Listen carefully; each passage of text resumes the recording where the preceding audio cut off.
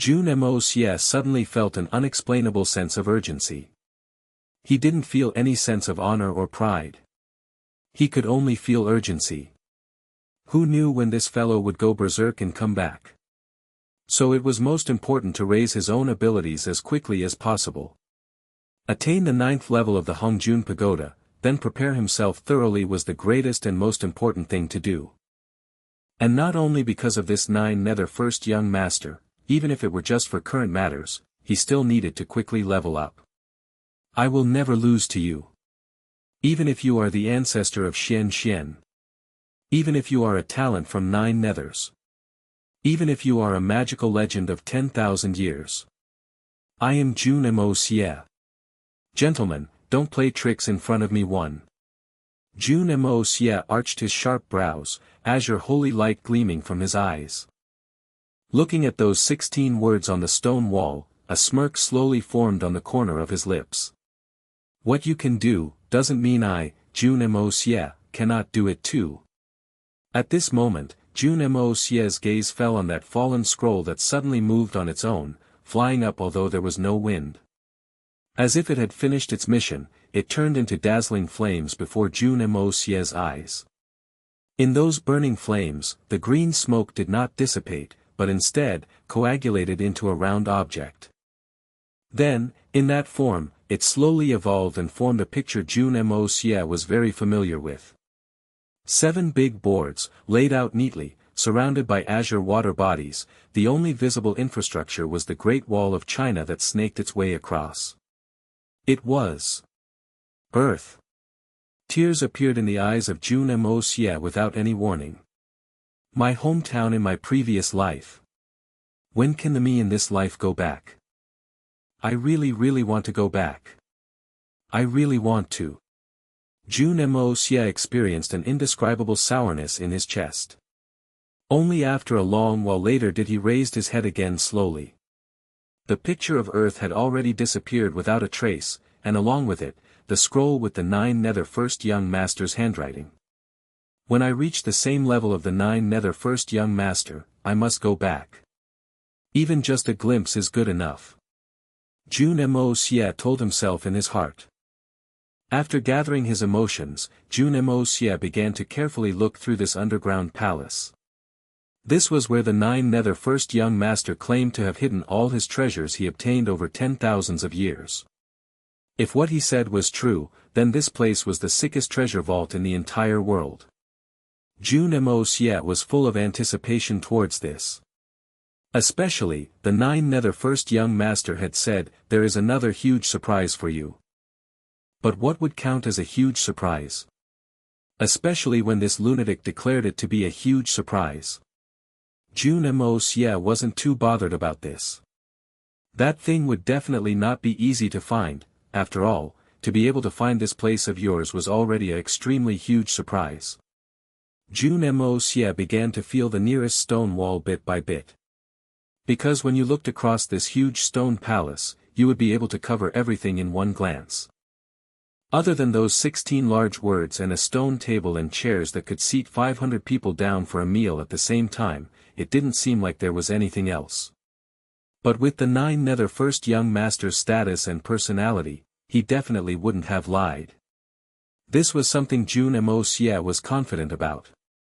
He groped along, carefully checking inch by inch. He firmly believed that if there were any mechanisms hidden in this place, it would definitely be along this stone wall. So all he needed right now was to be meticulous and attentive. If he was careless, then he would definitely regret it. Because once he left this place, he didn't know when he could come back. But after carefully groping and checking for almost 10 zhang, there were no results. Jun Moxie suddenly stopped. If I were the 9 nether first young master, where would I situate the mechanism? If I were the 9 nether first young master, then where would I usually be in this place? After thinking for a long time, Jun Moxie suddenly returned before the stone wall with those 16 words. He closed his eyes and imagined carefully. With that sort of arrogance that the 9 nether first young master had, then, if he sat under these 16 words. Let those 16 huge and ferocious words be the first thing anyone saw when they met him. This way, he'd feel like a sovereign ruling over the world. And it would definitely feel extremely pleasing for the ego. So Jun Moxie opened his eyes and carefully inspected the ground. He speculated that a large chair was once located here. Waving his sleeves, a thick layer of dust rolled up with a hong, but this dust was unlike regular dust. It did not fly around along the wave of his sleeves, but instead, moved as an entire piece, flying aside neatly like a floor mat. Really creepy. Even the dust at where the 9 nether first young master lived is so amazing. Young Master Jun shook his head and clicked his tongue. Just as he expected, there were 4 places that were a little more worn down. It took one look for Jun Moxie to know that this was the result of placing a 4-legged furniture in this spot for a long period of time. The 9 nether first young master definitely sat in this place. But, isn't the distance between these 4 marks a little too darn big? It was around 13 meters apart. What sort of chair was this large? Jun Moxie rubbed his chin, unable to comprehend. Right next to one of the markings was a bump. A round bump around the height of a finger. Jun Moxie went over and stepped forcibly on it with the tip of his foot. Suddenly, there was a whooshing noise. A huge object fell from overhead and landed motionlessly in that position without a noise. All 4 legs landed perfectly in the place of those 4 markings. Jun Moxie remained stationary at the place of the mechanism, he didn't even try to duck. Because he knew that the 9 nether first young master would trigger the mechanism in this position. Following this thought, why would the 9 nether first young master allow himself to be hit in the head by it? Thus, although it may look a little thrilling, but when this thing fell, the safest location was where Jun Moxie was standing. Finally looking at the object that had descended, Jun Moxie couldn't help but curse. What the f***ck? This is no seat. It's basically a bed. It is a bed. A huge bed, a large, giant, humongous bed. This humongous bed was so big it could accommodate 100 people sleeping on it at the same time. This fellow is truly a shameless, lustful person. Jun Moxie looked at this bed in disdain, but also envy. If there came a day where he could toss Mei Shui Yan, Guan Qing Han, and Dugu Shao Yi on this bed at the same time. Climb over the horse and hoist the spear, gallop vertically and horizontally one. He. As he imagined it in his head, Jun Moxie began to rub his chin and smile lasciviously. A green gleam appearing in his eyes. Approaching the bed, Jun Moxie felt his entire body getting warm. He suddenly realized that this gigantic bed was made entirely out of eternally warm jade. And it wasn't pieced together, this entire bed was carved out of a gigantic piece of eternally warm jade. Jun Moxie sucked in a sharp breath of cold air. Just this bed alone was a priceless treasure. Eternally warm jade could heal all grave and incurable diseases, improve the health and extend one's longevity. Its benefits were endless. With an unexplainable feeling, Jun Moxie touched this warm jade bed, only to be shocked, where he had touched sunk right in. The texture was smooth and gave an unexplainable pleasure that spread right to the heart. Jun Moxie felt giddy. This was not only eternally warm jade, it was one of the rarest types of eternally warm jade, soft jade. This was an excellent object that is even more precious than eternally warm jade by a few million times. Even if everything else was disregarded, as long as one absorbed all the heaven-earth spiritual chi of this eternally warm soft jade, there was bound to be a gigantic leap in cultivation. Jun Moxie's eyes gleamed like a wolf. This. Heaven. Earth. How do I bring this huge thing away? Especially in this current state where Hongjun Pagoda is refusing to cooperate and help. But if I don't bring it along? I really am unwilling and can't bear to leave it, who knows if I can come back in next time. Jun Moxie felt as if he had discovered an entire gold mountain miles away from home but was unable to bring it back with him. But if he didn't bring it back, he would feel so repressed he might just die on the spot. What sort of feeling was it like, for a miser to find a gold mountain but was unable to even take gold crumbs back with him? Jun Moxie signed. This maniac is really too darn good at enjoying life.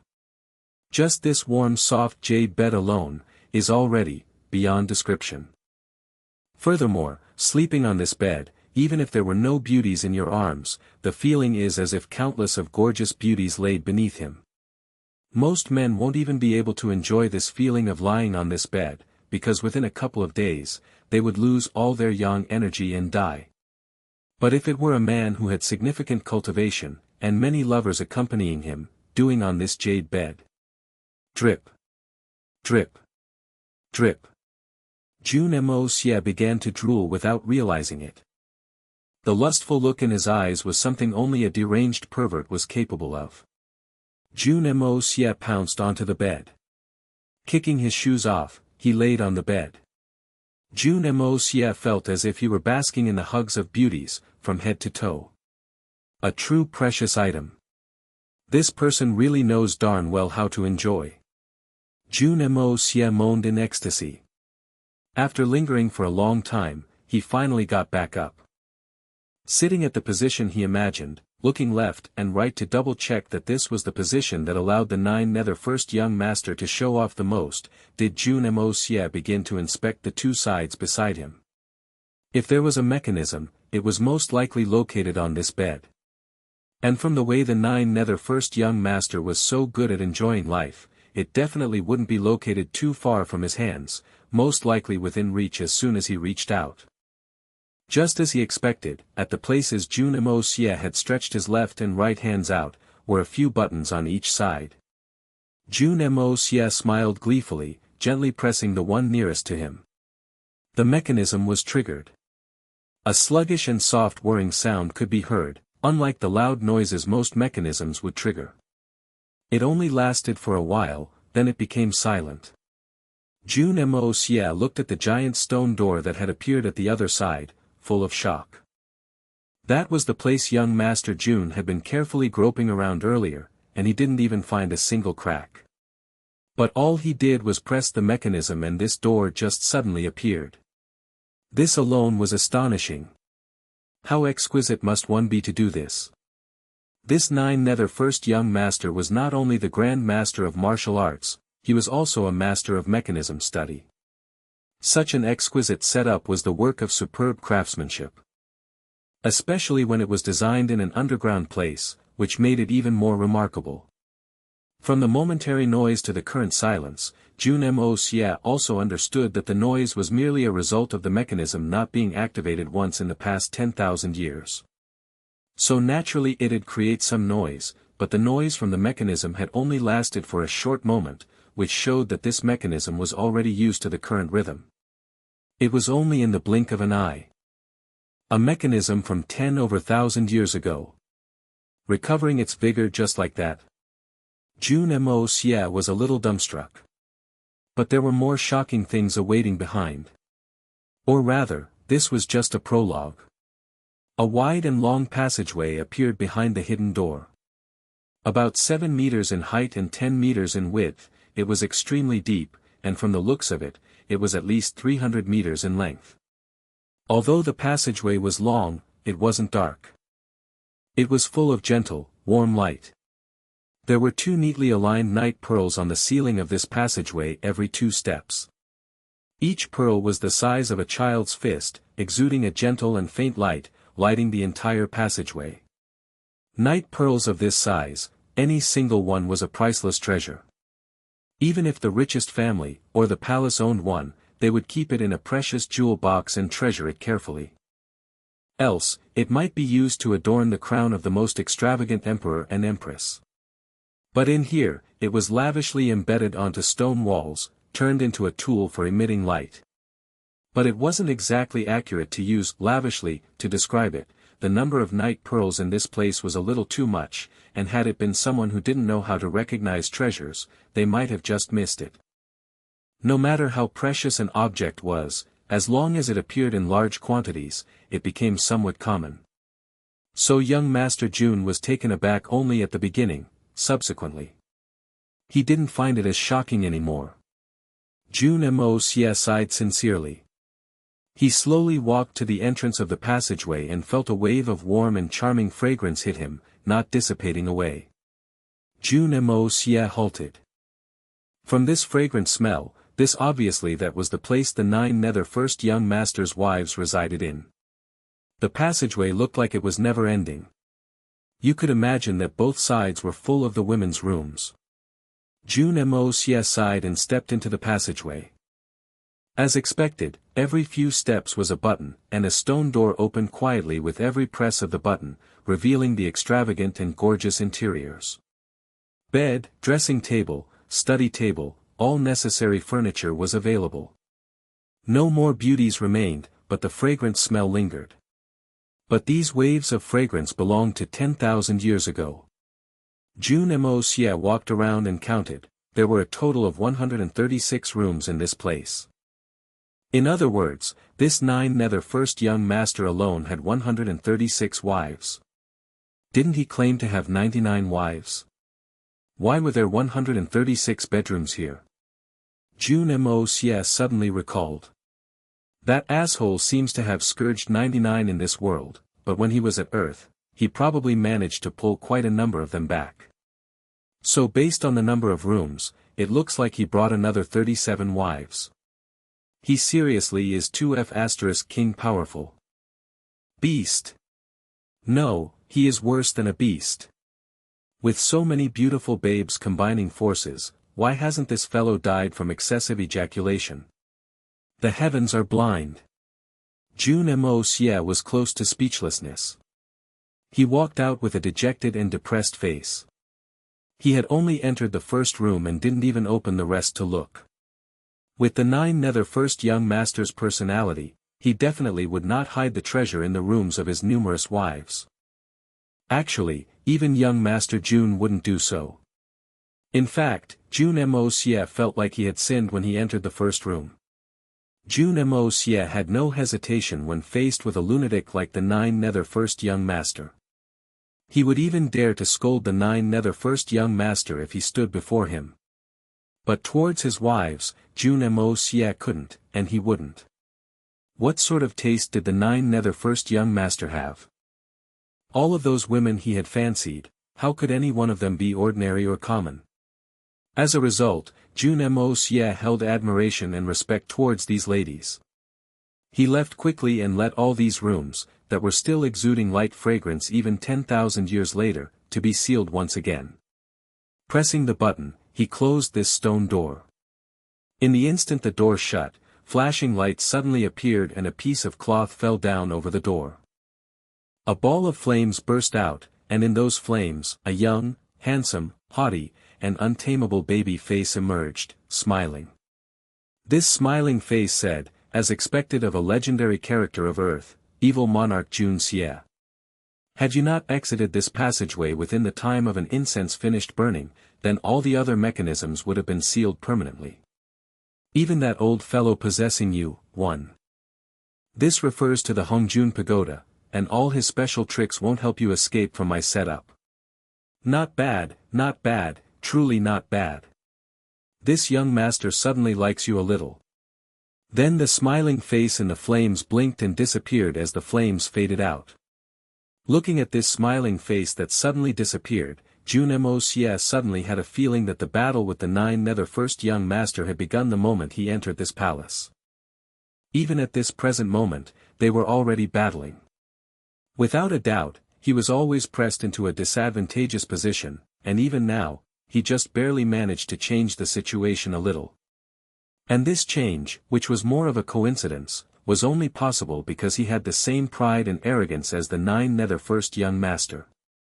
Respecting the enemy's kin was also respecting the enemy. And this respect had exchanged for a repayment of equivalent value. Looked like this 9 nether first young master, like himself, was someone whose temperament was unwilling to allow others to take advantage of themselves for free. Jun Moxie thought for a while before returning back to the warm jade bed. Suddenly, he made a decision. He pressed down on the 7 remaining buttons. All at the same time, long passageways emerged in all the directions of this palace. Jun Moxie randomly chose on that was the nearest and walked in confidently. Young Master Jun was completely at peace. With regards to everything that was happening right now, he only felt like it was expected as a matter of course, with not a single bit of astonishment. You may have created a shocking palace with uncanny workmanship and revealed your immense and powerful capabilities, but you must know that I, Jun Moxie, will also have this day sooner or later. Furthermore, you have already lived for 10,000 of years. If you are not even capable of this, then even I would look down on you. In this stone door was a storehouse. Or rather, it could be said to be a huge closet. It was relatively spacious inside, but there were only 9 articles of white clothing hanging on clothes rack. It could not be determined whether if it was for males or females, it seemed to be unisex. Jun Moxie could tell with one look that these clothes had never been worn by anyone else before.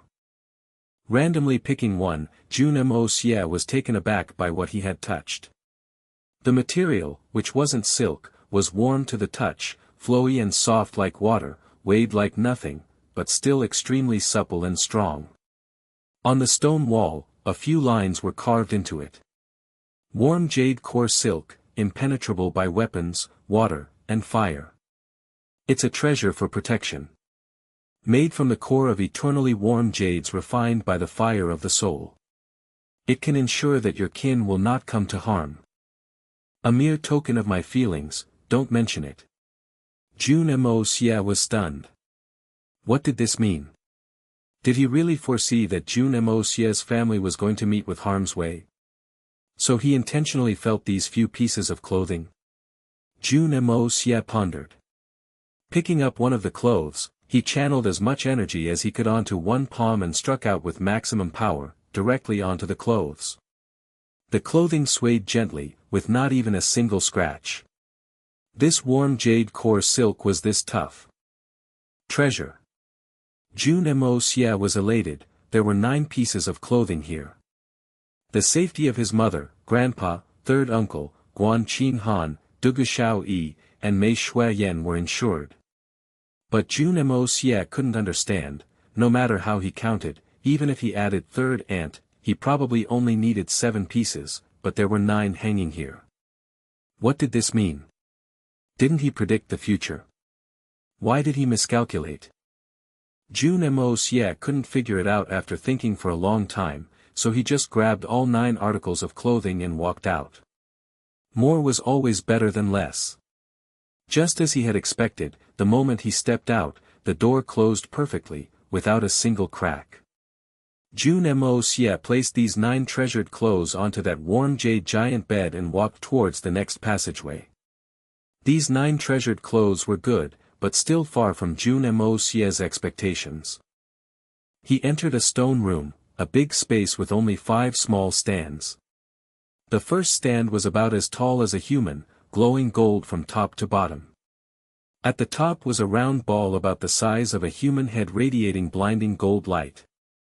The second stand was green all over, also with a round ball, and emitted thick, green light. The third stand was completely blue, similarly, a dazzling blue ball sat above it.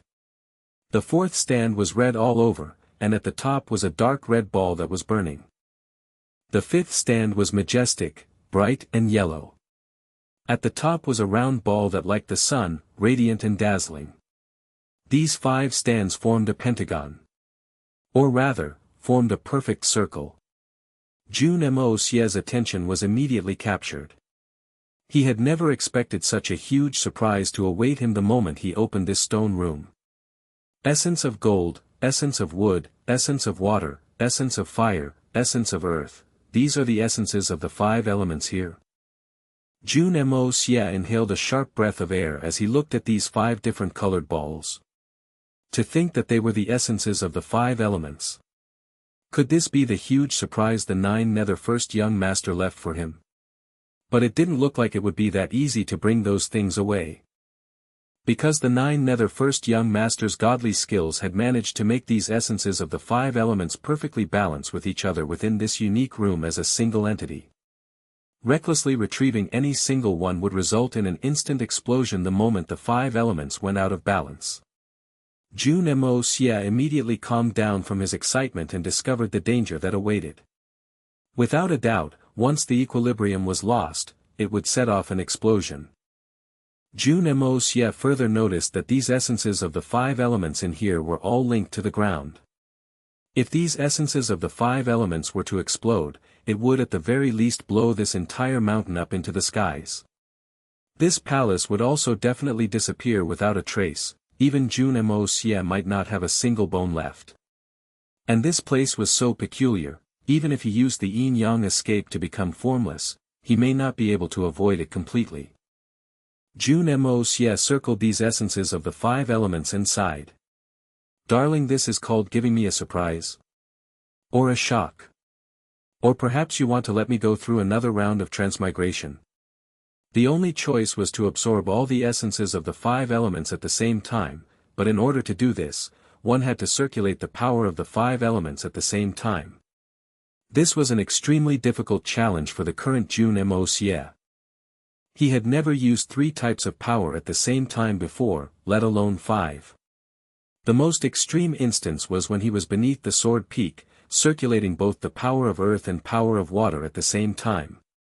In order to circulate power of the 5 elements at the same time, the first step was to be able to multitask, concentrate on 5 tasks at the same time. To most people, setting their minds on 2 tasks at the same time was already extremely taxing and would lead to both tasks being unable to be accomplished. But right now, Jun Moxie was forced to put his mind on 5 tasks. Speechless. This setup of the 9 nether first young master was definitely intentional. With a place as big as this, why didn't he just place the essences of the 5 elements in different places? Why did he put them all in a stone room like this? This was the same as opening the safety valve of 10,000s of atomic bombs and leaving them all in a room. To think that it had been kept so securely for over 10,000 years. People of Blizzard Silver City were really awesome. To choose such an excellent place to build your city on. And to reign and live so happily for so many years. Aside from resentment towards the 9 nether first young master, Jun Moxie felt admiration for the ancestors of Blizzard Silver City. You could go up to heaven anytime. Anywhere. Jun Moxie suddenly recalled how he had collapsed the Sword Peak and Snowy Mountains earlier and felt weak in the knees. The fact the earthquake didn't trigger this place to blow up was truly a blessing. Had any of the quakes caused this place to blow up, not even the Blizzard Silver City on the surface, himself, or Mei Shuiyan and Jun Wuyi, who were flying their way over, could all have been done for. Perhaps, we could have a mass transmigration together. You win. To be this sinister. You're ruthless. King ruthless. Jun Moxie hollered into the sky, as angry as a tiger suddenly caught in a trap. Panting harshly, Jun Moxie's eyes turned red with anger.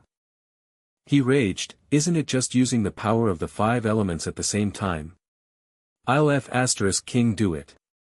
If I can't even pass this stage, then how would I use you as a chair in the future? Just you wait. In a flash, Jun Moxie entered the circle. Sitting right in the center crossed-legged, he started wholeheartedly circulating the art of unlocking heaven's fortune at full speed. After the 9th circulation, Jun Moxie entered a state of clarity. This process of absorption could be described in 3 words, succeed or die. These 3 words here were the solid truth. If he failed to absorb or lost the balance in this process, then not only would the entire snow mountains disappear, even Jun Moxie wouldn't be able to escape, turning directly into ashes. But if he were to succeed in absorbing such a large amount of the essences of the 5 elements in one go, the power of the 5 elements in his body would also improve exponentially. Reaching a state of great achievement. Precisely due to the fact that the power of the 5 elements in this place had always been kept in equilibrium, the amount and standard of the essences of the 5 elements were almost the same. As long as they were successfully absorbed into the body, they would naturally for a loop of the 5 elements so the user would be able to bear its powers.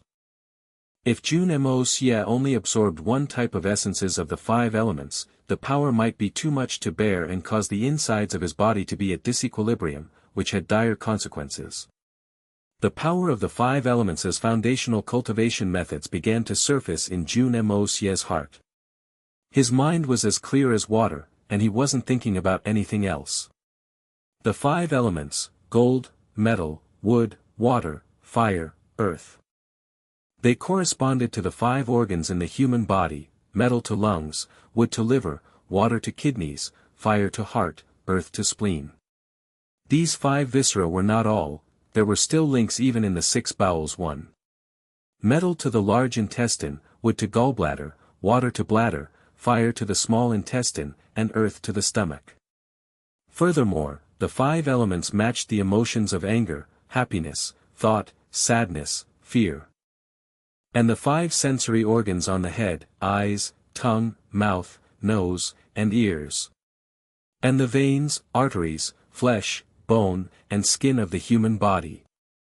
In other words, if Jun Moxie wanted to absorb these essences of the five elements at the same time, he needed to adjust every single part of his body to correspond perfectly with each element type. This might sound simple, but it was a massive and complicated task. As long as there was a bit of error somewhere, everything would go down in ruin. This was why Jun Moxie was so infuriated and hysterical after noticing what the 9 Nether First Young Master had done in this setup. At this point, there were no other choices for him. So there were only two options: succeed or die. This young master is going straight for it. I'm betting it all. Jun Moxie molded himself in a complete state of calmness and tranquility. Afterwards, he began to carefully distribute his breathing and relaxed his entire body to achieve a state of perfect equilibrium. He completely relaxed his head, forelimbs, and torso to match the balance. In his current condition, he could remain afloat on water even without using any of his powers, absolutely at equilibrium. Then he took a deep breath and activated the power of gold first. When the power of gold was activated, the golden ball began to radiate instantly. But just as that radiance was growing, the power of wood was also triggered, followed by the power of water, power of fire, and power of earth. The power of the five elements were all fully activated in Jun Moxie's body, and they followed their respective channels until everything met in complete circulation. This was the beginning point of all the five different powers meeting and also the ending point. This first experiment, success. But this was merely circulating all five powers at the same time. He had not started to absorb them at the same time. Jun Moxie let out his breath slowly. The art of unlocking heaven's fortune erupted from his dantian, triggering the power of the five elements to circulate continuously at the same time, sticking to their respective routes. Come. After 25 circulations of the power of the five elements in his body, the art of unlocking heaven's fortune ceased and only the power of the five elements continued to flow in his meridians.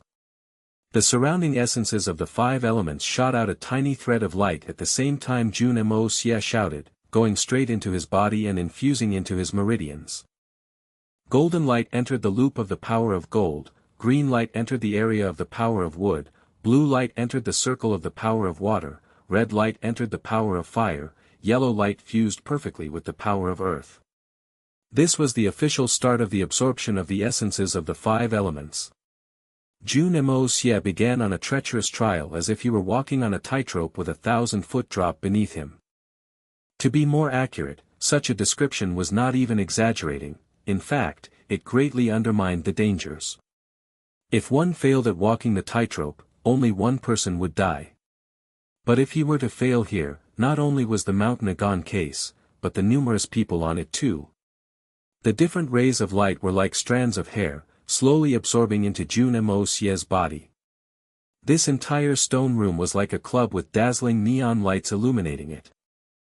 Jun Moxie shut his eyes, his mind completely calm and tranquil.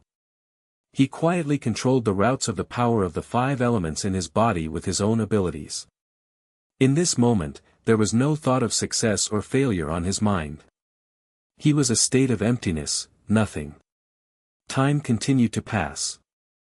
In a flash, it was already 2 days and 2 nights. In this duration, there was not a single change in Jun Moxie's posture. Even his breathing, which was slightly longer initially, had been at the same rate since 2 days ago. But Jun Moxie's body was already soaked with perspiration. Even his hair had been soaked by sweat into clumps. The mental strength he used in these 2 days and 2 nights was unimaginable. If it weren't for Jun Moxie's exceeding endurance, even if it were another expert or a saint king doing this task, they might not have been able to take this sort of pressure and would break down. The light entering Jun Moxie's body gradually thickened from the strand of a hair to the thickness of an average wild grass stalk. A third of the essences of the 5 elements had already disappeared. And at this instant, the light rays thickened once again, into the thickness of a chopstick. The speed of absorption also multiplied again. The radiance emitted extensively. This proved that the power of the 5 elements in Jun Moxie's body were almost the same as the essences of the 5 elements outside. If this helped him gain an overwhelming advantage in the future, then Jun Moxie's hard work would be considered a successful accomplishment.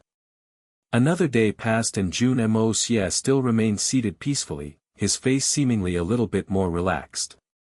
It was an extremely positive sign. Jun Moxie exhaled slowly and the 5 colorful chopstick-thick lines surrounding him increased their speed again, pouring into his body in a frenzy. The 5 colored orbs had been absorbed to around the size of the fist. With this last intensive absorption, they were visibly shrinking very fast until they completely vanished. In the next moment, all the respective colored stands began to radiate dazzling light, as bright as the sun. But it only lasted for a moment and the entire room soon turned into complete darkness, as dark as the night. Jun Moxie, who had succeeded smoothly, let out a long cry before slowly getting back up. Every single joint of his body was cracking. All the hair on his head began to float up, every single strand stood straight up on his head, creating an extremely bizarre sight. More bizarre than a person's hair after receiving an electric shock. And this sight was still far from ending. In an instant, it turned dark gold, then reddish gold, then radiant gold. Then in the next moment, the gold faded and became a dark forest green, then lightened to a dark green. Subsequently it turned dark blue, sky blue, scarlet, red, dull yellow, bright yellow, and many other colors. When the standing hair morphed into a shade of light yellow, it began to flutter down slowly, returning to its initial color as it landed on Jun Moxie's shoulders. Black. A black that was as dark as the night sky. Absorbing the power of the 5 elements came to an official end here. Jun Moxie opened his eyes, revealing his unfeigned fear of the consequences and traumatic stress. This whole process had looked smooth sailing and peaceful, but it was extremely demanding and taxing on the user's ability to control his own mind. 1 mind, 5 tasks. As long as there was a slight bit of carelessness or a flaw, there was no hope of reprieve. As long as there were any clog-ups of the absorptions, distribution, circulation, or integration of the 5 elements, it would have been completely over. So in these 3 days and 3 nights, Jun Moxie's entire mind did not dare relax at all. Only now did he really let out a huge sigh of relief. This process that had looked completely harmless was even more threatening than battling a few venerables and saints. Jun Moxie analyzed his rewards from this risky journey. He could see those different colored energies blending together with the heaven-earth spiritual chi of the art of unlocking heaven's fortune, forming into a colorful orb in his dantian. Only at this moment did Jun Moxie affirm and confirm that he had actually perfectly accomplished this seemingly impossible task. In the next moment, Jun Moxie could also distinctly feel an exhaustion that was ineffable all over his body, every single joint and muscle was aching. It was extremely difficult to muster the strength to even move a finger. If someone were to barge in right now, as long as it was someone who could use a knife, he could easily end young Master Jun. These 3 days were truly not easy. Be it physically, mentally, emotionally, spiritually, he was thoroughly worn out. Jun Moxie, who was so exhausted he could die, knew that it was not the time to rest yet. He used the art of unlocking heaven's fortune with great difficulty to recover his energy. He did not forget that there were 7 tunnels and he had only entered 2. There was still 5 more. Would they hold an even greater surprise? Actually, even if the remaining 5 tunnels were just empty traps, young Master Jun wouldn't be too disappointed. After all, this surprise was really too good already. He had his fill of the power of the 5 elements. All that was left was for him to use the art of unlocking heaven's fortune to slowly cultivate the power of the 5 elements stored in his body. Since they were all in his body, there was no big deal anymore. It was just a matter of time. After circulating 81 times, Jun Moxie, who had greatly recovered his strength, drifted out of the room like a flowing cloud. As he exited, he wore a grin, looking back in the place meaningfully. Waving his sleeves, he returned to the center of the palace. And this completely empty stone room, a spiritual conscience vanished without a trace. This gigantic stone palace had truly become a possession of nobody.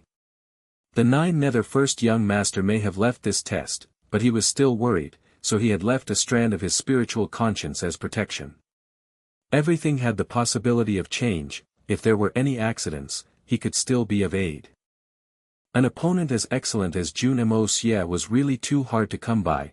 If he were to be injured here, it would be regrettable. But Jun Moxie never used this last safety measure from beginning to end. So this spiritual conscience automatically faded away as Jun Moxie left the stone room. Somewhere far away, a nefarious, young, and handsome youth was watching with a smile. Countless of beautiful young ladies surrounded him. Shaking his hand, he laughed and exclaimed, "Good lad." His face was surprisingly full of admiration. As Jun Moxie looked at the 3rd stone room, he thought it to be the biggest one of all the rooms. Even bigger than the central hall. This place looked as though it were linked to another room. In the center was a heap of rare medicines. No, it wasn't apt to describe it as such. Because all these rare medicines were still full of leaves, growing from the ground. The large variety and number of rare medicinal herbs here was enough to make this young Master Jun, who has seen many things in this world, flabbergasted. These rare medicines were old beyond words because this stone room was directly linked to the vital energy of the ground. In other words, these medicinal herbs were all grown in this stone room. It was safe to speculate that they had been growing in here for 10,000 years or more. And how could the rare medicine that the 9 Nether First young master collected be common goods? But all the rare medicine of this world had an expiration date. Like ginseng, it could exist for thousands of years, but beyond that, most ginsengs would turn into heaven-earth spiritual qi on their own. Ling Ji, Zhu Guo 1, Snow Lotus, Shou Wu and other rare medicinal herbs were the same. But in this stone room, this restriction was broken, almost as if there were no such expiration restrictions. Because Jun Moxie finally realized that it was neither soil or stone wall or even Xian ice beneath this room, but an entire layer of warm soft jade. The entire piece. Jun Moxie finally realized how that warm jade bed had came about. So this entire place is full of this. No wonder he was so lavish with the warm jade silk and everything. This place had this giant piece that could be retrieved endlessly from. No wonder these rare herbs won't wither and fade away. Under the nourishment of this type of warm soft jade, the endless spiritual qi was sealed in the body of these rare medicines and would become part of its medicinal property. Even 10,000, no, even 1,000,000 years later, these medicines would continue to grow in this place with no accidents. Jun Moxie was sincerely troubled. These rare medicines were undoubtedly priceless, with 10,000 years and above of age, but once they were harvested, if not consumed quickly, would vanish in an extremely short time. And there are so many of them, how do I bring them away? The Hongjun Pagoda is on strike right now. Do I hug all of them and carry them out? Then even if the 9 Nether First young master comes, it'll be enough to crush him to death. But leaving them behind here doesn't seem apt either. Who knows when I can come back next time? Besides, Only God knew what sort of idea the nine nether first young master had. If this place was sealed up after he exited, then he would die from regret. So many rare medicines. And any random one was of a type that he would be unable to digest currently. Even if it were an ordinary Ling Ji, it would have at least 10 or 20,000 years of age. If he really ate it right now, he might get so bloated he would explode. Another option was to just directly refine them into pills. But there was no need to use such high-quality ingredients at this stage. Compromising and using them was not only an act of tarnishing heaven's treasures, but he also did not dare to use it. Because a large amount of spiritual qi would leak out as they were refined into medicine, which had a relatively large risk as well. It was really too tempting.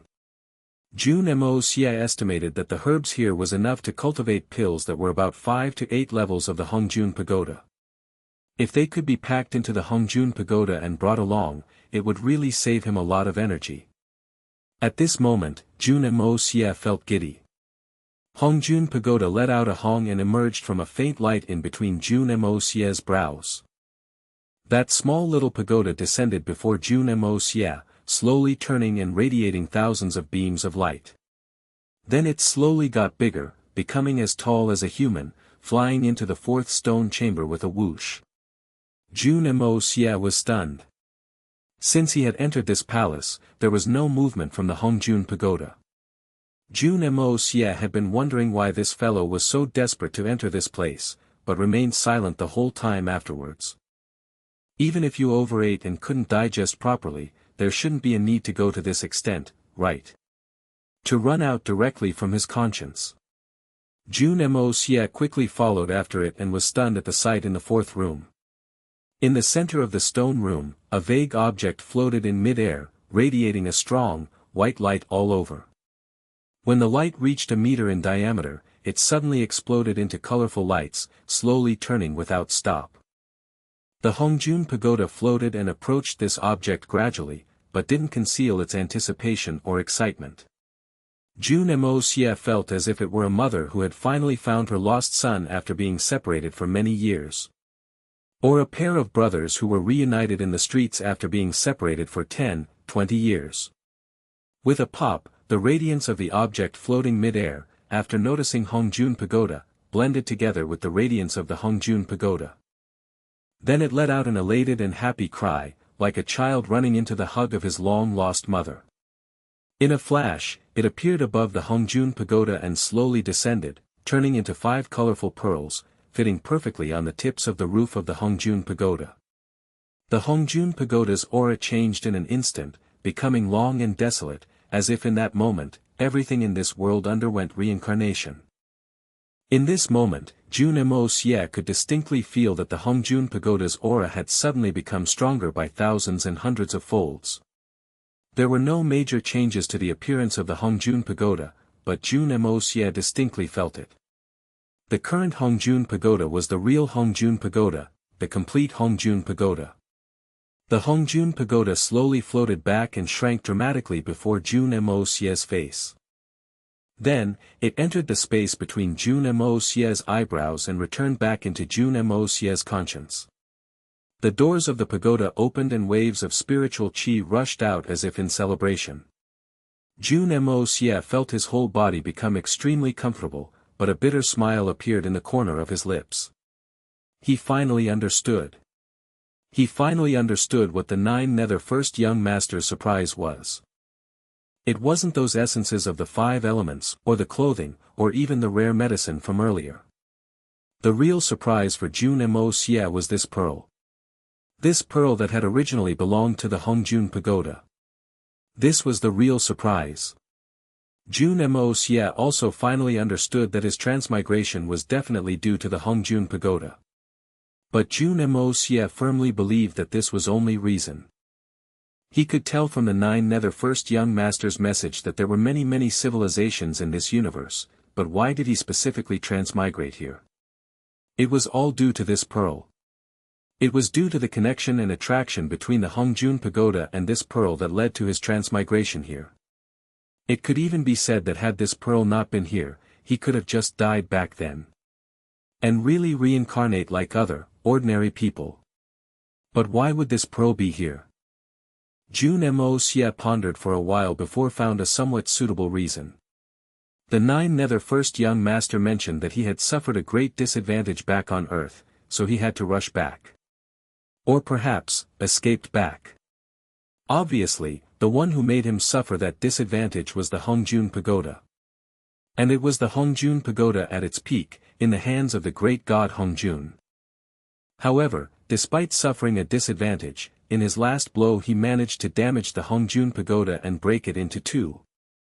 And he, not knowing for what reason, grabbed this pearl and ran. Jun Moxie finally understood. And he couldn't help but feel deeply moved. As the saying went, from every single drink to every single bite, there is nothing that is not preordained. No wonder. He had found it odd that the great god Hongjun had left a treasure like the Hongjun Pagoda in the Kunlun Mountains instead of bringing it along with him. Why would a treasure of such great might fall into the hands of foreigners? And why would a magical treasure like this give him a petty gain? Everything had been revealed in this moment. It must be due to that battle the Nine Nether First young master had last time. That led to so many causes and effects afterwards. This sort of heavenly treasure naturally had its own fate, so at that moment the pagoda and pearl had separated. As unwilling as the great god Hongjun was, he had to let Hongjun Pagoda wait for its own destiny. So 2,000 years later, an evil monarch of his generation transmigrated. The new owner of the Hongjun Pagoda. And this great number one heavenly treasure was finally completed again in this different world. And the person who gained the most was undoubtedly young Master Jun. He truly was a lucky bastard, to go up in the world just like this. And it was really going up, or perhaps even reaching heaven in a single bound. Jun Moxie comprehended the entire cause and effect of this matter in an instant. He sincerely felt a genuine sense of admiration of the vast and endless sky above his head. Don't try to doubt the will of the heavens. He suddenly recalled that sentence the Nine Nether First young master had said, I finally understand the logic of heaven. Jun Moxie gave a resigned laugh in his head. Not only did you understand, this young master has more or less also understood a little. Jun Moxie carried the recovered Hongjun Pagoda back into that stone room with medicine with great haughtiness. Pointing to the numerous rare medicines, Jun Moxie flipped his hair back and declared tyrannically, take all of it. A loud hong reverberated and a huge pit appeared before Jun Moxie. Not only was the rare medicines gone, even the entire layer of warm soft jade too. Young Master Jun was very shocked.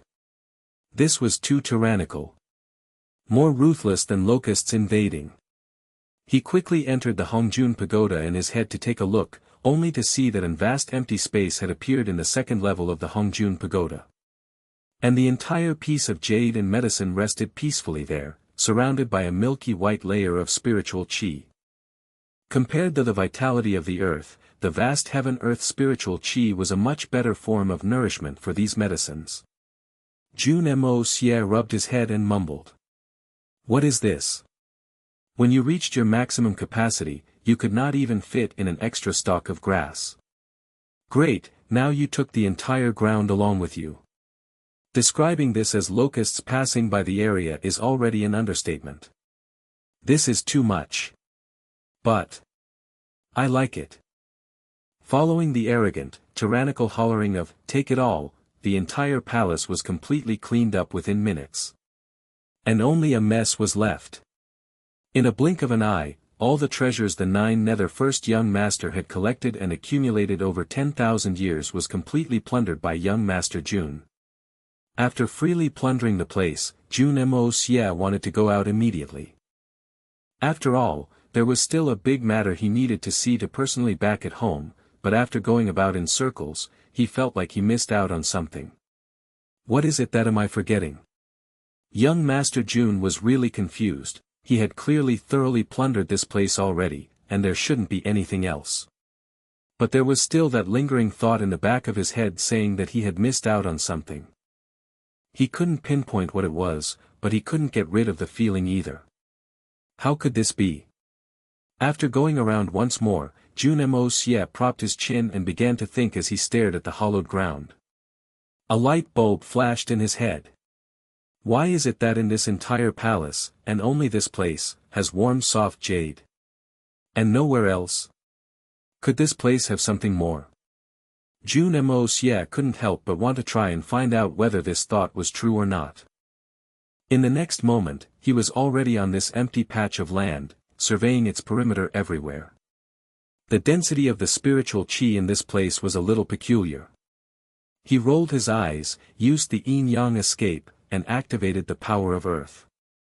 Without a sound, he tunneled into the soil. Checking it out firsthand was always the most effective method. Pa!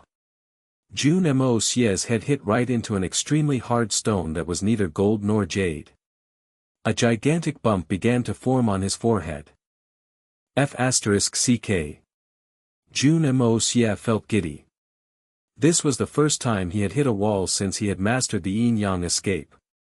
The most he had experienced was just resistance or minor obstructions, never once had he hit something so badly into this current state. If his family were to hear of this, they'd definitely laugh until their stomachs hurt. No one must know of this. I'm taking this with me to my grave. The top of this plot of land was extremely soft, but what lay below hard and solid. How could there be something so bizarre? Jun Moxie got up holding his forehead and was about to start cursing to vent this anger when his eyes widened as if he had discovered a new continent. What the F***ck? Soul replenishing jade. And such a big piece. Ouch. Right before him was a giant piece of jade that was giving off a gentle glow, about 3 zhang wide and 50 zhang in length. Soul replenishing jade. Jun Moxie didn't dare believe his eyes. Carefully looking at the two pieces in the Hongjun pagoda, he then compared them to this giant piece as large as a small mountain. He rubbed his eyes multiple times before he finally confirmed that this was indeed soul-replenishing jade. Oh my god, the whole Shao family combined only had 2 pieces the size of a finger and they already treated it as an heirloom. It had that sort of miraculous ability. But there's a whole mountain of it here. My god. The drool on the corner of Jun Moxie's lips was already hanging at his chest level. Jackpot. I really hit the jackpot this time. Forcefully suppressing the excitement in his heart, he activated the powers of the Hongjun pagoda again to pull this giant block of soul-replenishing jade from the ground. Jun Moxie slowly stroked the jade like a pervert obsessively stroking the thighs of beauties as he drooled. Too gorgeous, too beautiful. Especially in that dazzling colorful light inside. Looks like this soul-replenishing jade is definitely more powerful than the one from the Shao family by multiple folds, Jun Moxie mumbled to himself. Pressing his face against it gently, an extremely soothing feeling came over him. It was as if in that moment the soul-replenishing jade came in contact with him, it turned into gentle spring waters and surrounded his entire body, warm and soothing. A sudden conscience from Hongjun pagoda imprinted itself onto his mind, and in a blink of an eye, the following words emerged in Jun Moxie's mind: Heaven and Earth Spirit Vein. Spirit Stone Immortal Milk. No wonder the 9 Nether First Young Master said there was a spirit vein hidden in here. Jun Moxie jumped about in joy. The Spirit Stone Immortal Milk could be said to be the #1 treasure in this world. Reviving the dead and regrowing flesh from white bones were just some of its basic abilities. Consuming only a single drip was enough to bring a person from the beginning stage of a silver Xian to a great master level. Of course, this was based on the presumption that they could actually bear it without exploding. And how many drips were there inside a spirit vein of this size? If it were used in refining pills, then. A wave of giddiness came over Jun Moxie. He felt like he couldn't bear with this sort of unimaginable happiness. His heart had already reached a point where it was severely lacking in oxygen. He fell onto the ground, legs twitching uncontrollably, almost passing out from joy. After a long, long time, did he finally stand up again. He carefully whispered, "Keep." This time, there wasn't that sort of haughtiness from earlier in his tone. The gigantic soul-replenishing jade was instantly tucked into a space in the fourth level of the Hongjun Pagoda. Jun Moxie heaved a sigh of relief and went around to survey the place again. This young master shall kindly accept this bed and these night pearls. You don't treat it like a big deal, but this young master does, so I shall not stand on ceremony. After all, you left all this behind for me, right? However, one cannot be too ruthless. There are severe consequences to the surface with the entire spirit vein gone. It was most likely the reason why the Hongjun Pagoda was attracted to the energy on Han Feng Shui. And now that Blizzard Silver City and my family are related by marriage, it's not good to be too ruthless in my acts. Jun Moxie hesitated for a while. With a painful expression, he gritted his teeth and cut a cube around the size of a meter from the edge and placed it back. I didn't cut off the roots completely, who knows, after 10,000 years and I return back here, there might be another spirit vein. Ha ha ha. After confirming he had packed everything, Jun Moxie vanished without a trace, only leaving a palace full of holes. A scenery like this was even more tragic than when a village was invaded by foreigners. Young Master Jun had sincerely thought about it. If the Nine Nether First young master returned someday to see this, he might just vomit blood on the spot. There was no sweeter revenge than this. That would really be an exhilarating experience. Who knew if the Nine Nether First young master would vomit blood when he returned someday, but Jun Moxie didn't know that someone else who needed to vomit blood had already vomited blood. At that moment when young Master Jun had kept the entire spirit vein.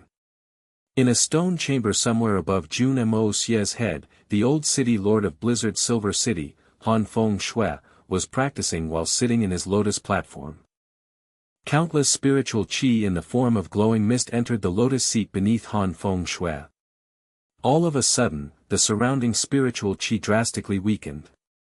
Han Feng Shui immediately noticed this, his eyes widening in shock. The change in concentration of the spiritual qi had been over 90% in that short moment. What is happening? Han Feng Shui was overwhelmed by anxiety. He looked at everything that had just transpired, completely dumbstruck.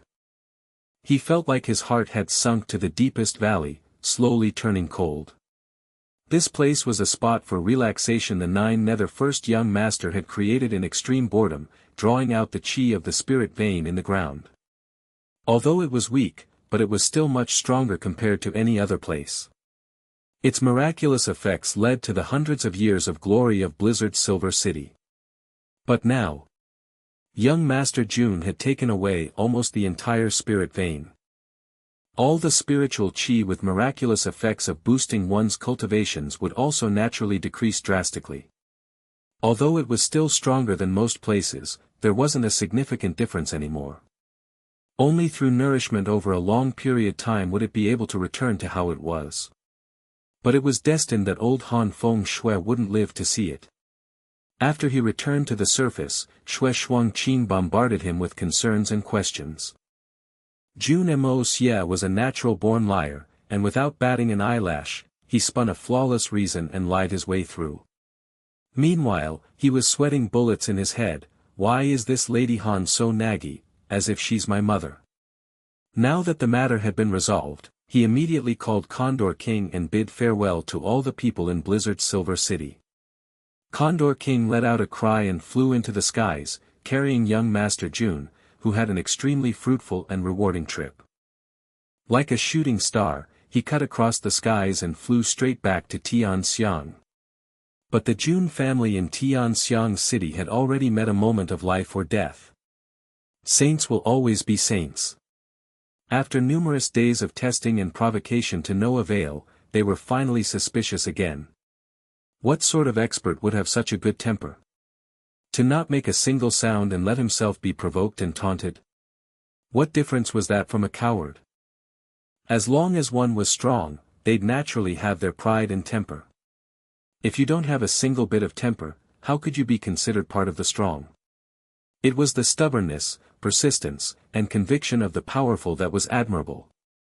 One could only truly stand out when equipped with those qualities to become an existence that was the only one of its kind. Take those down-to-earth people, for example. They only lived their life like ants, fading away from the world without achieving anything once their time was up. Even Confucian scholars didn't live past 100 years. Only those who were extraordinary, those who went against what fate had in store for them, those who resisted with an attitude defying the heavens, those who went through countless pain and torture, loneliness and solitude, would emerge as a powerful person of their generation. What was the purpose of becoming a powerful person? For the sake of not yielding to anything in this world. To not be restrained or stepped upon by anyone else. A powerful person always sought freedom. Pride. Self-improvement. So how could someone like this allow others to keep provoking them without any response at all? So in the second day of their testing, Qi Tianfeng and the rest were finally doubtful. At this moment, shocking news arrived. The Holy Land had sent a messenger pigeon, the 9 venerables who had headed to Blizzard Silver City, including Mo Xiaoyao, and all 580 experts, were all dead without a single survivor. At the same time, the Sword Peak had collapsed. This news made all 9 saints turn pale. Such a powerful lineup, even if they couldn't win, they should be able to escape. But in such a short duration, such shocking news had arrived. A complete wipeout. Then what level of capability had the Jun family, or rather, Tian Fa, reached? When they were still thinking about this question, they saw the answer. The sky was suddenly covered with stormy dark clouds, covering the entire sky. Then one by one, 9th-level peak flight-type Xian beasts landed in Jun residence, full of a victorious aura. The Saint Chen Chong from the elusive world of immortals felt an overpowering aura. His eyes narrowed and 2 cold gleams shot from his eyes. Have they returned? Tian Xiang Second Prince Residence, Secret Room. That mysterious master's greatest concern should be his disciple Jun Moxie. But who does Jun Moxie cares about the most? Could you give me a reliable answer? Chen Chong frowned as he slowly asked Li Yuran. To raise a question this a junior when he had the status of a saint, he was truly giving Li Yuran a lot of face. The person that Jun Moxie cares about the most. May I ask why would you ask this? Li Yuran laughed gently to conceal the surprise in his eyes. The reason is simple. Because I have just confirmed that that person is not in the Jun residence. I can confirm this. And this time, Jun Moxie did not return together. Chen Chong said harshly, shooting a displeased look at Qi Tianfeng. Everyone was taken aback by this statement. Qi Tianfeng raised his brow. Why would Brother Chen say so? All of us have been to that courtyard to investigate these few days. We are all clear of the spiritual qi in that place and the oddities in the Jun residence. I wonder where Brother Chen got this conclusion. There are no outsiders here, so do feel free to say it. These few days I have been following behind you guys, not only to investigate, but also to ensure the safety of everyone. Everyone can see clearly that the spiritual qi in this courtyard is not a result of external forces, but a result of someone practicing, there's no doubt in this. But there's another special thing that everyone has not noticed. In fact, even I did not take note of it. I had discovered it by a stroke of luck. What is it? What is special? Everyone asked eagerly.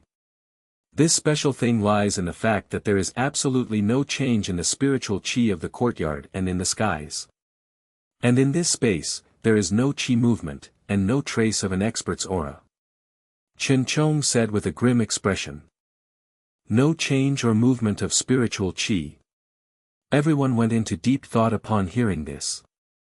All these saints were extremely intelligent, they had understood the meaning behind Chen Chong's words instantly. Chen Chong was right, if there had been someone practicing in there, then there would also be unique movement of the spiritual qi in the surroundings. Since there was no trace of such movements, then it proved that there was indeed no one practicing. If there was no one practicing, then where was that so-called expert? Everyone had been extremely wary and cautious due to the peculiar happenings in the Jun residence for the past few days. They were so focused on the strangely concentrated heaven-earth spiritual chi that they had not carefully differentiated whether there was any changes in it. Last night, I decided to take a risk and absorbed a small bit of the heaven-earth spiritual chi above that courtyard. It was really beneficial. But, there was no response below. Chen Chong said with a solemn expression, "We are all knowing people. The answer is obvious, we were all fooled. We fell right into that old Jun Tian's scheme of stalling until backup arrived. The Jun family has been at its weakest these past few days, with not a single bit of capability to resist. It's a good, deceptive tactic to counter the threat faced in reality. To absorb the heaven-earth spiritual chi in the Jun residence was the same as invading and occupying that person's territory. To not even reveal himself in a situation like this. The answer was self-evident. This Saint Chen Chong was truly brave to take such a huge risk. Had the master of this place appeared when he was taking in the heaven-earth spiritual chi, he would have had no room for retaliation at all. Chen Chong heavily understated it by describing it as taking a risk. Had an accident occurred, his life would have been in danger. He could have been killed. Everyone looked at him in great admiration. Chen Chong laughed bitterly and said, "Don't look at me like that. Had you guys seen how I was trying to stay calm while breaking out in cold sweat, you'd definitely not look at me like this. I've lived for a long time, but feeling that sort of fear and anxiety was surely a first." Everyone laughed loudly. But the Jun family has never been our goal. We only have one goal, and that is Jun Moxie's master.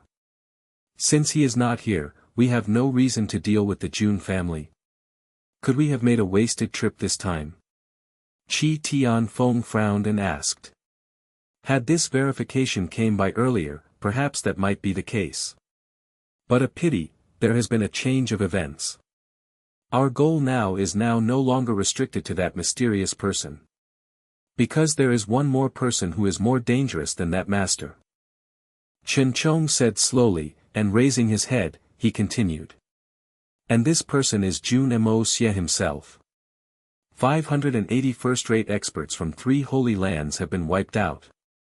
The Empress personally visited the training grounds of the saints to make the request, with Duan Tian Saint King personally passing me the message, kill Jun Moxie and Mei Shui Yan at all costs. These 2 people are the biggest trouble of 3 holy lands. If they were given even more space and opportunity to grow, then the 3 holy lands will start to decline. These 2 people are the real deadly threat. All 12 people fell into absolute silence. The Empress made this request personally, and the Saint King personally passed this message. This was a big deal. It looked like Mo Wu Dao was extremely shaken by his brother, Mo Xiao Yao's, death. They had also become extremely cautious of Jun Moxie and Mei Shui Yan. Otherwise, why would they go against the rules of the 3 holy lands to seek help from saints? Saints never participated in any actions of the 3 holy lands. Experts above the saint level in the 3 holy lands were an absolutely detached existence. Only practice existed in their minds. They were completely detached from worldly matters, and everyone had their own practice grounds. No one, even the Empress, was allowed to interfere. If it had not concerned the life or death of the 3 holy lands, the saints would definitely not take any actions. It was only because of Jun Moxie's master's capabilities that defied the heavens that the saints partake in this operation and sent 9 saints to form an alliance. But now the situation drastically changed. This request is actually very reasonable. The 3 holy lands have lost almost 600 experts and 9 venerables at the same time. A force like this is equivalent to the total forces under any single venerable in the 3 holy lands. The Empress is not entirely wrong in being so cautious. An extremely gentle voice spoke, the voice of a woman. There were clearly 12 men present here, so where did this woman's voice come from? Li Yuran's head rose in surprise, but he noticed that the other 10 people had no change in expression, as if they were used to it. The one who had spoken was a saint from elusive world of immortals. His face was fair without any facial hair, a middle-aged man who looked like he was in his 40s. He looked extremely dignified and serene when he wasn't speaking, with the air of an expert around him. But when he opened his mouth to speak, it was in the tone of a woman. And in that instant after he had spoken, his facial features also began to behave strangely. The brow on one side was strong and sharp while the other was exquisitely curved. Half of the face was that of an iron-blooded man, while the other half had changed to soft feminine appearance. One of his eyes was cold, while the other one was full of gentleness. His left hand was still firm with muscles, but his right was soft and smooth like jade, his long fingers arranged in a feminine and graceful gesture that resembled the petals of an orchid one. Even his Adam's apple was gone. But had it remained, how could such a heavenly voice be produced? Li Yuran took a glance, and his heart was instantly filled with an unexplainable disgust. He felt like he had seen the ugliest thing on earth. Hermaphrodite. To think that there were really such people that existed in this world.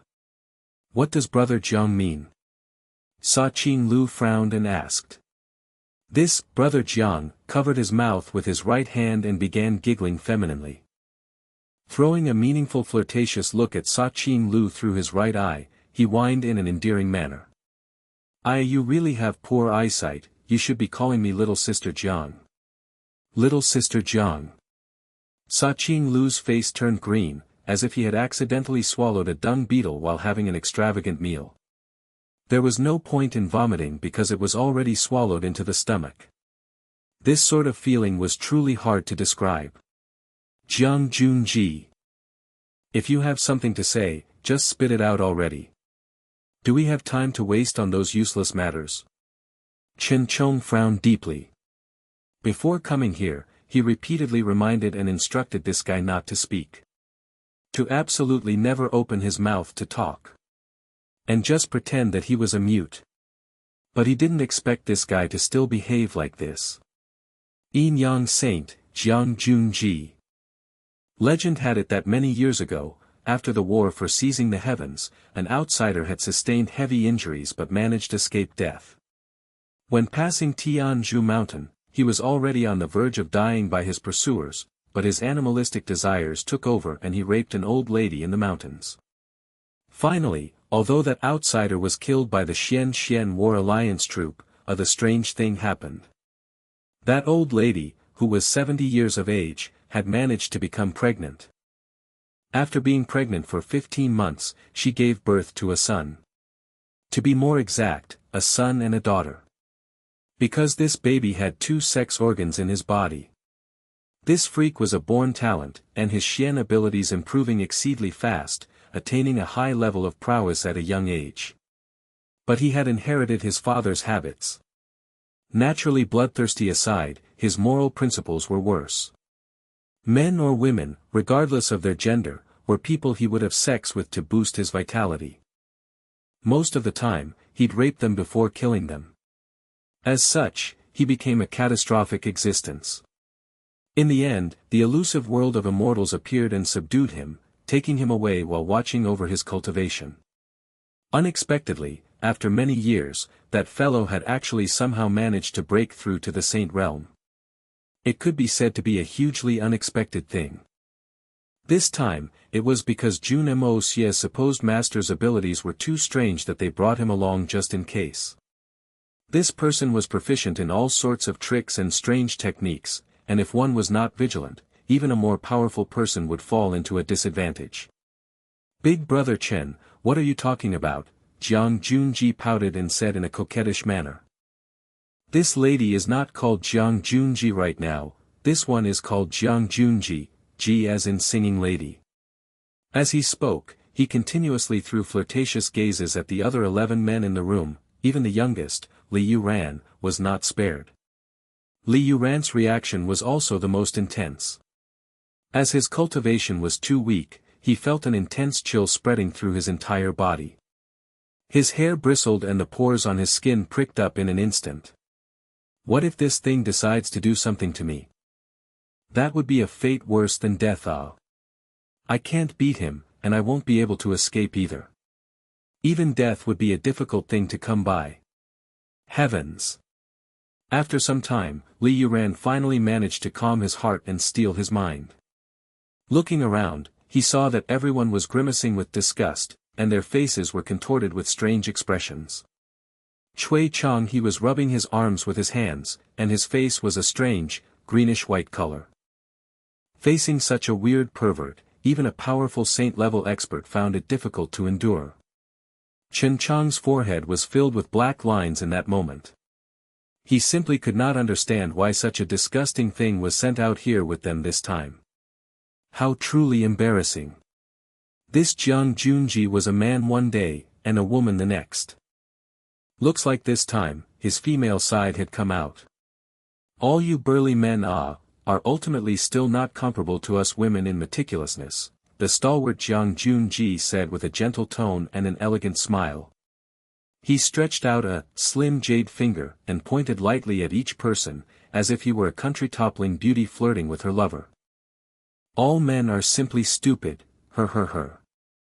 Clack clack clack, a series of teeth-gnashing sounds rang out, and a few saint-level experts shivered in spite of themselves. This was not from rage, it was simply too repulsive. The way this lady sees it, Jun Moxie's master is just a reclusive expert that's a little stronger than others. If he had malicious intentions towards the three holy lands, he would have acted hundreds of years ago. Would there be a need to wait until now? But this Jun Moxie is different. This fellow obviously hates our three holy lands to the bone, even saying that it's impossible for us to live under the same sky would be putting it lightly. Therefore, killing Jun Moxie is the real matter. Since he has the ability to annihilate 600 experts, it also means that he has the ability to destroy any of the three holy lands. I believe this is the real concern of the palace lords. Is it clearer for everyone now? Jiang Junji blinked his eyes seductively and spoke in an exceedingly nauseating voice.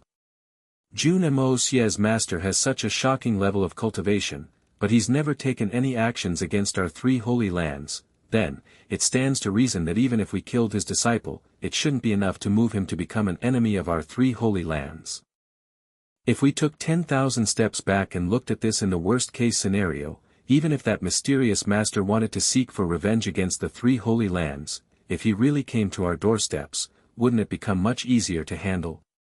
Aren't our goals meant to lure him out? Are this lady's deductions reasonable? That's a good point. Everyone fell into contemplation. In that moment, they actually completely forgot about that nauseating voice. From the looks of it, a majority of Tian Fa's forces have already returned. Apart from that little evildoer Jun Moxie, the rest of the Jun family has also returned as well. Why don't we go, pay another visit, and test their bottom line? If we can, we'll just take action directly. Chen Chong said slowly. Qi Tianfeng thought for a moment and nodded. Right now, all the Tian Fa Xian beasts are gathered here, and the Jun family are also present. Venerable Mei has too many things to worry about, so she cannot escape. She would not dare to escape. This is the best opportunity to kill Venerable Mei. Chen Chong nodded and he swept his eyes across the room. Who's going? Miao Wuji laughed coldly and took the lead, saying, for this first battle, leave it to our illusory blood sea. Tian Fa's Venerable Mei, I want to see just what capabilities the current lord of Tian Fa has. That's fine too. The 6 of us will act as your backup. However, you all must exercise some restraint. After all, we're the seniors and we're using our strength to suppress the juniors. As for the Xian beasts, do not go too overboard against them. If the Tian Fa Saint Kings come out one day, it will be difficult to give them an explanation. Chen Chong continued after some thought. Only venerable level experts and below will fight against Venerable Mei. That way, with their skill levels not being that far apart, if the Tian Fa Saint Kings appears one day, we can tell him that this was an outcome of the children fighting among themselves. But if us saints acted personally, it would be much more difficult to explain. As long as we can make Venerable Mei attack first, we won't have to worry about this point. The ancestors told us to not kill among ourselves. However, they never told us to stretch our necks out and wait for death, right? Jun Xie fluttered his eyes and said in a lofty manner, I heard that Venerable Mei is involved in an illicit relationship with Jun Moxie. And Jun Moxie's family also does not have many people left. His mother recently returned to the Jun family, so she's probably the person Jun Moxie cares about the most right now. As long as we manage to control Dongfang when Xin, Venerable Mei will definitely go mad and lose control. At that time, we can slaughter her as we please.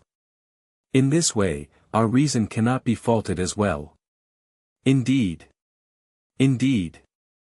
Everyone's eyes shone with excitement. Only. I heard that this Jun Moxie's charm is exceedingly great, even a beast queen of Tian Fa like Venerable Mei became smitten with him. When he returns, you guys must reserve him for me. This lady wants to witness that person's bearings personally and measure his capabilities. Jun Xie lowered his head shyly, and even his neck was flushed pink. Silence fell upon the room and everyone turned speechless. Li Yuran staggered out of the secret chamber, gasping raggedly for breath. He felt an extremely nauseating sensation in his chest, and his head was screaming with discomfort. To think that there was such a disgusting creature in this world. Just now, there were at least a dozen times when he nearly could not bear it and vomited out blood. In that moment, he felt as if he had escaped from a great tribulation. After a long time, he finally managed to steady himself by leaning against a flower tree. Many thoughts ran through his heart endlessly. Would using Jun Moxie's mother as a means to threaten really work? Perhaps, it might be effective against Mei Shuiyan.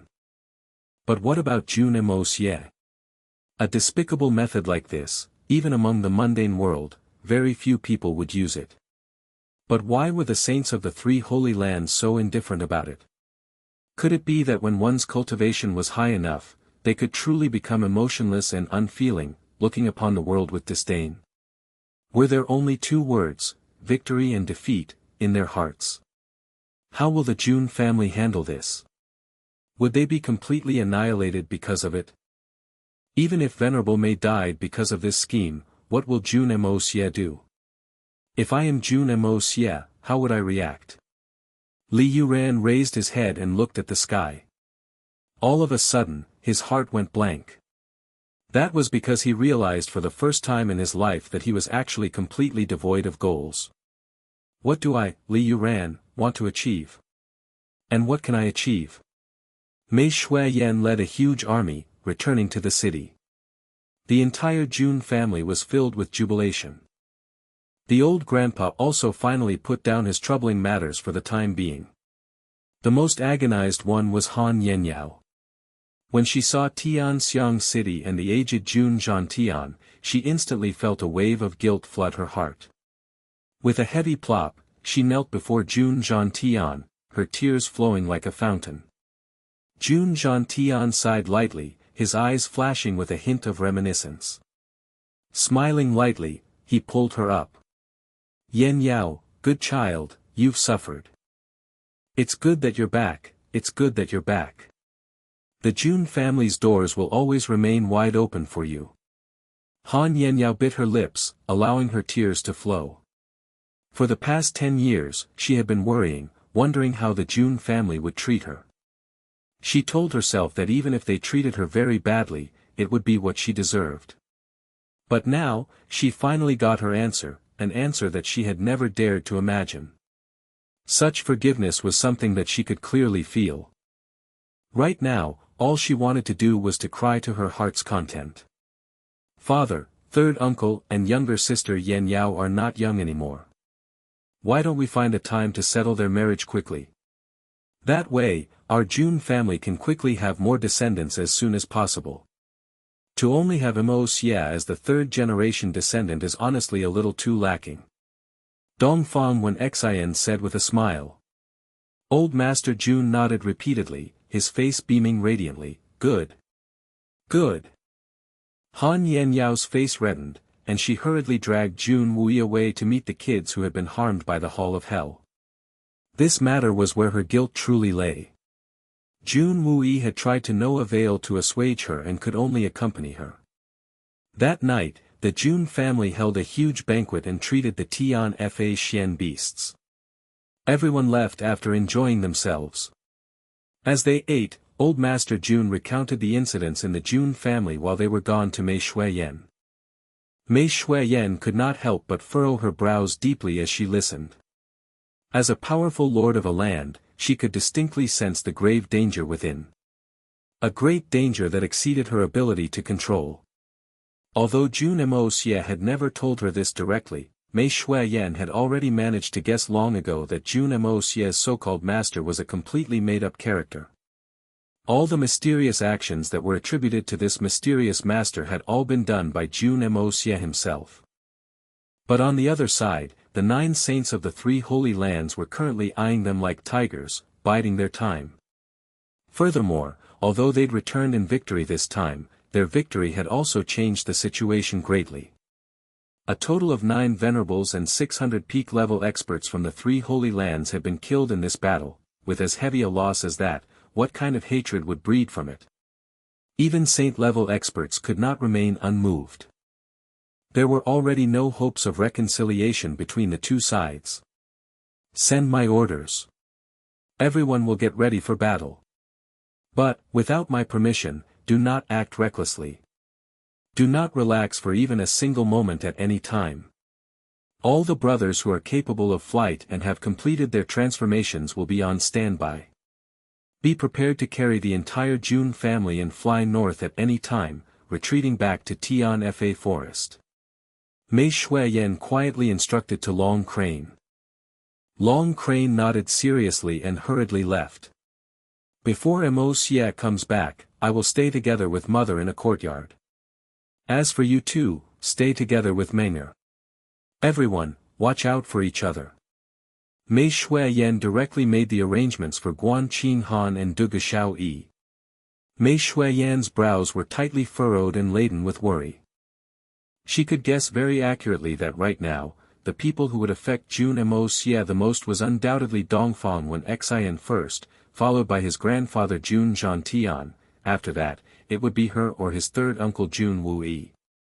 Unless the enemy was willing to commit the most despicable sin under the heavens and directly deal with the entire Jun family. But from Mei Shuiyan's experiences, saint-level experts would never stoop to that level. But if their target was Jun Zhantian, they could have already acted in these few days while they were gone. Since they hadn't done anything so far, their target was likely herself or Dongfang Wen Xian. Mei Shuiyan thought of all this in an instant and quickly made the necessary preparations. This was the reason why she had arranged for Du Gashao Yi and Guan Qinghan to be in another area in case a fight broke out and they became caught up in it. With these 2 girls' cultivation, even the slightest ripple would be too much for them to bear. Since Jun Moxie was not around now, Mei Shuiyan was responsible for keeping everyone safe. This was her responsibility, one that she had to take up. Guan Qinghan and Du Gashao Yi hesitated for a moment, but when they saw how serious Mei Shuiyan was, they sensed that something big was about to happen. The 2 of them felt a chill in their hearts and they obediently nodded. They were already filled with admiration for Mei Shuiyan, so they knew that she definitely had her reasons for making such arrangements. Naturally, they would not raise any objections. At this time, Mei Shuiyan did not have the stomach for anything at all. Her brows were tightly furrowed as she resonated deeply, her heart was laden with worries. Their return journey had not been fast. In fact, they were traveling at less than half the speed. Mei Shuiyan had been hoping that Jun Moxie would catch up to them, but he ultimately didn't show up even though they'd spent 4.5 days on the journey, a full 2 days more than they'd taken when they set off the first time. It was midnight and silence reigned. Mei Shuiyan, who'd just gotten into bed, suddenly felt a power aura rise up in a part of Tianxiang city. With a speed akin to lightning, this aura had appeared above her own little courtyard. How quick! Furthermore, it's not just a single person. This is bad. Although Mei Shuiyan felt extremely startled, her expression was calm. Sitting up slowly, she twisted her wrist, and the precious sword that Jun Moxie had given to her appeared in her hand. Mei Shuiyan touched the body of the blade lightly, and an intense killing intent reflected in her eyes. Saint. Even if the opponents were saint-level experts, would Mei Shuiyan be scared? A hint of gentleness and decisiveness flashed across Mei Shuiyan's eyes as she retrieved a small jade bottle from her bosom. This jade bottle was small and was only about the size of a thumb. Inside, were 3 golden objects each the size of a soybean. Saint King Pills. This bottle held the trump card of Tian Fa. They were divine objects that had been kept for the past 10,000 years. For the last 10,000 years, no one had ever dared to consume them before. It wasn't that the pills could not be consumed. Rather, no one dared to use them. The 3 Saint King pills were something that the first-generation Saint King of Tian Fa created by condensing all his residual essence blood and origin energy upon his death. Its effects far exceeded Xian cores. Once consumed, it would allow the user to explode forth with over 10 times more power for a short time. Using this power, one could kill all their enemies in an instant. However, the price for obtaining such power was also extremely heavy. In fact, it was so great that not everyone could afford to pay it. And that price was one's own life and cultivation. Once consumed, these 3 Saint King pills would grant enormous power. But regardless of what one's cultivation was, there would only be one result. All the meridians in the user's body would be broken, and their Xian cultivation would be crippled. She would be reverted back to her original form and turn into an ordinary Xian beast not even comparable to a level 3 Xian beast. In the worst-case scenario, her soul would directly be extinguished. Even if it was the current generation's Saint King, the result would be the same. This was a kind of pill that went by the concept, if you want to vanquish your enemy, you must first perish. The pills had already gone through tens of generations by the time they landed in Mei Shuiyan's hands. Even the jade bottle that contained the pills had become worn and faded after so long. From this, one could see how many Tian Fa beast kings had taken this bottle out and considered the idea of consuming the pills throughout the years. However, no one could do it ultimately. But at this critical moment, Mei Shuiyan had not hesitated to take them out. Since Jun Moxie was not around, the safety of the Jun family was upon her shoulders. She would never allow Jun family members to meet any sort of accident during this period of time.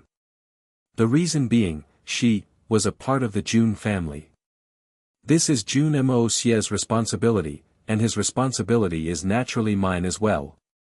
Mei Shuiyan's beautiful eyes shone with determination. She lifted the treasured sword that Jun Moxie had given to her and kissed it lightly. Her face was filled with unending longing, reluctance, and gentleness. She pointed her fingers at the wall and carved a line of words onto it. From today onwards, the orders of Jun Moxie is also Mei Shuiyan's, orders. No beasts of Tian Fa are allowed to defy him. Right after she finished carving the words, she suddenly felt an enormous pressure above her head. 3 powerful forces smashed down from the top, and the roofs of all the small buildings in the courtyard was blasted into the sky with a hung sound. Following that, a huge hand appeared out of the air, grabbing the sleeping Dongfang Wen Xian. Mei Shuiyan laughed coldly, and the sword sheath flew out of her hand. The blade of the sword shone with a menacing glint, morphing into a ferocious dragon made out of swordlight. With her sleeves fluttering wildly, she jumped into the air and stabbed fiercely towards that palm. At this time, Jun Moxie was flying towards Tianxiang atop the Eagle King, rushing all the way. With their speed, it would be less than half a day's journey remaining until they reached Tianxiang. But for some reason, Jun Moxie only felt more anxious the more they neared the city. His heart grew more and more troubled as time passed. It was as if something terrible was about to happen. And he was already too late to prevent it from happening. This kind of ominous feeling was deeply entangled with Jun Moxie's heart. The anxiousness and worry had caused this emotionless killer, who'd lived 2 lives, to suddenly feel terrified. This was a fear born of worry over losing something. And this feeling that came out of nowhere felt incredibly real to him. Thus, he urged the Eagle King to go even faster. The Eagle King also seemed to have sensed something, directly disregarding his Xian Qi expenditure and dashed forward like a bolt of back lightning, slicing through the dark sky. Without a single word, the two sped towards the faraway Tianxiang city, flying forward without regard for the cost. All of a sudden, Jun Moxie felt an inexplicable heartache, causing his entire body to convulse with pain. His heart suddenly constricted. The moment this pain came over him, Jun Moxie grabbed the Eagle King and transferred an ocean of heaven-earth spiritual qi into its body.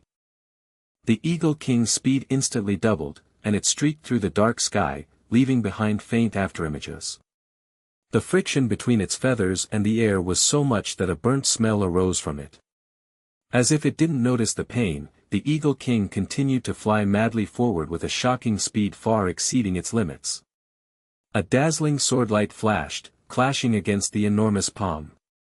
A dull grunt rang out and the huge hand disappeared, leaving behind a line of trickling blood. An enraged voice rang out, "Tian Fa! Venerable Mei!" Miao Wuji looked with rage and disbelief at his palm.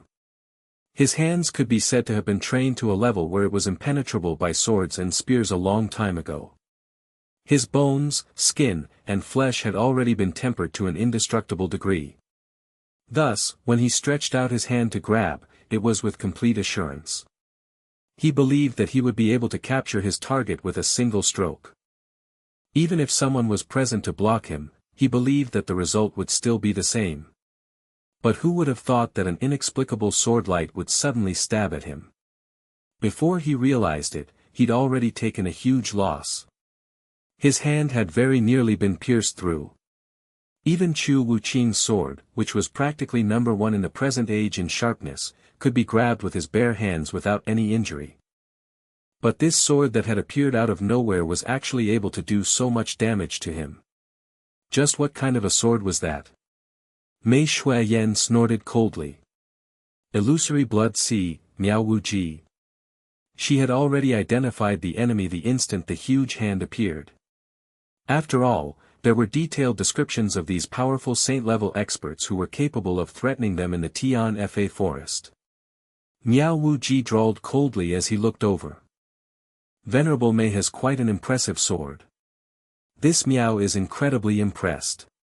Only, how come Venerable Mei did not say anything even though she was in the room? Could it be that a powerful lord of Tian Fa was actually scared? Mei Shuiyan did not say anything. Instead, a ray of swordlight that was dazzling to the extreme burst out of the roof. The swordlight disappeared, and Mei Shuiyan appeared with her beautiful white robes fluttering in the wind. She stood suspended in the air, with a peerless aura radiating from her body. Her jet-black hair floated gracefully behind her, and her white robes danced around her curvy figure. But in the darkness of the night, her lonely white figure had a different, mournful and frigid feeling which caused others to feel a deep heartache as well as love for her. Right now, the three experts standing opposite her all had the same feeling. The Mei Shuiyan now was like a beautiful flower wilting in the wind.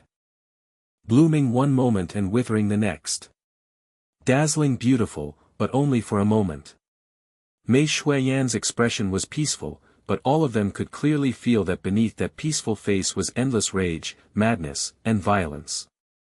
There was also a kind of desolate powerlessness and a cruelty that did not hesitate to die. The three felt their hearts sink. She actually saw through it. The moment Mei Shuiyan came out, she saw the three people opposite her. It was a starless night, and the moon was hidden behind thick clouds. However, she was still able to see very clearly. In that instant, she knew that it was most likely impossible if she wanted to pass this night safely. Today, she'd truly come upon a dead end. But behind her were her relatives and her family.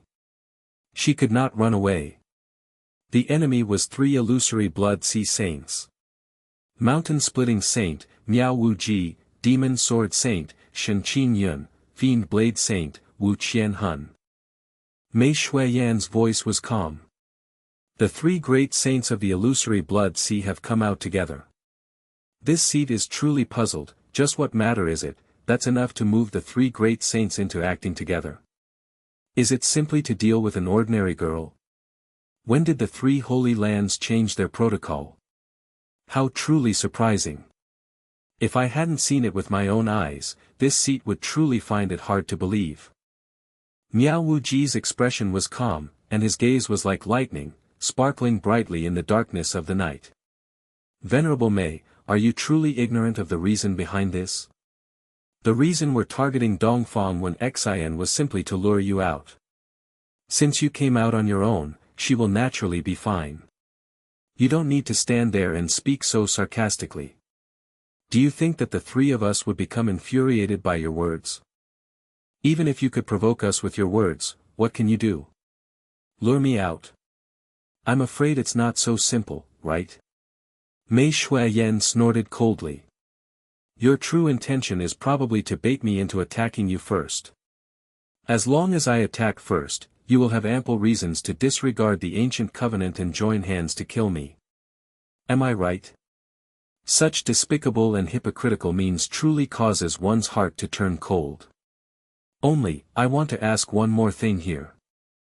How has my Tian Fa offended you so much that it's become a thorn in your eyes? That you would go so far as to corner me? With so many schemes in the past, as well as this lineup today. The three of you were actually willing to lower your status and band together like this, are you not going to give me the real reason?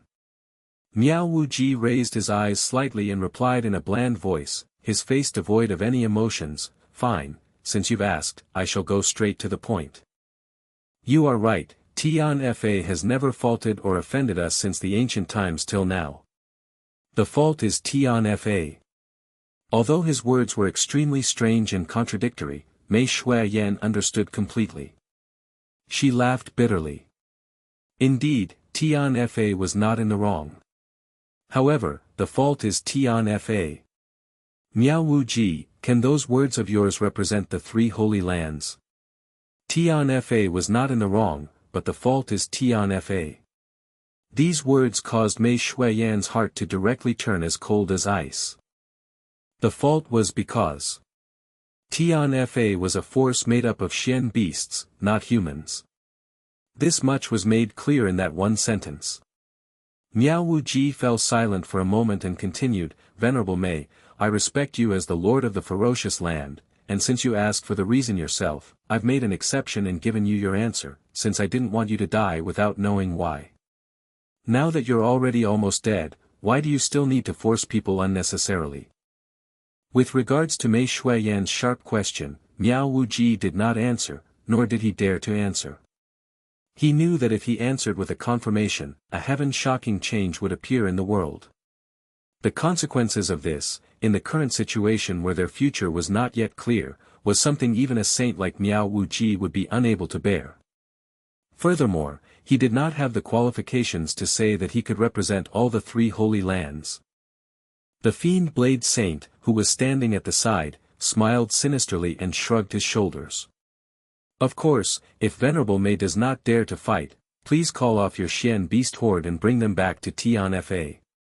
We will only bring Dongfang when Xian away today and wait for Jun Moxie to come forward and claim her. His deep eyes pierced through the sky and landed on Mei Shuiyan's body. Relax, we still haven't stooped to the level of needing to harm an ordinary widow. She will definitely be able to continue living very well. Even if Jun Moxie died one day, she will still be able to continue living to a ripe old age. His words were sharp and venomous. He was not afraid that Mei Shuiyan wouldn't fight, directly laying out his scheme. Fight? Why wouldn't I dare? Mei Shuiyan's face became firm. Although Dongfang when Xian was guaranteed to be safe, she still could not allow the enemy to bring Jun Moxie's mother, her own mother-in-law, away. If that happened, how would Mei Shuiyan still have the face to remain in the Jun family? This move by the three holy lands exactly touched on Mei Shuiyan's fatal spot. She had to fight. No matter what. But to fight meant to die. I'll go with you. Two voices rang out. One from Mei Shuiyan's mouth and the other from Dongfang when Xian's mouth. Unknowingly, Dongfang Wen Xian's frail body had appeared outside the house. She looked resolutely at the three saints and turned towards Mei Shuiyan, her eyes brimming with satisfaction and love. Shuiyan, this matter is none of your concern now. Step back first. If Mo Xie comes back, tell him that I've never been as happy as now. Truly.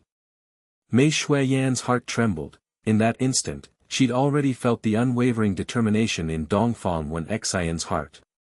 In that moment, she sighed and called out sharply, "Green Hunter. Bring the madam away and protect her well." Dongfang Wen Xian would rather die herself than to let Mei Shuiyan get hurt because of her. But wasn't Mei Shuiyan the same? She would rather die herself, than let Jun Moxie's mother fall into any sort of harm. Because, she was her mother too now. The green-robed Green Hunter shot out in an instant and grabbed Dongfang Wen Xian. Then, she gave Mei Shuiyan a deep look and ran away, quickly disappearing into the darkness. High in the sky, a huge mass of flying Xian beasts noiselessly appeared. Their piercing eyes flashed and shone through the darkness like lightning. But far away, 6 more figures rose into the air, their bodies emanating an apocalyptic aura as they watched the commotion. Mei Shuiyan bit her lips harshly. Why wasn't this Tian Fa forest? How she wished that she could simply wave her hand and cause the thousands of Xian beasts to flood over at the same time against the enemy. However, doing that would certainly result in heavy losses. Furthermore, even if they could force the 9 saints back, they would not be able to leave even one of them behind. In fact, they would not even be able to injure them very seriously. The consequences would be that the Jun family would be completely destroyed. Venerable Mei, you're indeed a heroine among females. However, this Miao has to avenge that sword injury you caused me. Please. Miao Wuji's eyes glowed mercilessly as his body rose into the air. With just a single sentence, he'd already justified this fight, attributing it to the fact that Mei Shuiyan had stabbed him earlier. This battle had become about a personal grievance. In other words, this battle was completely unrelated to the 3 holy lands and had even less of a connection to Tian Fa.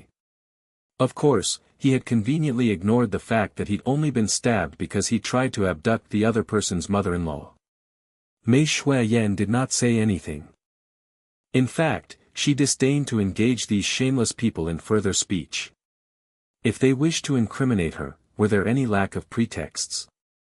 Distorting facts were a special skill of the 3 holy lands.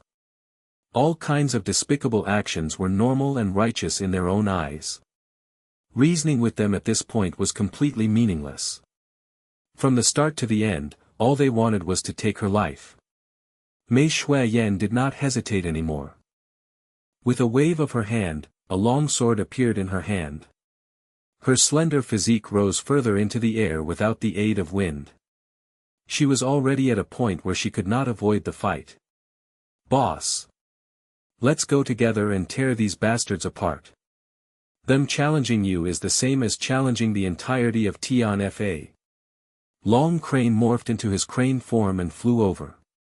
Below him, Big Bear and Earth Cracker also roared similarly and charged forward towards the saints suspended in the air. Long Crane was right. Miao Wuji might not have the qualifications to represent the 3 holy lands, but Mei Shuiyan had the full authority to represent all of Tian Fa. It was fully within reason for the Xian beasts to join the fight. Back down. Mei Shuiyan cried out anxiously. Fiend Blade Saint Wu Qianhun laughed coldly and his body disappeared, leaving several afterimages the same color as the night in the sky. In the blink of an eye, a purple flash appeared in front of Long Crane. Long Crane's eyes turned red as he charged downwards madly. With a loud bang, Long Crane's body flipped several times through the air, volleying 40, 50 zhang away. The feathers on his body were messy and torn, fluttering down. The demon sword Saint Shen Qingyun dived downwards with full force, smashing towards Big Bear, Earthcracker, Monkey King, and the rest. A demonic sword light flashed at the same time as Big Bear and the others' large palms landed against his body. However, He did not move at all from the impact, and his face only reddened slightly. In contrast, red lines appeared on the three big beast kings' bodies, and bloody red fountains spurted high into the sky. Everyone, stop! Mei Shuiyan raised her voice and shouted. Shen Qingyun kept his sword and stepped back, shrugging his shoulders with a bland voice. I didn't kill them, don't worry.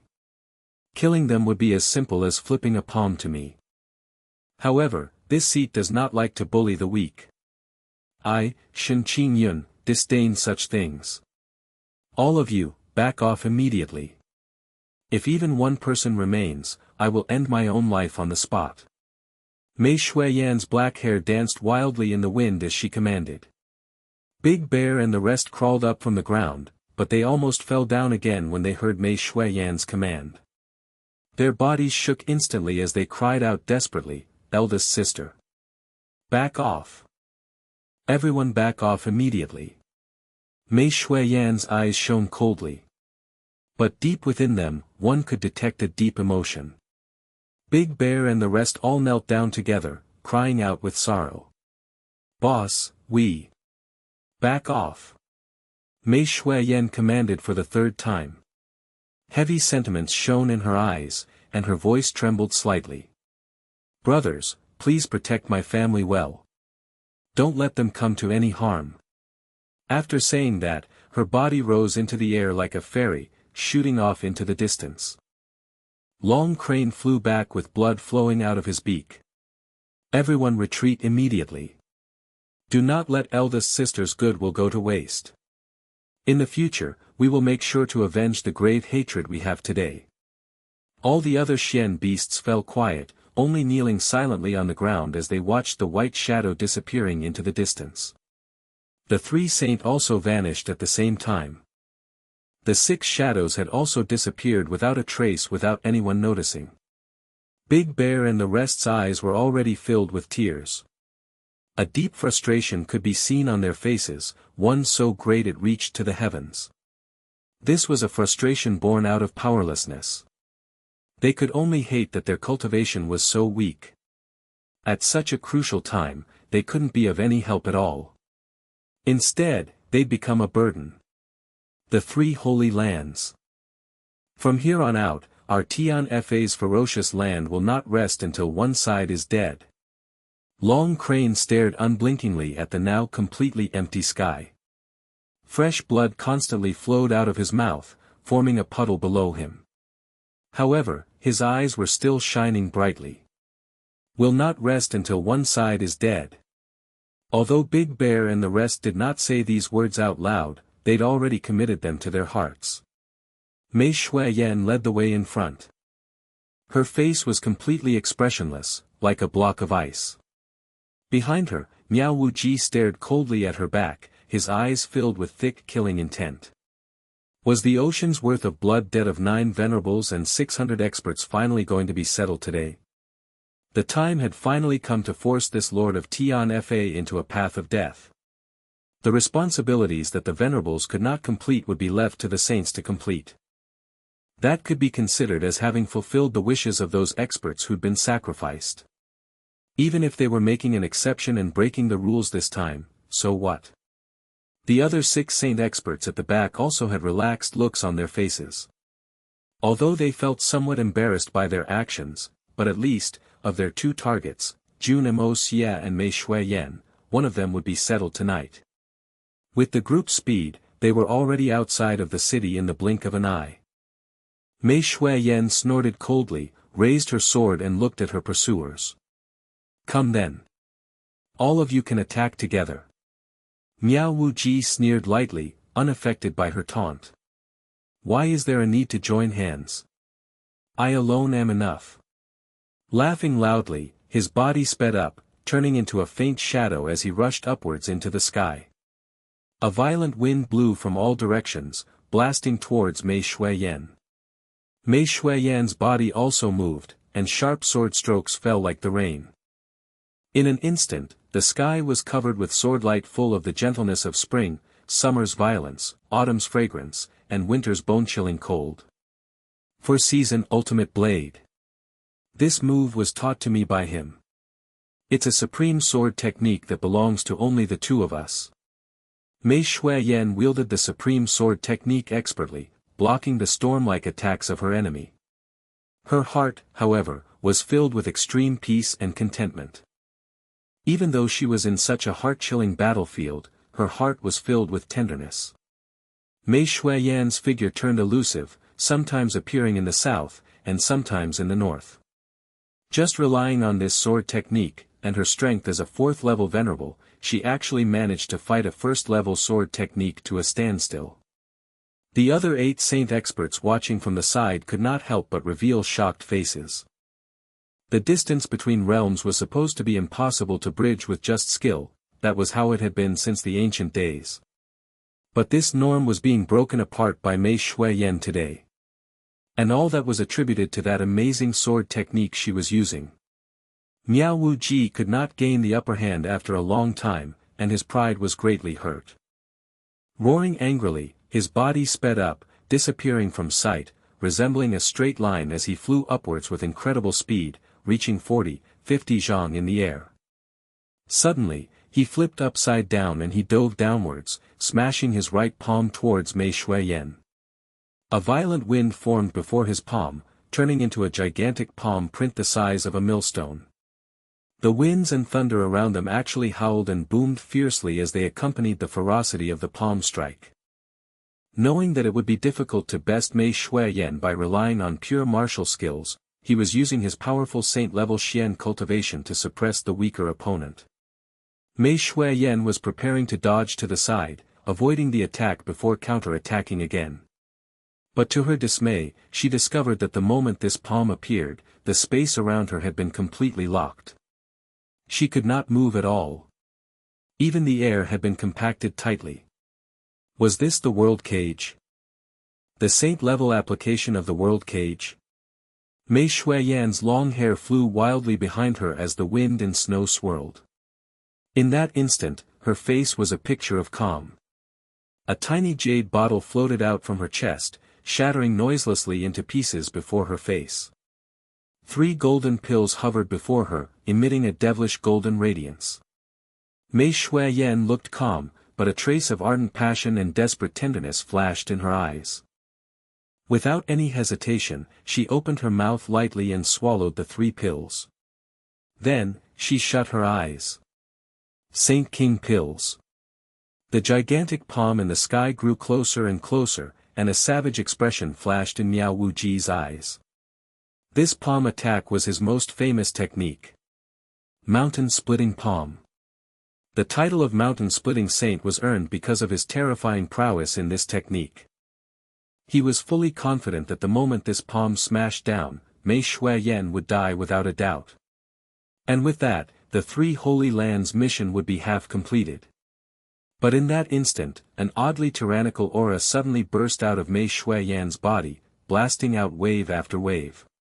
A loud hong sound suddenly rang out, and Miao Wuji's spatial lock was forcefully shattered. It had been disintegrated in a completely natural manner. The violent and tyrannical aura blasted out like a raging ocean, surging out in all directions.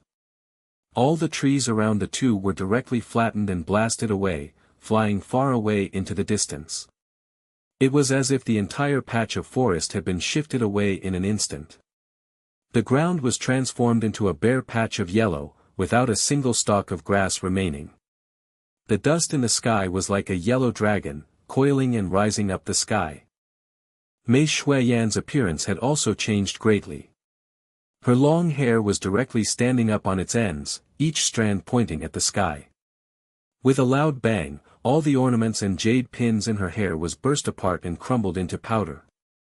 Her cultivation rose madly in an instant, from a 4th-level venerable to the peak level of the venerable realm. Without any pause, it shot through to the 1st-level saint realm in the time needed for sparks to fly off a flint. Her strength did not stop growing, continuing to rise with the speed of a rocket. 1st-level saint realm primary stage, 1st-level saint realm middle stage, then the peak stage. After that, it continued smoothly to the 2nd level of the saint realm before finally stopping. In less time than it took for one to blink an eye, she'd advanced from a 4th-level venerable to a 2nd-level saint. The power contained in the 3 Saint King pills was enormous. At this time, the lighting clouds in the sky seemed to have awakened as more clouds gathered together in a hurry. The countless bolts of lightning flickered in the clouds for a swift moment without any preparations and accumulation, striking down as if they could not wait any longer. Striking down madly. Silver snakes dancing crazily through the sky. Mei Shuiyan's long hair soared behind her as she let out a long roar. Her voice was filled with grief and hatred, like a desperate phoenix howling to the 9 heavens, making her final farewell to the clear skies. An unprecedentedly sharp sword aura shot into the sky as Mei Shuiyan lifted her sword. The sword stabbed upwards, morphing into a dazzling rainbow that seemed to connect to the fearsome tribulation clouds. The length of the sword grew inestimably long, and with a swift stroke, it sliced towards the 8 watching saints. One sword hacking 8 saints. At this time, Miao Wuji had already dove 40, 50 zhang down, and his millstone-sized palm was smashing down ruthlessly, aiming for Mei Shuiyan's head. Mei Shuiyan, who was now a 2nd-level saint, actually did not dodge or move at all. Smiling faintly, she raised her head, her eyes had turned into a wicked greenish color. Even as the fierce wind bore down on her head, she did not move at all. Stretching out her left hand slowly, she caught that gigantic and seemingly immaterial palm. Then, with a forceful tug, she snorted. "Get down here for me." At this time, Chen Chong, who had been watching from the side, suddenly remembered an ancient legend about Tian Fa. After connecting the events before his eyes, he instantly understood. Without any hesitation, he shouted. "Miao Wuji! Retreat! That's the Saint King pill, she's going all out." Chen Chong's voice rang out like thunder, urgent and anxious. However, it was covered by the deafening thunder in the sky. The sky was filled with countless arcs of lightning, illuminating the 10 people's faces. In that moment, all their faces were pale. The clouds in the sky suddenly turned completely red, as if fire was rumbling within them and they were soaked with blood. They gave one a feeling of countless demon gods riding atop the clouds, gathering from all directions. The thunderclap became more urgent, soon unifying into one. At the same time, the Xian beasts in the Jun family courtyard were all lying flat on the ground as they looked towards the direction that Mei Shuiyan had disappeared. Long Crane's body suddenly shook as he discovered the abnormal signs. The clouds in the sky had suddenly rushed towards a certain direction, and following that, silver-colored snakes could be seen arching across the sky. Lightning flashed among the clouds, and thunder rumbled in all directions. Far off in the sky, the radiance of an extremely familiar, yet foreign sword light suddenly flashed. That location was extremely far away from their position, but that familiar sword light was like a radiant rainbow that stood out glaringly in the darkness of the night. Even if they were 1,000 li apart, they would still be able to see it clearly. It was like the peak of life's poetic perfection. Long Crane's face changed drastically. That was clearly eldest sister's sword. How could he not be familiar with eldest sister's swordlight? But such a powerful swordlight was definitely not something that she could release. Just what was the source of that terrifying strength? Eldest sister. Saint King Pill. Long Crane's body shook violently as he realized in an instant. A line of blood sprayed out of his mouth, and he fell to the ground. When he took on the full-strength strike of Fiend Blade Saint earlier, he had already sustained serious injuries. His organs had nearly been smashed apart, and the only reason he had been able to remain standing until now was because of his concern for Mei Shuiyan. Tian Fa cannot do without you, eldest sister. But in that instant, when he saw the familiar yet terrifying swordlight appear in the sky, Long Crane understood everything. All his hopes were dashed into pieces, and unable to hold on any longer, he fainted. Far away, a ray of black tore through the sky with a speed akin to lightning. A series of booming sounds could be heard everywhere it passed through, along with a faint burnt smell. One could see that this speed had already reached an unimaginable extreme. But whether it was the Eagle King who was flying, or Jun Moxie who was riding, both of them could not help but feel impatient at the slowness of this speed.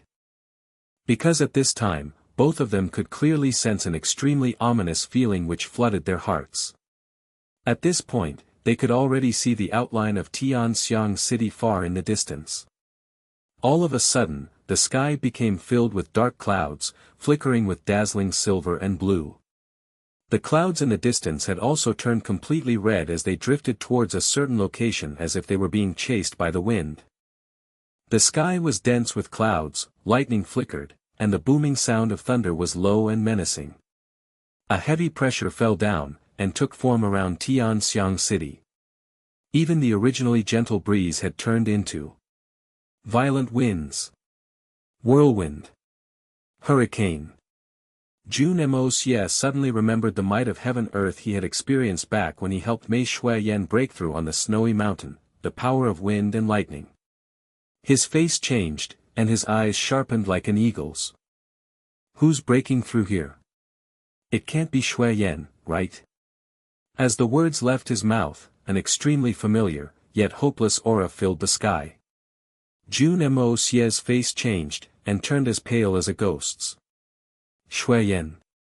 How could it be her? How could this be? All of a sudden, an incredibly sharp sword light flashed into the sky, stabbing upwards and breaking into the clouds. Following that, it morphed into a gigantic lunar arc, sweeping horizontally outwards. This sword light carried the terrifying might of lightning as it sliced out. That's eldest sister's sword. But, how could the might be so great? Could it be? Eagle King exclaimed with shock as he increased his speed yet again, flying forward as if he didn't want his life anymore. He did not seem to even notice the madly flashing lightning in the sky. In that moment, Eagle King only had 3 words in his mind. Saint King Pills. Eldest sister, have you gone crazy? Apart from him, there was someone that was even more anxious. Eagle King only felt his back lighten. Jun Moxie, who was on his back, had abruptly disappeared.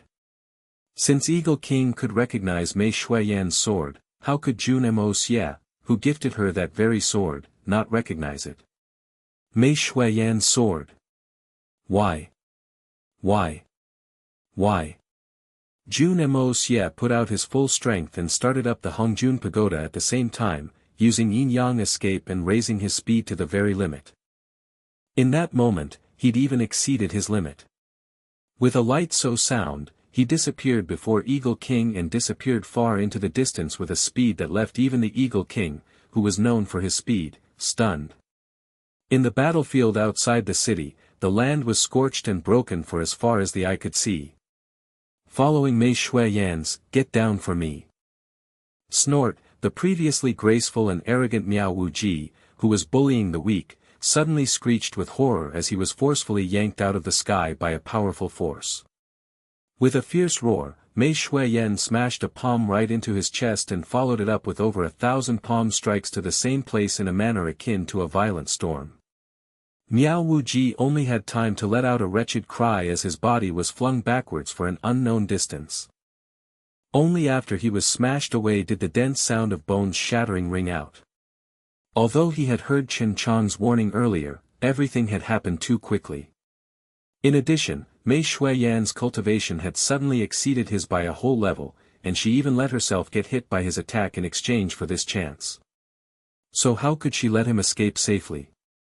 As lightning flashed around her, Mei Shuiyan's charming face appeared extremely cold and emotionless. The long sword in her right hand morphed into a gigantic screen of light, sweeping towards the other 8 people. The 8 experts roared out at the same time, among which was a bone-chilling screech of a half-male, half-female. With a loud bang, 9 powerful energies collided together. Muffled grunts rang out, and a few saints even had blood flowing from the corners of their mouths. Mei Shuiyan's body jolted violently, like a willow tree getting swayed by the violent winds. Blood flowed out of her nose and mouth, merging together into a stream. However, she did not stop. Raising her sharp sword, she directly dashed into the group of saint experts and slashed wildly. At the same time, a bolt of lightning the thickness of a finger struck down from the sky, crossing the span of tens of thousand zhang towards Mei Shuiyan's head. She had forcefully consumed the Saint King pills, skipped 2 levels, and improved her strength drastically. Naturally, she would have to bear the heavenly tribulation that accompanied each breakthrough. But her speed of advancement had simply been too quick, causing the heavens themselves to be unable to react until now. Thus, the heavenly tribulation of 2 breakthroughs arrived at the same time together. The reason she'd consumed those Saint King pills was precisely caused by these people. So she determined that this heavenly tribulation would not just be borne by herself, not a single one of those bastards would escape it either. Translator, Atlas Studios. Editor, Atlas Studios.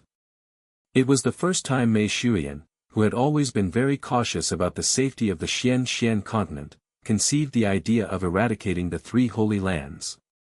After all, I'm just a Xian beast. Why do I need to care about what happens to the continent? Even if all the humans are to die, the outsiders will not dare to enter Tianfa as well. For so many years, I have put in so much effort in the peace and security of the continent. What do I get back now? We, Tianfa, have helped humans maintain their peace. But we are still constantly framed and persecuted. Humans, whom we wholeheartedly protect, are the ones who want to kill us. They are brutal. They are mad. They never show gratitude. Why do we have to endure all this? There is the saying that humans have consciences, but do they really? Mei Shuiyan was driven crazy. All that was left in her was killing intent. How dare they hold Moxie's mother as hostage? We were comrades for 10,000 years. We fought side by side. We call people like them comrades? Ha ha ha, how ridiculous. Mei Shuiyan screamed and laughed mournfully. It was an ironic laugh filled with distress, wrath, and unwillingness. You don't deserve it. She roared with anger and her eyes flashed even brighter than the lightning above. She hollered again at the 8 figures shivering before her as she charged at them. You don't deserve it. Retreat. She will definitely die. There's no point fighting her anymore. Chen Chong hurriedly blocked a blow from Mei Shuiyan's sword.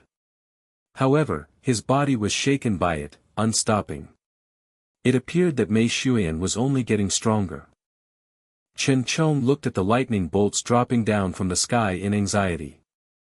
If they were to experience a heavenly tribulation during a retreat, the consequences would be dire. Retreat? That won't be easy. You should be prepared to bear the consequences of when you decide to plot against me. With a desperate sneer, her figure flickered with a flash-like speed.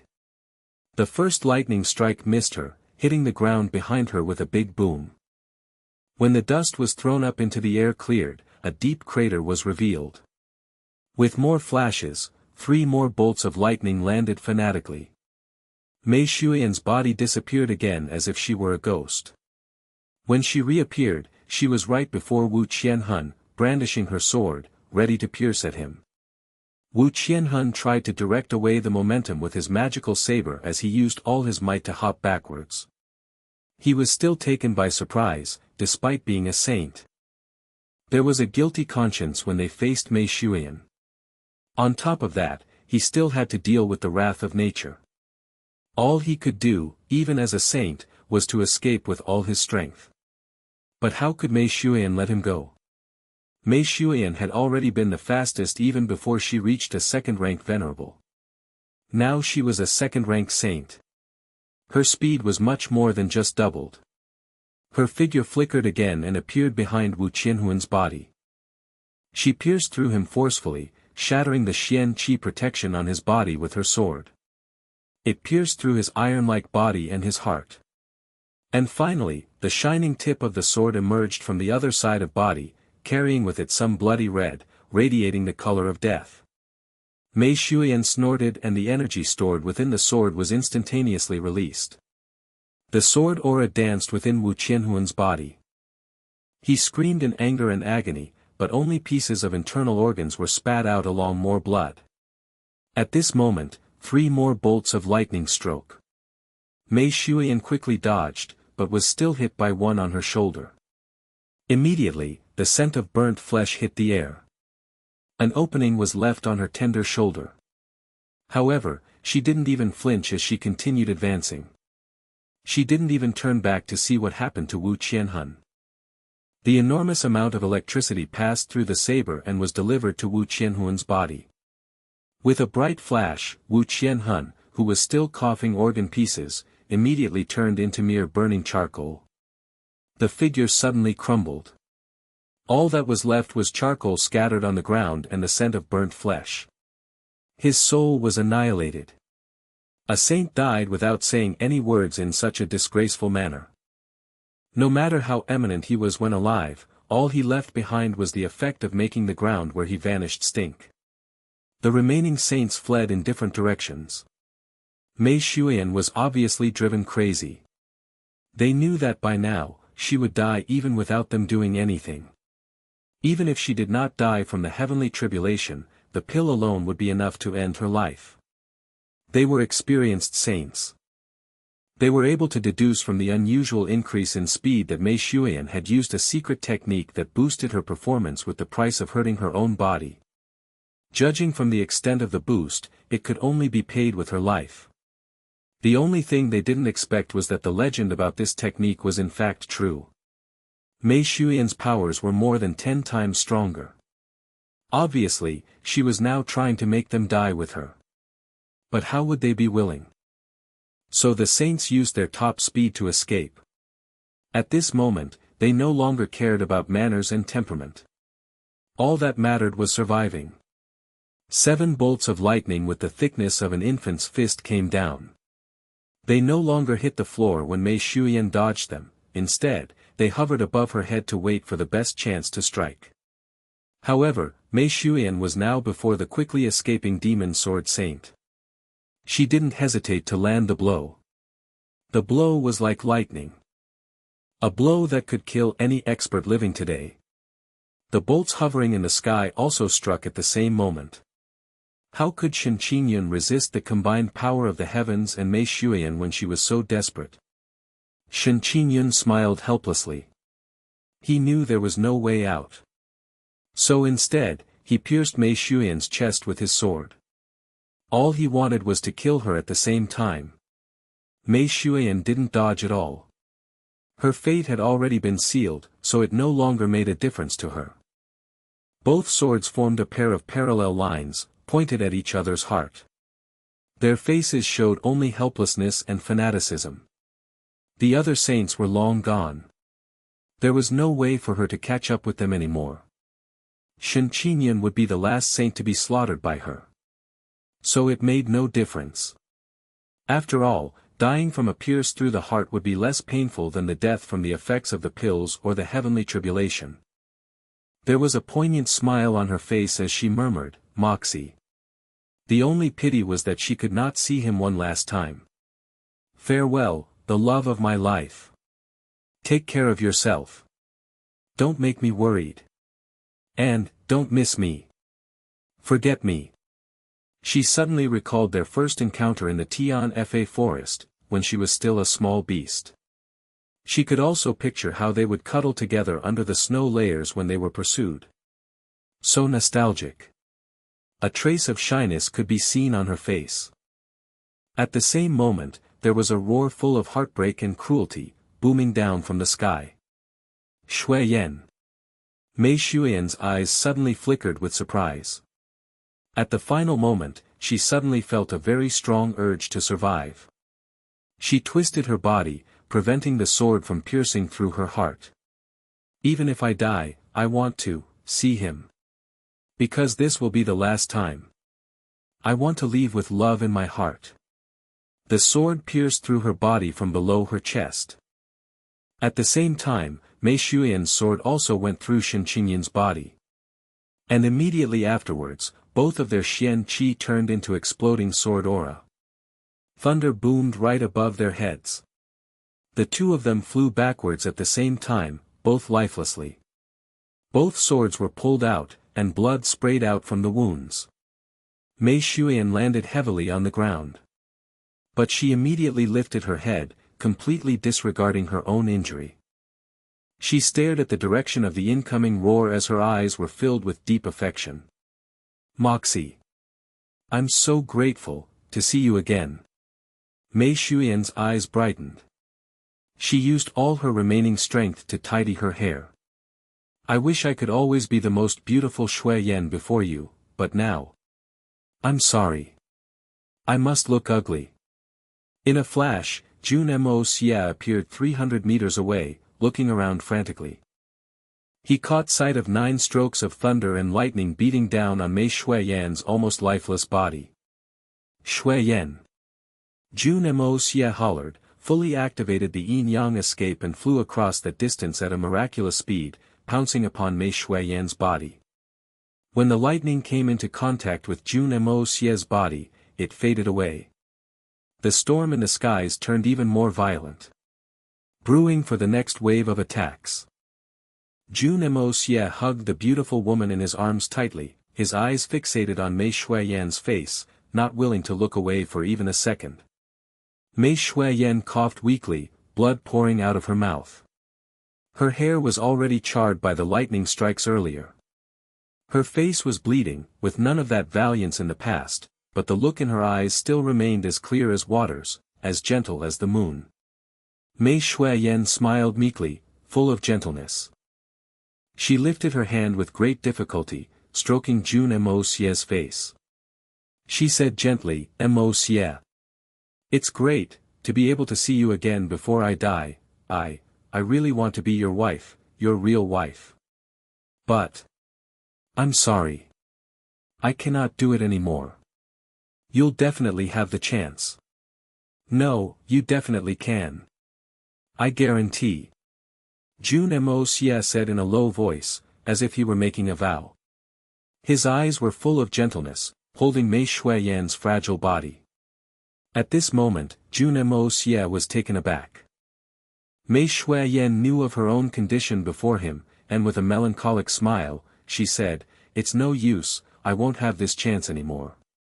Jun Moxie had already been pouring the heaven-earth spiritual qi in his body into Mei Xuan in large amounts like crazy the moment he hugged her. From Jun Moxie's understanding, Mei Xuan had used some mysterious method to alleviate her own capabilities by leaps and folds.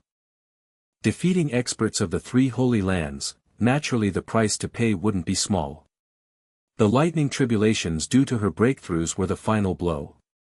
If it were any regular person, they would be dead in a situation like this. But he was here, beside her, as long as he aided and helped her get through this lightning tribulation peacefully, then transfer large amounts of heaven-earth spiritual qi to suit the damages in the body due to the breakthrough, then everything else would be easily solved. But Jun Moxie never expected it to be so serious this time. The lightning outside wasn't easily to handle, but the key that would lead to Mei Xuan's death still came from her body. To kill 3 saints with the cultivation level of a venerable, to get such an unprecedented victory, the price Mei Xuan had to pay definitely was not small. She needed to pay with her lifelong cultivation, all the life force in her. A woman who had been forced into a corner was undoubtedly crazy. 1 Saint King pill could multiply one's abilities by 10-fold. Mei Xuan, for the sake of victory, had consumed 3 Saint King pills at one go in order to get such terrifying capabilities temporarily. Consuming one alone was deadly enough. What sort of miracle would happen after she had taken 3? Jun Moxie continuously transferred spiritual qi into Mei Xuan, thinking that he could help save his lady, but was shocked to find a violent strength in Mei Xuan's body. It was going about in all directions in a frenzy, becoming a terrifying force of destruction. And it was this violent strength that was slowly sapping away at Mei Xuan's life force, not letting a single bit go to waste.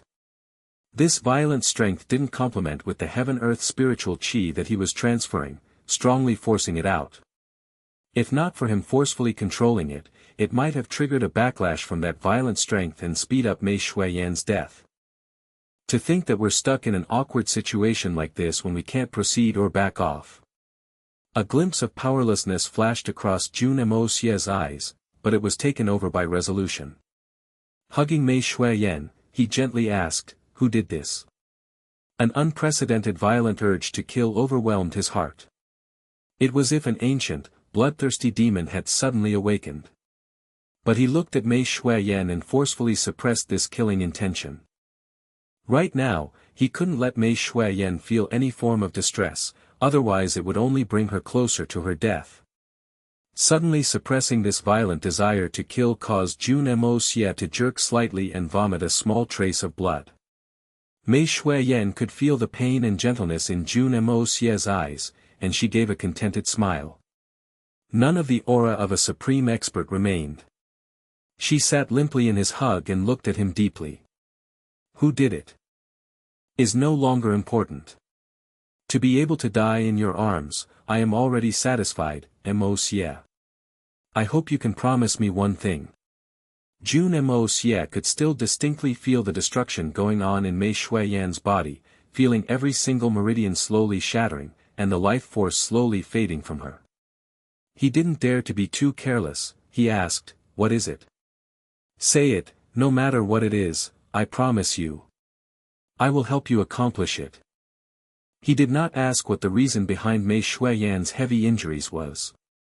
Because there was no need to ask, from the shocking changes going on inside her body, he could guess that Mei Shuiyan had definitely used some extremely taboo method to forcefully bring her body's capabilities up, thus causing the backlash and heavenly tribulation. And all this was for the sake of the Jun family. For himself. Else, with Mei Shuiyan's speed, if she wished to leave, nothing could hold her back, not even a Saint King. And there was another reason behind all this. The 9 saints. He could clearly understand that when that violent strength in Mei Shuiyan's body disappeared, it would be the end for Mei Shuiyan. And in this whole process, his heaven-earth spiritual chi couldn't be of any use. Even if he forcefully tried to transfuse it, it would only speed up her demise. Only when this violent strength completely dissipated could he then try to enter and change the situation. But Mei Shuiyan's flame would have already been out by that time. He had no confidence in what effects there would be, or if there would even be any effects. If there was no effect, then there was only one route left for him, to watch Mei Shuiyan pass away just like this. The art of unlocking heaven's fortune's divine effects had a prerequisite: the other party must be alive. How could this be? Jun Moxie's heart began to tremble violently. To watch his lover suffering from that indescribable pain and torture, but to not be able to help. The injuries in her body he could only look upon, but could not heal at all. A fragmentation and shattering process could be seen with the naked eye. How much pain and agony was Mei Shuiyan, who was personally going through it, experiencing? But this strong woman did not make a single noise, only looking lovingly at Jun Moxie. Completely focused, fixated. Her eyes were full of love. Because she knew that she only had this one last chance left. If she didn't look, then she would never be able to see that beloved face again. "I know you are furious, and I also understand your desire to seek revenge for me. But I still hope that you can promise me, you must promise me." Mei Shuiyan stroked Jun Moxie's face gently. "Before you are strong enough, no matter what, don't go. Don't take any reckless actions. Can you do that?" Mei Shuiyan begged, concern and worry in her eyes. She knew how deeply in love Jun Moxie was with her. If she died, how big a blow would that be to Jun Moxie? She was worried that if Jun Moxie impulsively sought revenge for her at all costs. Even at this moment, Mei Shuiyan was not the least bit concerned about her diminishing life force. Her heart was still worrying for her beloved. To die for his family, she had no regrets. Jun Moxie rose like a shooting star. He still lacked in his foundations, and he was still too weak despite his martial arts improving at a shocking speed. And 3 holy lands had 10,000 years of thick foundations. This was a drastic gap. Mei Shuiyan could clearly see that if Jun Moxie decided to seek revenge, he would definitely be at an advantage since the beginning, but once the Saint Kings became involved, then it would be the start of his downfall. Jun Moxie would definitely not stop at killing those few culprits. Mei Shuiyan was clear of this. Today, when he looked at her, the anguish in his eyes and the forcefully suppression of that desire to kill, she could tell that this time around, the three holy lands and Jun Moxie would be stuck in a deadlock. Either the Jun family or the three holy lands would perish. There was no third possibility. No room for any possible changes. But in the current situation, the Jun family was still too weak. So Mei Shuiyan had to stop Jun Moxie from acting recklessly. She endured the pain and agony and begged of him. For the sake of her beloved, for her beloved's family. Jun Moxie was shocked, and after a long while, he replied, "You can rest assured about this. If I am not strong enough, I won't go send myself to death. I have patience for something like revenge, loads of it." As he said this, he bit harshly down on his lips, tearing the skin and blood flowing out.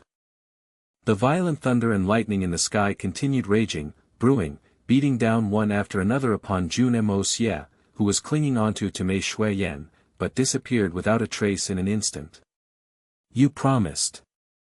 I believe in you." Mei Shuiyan smiled, feeling the life force in her body gradually becoming weaker. She couldn't help but let out a mournful smile. "Moxie. I really need to leave now. I only ask one last thing of you." 2 teardrops gathered in her eyes, sliding down from the corner of her eyes and landing on her ground. "Forget me. You're leaving. Ha ha ha. I won't allow you to leave. The heavens can forget about taking you away." Jun Moxie growled, suddenly spitting out a mouthful of fresh blood, his eyes turning red. "As long as I don't allow it, even the heavens can't do it. If the heaven wants you to go, then I shall defy the heavens. As long as I am alive, you will definitely not die. Even if I am dead, you will not die. Forget you. Leave this sentence for your next life. No, you shall not say such things even in your next life. You are not allowed to say it for eternity." There was a loud clap of thunder. The Condor King flew over from afar and landed beside them in an instant, his body shaking. Looking at Mei Shuiyan's pitiful form, he couldn't help but fall to his knees, crying out, "Sis. You really. Why were you so silly? Condor King, go back first." Jun Moxie didn't turn his head. "Tell the rest that your sis will be fine. I will get her treated." Condor King perked up and looked at him in surprise. "For real? Sis used." But he only saw Jun Moxie nod his head firmly. This time, he already made up his resolution. Even if the Hongjun Pagoda was destroyed, he must save Mei Shuiyan. "I cannot live without her." Condor King looked at the both of them, reluctant to part, but he finally spread his wings and flew off. He knew that no matter the outcome, this time and space right now was for his brother-in-law and sister only. It was not apt for him to stay behind. He was also not willing to interrupt these two lovers, so he decided to fly away. Even though his heart was hurting, even though he really wished to stay behind and take care of his boss. Moxie. Mei Shuiyan smiled gently. "My husband. Thank you, I also wish to spend the rest of eternity holding your hand." Jun Moxie trembled. This was the first time Mei Shuiyan had addressed him as husband. And she was the first woman in this world to address him as such. "Shuiyan. My beloved wife, we will definitely grow old together, with our children." Tears began to stream down Jun Moxie's eyes. He pressed his face against her face gently, feeling as if his heart was about to explode. He couldn't breathe and felt like he was suffocating. "In a while. Just leave me here, and go off on your own." Mei Shuiyan begged, her body still convulsing. She could feel the last bit of her life leaving her, but she still indulgently inhaled the manly scent on Jun Moxie's body. With a weak voice, she said, I don't wish for you to see my other appearance. I beg of you. No matter how you look like later, you will still be my wife. Jun Moxie said tyrannically, leaving no room for discussion. A glimpse of satisfaction flashed in Mei Shuiyan's eyes. I am content. I really am content. Moxie. Put me down, please, I beg you. I don't want you to see me like that. Don't make me hate you. Please. Jun Moxie hugged her firmly. No way. No way. No way. You can give up on trying to get me to let go of you. This life, next life, forever. Mei Shuiyan blushed. She sighed meekly and mustered the last of her energy to nudge Jun Moxie's chest with her head. Suddenly, tears started to fall uncontrollably from her as her entire body shivered. Choking with sobs, she said, Moxie.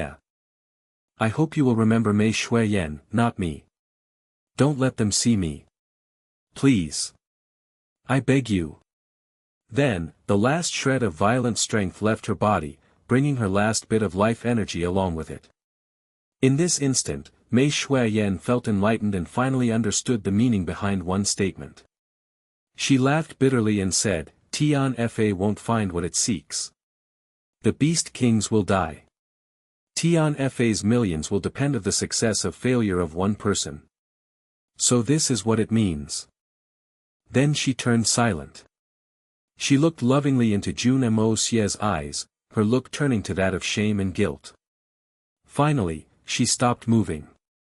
Her body suddenly began to shrink in Jun Moxie's arms, transforming into a small beast covered in snowy white fur, unconscious and on the verge of dying. Rings of invisible energy disappeared from her body. For every ring that faded away, her cultivation level dropped by a level. The terrifying backlash from the Saint King pills had finally reached its most crucial stage. The tribulation clouds were gone, but the skies remained dark. Strong winds howled as the sky darkened. Was it going to rain? Jun Moxie sighed tenderly, looking at the trembling form of Mei Shuiyan in his arms lovingly. So. It was you. I should have known. In this moment, a lot of things clicked in place for Jun Moxie. Why Mei Shuiyan kept picking on him, making things difficult for him since they were in Tian Fa forest, constantly making fun of him. Jun Moxie had always been confused as to how he offended her, but now everything made sense. So. Mei Shuiyan. Was that little beast he had met in Tian Fa forest. That snow ferret that he had behaved indecently to. So that's why. No wonder Mei Shuiyan said, I hope you will remember Mei Shuiyan, not me. So that's how it is. Jun Moxie finally understood why Mei Shuiyan had that look of shame and guilt even when her life was on the verge of ending. Because she was afraid that he would look down upon her real form, because she would always be a Xian beast. Never a human. You silly girl, Jun Moxie gently kissed her mouth and said. I knew you were not human from the start. Why are you so bothered by this? Don't worry, before you recover I will not let anyone see you. You are you. You will forever be my beautiful beloved in my heart. Jun Moxie waited silently. Waiting for that moment when the energy from the backlash thoroughly vanished from Mei Shuiyan's body. Only when it was all over, when Mei Shuiyan fell to the lowest tier, could the heaven-earth spiritual chi be of use. Before that happened, he absolutely could not try to save her. If he was slightly reckless, then it would lead to Mei Shuiyan completely disappearing from this world. He frowned deeply, the desire to commit murder showing on his face. 9 Nether First Young Master. It is not that I am not giving you face, but now that things have become like this, if I do not wipe the existence of 3 holy lands from this world, how can I be worthy of my beloved wife? How can I even call myself a man? He had whispered this sentence. No one else other than himself heard it. Only heaven and earth could hear it. This sentence, that had gone unheard, had no curses, but Jun Moxie knew that it was the most vicious vow he had ever made in his 2 lifetimes. So what if you are the 9 nether first young master? So what if they are your disciples? So what about the safety of this continent? So what about all the lives in this world? Jun Moxie slowly raised his head and screamed. So what if I have to bear the cost of all the sins in this world? This was a scream from his soul. But it also marked the return of the god of death. The 3 holy lands. I, Jun Moxie, will not rest until you are all dead. Finally, the last ring of energy dissipated. In the moment that last ring faded from Mei Shuiyan's body, Jun Moxie poured his heaven-earth spiritual qi in. There was not a single gap in the timing. Mei Shuiyan's flame, that was flickering out, was stabilized once again. Jun Moxie did not dare be too rough, pouring the qi in gently as he treated the external wounds on her. Mei Shuiyan, right now, was worse off than the weakest of a beast's cubs. Any sort of roughness could have dire consequences. Mei Shuiyan's shoulder was struck through by lightning, and her chest pierced through by a sword. Although these injuries were fatal, they were not a big problem with Jun Moxie's heaven-earth spiritual qi. The real problem was that all of Mei Shuiyan's meridians were thoroughly shattered by that violent strength, not a single bit was still intact. It was in a complete mess. Aside from having her life forcefully salvaged by Jun Moxie, she was currently just a body that could not feel or sense anything. She was already unconscious. Plus, Jun Moxie had no idea what sort of martial arts Mei Shuiyan had been practicing. This was a difficult problem. Jun Moxie frowned in distress. At this time, a stroke of lightning flashed across the sky, followed by thunderous claps. Raindrops began to fall from the sky. This was an ordinary rain. To Jun Moxie, it was nothing to be bothered by.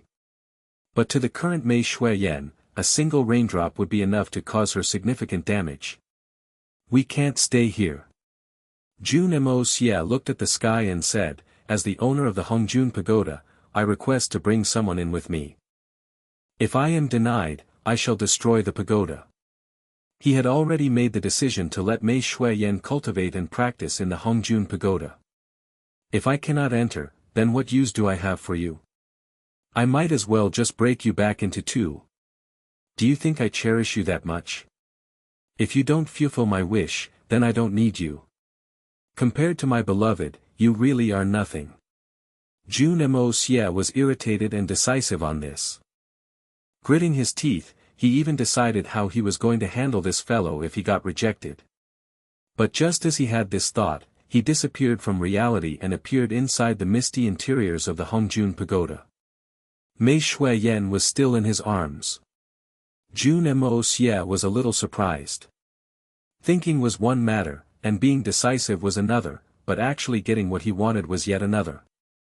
He had brought things inside the Hongjun Pagoda prior to this, but they had always been non-human things like herbs, rocks, etc. But this time, he had managed to bring in another person in with no problem. Jun Moxie was a little not used to this sort of convenience. But he didn't know that the Hongjun Pagoda had never rejected other living things being brought in. Since it had recovered its pearls, it was already complete. Had Jun Moxie wished to bring in an army of 10,000 men inside, in theory, he could. But his cultivation level was not high enough to bring so many people in yet. But young Master Jun was still unaware of this. He was still thinking gleefully that his threat was effective. So this fellow is scared of harsh threats. Looks like I've been too gentle with you last time. Upon entering the Hongjun Pagoda, Jun Moxie began to heal Mei Shuiyan's injuries. He didn't know how different the meridians of a Xian beast were from a human, neither does he know which circulation route does Mei Shuiyan use. But after a long consideration, he decided, since all of Mei Shuiyan's meridians are already shattered, the regular circulation routes no longer exists, the situation is already so bad it cannot get any worse. So I shall just rebuild something completely new from scratch. Directly using the purest heaven-earth spiritual chi to reform the meridians. Mold it according to my own body's meridians, then use the art of unlocking heaven's fortune to activate the circulation routes for her to recover her cultivations. I don't believe that the art of unlocking heaven's fortune cannot be compared to the skills of the Tianfa forest. That will be a huge joke. But Jun Moxie doesn't know that his decision has helped to really recreate Mei Shuiyan. Because this near-death experience this time has really fulfilled the part on, the Beast Kings will die. The art of unlocking heaven's fortune comes from ancient times, the only divine skill in this world. This time, it has really allowed Mei Shuiyan return to Tat Hata 1. This is the beginning of Mei Shuiyan's real powers.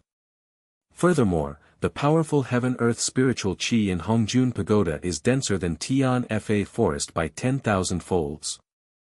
How can training in Tianfa forest compare to training in here? Furthermore, the spirit energy cultivated in this place are innate and need no further purification. Mei Shuiyan's original skills always had a limit, although it is arts that were of apex level. Once her time is up, even a deity cannot save her. But now that it has been changed over to the art of unlocking heaven's fortune, things are different. She could achieve spending her lifetime with her husband, for eternity. To thrive after death, be rebuilt after being broken, to succeed after defeat. Of course, with such tremendous benefits, there would be numerous risks as well. The heavenly tribulation for Mei Shuiyan practicing this skill as a Xian beast during her breakthroughs was impossible for her to bear. This was the same logic as demons and legends from Earth, it would be 100 times harder for them compared to a human. But she would always have Jun Moxie beside her. And Jun Moxie's Hongjun Pagoda was not afraid of any lightning tribulations. So after Mei Shuiyan recultivated her skills, there would be no obstructions before her. Naturally all this would be for a later time. Jun Moxie had spent 3 days and 3 nights in the Hongjun Pagoda recasting her meridians before it could be counted as successfully accomplished. The insides of her body were so damaged that it would be an insanely difficult matter to connect and restructure her meridians into a usable form. Jun Moxie had to make something out of nothing. How could it be easy? Over the course of these 3 days, with Jun Moxie's current inner strength of spirit energy, even with such strong backup support from a completed Hongjun Pagoda, he still ran out of spirit energy over 10 times. He could not afford any careless mistakes as he recasted Mei Shuiyan's meridians. Any wrong move would be considered an unrecoverable failure. Jun Moxie had completely and thoroughly combed through his own meridians, from head to toe, covering every little detail of it. He even opened a reference of the meridians in the human body within the Hongjun Pagoda to carefully differentiate and proceed accordingly to the differences in the male and female body. Advancing inch by inch, no, centimeter by centimeter. Mei Shuiyan never regained consciousness throughout this process. However, it was visible that things were making good progress. Her body was becoming stronger, and the external injuries completely disappearing. Her white fur changed to a healthy, radiant glow. Although her meridians were difficult to heal, her Xian skills would be hard to recover and her human form was gone, but her life was secured. This was already an extremely good beginning. Jun Moxie looked at her tenderly, gently picking her up and hugging her in his arms. Shuiyan, this place is my biggest secret. When you wake up, I will slowly tell you about it and share this huge secret with you. I will wait for you. No matter what. This will not change, even until the end of time. He carefully put the small creature onto the heaven-earth spirit vein he brought back from the snowy mountains. A green little tree had grown on it, radiating dazzling balls of light that slowly dispersed into the air and filled up the entire space within the Hongjun Pagoda. The entire space within the Hongjun Pagoda seemed a little more lively. This little tree was the small magical tree that had accompanied Dongfang when exiled for 10 years. Jun Moxie had shifted it into the Hongjun Pagoda when he was at the Dongfang family. To be more exact, it had forcefully attached itself to Jun Moxie and entered the Hongjun Pagoda. After that huge spirit vein from Blizzard Silver City had been shifted into the Hongjun Pagoda, this little tree had automatically moved and connected itself directly to it, growing its roots there. Within a few days, it grew dramatically and was about the height of two people combined. That originally tiny tree crown had also grown abundantly, looking like a huge umbrella now. And this small tree also had its own great benefits. Thick life energy oozed continuously out from it. The purest of its kind in this world. Mei Shuiyan's small body was placed right in the center beneath the crown of the tree. The countless sparkles floated out and slowly entered Mei Shuiyan's body, dissolving into her meridians. This small tree was like the gentlest hand, constantly comforting Mei Shuiyan's injured body. Shuiyan, just rest well and recuperate in here for now. You have sustained injuries that were too severe this time. It will be difficult to recover you into your original state immediately. I need to go home once to make arrangements first. Don't worry, I will come often to visit you. You won't be alone.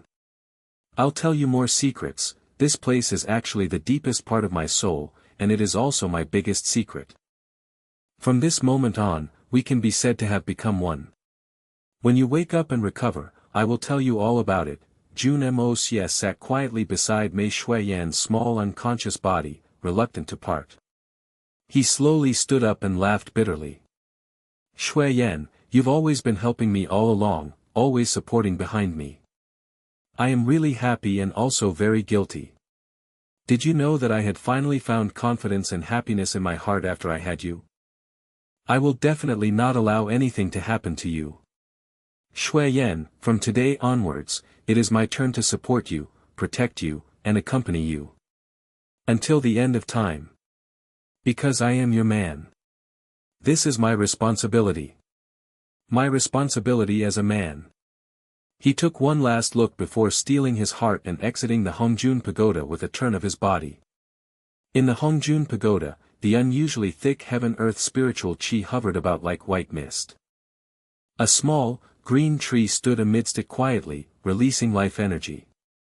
Mei Shuiyan's tiny body rested quietly on that heaven-earth spirit vein, as if she had fallen asleep peacefully. A shirt covered her body. Jun Moxie had just taken it off. It still carried his body's warmth and scent. It carried the emotions accumulated from him in 2 lifetimes. The Jun family. It was all silent. The place was full of people and beasts. Everyone had gathered here.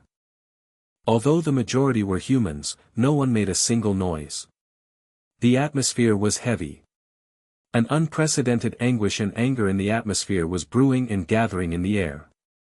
The episode that night was like a large stone that had weighed heavily on everyone's heart, making it impossible for them to breathe. Although the Condor King had brought news along with his return, allowing everyone to heave a sigh of relief, everyone was still waiting for a definite answer from Jun Moxie. Everyone's greatest concern was Mei Shuiyan's fate. Nothing else was greater than this matter. No one slept or even rested the past few days. Their eyes were all glued to the door. The Beast Kings were the most anxious. They were most clear of the terrifying effects of the Saint King pill. That was the taboo item that Tian Fa's first Saint King had left behind. Although they were confident in their brother-in-law Jun Moxie, no matter what, they still couldn't be optimistic about it. On the other side, in the study room of the Jun residence, all the members of the Jun family had been gathered in here. Jun Zhantian looked at Dongfang Wen Xian, Jun Wuyi, Guan Qinghan, Dugushao Yi, and Han Yenyao who were before him with an extremely solemn expression before he slowly announced his decision.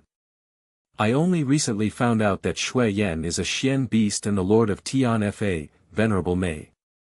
Humans and Xian beasts will always be different, no matter how excellent Shuiyan is or how admirable her status is. But what Shuiyan has done for the Jun family is the greatest amongst everyone else. Her support to Moxie is also the greatest. Had it not been Shuiyan, perhaps the Jun residence would have been destroyed. The Jun family ancestral teachings have always taught us to have an indomitable spirit and a clear conscience. Shuiyan has given and contributed greatly to Moxie, to the Jun family. A daughter-in-law like this old man acknowledges it. Everyone nodded. The love Mei Shuai-yen had for Jun Moxie, her sacrifices for the Jun family, everyone has witnessed it. But as a human, Moxie marrying Shuai-yen will definitely stir great controversy in the world, or even criticism. Perhaps even people within our family will allow their tongues to wag. So today, I am going to make it clear first. He paused for a moment before continuing. To everyone present, when Xin is Moxie's mother, Wu Yi and Yen Yao are his third uncle and third aunt, Qing Han and Xiao Yi are wives who have yet to be married into our family. There are no outsiders, so I will not hide or conceal it. I will be the one to make this decision today. Shuai-yen has met an accident right now, but no matter what the outcome is, she will be Moxie's wife. Is everyone clear? Everyone nodded in agreement. Dongfang when Xin said, everyone is clear of this. A good girl like Shuai-yen is almost impossible to find. Even if you did not saying this, I would not allow Shuai-yen to be bullied. I have already acknowledged her position since a long time ago. I only pray that the heavens will bless her and not let anything bad happen to her. Guan Qing Han and Dugu Xiaoyi's eyes turned red and nodded, worry clear in their expressions. We pray that Sister Shuai-yen can be safe. Heaven will bless those who are kind. Jun Tian nodded.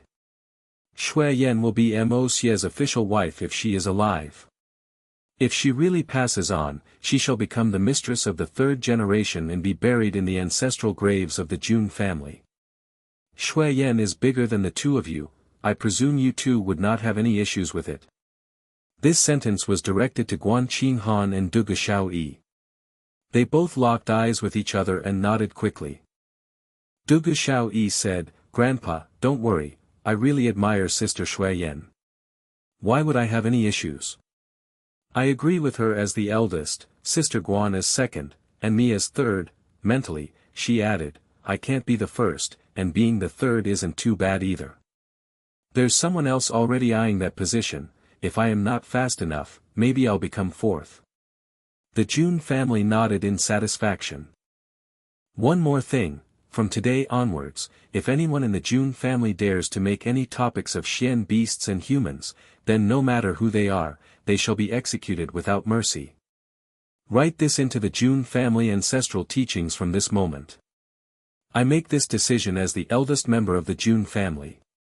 Jun Wui nodded, rest assured, Father, if anyone dares to use this as a topic, the current master of the family, will not let him off. I will personally execute him. Jun Tian nodded his head and rubbed his brows. Alright, all of you go down. If Moxie returns with news of Shuai-yen, no matter what, you have to let me know of it immediately. Father, it's better for you to rest for a while. You haven't rested for 3 days and 3 nights. How can your body take it if you continue like this? Han Yenyao said worriedly. How could I be at ease without any news about Shuai-yen? Jun Tian let out a long sigh. She's such a good girl. Everyone else nodded in agreement, deep worry showing on their faces. With no confirmed news regarding Shuai-yen, no one could really feel at ease. Finally, Jun Moxie appeared at the entrance of the Jun residence.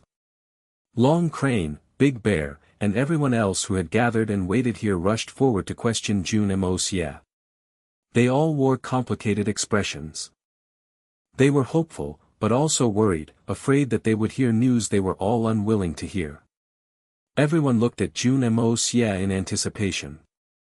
Many beast kings, who had already attained their human forms, towered over him in their bulky forms, but tears welled up in their eyes. Brother-in-law, sis. How is she? Brother-in-law, you're back, but where's big sis? Brother-in-law, how is big sis now? Are her injuries very severe? She will be able to return soon, right? Where's my big sis? Why didn't she come back with brother-in-law? Brother-in-law, we can't be without big sis. While everyone was cleaning up the room, they discovered the message Mei Shuai-yen had left behind. From today onwards, the orders of Jun Moxie are also my, Mei Shui Yan's, orders. No beasts of Tian Fa are allowed to defy him. While everyone had seen this message, their hearts were extremely heavy. A message like this was extremely ill foreboding. The battle from that night had left everyone feeling extremely anxious. And now seeing Jun Moxie return alone, everyone was almost hysterical. Looking at the sincere loyalty and unconcealed worry and concern on these burly men's faces, Jun Moxie was moved. Who said that Xian beasts were cold-blooded? The feelings of Xian beasts were the most sincere. It was priceless, impossible to be concealed or hidden. Shui Yan, you should feel extremely proud to have a bunch of brothers and sisters like them.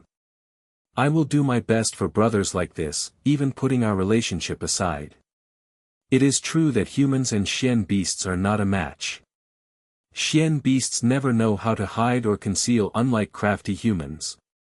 Compared to these pure-hearted Xian beasts, some humans are truly worse than a beast. Everyone can rest assured, your big sis did sustain extremely heavy injuries this time, but her life is no longer in danger after being treated by me. Her injuries this time are truly more complicated, so I've already sent her to my master's place. He is treating her already. He has made it clear that there will be no problem. Only that she will take a long time to recuperate. You don't need to be so anxious, I will keep you all updated on the news of your big sis's recovery. But this recuperation period is extremely crucial, so no one must disturb her. Jun Moxie decided that this was the most reassuring reason he could give everyone. Ah! Long live! Big sis is alright. I knew brother-in-law had remarkable abilities, he can handle anything. Even if it is the Saint King pill. Ha ha ha. Big Bear jumped and grinned in joy. That's great. That's great. Long live brother-in-law. Brother-in-law's master is really a good person. If I ever get to meet him, I swear I will kowtow to him 10,000 times. Big sis is safe. Ha ha ha. Sob. Sob, Earthcracker rubbed his eyes, laughing and crying at the same time. All the other beasts rejoiced from this great news. Their worries all vanished as they celebrated. The Xian beasts all cried at the same time, and the sound resonated throughout the whole of Tianxiang. Ha ha ha, Earthcracker, did you forget that Big Sis always picked on you first? And Big Bear, look at how happy you are. We were all watching when Big Sis kicked your ass. Just watch, during this time Big Sis is not around, if we do not take good care of Tian Fa Forest, when she returns, she will still need to clean up after the two of you. When that happens, we shall all just watch the drama and not help speak up for you too. Long Crane rubbed his red eyes, cleverly hiding the tears of joy that had fallen. He finally felt relieved, and his mood turned better. He began to make jokes about Big Bear and Tiger King. Humph. It's just a scolding and beating. Big Sis teaching us a lesson means that she cares for us. At least we are not children who are not loved by anyone. We are willing, and we are happy. Can you do anything about it? Long Crane, you also have been reprimanded by Big Sis quite often. We are all the same. If we do not take good care of Tian Fa, when Big Sis returns, do you think you could escape? To think you have the cheek to be rejoicing about our misfortunes. Could you be envious? Big Bear taunted back, leaving no mercy. Big Sis did discipline me, but she will always leave some face for me. Unlike you guys, if you don't go through a round of beating you wouldn't get the point at all. Long Crane rolled his eyes. Screw you. Leaving some face for you. When you were chased by Big Sis and running around Tian Fa Forest in circles, Big Sis had already given you a round of beating. Who didn't see it? Big Sis really left some face for you. That face was so much it was shocking. Earthcracker laughed loudly. Xian cranes are naturally thick-skinned. I am truly inferior to you in this aspect. That was an accident. That time. F***ck. I won't let you guys off. Long Crane had ran out of comebacks. He pounced forward and the three of them engaged in a brawl. It seemed as if this joyous mood had infected everyone in the Jun residence. Everyone was smiling and rejoicing. All sorts of beastly cries for joy resonated across the place. Despite feeling giddy from that wave of cries, everyone else in the Jun family was smiling at ease. Finally. She is all right. God bless. Just seeing this bunch of guys celebrate, although it was a little uncomfortable on the ears, but, just watching them was enough to make anyone else feel happy as well. Jun Moxie was also laughing happily, but he also made a resolution in his mind. Xueyan, I will let you recover as quickly as possible, no matter what it takes. I will let you return to this bunch of comrades. Their feelings to you are absolutely real. I am really happy for you. And for myself. They are your good brothers, which makes them good brothers of mine. After laughing with Long Crane and the rest for a while, Jun Moxie entered the hall and the study room. The moment he had entered the door, Jun Zhantian, Dongfang Wen Xian, and the rest had noticed that something was off about Jun Moxie today. Only close kin of his could detect this. Jun Moxie had shed some of his usual flightiness, but gained a bit of calmness, an indescribable calmness. Like a volcano before it erupted, like the ocean before a hurricane.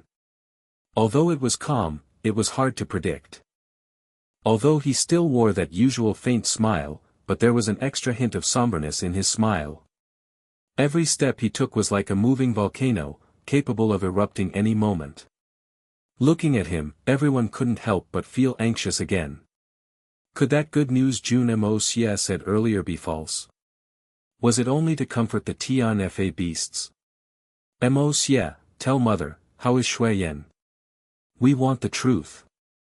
Dongfang Wen Xian was the first to ask. Everyone's eyes were on Jun Moxie's face. It is true that Xueyan's life is no longer in danger. But she was really injured badly. Too badly. Jun Moxie laughed bitterly before continuing. To make a complete, full recovery. It takes too long, too long. There was unconcealed frustration and pain in Jun Moxie's eyes. Mei Xueyan had fallen to the lowest level. She wasn't even a first-level Xian beast. To recover her original fourth-level venerable level, even with the aid of Hongjun Pagoda, it would still take an extremely long time to recover. It would be an unbearably long time. Her original capabilities was the result of Mei Xueyan's accumulation over a few hundred years. They completely vanished in one day. How could they be easy to return back to the peak? To put in an even more pessimistic way, no one here in the Jun family would live long enough to see Mei Xueyan regain her human form again. At this instance, a light bulb went off in Jun Moxie's head. He recalled that the 9 Nether First Young Master had 99 wives in this continent alone. And when he went over to Earth, he had also vaguely mentioned that these wives had followed him over. There was one sentence went along the lines of the wives' cultivation level was not enough, so he had to wait a few more years. His wives were all people from Xian continent, ordinary people like his grandfather, mother, and third uncle. How did they manage to live 10,000s of years with him? Could there be some sort of secret to this? Jun Moxie went into deep thoughts. Longevity. Could it be possible? Jun Moxie had another matter to think about from this moment on. As long as she is all right, that is the greatest news already. Dongfang Wen Xian heaved a sigh of relief. Moxie, no matter what, you must not let Xueyan down in this life. Or I will be the first one to not let you off. Dongfang Wen Xian was feeling extremely guilty in her heart. After all, Mei Xueyan had battled the saints without worrying for herself for Dongfang Wen Xian's sake. This had moved Dongfang Wen Xian deeply, but also made her feel guilty. Feeling like she had implicated her daughter-in-law. I won't. Jun Moxie nodded firmly with determination in his eyes. Moxie, don't worry, with heaven's blessing, Sister Xueyan will definitely recover quickly. Guan Qinghan said gently. No matter how and what decisions you make, we will all support you. And wait for you. Guan Qinghan was an intelligent person. She had sensed the huge change in Jun Moxie. If it were the old Jun Moxie, although he was merciless in his acts, he was still a boy inside. But this moment, after this matter, Jun Moxie had become a man. An indomitable man. 100%. She had also clearly sensed that the emotional impact on Jun Moxie was unprecedentedly huge. But no matter what, she was willing to wait. This was also the first time Guan Qinghan had conveyed her feelings towards Jun Moxie.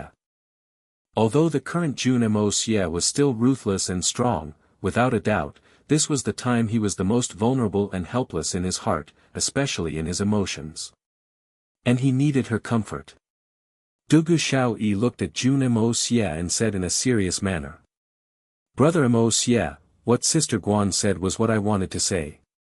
No matter what, we will always be by your side until Sister Shui Yan returns. Jun Moxie smiled and looked at both of them. Don't worry, she will be fine.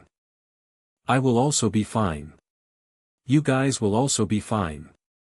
He paused for a while before continuing. I am going to go and train. Then he turned around and exited. Dongfang Wen Xian was feeling a little troubled as she watched Jun Moxie's back slowly disappear from sight. Astonished, she turned her head around and said, something's wrong. With Moxie's vengeful personality, how could he not mention anything about taking revenge after suffering such a huge disadvantage this time? He didn't even ask for the names of his foes. This is too odd, isn't it? Everyone else began to feel confused after she pointed this out. Jun Zhantian sighed. Is it really odd? From today onwards, Moxie has become a real man. And for men, some things only need to be done, without needing to be said. What meaning is there in talking about this revenge? The only proof needed is to get it done. Regarding who the foes are, Moxie would probably be the clearest amongst all of us. Why would he need to ask? It was late at night. Li Yuran sat silently in his room in the second prince's residence. The oil lamp before him flickered. His face was deep in thoughts, as if he were waiting for something. After a long while, with a flash of a shadow, another person appeared in his room. White clothes, sharp brows, a handsome but expressionless face. Hands behind his back. The look in his eyes were sharp and cold. It was Jun Moxie. Jun Moxie wanted revenge, but he knew who he was up against. Speaking of it before his family members would only cause them to worry. So he didn't speak of it. But he knew that there was one other person who would know the answers. And be more clear of it than anyone else. This person was Li Yuran.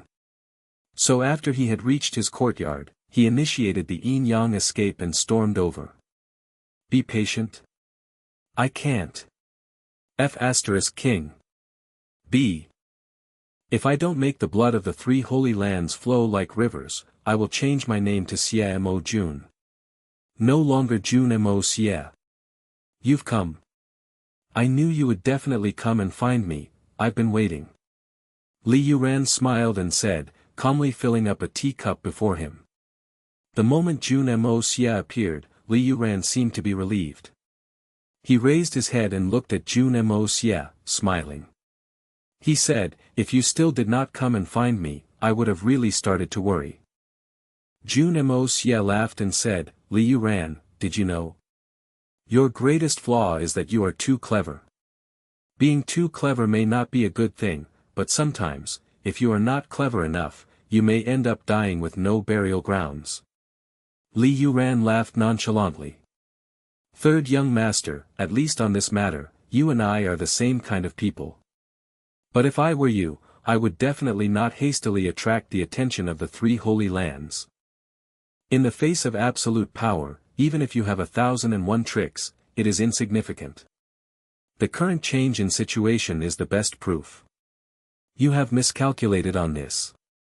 I know. If you were me, you will choose to hide and bear with it, until the day you have powers that no one else can retaliate or go against. With powers that would shock the world, you would then reveal your real strength and sweep through the entire pugilistic world.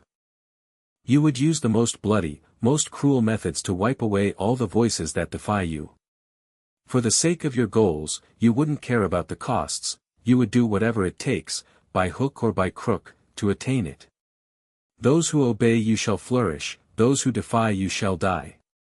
Jun Moxie grinned and sat down before him. That is you, Li Yuran. But it is not I, Jun Moxie. You are right, I do have that sort of mindset. So we are ultimately two different types of people. Li Yuran said, the methods I use may be despicable, ruthless, and even low. But at least before I become strong enough, I will not become the target of everyone. But you, since you made such a strong appearance, everyone started to swarm towards you. Although it is exhilarating, it is glorious, but it is the ultimate risk. It is the taller trees in the woods that get their tops blown off. A person in a high position is liable to be attacked. You may be unharmed, but what about those around you? Your fatal weakness is that you have risen too quickly. Li Yuran had hit the nail. And the only person who rose is you, with no solid foundations to back you up. And the speed at which you have risen has attracted the attention and fear of those at the top. If they do not defeat you, who else would they go for? Even if you maintained a good relationship with 3 holy lands, they would still wipe you out. Because the threat from the speed you have risen at is too big. So big that no one can tolerate, so big that no one dares to tolerate it.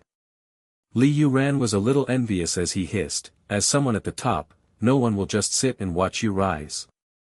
Because your rising has no end. You are only 18. Just 18 years old. But they have spent all their lives practicing, perhaps even hundreds of years, but a majority of them are nowhere near you. If you don't die, how could they be at ease? Are they supposed to just sit and watch you rise to the top and slowly crush them under your feet? Listen to your commands. That is something no one can accept. Jun Moxie laughed coldly. To seize things beyond your control is what it means to be alive. If I cannot control it, I will make a mess out of it. Otherwise, what meaning is there in living? To live like you, enduring for your entire life, only explode later. Then isn't your entire life too dull and boring? I am Jun Moxie. I want to make the winds and the clouds move under my control. I want everyone to be wary of me. Looking upon this world with cold eyes, I want to be wild. Jun Moxie declared. So what if it's the 3 holy lands? If they do not wish to be stepped upon by me, then am I supposed to just not do so? But in this world, some gray areas need to be eliminated, understood, and faced. Perhaps you may think that I am despicable, shameless, and heartless, but you would feel most comfortable believing someone like me. Because I only believe in myself. Other than that, there is no one else. But someone like you also lives the most pitiably. Jun Moxie looked at him in pity. Pitiful or not, everyone has their own take on it. Li Yuran expressed, upright and unafraid. As long as I do not find it pitiable, then I am successful in this life.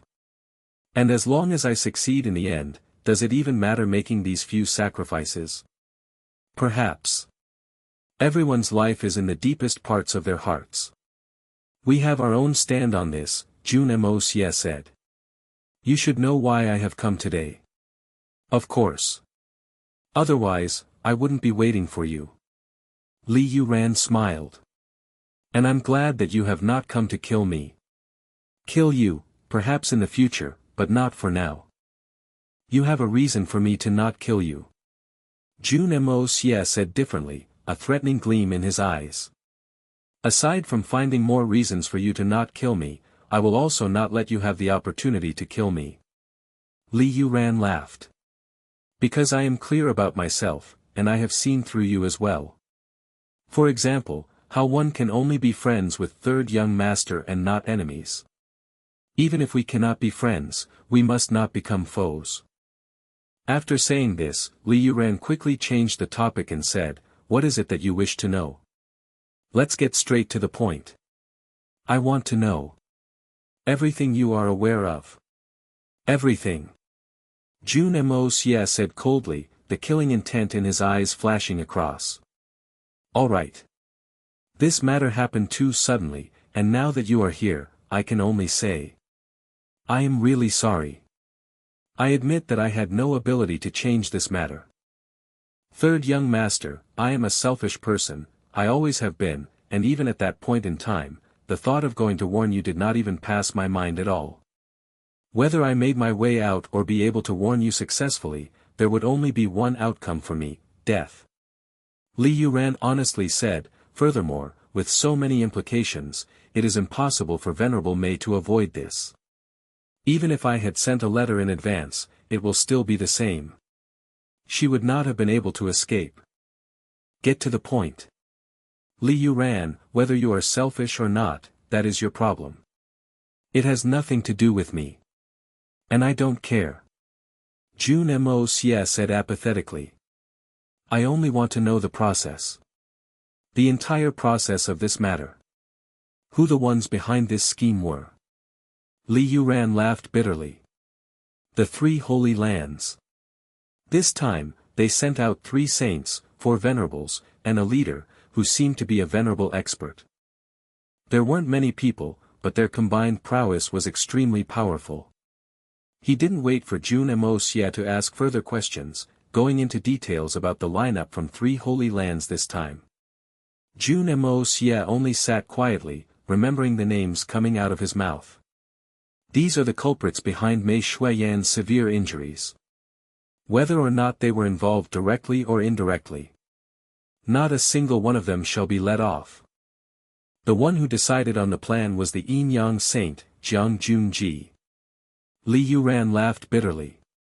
At first, he had suggested capturing your grandfather as hostage to force your master to reveal himself. But I managed to change their mind.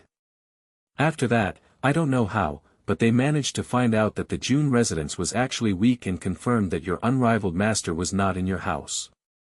That led to this plan. And just at that time, Venerable Mei returned with the rest of the troops. As to what happened afterwards, I believe you know." Li Yuran casually reminded Jun Moxie about the favor he had secretly done for him. Although it was not spelt it out clearly, he believed that Jun Moxie would understand his intentions and also not deny it. Yin-Yang Saint. Jun Xie. Jun Moxie muttered this name, a sinister gleam appearing in his eyes as he spoke under his breath. "I will let that person know that this world is a terrifying place." Jun Moxie had only muttered with a slightly soft voice and did not use a heavy tone, but Li Yuran felt a chill in his heart and couldn't help but shiver. Seeing Jun Moxie shifting his focus to him, Li Yuran felt that he had great foresight in deciding to aid Jun Moxie. And he actually felt a little happy. So where have all these people run off to now? Jun Moxie paused for a while before continuing. "If they are still here in the residential palace, you probably wouldn't dare to speak of this here." Li Yuran sweated. "I'll be honest, in the battle that night, all 3 saints from Illusory Blood Sea were wiped out. The other saints also sustained injuries from Venerable Mei's sword Qi and the might of the heavenly tribulations. They were even more afraid of the Xian beasts blindly going after them for revenge and thought that they might not be able to retreat without sustaining further injuries. So they all left the city overnight. Currently, their whereabouts are unknown." Li Yuran had a hint of self-mockery in his eyes. Because when they had left the city, they did not inform him and did not even think of bringing him along. This showed that he wasn't anything in their eyes or minds. Perhaps, he was just a burden. From start to end, I was just an insignificant, minor little character in their eyes. Once I no longer have any value, they just toss me aside. It didn't matter if I lived or died. This is worse than even an abandoned son. But I am also human. And I may not necessarily be worse than you all. I need to even surpass you all in my wisdom. What right do you have to treat me as such?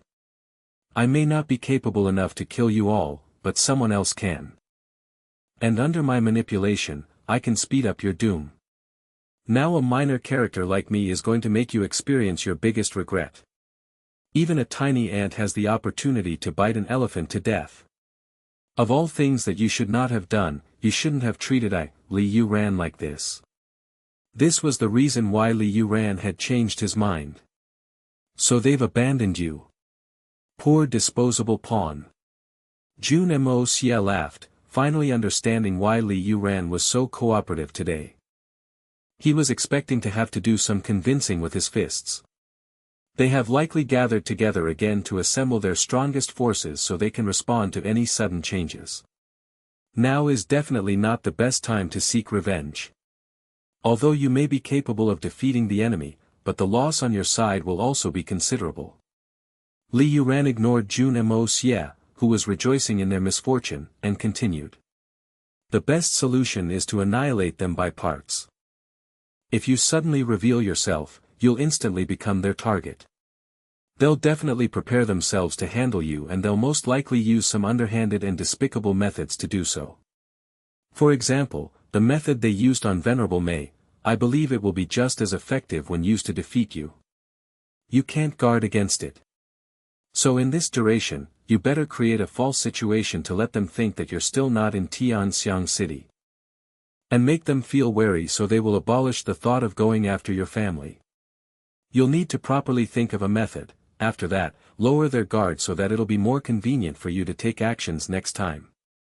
A method? Jun Moxie frowned. There weren't a lot of suitable methods at this point in time. Li Yuran was right, if they used his family members to threaten him, it would indeed be a big problem. Jun Moxie suddenly had a thought of moving his family into Tian Fa Forest in advance. Then he would not have to worry about anything else. But he had originally planned to move them immediately after he had gotten his revenge. But with the current situation, he needed to speed things up. The royal family of Tianxiang Empire. Let's just destroy it first. Jun Moxie began to secretly plot in his head, thinking deeply. I thought of one, it should be suitable. This stratagem could possibly destroy the Holy Lands. A ruthless gleam flashed in Li Yuran's eyes. The 3 Holy Lands had 3 objectives for this operation, you, Venerable Mei, and your master. Now, Venerable Mei has already perished. Now, we're only left with. He hadn't finished his sentence when a hand tightened around his neck. Jun Moxie grabbed him so tightly that he couldn't breathe. He was met with a cold murderous look in Jun Moxie's eyes. She has not perished. Remember it.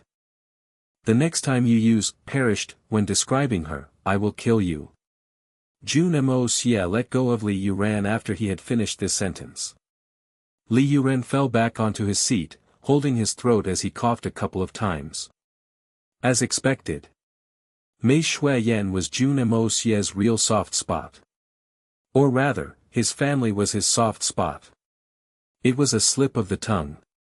The 3 Holy Lands temporarily only have you and your master as their objectives right now. Li Yuran did not get angry, continuing after catching a couple of breaths. Because he found Jun Moxie's bottom line, which was worth being choked for a while. You can let news out that to seek revenge for Venerable Mei, you are going to go and look for your master, then return for revenge. And you need to make it sound like your master is slightly far away from Tianxiang, this way, both sides will have more time to mediate. And this period of time is your time. Li Yuran looked at Jun Moxie and said indifferently. This is not only a stratagem, it is also a method to turn the situation around. With your current capabilities, although you are already very strong, you still have no chance of winning facing the remaining 6 saints at the same time. 1 saint alone is enough to wipe out the entire Jun family. But the greatest objective of the 3 Holy Lands is entirely that master of yours. And the key to your revenge is also your master. You cannot not make good use of this circumstances that is bestowed by heaven. The greatest hope of your revenge lies in making good use this circumstance. Li Yuran said. Make it difficult to tell what is true or false. This way, I believe that the saints from 3 holy lands will put all their efforts in preparing to battle with your master. And they will assume that all their objectives have been achieved the moment you and your master return. This way, they'll stop going after the Jun family. After all, they have statuses of a saint. To constantly go after a family from the regular society is truly not pleasant. The objective of the 3 holy lands is you only. They won't even bother to take a look at the Jun family if you are not part of it. This may sound rude, but it is definitely the truth. There's no harm taking it into consideration. Jun Moxie frowned as he pondered over the stratagem Li Yuran had provided. He had to admit that he was greatly enlightened by this advice from Li Yuran, someone who schemed so much it had become a habit. Li Yuran was truly worthy of the title of an expert plotter. Truly vicious and merciless. And this stratagem could be said to have taken everything into consideration. Even the minor worries Jun Moxie had initially were erased. I will carefully think over this stratagem. You've given me a plot, so I shall return you with one. During this period of time, you can help the second prince. Let him kill the first prince and third prince. And also get rid of that imperial father of his. You've been staying at his place for such a long time, and I believe you're embarrassed to be living here for free.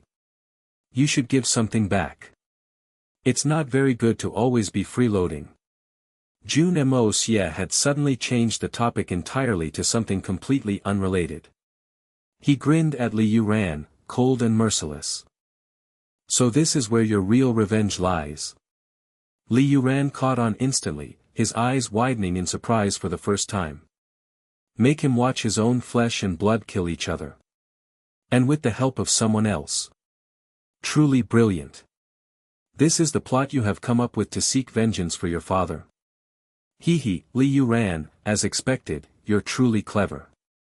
You even understood the little details within this plot. How is it? This stratagem I've given you isn't too shabby, is it? Jun Moxie raised his brows. Shabby? It's marvelous. Li Yuran laughed coldly. I am willing to offer my help in such a brilliant plot. Just notify me once everything on your side is ready. I am really looking forward to this exciting tragedy of kinship now. I will be really happy like this. Even though I can't become emperor, if the royal family perishes because of me, it will still be good. You are a little sick in the head. Jun Moxie took a look at him. I'm leaving. And thanks. Jun Moxie left with a turn of his body. There was no expression on his face, but his last word was of utmost importance to Li Yuran. And this word was what Li Yuran had always wanted. Thanks. Just this extremely simple word. Thanks. That was also what I wanted to say to you. Li Yuran stood alone in the room, a smile on his lips. Li Yuran. To think that I've developed this poor habit from scheming and plotting behind the scenes for such a long time. Is constantly strategizing for others my true purpose in life? The night passed by silently. Jun Moxie appeared in another location. The second Prince Yang Dan had chased a few concubines out of his own frustration. Not because his lecherousness had been treated, but he truly was not in the mood for anything. Furthermore, the people from 3 holy lands had suddenly left, causing this second prince to lose his mainstay. Even though Li Yuran was still around, but what good could his presence do? But at this moment, Jun Moxie appeared before him. Out of nowhere like a ghost. By the time the second prince realized it, Jun Moxie had already leisurely taken 2 steps in his room. The windows and doors were completely closed. How did he come in? Was he a human or a ghost? The second prince was frightened by Jun Moxie's arrival. He had just opened his mouth to scream, but it was already covered by Jun Moxie's palm. His entire body trembled, and there was a fearful look in his eyes. Stop shouting. It is useless even if you shout. I have brought good news for you this time. Jun Moxie said gently. Be good, don't need to be afraid. I won't hurt you. Besides, since I am already here, it is useless even if you tear your throat from screaming, you should just listen obediently instead. After making these slightly contradicting remarks, young Master Jun released his hand and slowly cleaned it on the robes of the second prince. Jun Moxie, what do you want? The second prince backed away in fear, his teeth chattering. Although he was terrified, but he was also well aware that there was no point in shouting. With Jun Moxie's legendary capabilities, killing him would be as easy as killing an ant. Stop backing away, I'll really kill you if you back away some more. Jun Moxie said as he smiled. Yes, that's a good boy. Let me ask you, Goat Testicle One, are you willing to become the emperor? You. What do you mean? Young Dan looked at him in fear, but a glimpse of unconcealable desire flashed across his eyes when he heard the words, become the emperor. As long as you do a couple of things, I will let you sit onto the emperor's throne. Jun Moxie said with a hypnotizing tone. I definitely will not go back on my word. Soul sedating technique. A very weak spiritual sense was used to stir up the greatest ambitions in the heart of the second prince. But why was the second prince's spiritual sense so weak? It was due to the extreme anxiety and fear he had experienced. How could he be resistant to Jun Moxie's soul sedating technique that could even hypnotize venerables? What is it? Speak. There is nothing I am incapable of doing. As long as you can promise that I'll sit upon the throne, I will do it. Anything. The fear in the eyes of the second prince slowly faded away and was replaced by a look of fiery ambition. The mention of Emperor's throne had made his heart, which had been yearning for 30 years, to be overwhelmed with crazy passion. Jun Moxie didn't even need to further hypnotize him. The second prince had gotten all stimulated on his own, agreeing to everything and promising mindlessly. So lousy. Even I didn't expect you to be so lousy. Jun Moxie scolded in his head. As a prince, to disgrace his body to this state, young Dan could be said to be the first and last in all of history. Had it not been because he was still in his peak of masculinity, he would probably have died from excessive ejaculation. Actually, I'm only providing you the simplest way. As long as you kill Yang Qiu and Yang Zhe, then kill Yang Huaiyu with your own hands, I can assure that you definitely will sit on that throne. Rid all the heirs in the royal family of Tianxiang, and only you will remain. Did you not think of such a simple method? Jun Moxie said in a low voice, his tone full of temptation. Ah! The second prince froze. Since ancient times, men of great ambition never bothered about trifles. Which emperor was not merciless and ruthless? If you can't even bear that, or even dare to kill your own competitors, how could you become the one and only supreme emperor? Jun Moxie leaned in beside Yang Dan's ear and said slowly. And Yang Qiu, Yang Zhe, and Yang Huaiyu are all your competitors. Your archenemies. Hindrances in your path to become emperor. They are no longer your father and brothers. You need to understand this. If they don't die, you will. And you will never be able to rise onto that throne. Only with my support will there be no obstacles before you. If there is only you left, then logically you will be the one that shall succeed the emperor's throne. Now that the 3 holy lands have left, only I can help you. Jun Moxie said slowly. He used a magical kind of spiritual sense in his words, causing them to resonate in the deepest parts of the second prince's soul. Slowly, echoing in his heart and mind and eventually his entire being. If I don't kill them, I will really have no hope. And I may even die. As long as I kill them, I will be emperor. They are my opponents. Enemies. How could I show mercy to my enemies? Imperial Father, Yang Huaiyu, you have been emperor for so many years already. Are you still not satisfied? Why must you still occupy that seat? You should just come down earlier. Elder brother, Yang Qiu, did you think that just because you're the oldest, the throne was definitely yours? Earlier, when father made you crown prince, you were elated, weren't you? It was something that was rightfully yours, wasn't it? You were only born a couple of years before me, that's all. If emperors were decided on their age, then only turtles would have the right to become emperor. They can live for 10,000 of years. Third brother, Jun Xie. Who do you think you are? Even you dare to think of succeeding the throne? Did you think that because you are the youngest, imperial father would dote on you, and everyone will give in to you? Hey! Are you even worthy of being the emperor? Slowly, the second prince's emotions were greatly agitated. He suddenly made a turn, walked over to the table, picked up the teacup on the table and smashed it into smithereens onto the floor. Then, he flipped the entire table and began to hammer his chest. His entire face turned red and he shouted into the sky.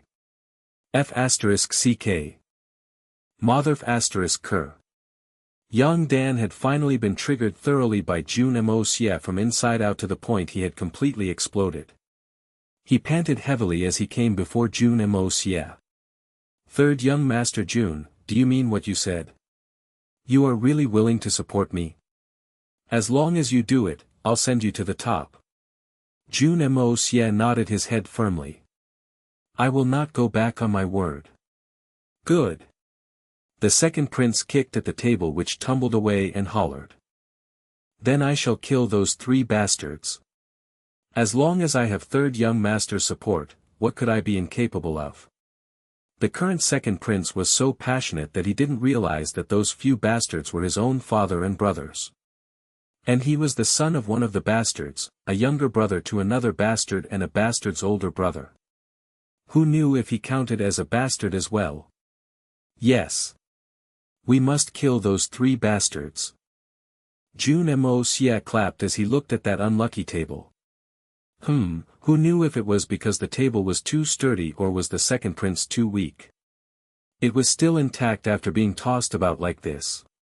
Even if an ordinary person who had never practiced Xian Qi tossed and kicked the table about, it would probably have already broken into pieces.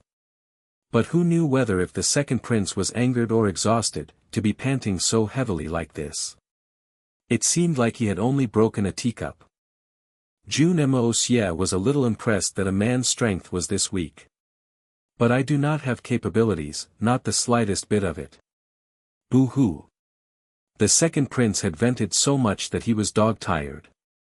But he suddenly squatted on the floor and began to wail sorrowfully, like a child. Good boy, it will be all right, with me supporting in the shadows, you shall have capabilities. Li Yuran will also aid you, you must remember, you have to listen to Li Yuran. You must do whatever he asks you to do, got that? As long as everything is done, you can attain the emperor's throne. Jun Moxie was about to hurl from the disdain he felt towards him, but he had to try to gently comfort him. Of course, these few sentences were also conveyed through spiritual sense. Really? The second prince chirped. For real? Jun Moxie nodded. I will definitely kill them. Those who stand in my way to becoming emperor shall die.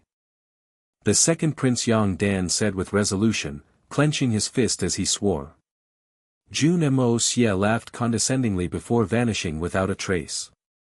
The second prince immediately hurried over to Li Yuran. Jun Moxie had said so just now, as long as I obey Li Yuran will help me succeed the throne. Li Yuran was bewildered. He was really surprised. To think that Jun Moxie was so fast in his actions. He left my place less than an hour ago, yet this second prince has already rushed over. And with such vehemence in the way he talked about the emperor and the other 2 princes, in a tone as if they could not exist under the same sky. As if those 3 people enemies who had murdered his father and gang-raped his wife. After listening for a while, Li Yuran finally understood as he looked at the second prince, who seemed extremely smug with himself. Li Yuran couldn't help but feel a sense of sorrow for him. Jun Moxie has indeed promised to let you sit onto the emperor's throne. But he only said to let you sit on it, and not become an emperor for your lifetime. There is a great distinction here, but you became deluded and got all agitated. Letting you sit on that throne for 1 second can also be counted as having fulfilled his promise. Truly the #1 idiot in all of history. As a human, to live as pathetically as you, is truly tragic. I really can't figure out how did Jun Moxie do it. To sway this second prince into this state with a couple of sentences. Talent, an incredible talent. Although Li Yuran thought this way, he was extremely cooperative. Now under Jun Moxie's influence, he had a silly master who completely obeyed him. His crafty plots and machinations could finally be put into use openly. Although it is not me becoming emperor, but to aid this puppet into becoming emperor is also something that gives a great sense of achievement. Although it is only becoming emperor for only a short moment. Jun Moxie had returned back to the Jun residence. Jun Moxie called for Hai Chen Feng and only passed a single sentence. Tell Prince Equivalent and Yang Mo to get prepared. Hai Chen Feng left with his orders. The next day, Jun Moxie boarded a horse and left the north gates as swift as lightning without stopping. After a few hundred li of road, he abandoned his horse by the side of the road and disappeared without a trace. Meanwhile, the Jun family had also vaguely released some news. This time, Jun Moxie was completely infuriated and enraged and had already set off to find his master, ready to come back to seek revenge at any time. And it seemed like young Master Jun's master stayed at a very faraway place. The trip would be a rough one, without stopping to rest. There may be a long delay during this period of time. But this revenge had to be taken. It was said that Jun Moxie said this when making an oath in the Jun family ancestral hall. There would be no waves without any wind. There have been quite a number of people lurking in the shadows of the Jun residence these couple of days to try to hear some news. When such shocking news came out, within seconds, everyone knew of it. But the Jun family seemed to have passed a gag order. No one was to discuss this news. If anyone managed to stop the servants of the Jun family to ask, they would be met with a look of surprise and suspicion, as well as the question, how did you find out? Thus, this news began to spread around in Tianxiang City, secretly. The news spread like wildfire. The saints from the 3 holy lands smirked at each other in a hidden place. We've finally succeeded. The ultimate goal can finally be achieved. Jun Moxie has left to invite his master. But Venerable Mei didn't die. How could this be possible? Someone raised the question. You also believe this nonsense? It clearly is a lie Jun Moxie spun to stir public sentiments. Such a strong backlash, plus attacks that costed the lives of 3 saints, and the double wrath of the heavens and earth, how could she survive? Even the 3 saints from illusory blood sea had cushioned her back for her. If she didn't die, then there was really no justice. Obviously Jun Moxie only said it to pacify everyone. If she really didn't die, then why hasn't he brought her home? I'd suspect that this was said to trick those simple-minded Xian beasts. Someone else carefully rebutted this point in a sensical manner. Makes sense. Jun Moxie said that he had sent Mei Shuiyan to his master to recuperate, but now he has to spend such a long time to go and find his master. This clearly is a huge contradiction. Even the dumbest person can infer that Venerable Mei is definitely dead.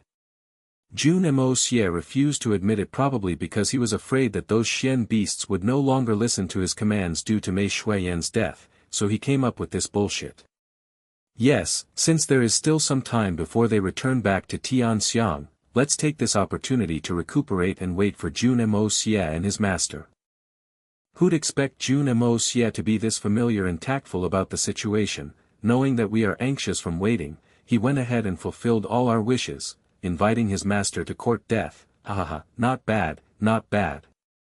Truly, one will search high and low only to find it when one least expects to. Well said, Just as Li Yuran had judged, these few saints and their capabilities were indisputably high. But their wisdom was also indisputably poor. To think of all the false setups as real happenings, but to interpret the only truth as something that was false and even come up with a logical reason for it. So overbearing. But this was also the brilliant part of this stratagem. Anyone else would think that Jun Moxie wanted to seek revenge. But since he wasn't strong enough, so how could he get his revenge?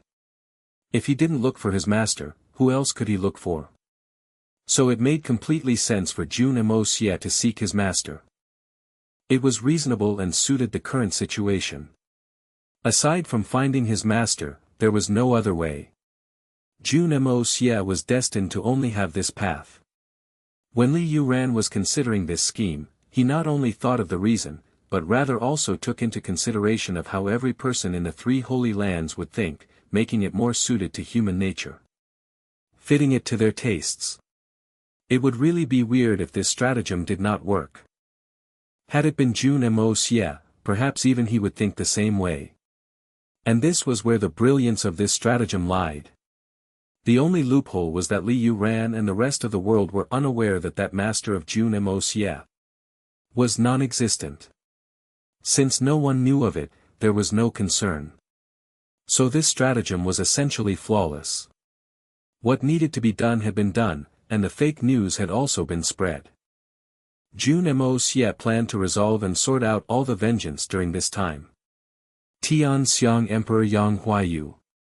This fellow had been living comfortably long enough, it's a great time to finish him up. Letting him die in the hands of his son in the end, he probably will feel great. Inside the Hongjun Pagoda. Mei Shuiyan felt like she was floating amidst the clouds and mists. In front of her was a bright path that led to the endless horizons. There was a strange compelling force that attracted her to walk over to that path. She floated towards that direction against her will. But at this moment, an anguished, furious, but resolute voice shouted and resonated in her heart. If the heaven want you to go, then I shall defy the heavens. Just listening to this voice was enough to tell the sort of emotions the person who said it was experiencing. It was a sort of anguish, disappointment, and furiousness. The sort of hysteria where even the soul was sinisterly threatening the heavens. She couldn't help but stop. She wanted to turn around because she could recognize that this was the voice of her beloved person, but she couldn't turn her head. She mustered all of her strength to resist the temptation of walking toward that bright path. I don't want to go. I don't want to leave him. I want to live. I must live. Finally, she managed to turn her head around. Then, she felt an incredible pain all over her body and suddenly woke up. When she woke up, the first thing she did was to check her body. She woefully discovered that she was really done this time. Not only had her returned back to her original form, her current self was not even the lowest Xian beast, what more a fourth-level venerable. From a fourth-level venerable to nothing at all, such a drastic drop in elevation almost made Mei Shuiyan break down. But in her heart, she did not have even the slightest feeling of regret. As long as he is fine, it's fine. I can still live, watching secretly from afar. Even if I cannot see him, but he will still be my most beloved person in my heart. Mei Shuiyan was so deep in her thoughts that she suddenly realized in shock that she was no longer in that warm hug. Thinking was one matter, but realizing it was another. She couldn't help the sudden wave of disappointment that filled up her heart. Could it be? He. After he realized my original form, he couldn't accept it and abandon me? When anyone realized the beautiful person they had pledged their undying love for had turned into a small ferret, they'd probably find it difficult to accept. Even if he abandoned me, it is what he should have done anyway. Even if he didn't abandon me, I will still need to leave. Just that. My beloved man, I hope that you can continue to live blissfully and spend this lifetime peacefully. She thought of this sorrowfully as she slowly opened her eyes. But she realized that she was in an extremely bizarre place. The heaven-earth spiritual chi in this place was so thick she felt like it was almost suffocating. What is this place? There is such a divine place that exists in the world. Mei Shuiyan opened her round and adorable eyes, raising her head to around, feeling the heaven-earth spiritual chi and life energy that gushed into her body like flowing waters. She felt like she was still dreaming. If I practice in this place, I will be able to recover rapidly. She thought happily. The pure spiritual chi coming from beneath her also gave her a great surprise. She suddenly realized that the giant rock she was resting upon as a bed gave off another type of heaven-earth spiritual chi. And it was of the same concentration. Far away was a large field of flowers and greenery in swaying gently. No. They were definitely not ordinary plants. Mei Shuiyan, who had already seen countless aged and rare medicines back in Tianfa forest, took a careful look before covering her mouth in shock. She could tell from one look that all these were rare medicinal herbs of tens of thousands of years. Every single one of them. How is this possible? Is that, still ginseng? The one beside it, is that snow ginseng? But how could this ginseng be even bigger than a radish by so many times? Mei Shuiyan almost believed that she had already reached heaven. This place was the legendary immortal realm and definitely not the mortal realm. Because there was no such divine place in the mortal world. At this moment, there was a wave of odd movement in the air. She shrank and hid herself in fear. After all, she was still too weak and vulnerable right now. She curled herself up and closed her eyes, only leaving a small gap to take a small peek. A person appeared suddenly. It's him. Mei Shuiyan suddenly felt like crying. It's him. He didn't abandon me. This place must be a place he found for me to recuperate, but how can I face him when I'm like this? How do I face him? Mei Shuiyan was overcome by a wave of panic and heartache. My sweetheart, how do I face you? And how do you face me? Mei Shuiyan's entire heart was in turmoil. She shut her eyes and stayed still. I should just pretend to be unconscious. At least there won't be any awkwardness to face each other with a loss for words. Jun Moxie appeared in the space of the Hongjun Pagoda in a flash, silently watching Mei Shuiyan, who was recovering. He reached out to check her breath, which it was light and slow, showing that she was still in deep sleep. Her condition did not worsen, and all the signs showed that Mei Shuiyan was making a good recovery. He suddenly felt like his heart had calmed down out of the blue. All the evil tendencies he had earlier had vanished in an instant. Just looking at Mei Shuiyan making a slow, but steady recovery, his heart was filled with serenity and tranquility. He had completely calmed down. Jun Moxie tilted his head and finally laughed in resignation. Shuiyan, you have really become my mood barometer now. Just now when I was outside, I wanted to slaughter the entire world, but coming in and see you instantly made my mood get better. He sighed, before bending down to gently pick Mei Shuiyan up in his arms before slowly sitting down. Pressing his forehead against Mei Shuiyan's small little skull, Jun Moxie whispered, Shuiyan, I may have promised you that I could wait for the opportunity and accumulate my strength before taking my revenge, but this time, those 23 people from the 3 holy lands who had hurt you, I definitely will not let them off. Especially those 6 saints, I absolutely will not allow them to retreat as they wished. And also that yin-yang saint, Jun Xie, who came up with the plot of using mother to threaten you. I will definitely make him regret coming into this world, this bastard. Mei Shuiyan allowed herself to be carried by him, not moving. Jun Moxie was zoning out as he looked at the white mist in the Hongjun Pagoda, not noticing Mei Shuiyan's ears gently twitching. He still cares about me so much. Even though I cannot return back to my human form and I've returned to my original form, but he still cares for me like this. Shuiyan was feeling extremely gratified and happy. Shuiyan, I really hope to see you get better soon and recover your human form quickly. Sigh, I am really stupid, it's been so long but I never got around to doing that stuff with you, Jun Moxie said melancholically. I had planned to prepare to consummate our marriage when we had returned from this trip. But you got too reckless and made yourself like this. I'm really angry. Having nowhere to relieve myself is really miserable. When you recover, you'd better compensate and make it up to me properly. Mei Shuiyan felt embarrassed. To think that this scoundrel was harboring such horrid thoughts. Luckily, I've returned to my original form, or else, if I were in my human form, I probably wouldn't be able to resist his advances anyway. Now, let's see what you can do. Mei Shuiyan thought bashfully and sweetly. Sigh, men, we're really no good when it comes to this. Once we get excited, there's no way to suppress it, and we'll be burning with desire. Poor me has been holding back for a long time. I can't do this, I can't do that, everywhere I go, I get rejected, or have people rolling their eyes at me. Finally, with great difficulty, I found one who doesn't reject, but in a blink of an eye, my great beauty became a small, little creature. Jun Moxie moaned and groaned regrettably. It really is difficult for me. I've been holding back. I could just die. At the same time, I hope that you return back to your human form. But I'll be a little unwilling as, after all, you are really extremely adorable in this tiny form. You are also to be blamed for this. You didn't make it clear. You didn't say earlier that you were that little beast in the Tianfa forest that I had taken advantage and behaved inappropriately to.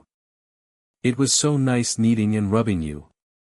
That feeling on my hand was really good, enough to make one drunk. How I miss it. Jun Moxie continued to dwell in his melancholy, his big hand subconsciously stroking Mei Shuiyan's body.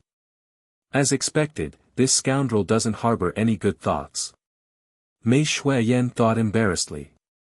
She genuinely wished that she could just viciously bite into that big, indecent palm. Really, without you beside me, I really am lonely.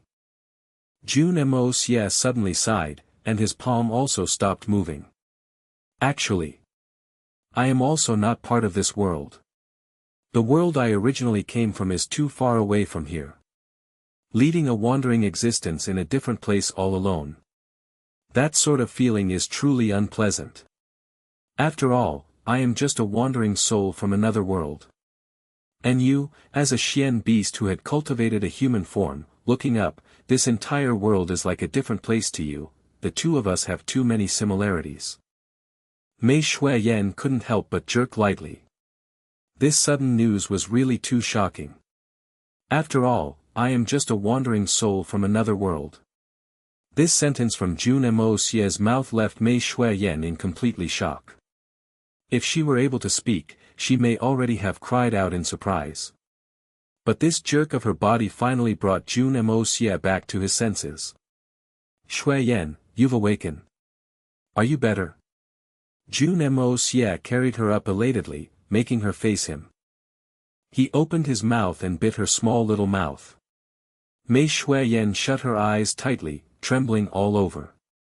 If you're awake, you're awake. Why are you still so shy? What sort of relationship do we have? We've done what lovers should have done. Wait, no, the most important deed has yet to be completed. Jun Moxie laughed happily. You don't know how worried I've been the past few days. God! You are my star, my moon, my sunshine, my life. The flowers in spring, the refreshingness of summer, the fruits in autumn, the warmth of winter. Ah! Jun Moxie was so mushy that even Mei Shuiyan, who was in her original form of a Xian beast, couldn't help but feel goosebumps. Her entire skin turned red, not from bashfulness or embarrassment, but a mix. Too terrifying. Why are you shivering? Hurry up, open your eyes and look at me. Jun Moxie threatened. Or not, I'll hit your small buttock. After making this statement, he suddenly felt exuberant. Since the two of them knew each other, when had young Master Jun felt this sort of exuberance before Mei Shuiyan? Now he really found it invigorating. Finally, I'll get my revenge for all that wronged suffering. Little girl, you've fallen into my hands this time. Frequently abusing me last time, Young Master Jun laughed in an unbridled manner, a joyous expression on his face. He smirked villainously and lasciviously. Mei Shuiyan opened her mouth. But shut it.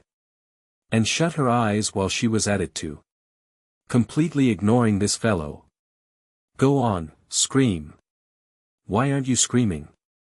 I'll be honest with you, even if you scream until your throat tears, no one will come and save you. You still dare to be uncooperative with me? Did you think that I couldn't do anything just because you shut your mouth and closed your eyes? Watch me hit your small buttock. That feeling is really excellent. Young Master Jun haughtily threatened, dirtily. Mei Shuiyan was scared by him. She was really scared that this scoundrel would really humiliate her little part, opening her eyes instantly. Although she couldn't speak, she glared at him furiously. Aside from embarrassment, there was also anger in her eyes. Hee, I mean to say that part of you is extremely pretty. Noticing that she was really enraged, young Master Jun quickly attempted to appease her. Your eyes are beautiful, and so are your brows and your mouth. You look good from head to toe, no matter how I look, I can't get enough of it, hee. Mei Shuiyan was angry, but she also felt like laughing. God, how did I meet a clown like this? This fellow is too ridiculous. Most Xian beasts are unable to understand what humans were saying, and after falling down so many levels, it seems like I am nothing, not even the lowest level Xian beast. But why is it that I can still understand what is he saying? How good it would be if I couldn't understand a single thing. At least I would be spared from the anger and sappiness. But she could deny that after being distracted by Jun Moxie like this, the shame and distress of facing Jun Moxie in this original form had decreased a lot. A sappy experience like this wasn't a bad feeling. Shuiyan, don't you dare think groundlessly. I like you no matter how you look. Jun Moxie saw that she had finally relieved her mind of those thoughts and was also relieved. Seriously, he said, you will forever be the Shuiyan in my heart. You need to believe yourself, and even more so, believe in me. Mei Shuiyan lifted her small head and looked at him bravely for the first time. She was spellbound, and only after a while did she nod her head gently. The look in her eyes was full of trust and reliance. Although no words were exchanged, all her emotions and feelings were conveyed. Such a good girl. Jun Moxie praised. Did you know? Shuiyan, this place is the inside of my body. In other words, the two of us are one right now. Mei Shuiyan looked at him in surprise. The inside of your body? Such a big space like this. How could it be inside your body? This is too incomprehensible, but he wouldn't possibly make up such lies to deceive me, right? Jun Moxie smiled and carried her in his arms. Then he continued to explain in a gentle voice, telling her all about his previous life. How he roamed the world all alone, single-handedly, how he quickly determined enmity and look upon the pugilistic world with cold eyes, how he finally transmigrated and came into this foreign world.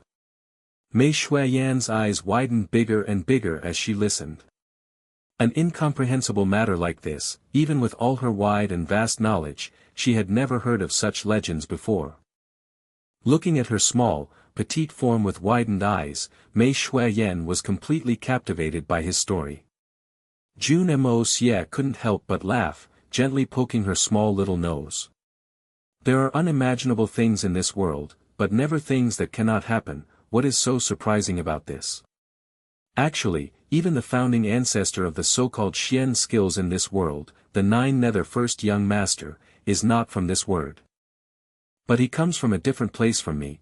To make a real comparison, I'm a lot more proper. That person is a thorough and complete nutcase and lunatic. At the same time Jun Moxie alleviated himself, he also ruthlessly degraded the 9 Nether First Young Master. Mei Shuiyan rolled her eyes at him harshly. If she were still in her human form, it would be extremely charming, but since she was currently in her original form, she just looked extremely adorable. Upon seeing it, Jun Moxie laughed loudly, overcome by an unexplainable happiness. Shuiyan, I have already thoroughly recast a set of meridians for you. Don't talk now, it seems like even if you wished to, you couldn't, follow the way I circulate the Xian Qi, and remember this path as it circulates. Jun Moxie smiled and said. From now on, you shall cultivate my martial arts. Mei Shuiyan only felt an oddly refreshing and soft, yet tenacious qi entering her body, flowing through a meridian path that had never existed before. She instantly felt better. After Jun Moxie retracted his hand, she began to practice circulating within this set of new meridians on her own. She could hear Jun Moxie's voice beside her ear.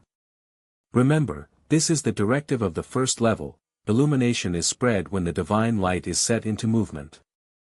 Tread upon the spring of immortals to transcend the 9 heavens. The heart becomes a mountain of treasure when the world is within grasp. A soul that undergoes 9 divine refinements may never fall to hell. Mei Shuiyan committed it to her memory, entering a state of deep meditation. She excitedly realized that this set of skills was so much stronger than the original skills she had been practicing. She had only completed 10 circulations, but there was already significant changes within her body.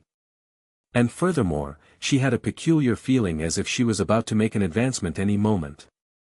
Jun Moxie watched as Mei Shuiyan slowly stabilized. He couldn't help but feel envious, commenting, "You are really fortunate. Back when I just started practicing, I knew nothing of what generic paths to use. Even trying to enter a state of deep meditation was as difficult as trying to reach the heavens. Now, good for you, I already casted your meridians to perfectly skip all the beginner work. People are truly different. As expected, beautiful ladies have it better." After sighing and praising himself, he focused on providing protection. After all, this was the first time Mei Shuiyan used this set of skills. Furthermore, with a completely new set of meridians, if any mishaps occurred, Jun Moxie really would not know where to cry. It wasn't long before a small hurricane of spiritual qi appeared before Mei Shuiyan's head. She attracted all the purest and concentrated heaven-earth spiritual qi in the Hongjun Pagoda over to her tiny body. Jun Moxie clicked his tongue.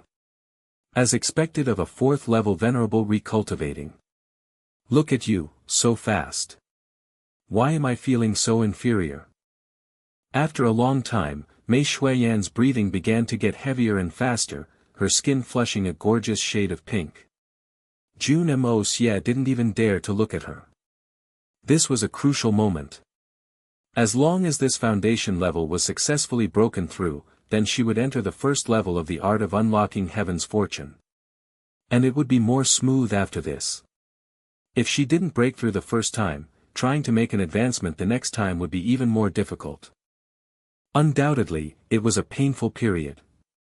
But Mei Shuiyan bore with it with all her strength. She knew that her most beloved person was watching from beside her, so her heart was stabilized. And blissful. She used all her strength to break through. Moxie, I will not let you be disappointed. I definitely won't. Mei Shuiyan exerted her mental strength, constantly pushing her way through. Finally, with a series of sound of cracking bones, a dirty, black substance oozed out of every single pore on Mei Shuiyan's petite body. And her cultivation level successfully advanced in this moment. Leaping straight to a level 2 Xian beast. With a jerk of her body, Mei Shuiyan opened her eyes in disbelief, checking herself out. Breakthrough. So easily. Shuiyan. You are really great. A natural talent. Jun Moxie was full of praise. At the same time, he quickly activated the power of water, causing the spiritual qi in the surrounding air to turn into water droplets that fell into the huge basin he had already prepared. To turn spiritual qi into water for bathing. Mei Shuiyan could feel the pinch from merely watching such wasteful extravagance. If she drank that water, who knew how much her strength would grow? Jun Moxie scooped her small body up and put it into the basin without giving her a chance to argue and started to bathe her personally. Mei Shuiyan felt extremely ashamed, struggling with all her might, wanting to bathe on her own. But she was heartlessly rejected by Jun Moxie. Can you wash yourself like this? This is stuff that is stuck to your body, you don't be able to shake it off, be good, or else I'm going to start playing rogue. Mei Shuiyan felt helpless. You behaving like this doesn't count as playing rogue. But she understood that Jun Moxie was speaking the truth. With her current form, she was indeed unable to wash herself clean, unless she waited for the dirt to dry and fall off on its own. But as someone who liked keeping things clean, she wouldn't allow it. Honestly, had young Master Jun not taken the initiative, she would probably have begged him to help. Then it would be even more embarrassing. So although she was extremely embarrassed by Jun Moxie's tyranny, she only allowed him to do as he wished. After all, there was a hint of thoughtfulness amidst all that tyrannical behavior. She comforted herself in her mind. Luckily, I'm not in my human form. Otherwise, I'd really die from embarrassment. It was the first time she felt fortunate that she was not in her human form. Jun Moxie thoroughly washed every single part of her body. But he was afraid that Mei Shuiyan would be distressed over this and ignore him, so he tried to put on as decent an expression as possible. But in his heart, he was lecherously imagining that he was bathing Mei Shuiyan in her human form. Upon going down this trail of thoughts, his little actions naturally began to get more indecent, and a certain body part of his also unconsciously began to raise itself. After a long, long time, the washing was finally completed. Jun Moxie panted heavily. Mei Shuiyan was also panting heavily, and both of them clearly a little exhausted. Just that Mei Shuiyan was panting from tiredness, while Jun Moxie had fantasized so much to the point he couldn't take it anymore. To be able to fantasize to the point his entire body was burning with desire. As expected, young Master Jun was an incredible person. However, it was not Jun Moxie's intentions to be wasteful by using spiritual qi in the form of liquid to bathe Mei Shuiyan. Mei Shuiyan just had her meridians recasted, and it was also the first time she was using the art of unlocking heaven's fortune. Her meridians seemed to still be very fragile, unlike her peak Xian beast body in the past. By using this pure heaven-earth spiritual qi to bath, it allowed the purest spiritual qi to permeate through her skin and enter her body, bit by bit. At the same time Mei Shuiyan absorbed it, it formed a natural, protective layer over the skin on her body. With this protective layer, Mei Shuiyan had essentially blended into the heaven-earth spiritual qi within the Hongjun Pagoda. Absorbing the spiritual qi would be a simple task which would proceed smoothly and more easily, with increased effectiveness. After the washing was complete, Jun Moxie activated the power of fire to heat up the surrounding air. Within seconds, Mei Shuiyan's wet fur was completely dry. Young Master Jun had originally wanted to use his hand as an iron to dry her fur off. But it was really too extreme. If he continued to have such intimate contact, he would probably explode. And that wouldn't look good, so he decided to take the hard way out, resolving the matter in a more roundabout way. The power of fire was so convenient, drying was only a matter of seconds. Jun Moxie had just finished when he suddenly hit his own head. Regrettably, he said, "Why am I so stupid? Even if I don't do it myself, watching you shake your bum to shake the water off would also be great. Shake my bum to shake the water off." Mei Shuiyan was finally enraged. She bit down harshly on his shoulder. But just as her teeth grazed his flesh, she couldn't bear to go through with it. "My teeth now are really sharp, what if I hurt him when I bite down? My heart would hurt if he is in pain." And thus, she took a gentle bite experimentally. But Jun Moxie groaned in pain dramatically, before bursting into loud laughter. The two of them fooled around for a while before Jun Moxie stood up. "Shuiyan, you focus on practicing in here, I need to go and see to some matters. Sigh, your progress seems to be a little too slow. You are now only a second tier. Then wouldn't you take your entire life to cultivate it all back?" Mei Shuiyan glared at him angrily. "This is slow. Then what is considered fast? I barely practiced for an hour and I've already risen to a level 2. This is already tremendous speed." Jun Moxie laughed. "You really can't be not convinced. Look at your husband, me, I'm a living example. I spent less than a year, no, to be even more exact and specific, I had used only 10 months. From a third-rank Sky Xian, to a Silver Xian, Golden Xian, Jade Xian, Earth Xian, Sky Xian, Spirit Xian, to Supreme. And now, I am a solid level 2 Venerable. You think it is very incredible to attain second tier after practicing for only a while? Let me tell you, you are still far from grasping the good thing about this set of skills, the real benefits is still in the back. Furthermore, you are practicing in here now, with no other matters to see to, and the heaven-earth spiritual chi in here is so dense and rich, all at your dispense. The conditions are so much better than what I had when I started back then. I believe that it is not impossible for you to reach your original 4th level venerable peak within a year, perhaps even breaking through to become a saint. Mei Shuiyan's eyes glowed as she listened to him. She had already noticed the marvelous aspect of this set of skills just now. It was truly wondrous. But now listening to what Jun Moxie had just said, she instantly felt that her advancement speed was a little slow. She even knew that whatever Jun Moxie said was the truth. Because she had witnessed Jun Moxie's growth in his strength.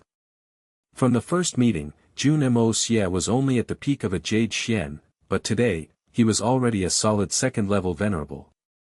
How many levels did he bypass during this period of time? And it was all within the duration of half a year. And there were so many matters that he needed to see to personally in between.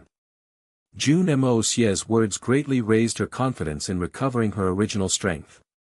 The same set of skills, and the environment I am practicing in is better than Jun Moxie's before in all ways. If Jun Moxie could do it, why can't I do it? Mei Shuiyan was instantly filled with confidence.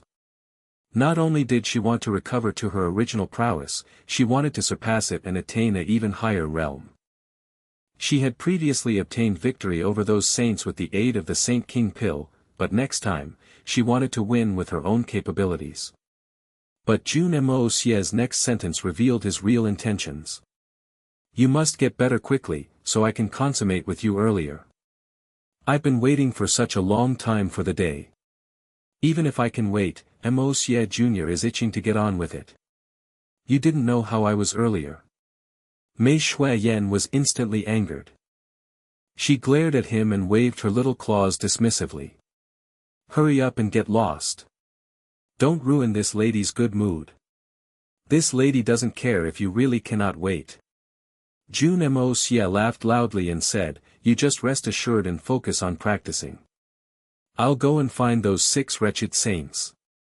Bloody hell, they dare to hurt my precious little Shuiyan, they must be sick of living.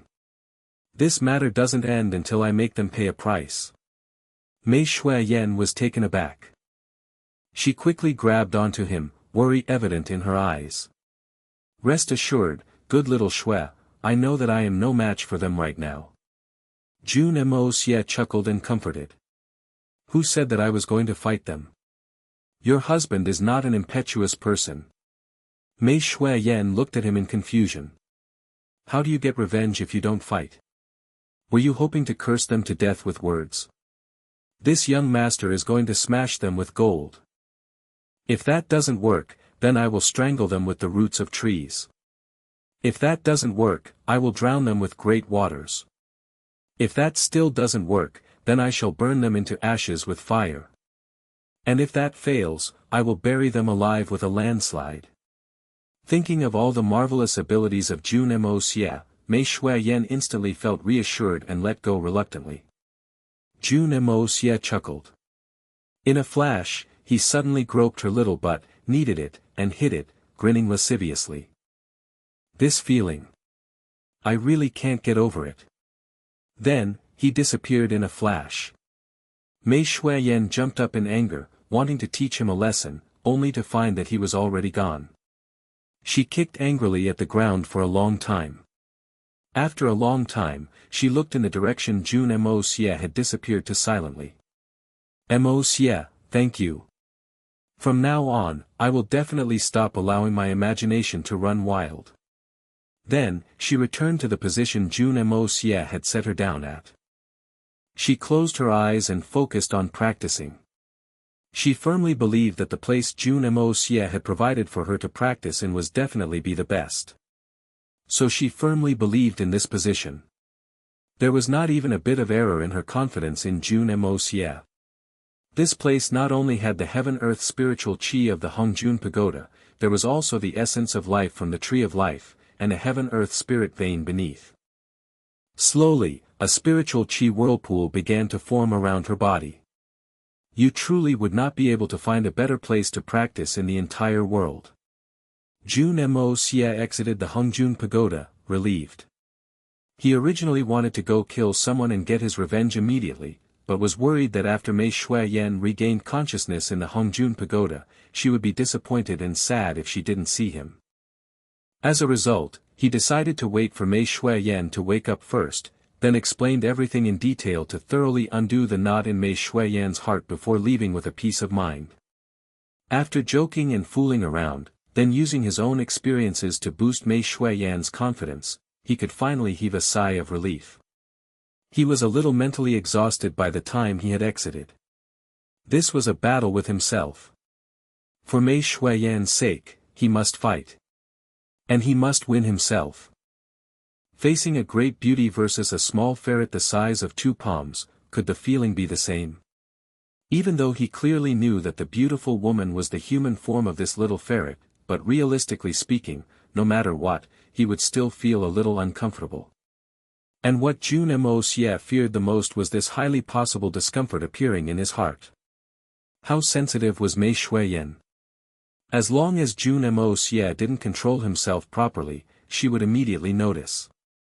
Then even after she recovered, it would be a scar that would always exist in her heart, a scar that would be extremely difficult to get rid of. For this reason, Jun Moxie had to keep up appearances the same way he had to with Mei Shuiyan in the past. And not only did he tell her about him, he also used the 9 nether first young master as an example. The purpose of all this was to dispel all of the apprehensions in her heart. She had suffered a major setback very recently, and this was the time she was the most sensitive and vulnerable. What Jun Moxie wished to see was that originally confident and decisive Mei Shuiyan. He didn't want to leave any shadows in her heart. For this purpose, Jun Moxie truly went to great lengths. So Jun Moxie felt as if he had just fought a great battle with himself. A grand battle that he could not lose no matter what. With regards to his meticulous efforts, how could the clever Mei Shuiyan not understand them? Everything that Jun Moxie had done for her, the meaning behind each action, she understood them all clearly. Because of it, she thanked him from her heart. Yes, Mei Shuiyan was indeed wholeheartedly sincere to Jun Moxie. But was he not also treating her with all his heart and soul? Was he ever the slightest bit fake towards her? At this point, it didn't matter whether she was a Xian beast or a human, this life was not in vain. Mei Shuiyan was truly very contented now. Thus, she did not want to let Jun Moxie down. I, Mei Shuiyan, will triumph over myself. Return to the peak. I will not be unworthy of Moxie. Jun Moxie exited the city, utilized the yin-yang escape art and continued on with a speed akin to lightning. Moving at supersonic speed, he resembled a streak of formless lightning. He had to find the place where those bastards from the 3 holy lands were hiding. His hatred could not be set down. His anger could be swallowed. Without killing those people, Jun Moxie will not relent. On a small mountain not far south of Tianxiang City, Chen Chong and a group of people were gathered inside. Speaking of this mountain, Jun Moxie also happened to be somewhat familiar with it. This was where he first led his men to rob the second prince of the Xian beast tendon crossbows. It was also here where he took Li Yuran's senior brothers. Most notably, it was where the first fight with the Blood Sword Hall took place. Without them being the wiser, he'd claimed a small debt of blood here before. Because of his actions, this place, which had been flourishing with grass and life, had been turned into a clean patch of land. Even more coincidental, why, the secret cave that he'd made to hide his men at that time was the exact same place the people of the three holy lands were hiding in now. If young Master Jun came to know about this matter, he would surely turn speechless. Even if there were more coincidences in the world, they couldn't be as coincidental as this, right? However, such were the facts. The incredible coincidence had appeared. Speaking of coincidences, the spot that Chun Chom was sitting at happened to be exactly the same spot that Jun Moxie had been sitting on back then. Honestly, this could not really be considered a coincidence since although the cave was not very small, this spot was truly the most comfortable. Only at this spot could one lie down or sit comfortably. It was exceedingly convenient. As the leader of the group, where would Chun Chom sit if not there? Although this location was not considered far from Tianxiang City, it could not be said to be near either. There were roughly 200 li between here and the city. But with the speed of a saint, it was not a problem to traverse this distance dozens of times a day. At the same time, it was somewhat out of the way, guaranteeing that they would not be caught off guard by Jun Moxie's master if the latter suddenly turned up. Any news from Tianxiang City could also be obtained with ease, so no matter how one looked at it, this was a very suitable location to camp. Another point was that Jun Moxie had truly made this cave too convenient to use. And it was precisely because of this reason that they instantly chose it. Otherwise, wouldn't it be simple for saint-level experts to make a cave in any random mountain? Inside the cave, there were a few additional holes branching out from the side. These were obviously newly made, the private resting area of the saints. On the side was a slightly larger space. 6 people were currently sitting inside one of the larger caves that had been recently dug out. There wasn't any anxiousness on their faces, quite clearly, all of them were very capable of controlling their emotions. As for the other younger generation, they had all been dispersed to different areas to act as their ears and eyes. To these 6, even venerable level experts were considered as the younger generation. After a long time, the few of them finished adjusting their condition. Chi Tianfeng stood up and said, "It's this old man's turn to go out and look for some game. I'll bring a few jugs of vintage wine back on the way. Everyone is facing this vast stretch of mountains and snow all day long, how about we have a drink together?" Chun Chom nodded lightly and opened his eyes. A hint of a smile hung on his face as he said, "That's good too, us old brothers only get to sit together like this every few hundred years. To be able to have a drink together is quite a rare thing." As for the 3 saint experts of the blood ocean, perhaps their departed souls have not gone far and we can still a toast together.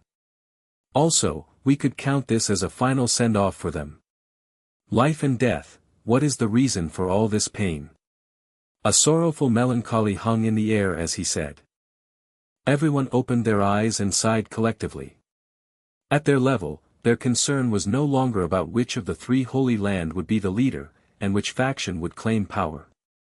Their sight had truly transcended beyond these mortal things. There were truly too few people in this world at their level. One dead was one less, not to mention watching 3 die right in front of their eyes. Since it's like that, this old man shall make it a little more grand. Chi Tianfeng fell silent for a moment, a sense of loneliness appearing on his face as he continued. Once this matter is over, and the war for seizing the heavens has concluded, my guess is that us bunch of aged bones will most likely not have much chance to meet like this anymore in the future. Let's seek a bit of respite in the midst of the troubles. Looking at the situation now, Jun Moxie's mysterious master might not even reach here within the next half-month. Why don't we make the most of this period and drink to our heart's content without using our Xian cultivation to inhibit the alcohol? Good.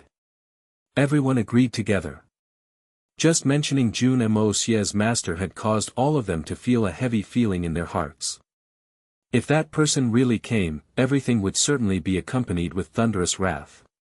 In the life and death battle that would follow, who could tell how many of the 6 gathered here would be able to return? When they thought of this, the 6 of them began to treasure this moment as they sat together like this even more. At their age and cultivation, these people were already very open-minded towards their own life and death. But there was only one thing that they couldn't accept. It didn't matter if they died. But seeing their brothers die before their eyes would be a torment difficult for them to bear. Qi Tianfeng laughed somewhat bitterly and left. Behind him, a gracefully coquettish figure followed over. Big brother Qi, wait for me, let this little girl accompany you. The person who spoke was the yin-yang saint, Jun Xie. Jun Xie was the person most discriminated against by the group. Thus, he naturally felt extremely uncomfortable.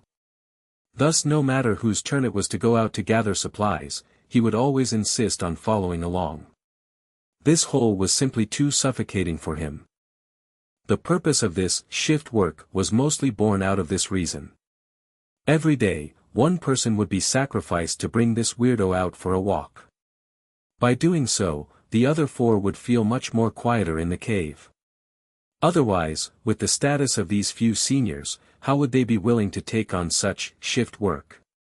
Of course, it was more interesting for the person on duty. If that day happened to be when Jun Xie was in his male form, there would naturally be no issues.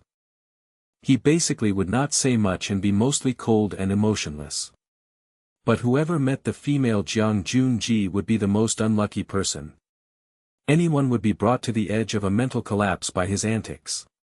The moment Qi Tianfeng heard the hair-raising voice, his heart instantly shivered and he sighed deeply. Without even turning around, he directly walked off. Listening to the sticky voice drifting into the distance and chasing after Qi Tianfeng, the other four in the cave could not help but to let out a breath of relief. That weirdo had finally left. They could finally relax now. In order to have as much peace as possible, everyone had decided that the person on shift should stay out for as long as they could. However, those who went out always returned very quickly. Spending time together with that weirdo was simply akin to torture. They would rather be dismembered by the rest.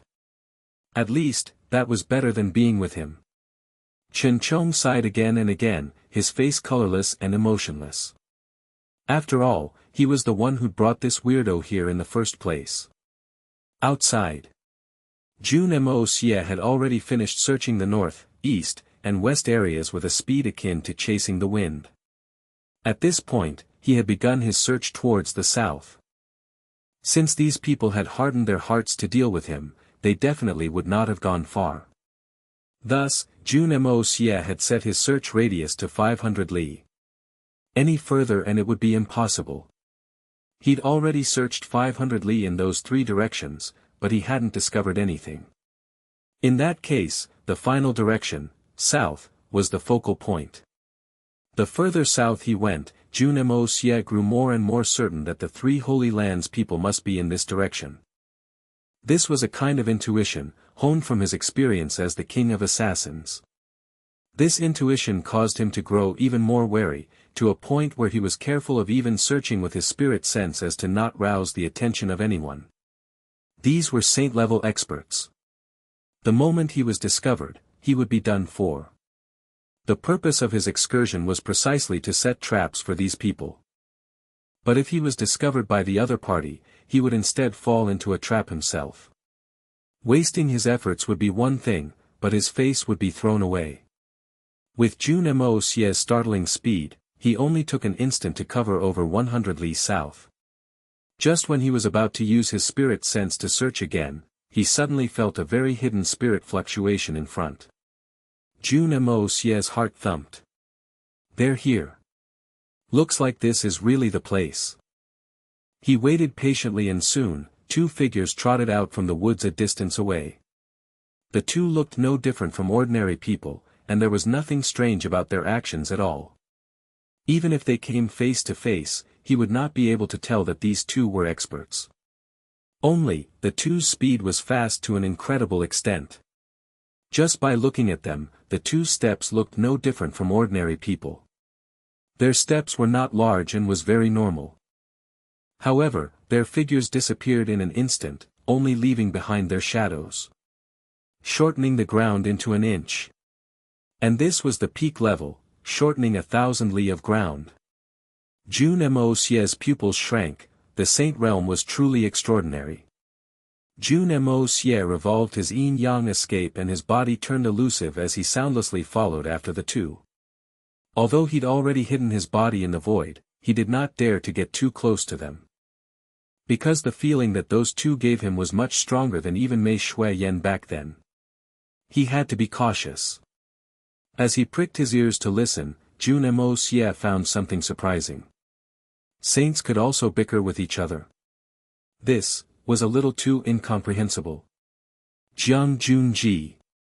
Since you've already come out, why aren't you going about your business? Why do you have to follow this old man around? Don't you find it annoying? Qi Tianfeng's head had swelled to the point of explosion from irritation. In that moment, he did not leave any face as he scolded. He was almost going crazy right now, so how could he care about being polite? They had only barely stepped out of the cave, and Jun Xie had already annoyed him half to death with his endless chattering all along the way. Qi Tianfeng had already used his spirit sense to cover his ears, but Jun Xie actually used a voice transference technique to continue talking to him, causing him to reach the end of his endurance. How could following Big Brother Qi be annoying? Oh Big Brother Qi, you used the wrong words just now, you should be calling little sister Jun Xie instead, Jun Xie pouted shyly. Even though he was traveling at such high speeds, he still had the time to throw a flirtatious look and speak in a whiny voice.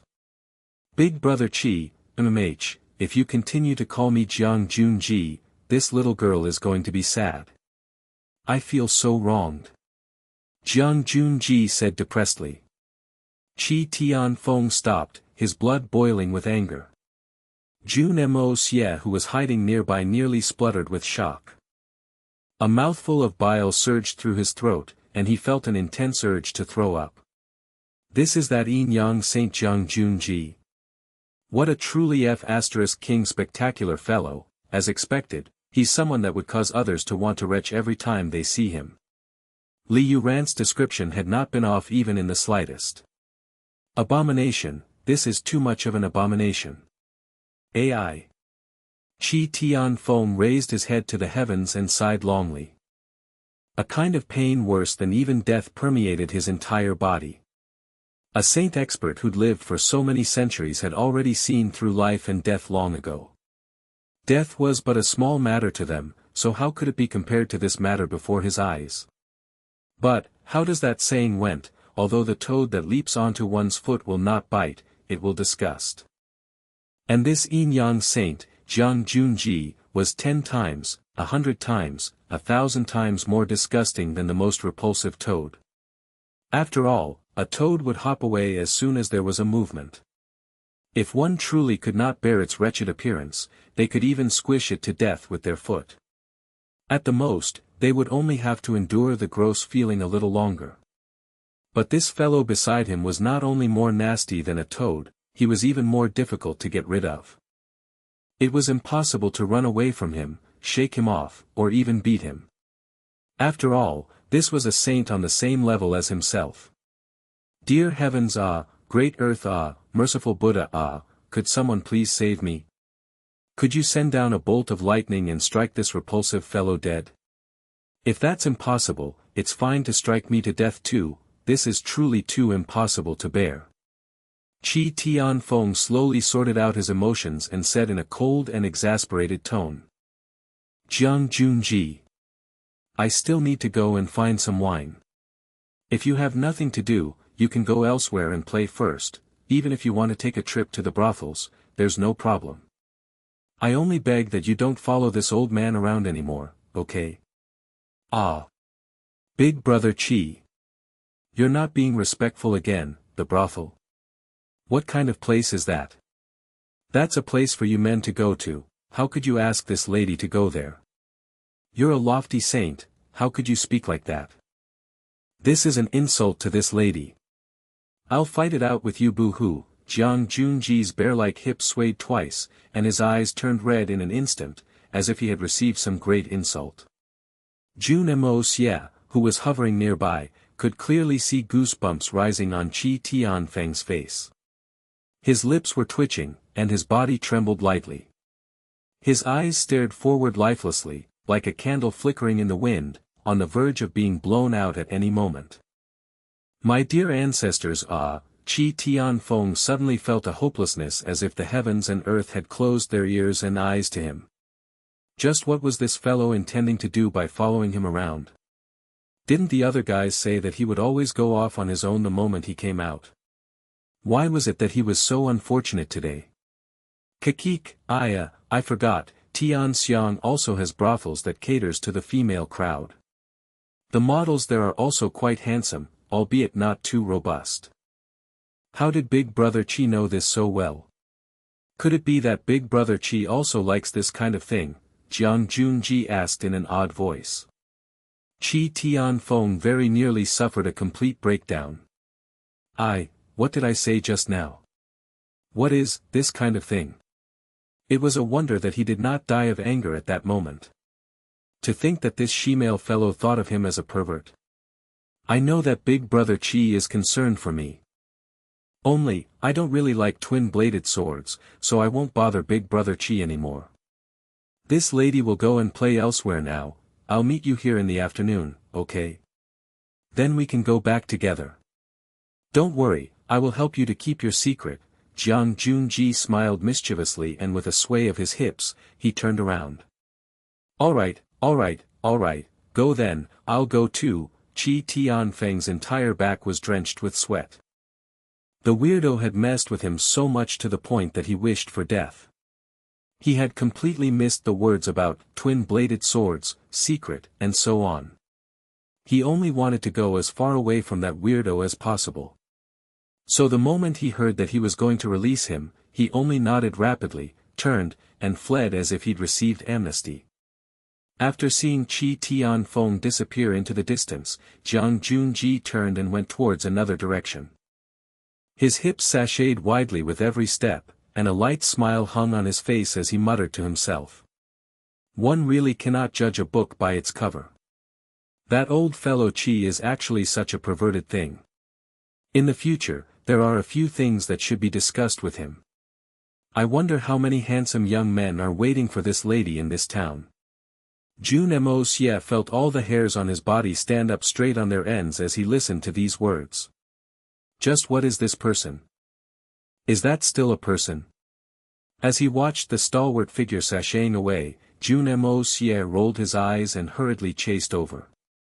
Jun Xie was neither slow nor fast as he traveled. A coy smile hung on his face, and half of his cheeks were flushed with pink. His eyes roved freely, seemingly shy, and seemingly hungry. It seemed like he was imagining some marvelous stuff in his mind. All of a sudden, his eyes lit up as an usually upright figure turned the corner. What a straight back view, lonely and graceful, like a lush green bamboo in the mountain. Jun Xie thought. The reason he'd hung around those old codgers was because he lacked a better option. But now that such a pristine youth appeared, he immediately rushed up, wanting to grab him in his arms. It didn't matter if the kid refused. If soft methods wouldn't work, he would use the tough methods. After all, he could always force himself on him. Wow, that young lad's back view is truly enchanting. This lady can't take it anymore. Jun Xie's eyes shone with excitement as he stuck his tongue out and licked his lips. With a flick of his hand, a small hand mirror appeared in his palm, and after hurriedly touching up his face, he looked at himself in the mirror a few more times before smiling with satisfaction. With a sway of his hips, he sprang forward like the spring wind, hurriedly chasing over. As expected, the moment he turned the corner, he saw a young man walking slowly at the front.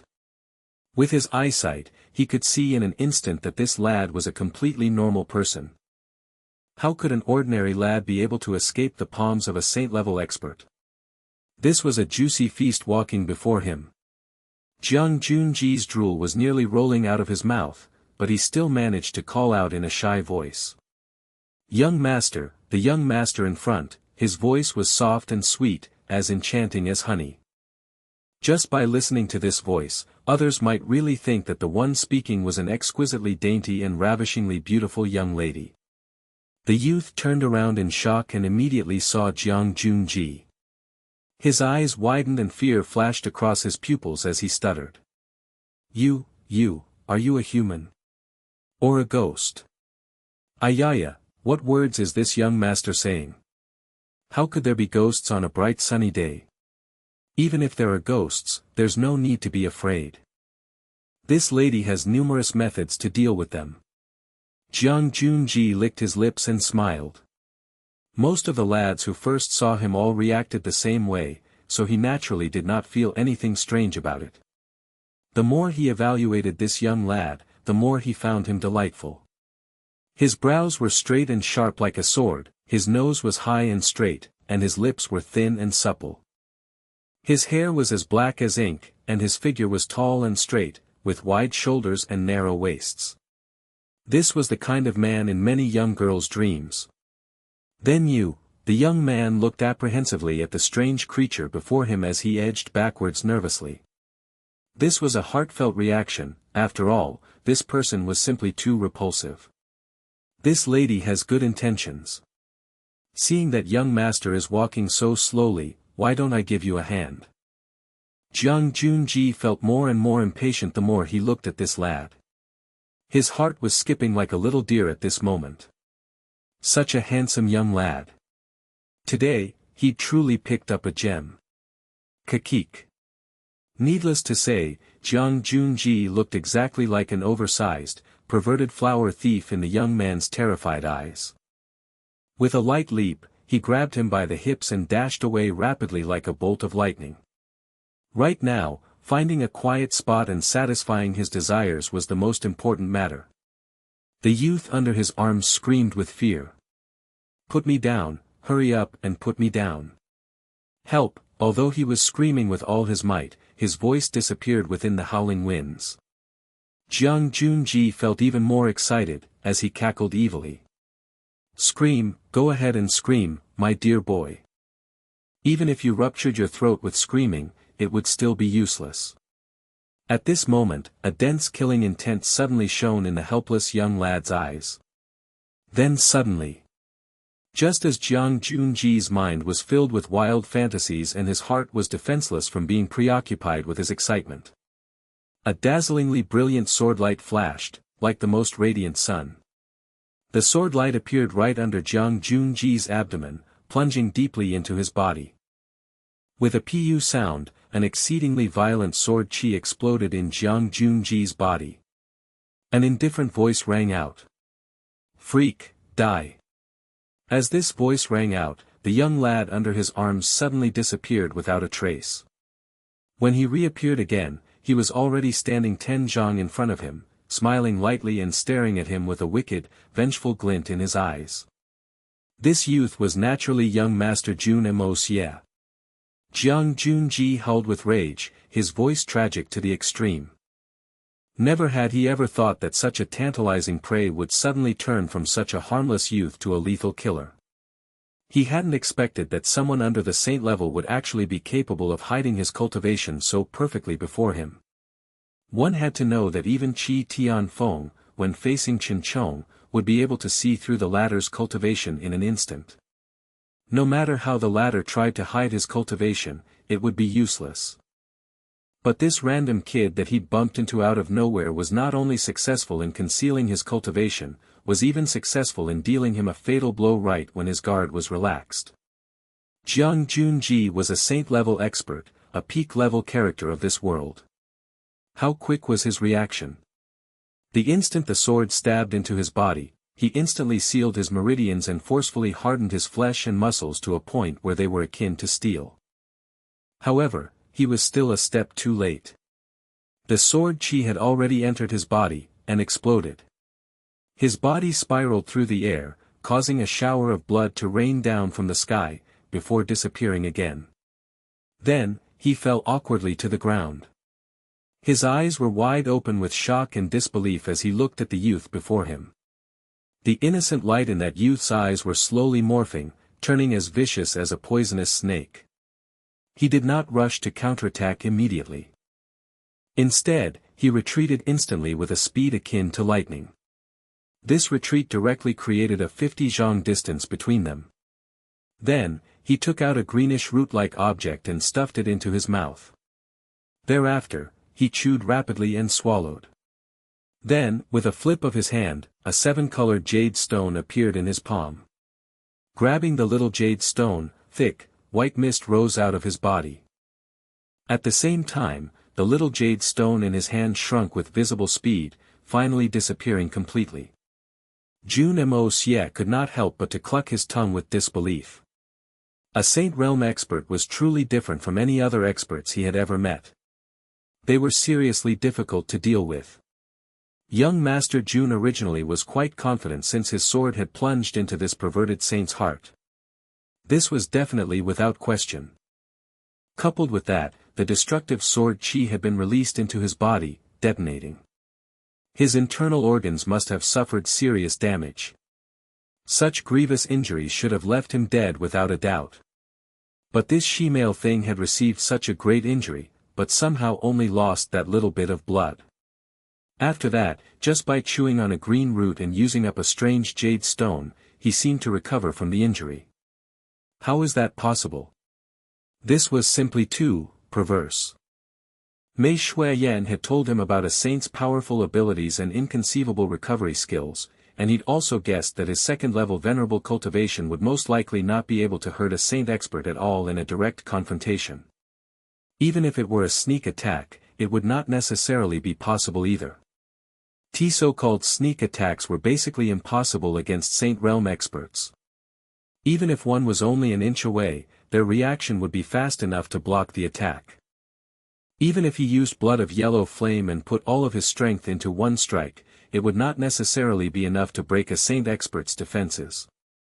If one wanted to deal with this class of experts, it had to be under a situation of complete surprise, when the former's defenses were completely down. Even if one managed to succeed in the attack, there must be an instantaneous burst of damage to follow up, claiming the saint's life in one strike. Otherwise, if the opponent was given even the slightest chance to retaliate, the one who died could be him. The difference between the two was simply too massive. Thus, the instant that Jun Moxie saw Jun Xie, he had already decided on a plan to deal with him, executing the death blow at the closest distance. In other words, an assassination at zero range. This method was certainly effective, and it had been proven to be a success as well. However, the effect was not as good as he had expected. What he didn't know was that Jun Xie's heart right now was filled with terror to an extreme level. Jun Moxie's sudden stab was not only enough to be lethal, it was completely enough to vanquish his life and his soul. If this sword's target had not been him, Jun Xie, but another saint-level expert, it would have been fatal. Even if they received treatment immediately after being stabbed, they would still have to spend at least several years to dozens of years to fully recover from it. Such a heavy injury was something that even saint-level experts would not be capable of withstanding.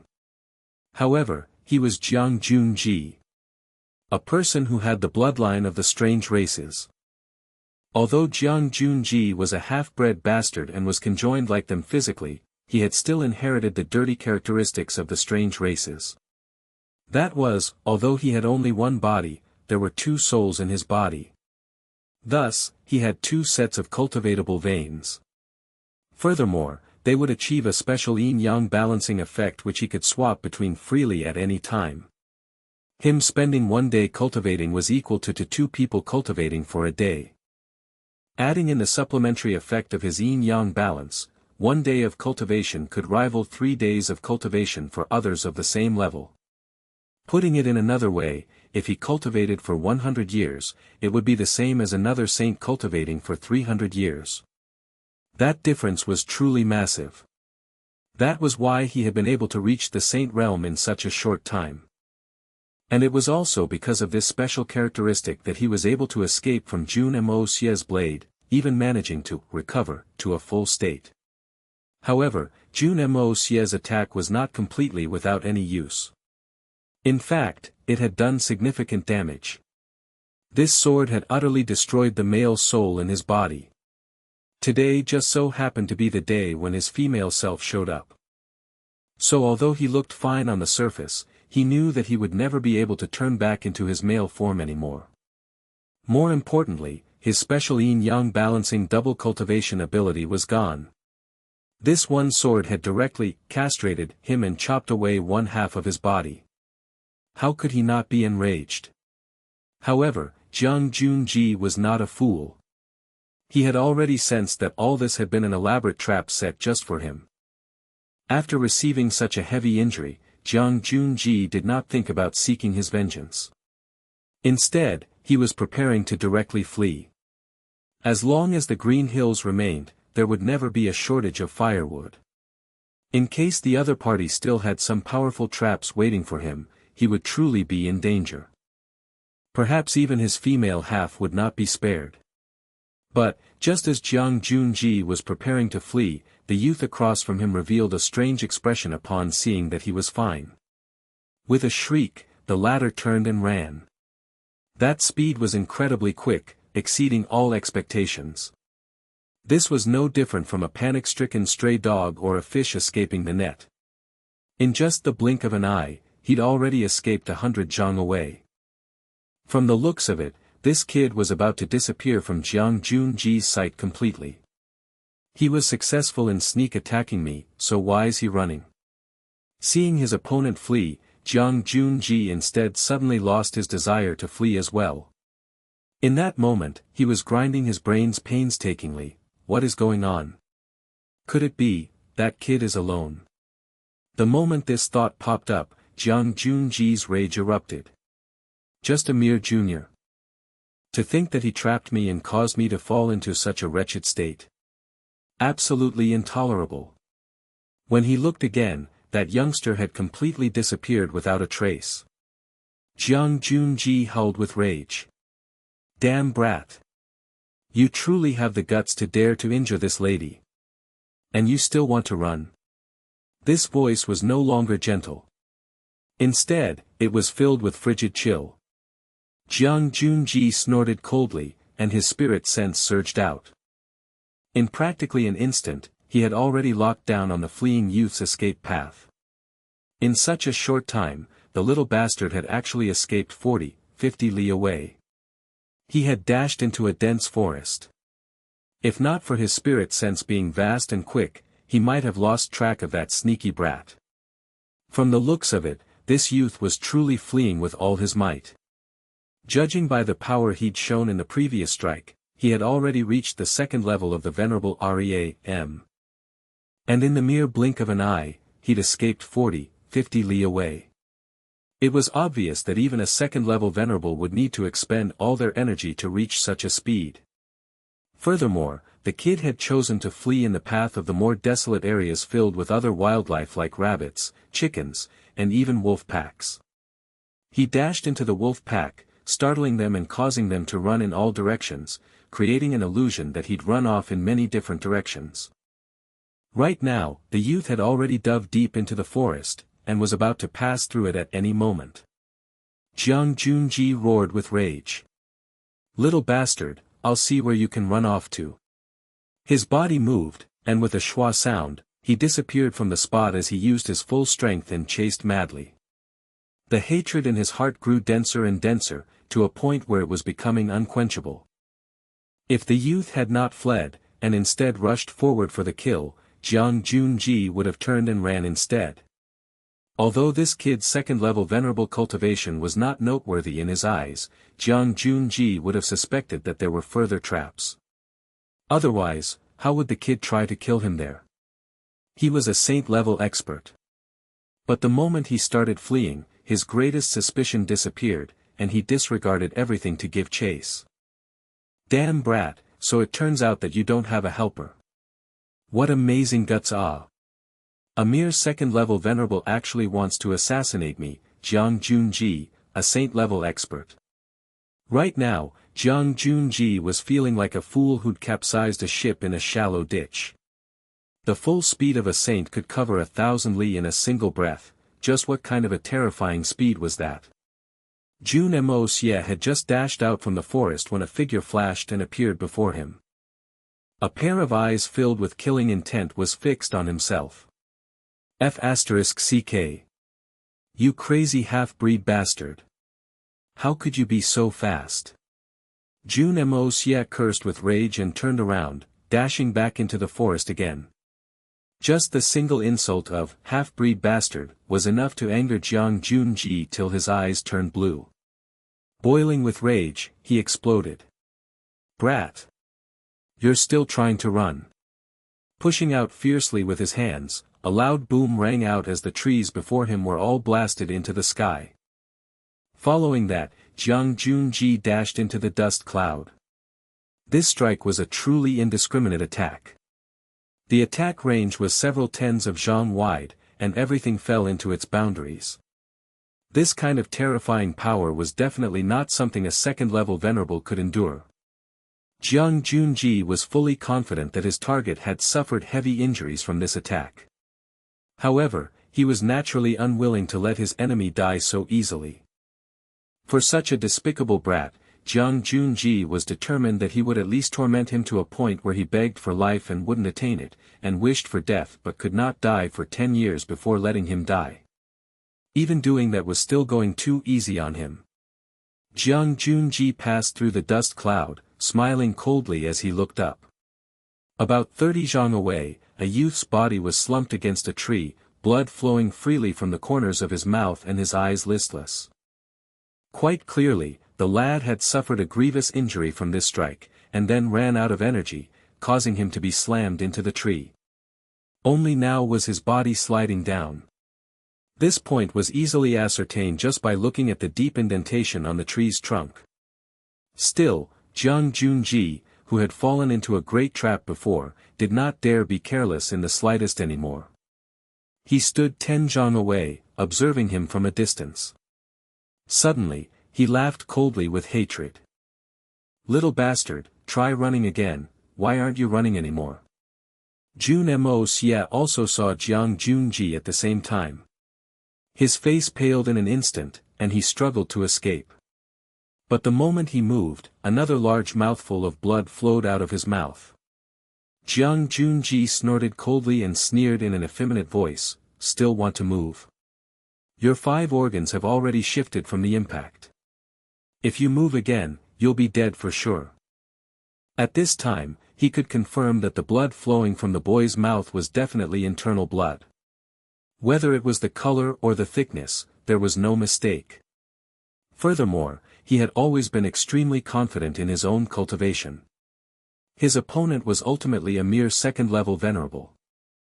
There was still the second-level venerable peak, third-level venerable primary level, third-level venerable middle level, third-level venerable peak, fourth-level venerable, fourth-level venerable middle level, fourth-level venerable peak, first-level saint, second-level saint stages between them.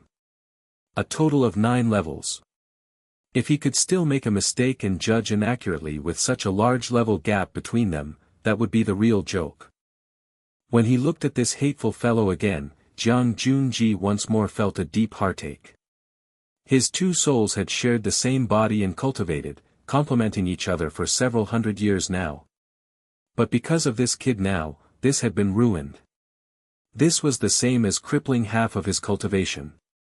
Perhaps even more than that.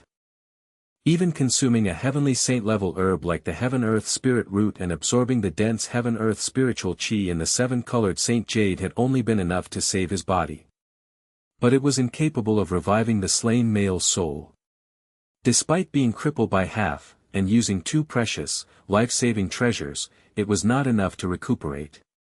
The hatred in Jun Xie's heart had already reached an extreme level. "Little bastard, just who the hell are you?"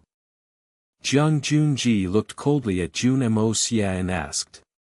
Jun Moxie's body shook, and he struggled to pull himself up. Even more blood poured out of his mouth.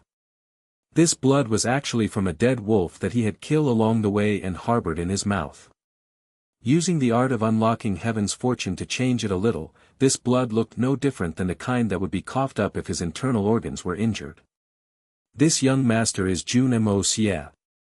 Jun Xie, you perverted half-bred pig. A worthless she-male thing like you actually crafted the plot to harm my Shuiyan. You're a bastard who deserves 1,000 deaths. To think that you wouldn't die even with that strike. Heaven has no eyes. Jun Moxie cursed fiercely in a seemingly weak manner. Jun Moxie. Huh, truly. You can wear out iron shoes in fruitless searching, and yet by a lucky chance you may find the lost thing without even looking for it. So it turns out that you released the news about going out to look for your master, just to hide around here and play assassin. Jun Xie laughed coldly.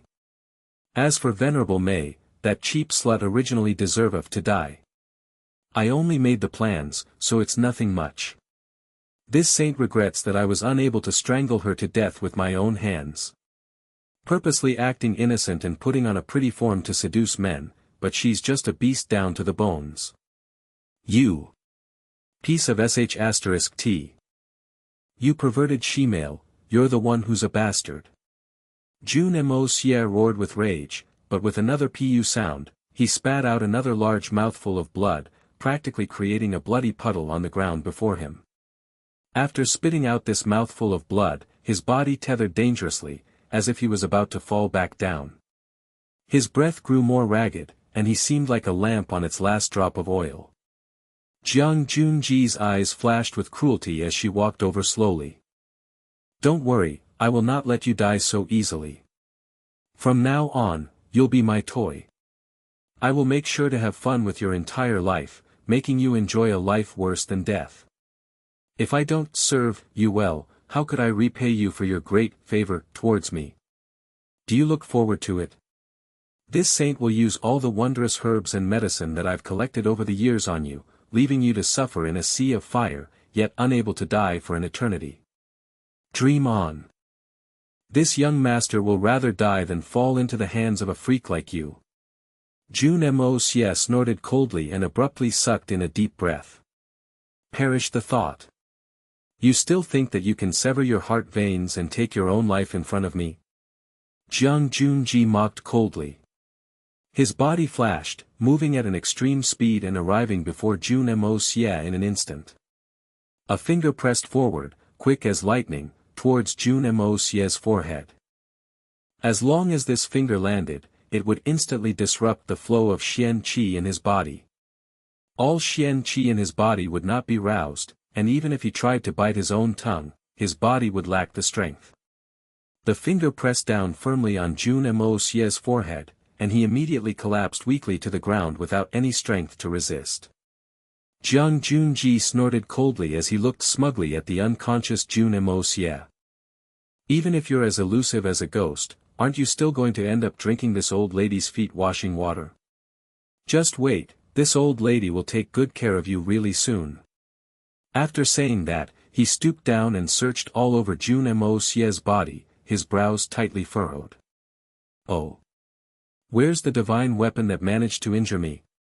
Could it be that this little bastard threw it away along the way? This brat's really traveling light. There's nothing on him at all.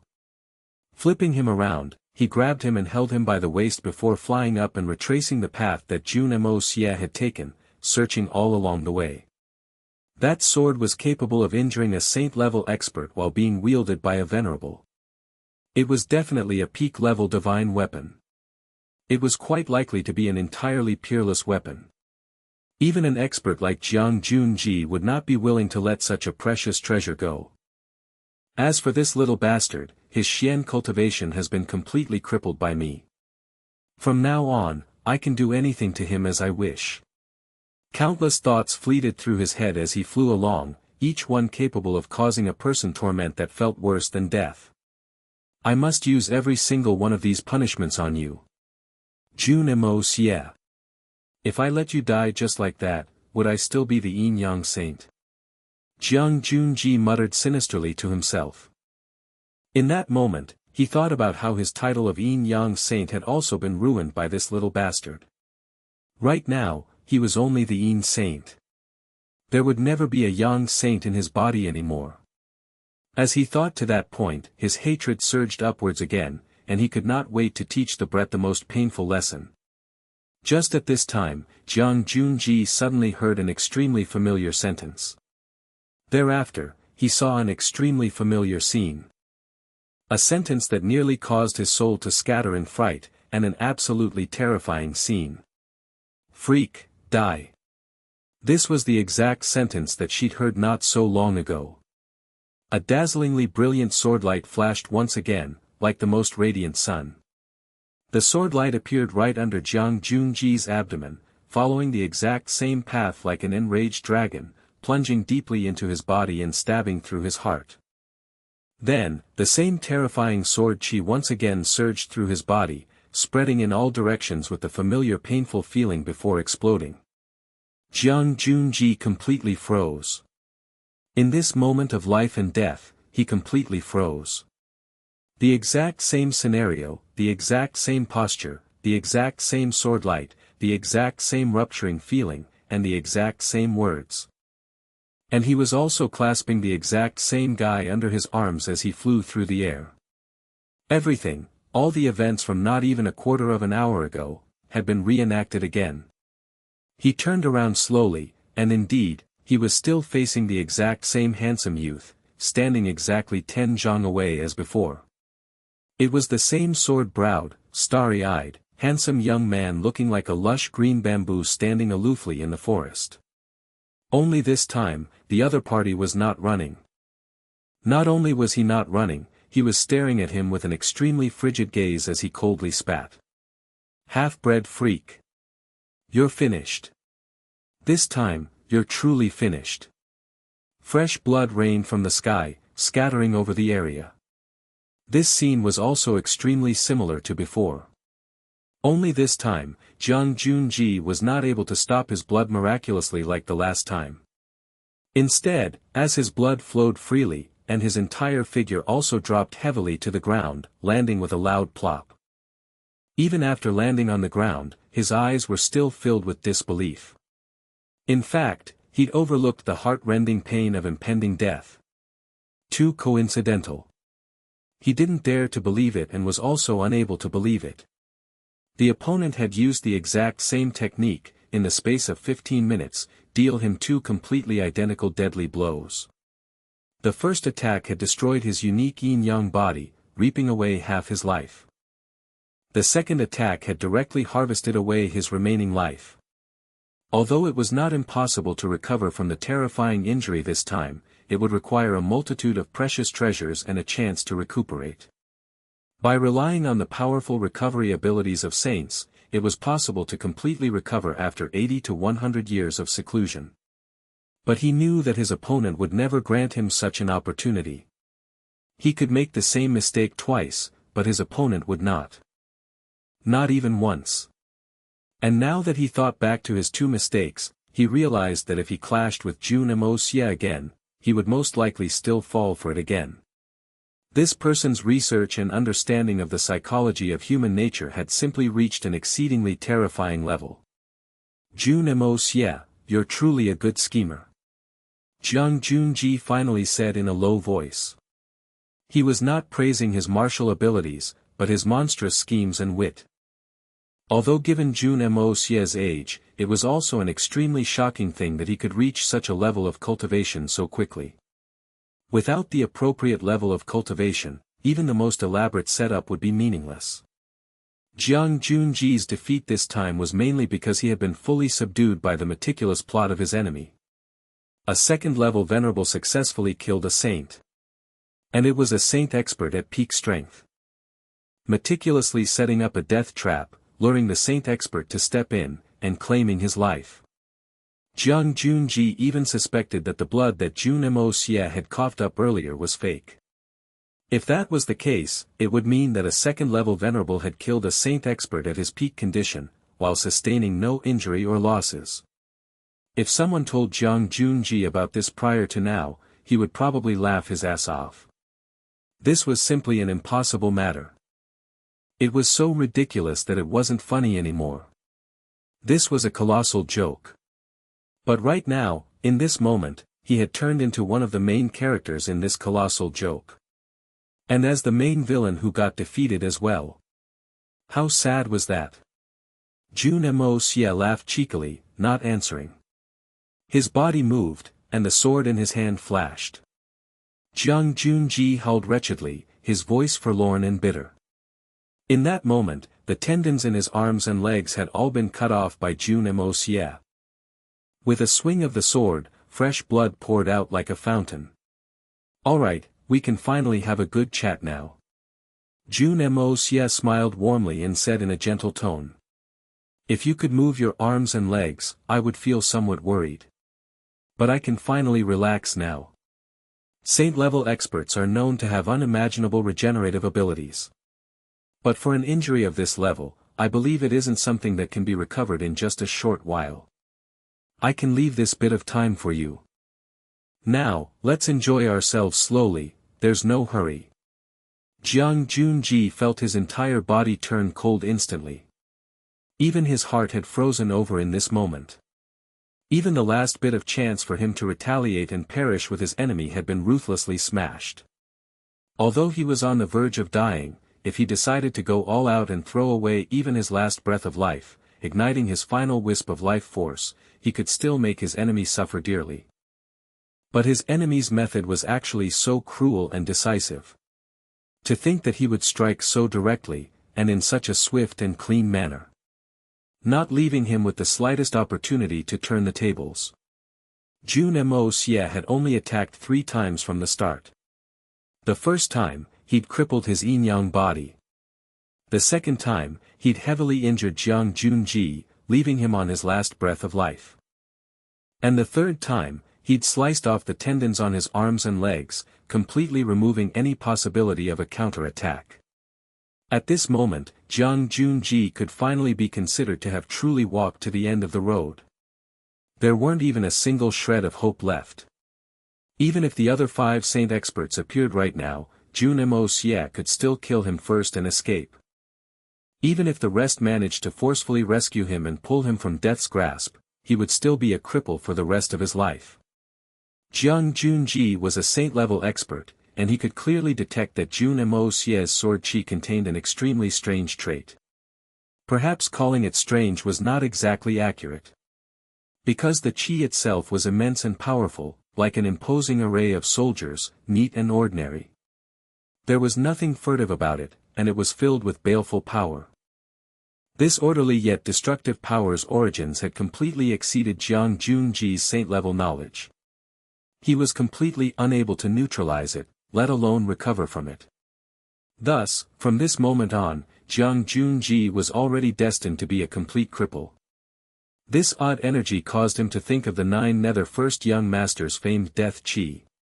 This matter was actually quite within reason. The energy that he'd unleashed just now was the destruction chi created by the inversion of the art of unlocking heaven's fortune. The art of unlocking heaven's fortune was a wondrous technique and was naturally capable of birthing life and creation with endless possibilities. But, the opposite of that was pure destruction. Extreme yin births yang, and extreme yang forms yin, the reversal of life was the beginning of death. He'd displayed this skill once before, on Xiao Han's body. And this time, Jun Xie became the second lucky person to experience the same thing. I heard that you are a very unique transvestite. Other transvestites are either male or female, but you seem to be a man one day, and a woman another day. I'm about to widen my horizons today. Jun Moxie cocked his head and looked at Jun Xie in a funny way. Then, with a swish of his sword, Jun Xie's clothes were instantly torn into shreds, revealing his naked body. Jun Moxie, just kill me directly. Humiliating others like this, they are not the actions of a man. The chilly mountain wind blew around his naked body, and Jun Xie felt so embarrassed that he wanted to die. Although he was a person with low morals and loved engaging in perverted acts, that was only if he was the one in the dominating position. Right now, a powerful saint like him was actually forcefully stripped and displayed in the open. The impact on his pride was truly hard to describe with words. Humiliate you? Of course I want to humiliate you. How simple would it be to take your life? Do you think you're my son? That I would be so interested to play with you and tease you? Jun Moxie only took a single look and instantly turned his head, making a few retching sounds. Adding together all the disgust that he'd been holding in from the start, he vomited his stomach clean and only finally regained his breath after a long time. With a flick of his sword, a piece of cloth flew upwards and covered the disgusting thing. That thing was truly too gross to look at. It was guaranteed to make anyone puke each time they looked at it. I heard that your father is an alien of the strange races. Jun Moxie asked curiously. I heard that the strange races are people with joint bodies. And that they're married to their conjoined siblings. What an abomination! Ah! Jun Moxie mocked coldly and spat with disgust. I originally wanted to curse at your disgusting father. However, he's basically not even considered a person, just an inbred bastard like you. Scolding him is dirtying my mouth. Then, I thought about scolding your mother. But she's actually the most innocent party. Furthermore, after being raped by that disgusting thing that's worse than a beast, she gave birth to you. I'll let her off and not scold her on account of my pity for her.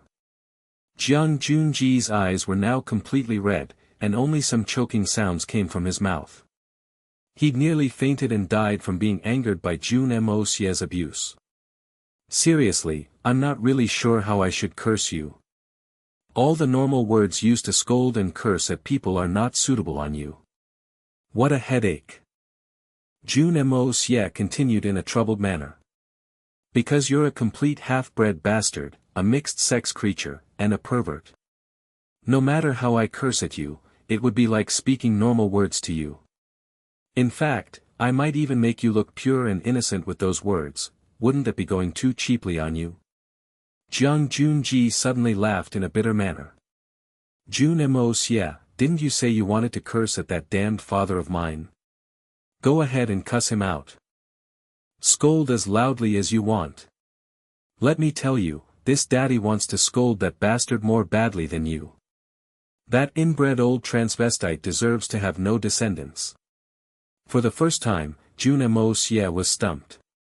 He'd never thought that this fellow would actually scold his own father in a much more toxic and fluent manner than even him. This was a truly unexpected development. This fellow was truly worse than a beast. My father. Hey! Is he worthy of that? Jun Xie turned and spat ruthlessly. He's nothing but a perverted animal. King bastard, he was already facing certain death, but he still wanted to go and create me, leaving me to suffer my fill of pain alone in this world. When I was 7, I was alone in the mountains, and abused by a wolf. When I was 8, I was taken into the wolf's den. On the days I thought I was a female, I was naturally not let off. But when I turned into a man, they also. Just thinking of this makes me want to King go and dig up his grave. Jun Moxie was completely speechless. To think that this fellow's childhood was so tragic. Indeed, perverted people had all been handled in a perverse manner in the past. This was simply too domineering. Scold then. Why aren't you scolding him? That old half-bred beast. Aged scoundrel. Perverted relic. Jun Xie cursed with ragged breath, finally smiling happily. Satisfying. It's enough for me to just watch you do the scolding. Your words are much more vicious than mine. Jun Moxie admitted his inferiority. Despite having lived through 2 lives, this was the first time he'd ever seen someone like Jun Xie scold his own father so righteously and so venomously. Jun Xie was undoubtedly a pervert among all perverts, a scum among all scums, and a wretched individual among all wretched individuals. An existence that was queerer than the most deranged transvestites. Truly, he was the leading figure among even the most select half-bred creatures that walked the land. Compared to this, his plot to harm Mei Shui-yen could only be considered a small matter. It was even somewhat insignificant. For a scum like this, were there any deeds too evil for him to commit? At best, a small plot like this was only a modest display of his true abilities. Over the other side of the Pillar of Heaven's mountains, there is definitely green smoke rising out of your family's tomb right now. If one's descendants bring glory to the family, azure smoke rises from their ancestors' tombs. If they commits evil deeds that even the heavens disdain, black smoke rises from the tombs. But yours is actually green, Jun Moxie sighed and shook his head. Your ancestors, forget it, I'm not in the mood to continue scolding. This is disgusting enough. I'll just send you on your way then. Just by looking at you, I already lost all my mood. Jun Xie laughed loudly in response. So you're speechless now, right? Jun Moxie, ha ha ha, send me on my way, Kiki, this old man has one request to beg of you. Without waiting for Jun Moxie to answer, he spat venomously. I hate this body of mine to the extreme. I only ask that you can be more vicious when you kill me. Split my body into two and chop it up into minced meat. I want that cursed half-breed bloodline of mine to completely flow out of my body. When I reach the depths of hell, I'll look for that old bastard to settle the scores.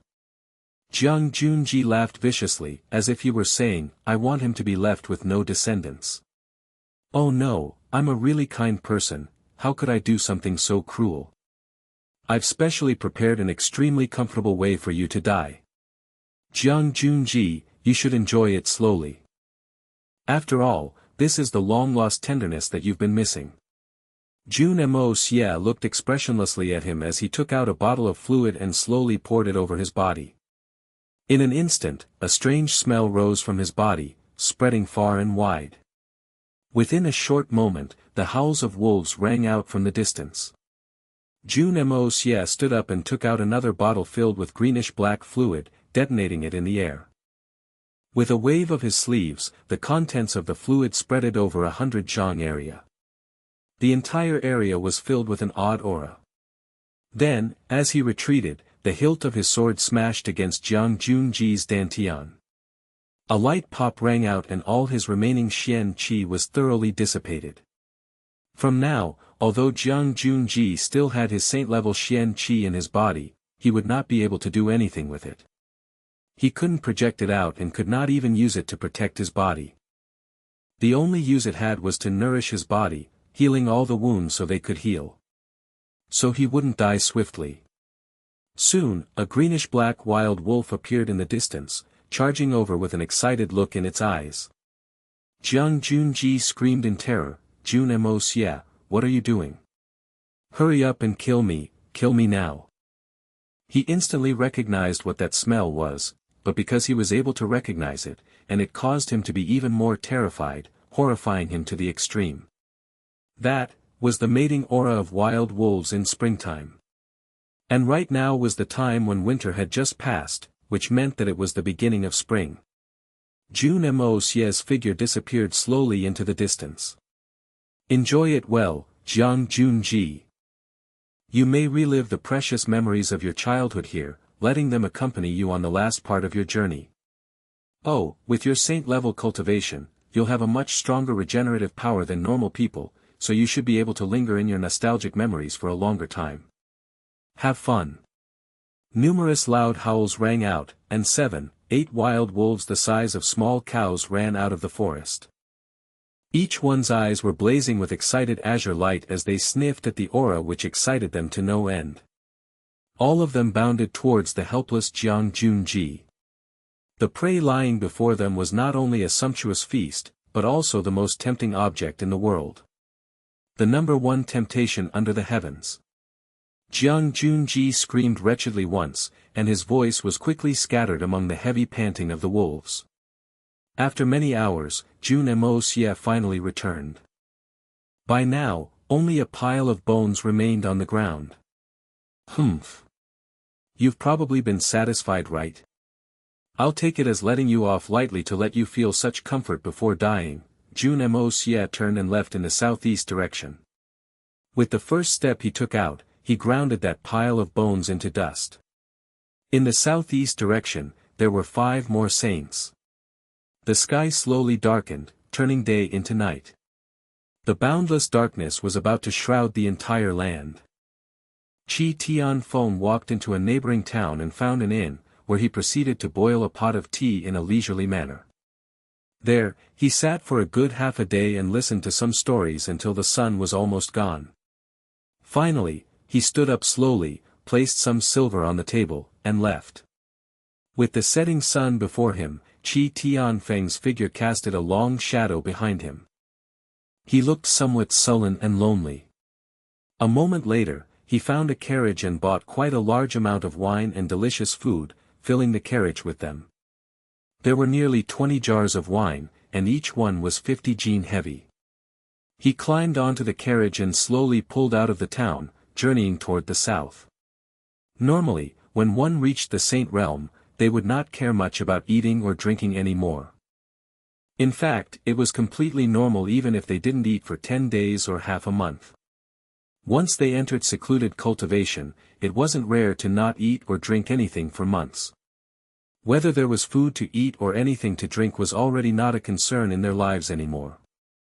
But today, Qi Tianfeng's suggestion of a feast was quite unexpectedly met with the agreement of the rest of the saints. Even Qi Tianfeng, who proposed the idea, was somewhat shocked at the response. It turned out that he was not the only one who did not think favorably of their chances in a fight against Jun Moxie's master. The others also thought the same way. Therefore this time, Qi Tianfeng had bought several times more food and drink. Since everyone decided to get drunk, then they should get thoroughly drunk. Who would have thought that they would lose 3 saints from the illusory blood sea just by trying to deal with a mere 4th-level venerable Mei Shuiyan, causing their total strength to fall by a third. Even if it was because of the appearance of the shocking Saint King pills, this result was still too exaggerated. Later on, if they went up against Jun Moxie's mysterious master, what kind of price would they have to pay? That was a matter that no one could predict with confidence. But there was one point that was hammered clearly into their heads from that fight with Mei Shuiyan. Saints were not invincible existences to those experts below the saint level. Saints could also die. Right now, they still had 6 people on their side. Wanting to eliminate that grand expert without suffering a single casualty was undoubtedly a pipe dream. It was a completely impossible matter. Even if the 6 of them surrounded and attacked a saint of the same rank, there would still be casualties. Not to mention that mysterious expert was very possibly many times stronger than them. Qi Tianfeng traveled absent-mindedly all the way until he reached the place where he had parted with Jun Xie. Although he loathed to see that fellow, they had agreed on the meeting earlier. But after waiting for some time, the weirdo still had not turned up. Qi Tianfeng did not put the matter to heart, thinking that fellow must have gone somewhere. Without waiting any further, he turned the carriage around and returned to the cave. When they reached the foot of the mountain, he paid the carriage driver a piece of gold, and under the shocked eyes of the carriage driver, he stretched out his hand and all the goods in the carriage seemed to be grabbed by a gigantic palm, stacking up to 40, 50 zhang high. The more than 1,000 jin worth of wine and food were directly hoisted away, and Qi Tianfeng skipped up the mountain like that, without so much as turning his head back. The carriage driver was so frightened that his stomach was twisted and cramped. The word demon came to his mouth, but he didn't dare to shout it out. His hands and legs trembling fiercely, he climbed onto the carriage and whipped the horse in an urgent manner. His face was pale and his lips were green, as if he'd seen a ghost. Without any hesitation, he rushed back with a speed so great, it was as if a family member had died. The journey that normally would take 6 to 8 hours to travel was actually completed in just 2 hours. Of course, the poor carriage was rattled so hard that most of its part was already torn away from the frame. Even after he stepped into his house, he was still engrossed in a nightmarish state. His hands were cold and clammy, and when he opened his tightly balled fist, the dazzling gold ingot still laid within. As if not daring to believe that it was real, he brought the gold to his mouth and bit down on it. His tooth grew numb, and the gold still remained solid. From the looks of it, this gold ingot was real. But because of it, he became even more frightened. The poor carriage driver even fell sick because of this incident. Seeing Qi Tianfeng returning by himself and carrying much stuff with him, Chen Chong and the rest could not help but be slightly stunned. "Where's Jun Xie?" Chen Chong asked with furrowed brows. How come that fellow didn't come back with Qi Tianfeng this time? That was a little strange. On the other hand, he was also taking the chance to have a little laugh at Qi Tianfeng. The feeling of being together with Jiang Junji was truly, quite unforgettable. Qi Tianfeng nearly tripped and dropped the wine jars. Shaking his head with a lingering fear in his heart, he hurriedly said, "Boss Chen. I beseech you, please don't mention that fellow in front of me anymore. I really had enough of him today." Ha ha ha, the others all laughed in a gloating manner. Just thinking of it also gave them slight goosebumps. Who cares, every time that fellow goes out, he'd engage in things offensive to God and reason. Who knows where Sheik ran off to this time, committing some unthinkable acts. Boss Chen, since Jiang Junji isn't here, the 5 of us brothers can have a good drink. When that fellow comes back, the rest of us would only feel more uncomfortable. Chui Chang, he laughed happily. Exactly, it seems like Jiang Junji still has some sensibility to leave us alone this time. Sa Qing Lu laughed aloud as he grabbed the stuff from Qi Tianfeng and moved them into the cave. Qi Tianfeng's hands were finally freed. Wiping away the cold sweat that had formed on his forehead from the mention of Jiang Junji, he smiled bitterly, "Brother Chen, now I finally know how difficult it is to live in your elusive world of immortals." Although these words sounded strange, they were definitely Qi Tianfeng's heartfelt words. They were his honest feelings. He had only interacted with Jiang Junji for half a day, and he'd already been brought to the edge of a mental collapse. What more several hundred years? With Qi Tianfeng's words, Sa Qing Lu and Chui Chang, he suddenly looked at Chen Chong with more impressed expressions. Those are strong-willed men, to be able to endure that weirdo for several hundred years. Chen Chong smiled helplessly and shrugged his shoulders. To be honest, all of us cultivate separately. If there's nothing important, even if dozens of years go by, it would be difficult to see each other even once. The other saint who hadn't spoke until now looked coldly at everyone and pursed his mouth. I've never seen that fellow before. If not for this outing, I wouldn't even know of his existence. Chen Chong rolled his eyes with exasperation. You've never even been out of that cultivation cave of yours, is there anything you've ever seen? This frosty-looking saint was exactly like his name, Ling Tong, meaning cold eyes. He was also known as the demon pupil saint. As they spoke, Chui Chang he had already finished laying out the food and wine. Using his bare hands, he cut out 5 stone bowls from the cave walls. The thickness of the bowls were perfect for holding and drinking wine. The 5's faces were wreathed in smiles as they sat together. After 3 rounds of wine, the smile on the faces of everyone slowly grew less wide, and their complexion grew heavier. Originally, each person would crack a few jokes, but the more they drank, the heavier the atmosphere became. Drinking was normally something that would start off reservedly, and grow more lively as time went on. But for these 5 people, it was completely the opposite. After a long time, Sa Qing Lu sighed deeply and put down the bowl in his hand. This wine today, the more I drink it, the more tasteless it's becoming. Ling Tong snorted coldly and rolled his eyes. To be honest, we should not even be out here this time. Us saints have hundreds of years of cultivation behind us, and all of it is simply to duke it out with the strange races Frenzy Blade Enduring Ghost and Frenzy Blade Enduring Earth. Since when were us saints being sent out for such nonsensical matters like this? Chen Chong shook his head helplessly. This matter is also because there's no choice. Ling Tong snorted coldly again, in an even more annoyed tone. What do you mean by no choice? No choice my ass. This is simply a case of Mo Wu Dao wanting to exact revenge for his own brother. He's satisfying private ends by utilizing public means. This kind of action truly causes one's heart to lose all respect. When did us saints of the 3 holy lands turn into tools for other people's vengeance? Chen Chong laughed bitterly and shook his head. Ling Tong, say less words. Everyone is drinking just fine, what's the point of saying these dampening words?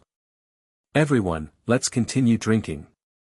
Ling Tong's eyes trembled, and he slammed the stone bowl in his hand down, shattering it into pieces. Still drink what, fart? How am I being a spoilsport? Am I not just speaking the truth? Why? That fellow can do this, but I can't even speak about it. Who would have thought that the too elusive world of immortal saints would suddenly start arguing with each other? Qi Tianfeng and the rest could not help but look at each other awkwardly. Chen Chong laughed dryly in response. Old brother Lang has been immersed in secluded cultivation within the Holy Land for a long time and hasn't been much in touch with the affairs of the world. So his character is more straightforward and brash. Leng Tong rolled his eyes and snorted unhappily. You don't have to try and cover for me. I've always been direct with my words. How do I not understand the ways of the world? With a stretch of his hand, a large piece of rock was removed from the cave. With a casual swipe, the rock was hollowed out and smoothed into a huge bowl. Lifting up the wine jar, he poured himself a full bowl and gulped it down in one go. Just to handle a mere 4th-level venerable, 9 saints were actually been sent out this time. In addition, 3 saints from the illusory blood sea lost their lives. His eyes grew red, and he raised his voice. That's 3 Saint Realm experts. What impact will that have on the war for seizing the heavens? How many saints are there in the entirety of the 3 holy lands? Do you all really not know? If all the saint experts died, could it be that we would need to send Saint Kings to deal with the likes of Frenzy Blade Enduring Ghost and Frenzy Blade Enduring Earth? If that's the case, who will go to deal with Supremacy Enduring Heavens when he appears? The other 4 fell silent, unable to reply. Together, they lifted up their wine bowls and drank deeply. There's still more. Those youngsters beneath us are performing all manners of evil as they please, running amok without care and dealing with Tian Fa. Mother F * King Hell, I simply don't understand. Leng Tong downed 3 large bowls of wine without pause and wiped his mouth, continuing. What's the deal with Tian Fa? What's wrong with them? What wrongs have they committed? What wrongs has Venerable Mei done? Why do they have to pick on her? What rights do they have to pick on her? His ice-cold eyes suddenly turned hot and fiery, as he swept his eyes across everyone. You're drunk. A hint of anger appeared on Qin Chang's face. I'm not drunk. I'm not drunk at all. Leng Tong roared with rage. It's been 10,000 years. For the past 10,000 years, the ferocious land of Tian Fa has been an important factor in every single war for seizing the heavens. Tian Fa is the same as us.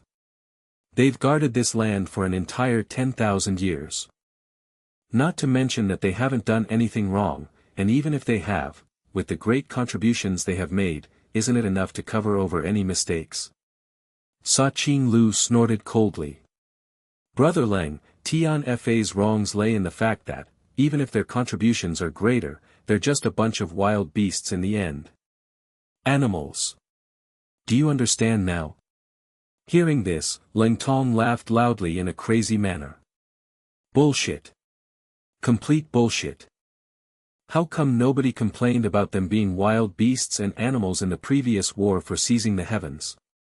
When the 3 holy lands were weak and powerless during the war for seizing the heavens and had to rely entirely on Tian Fa to control the situation, how come no one minded that they were just some wild animals?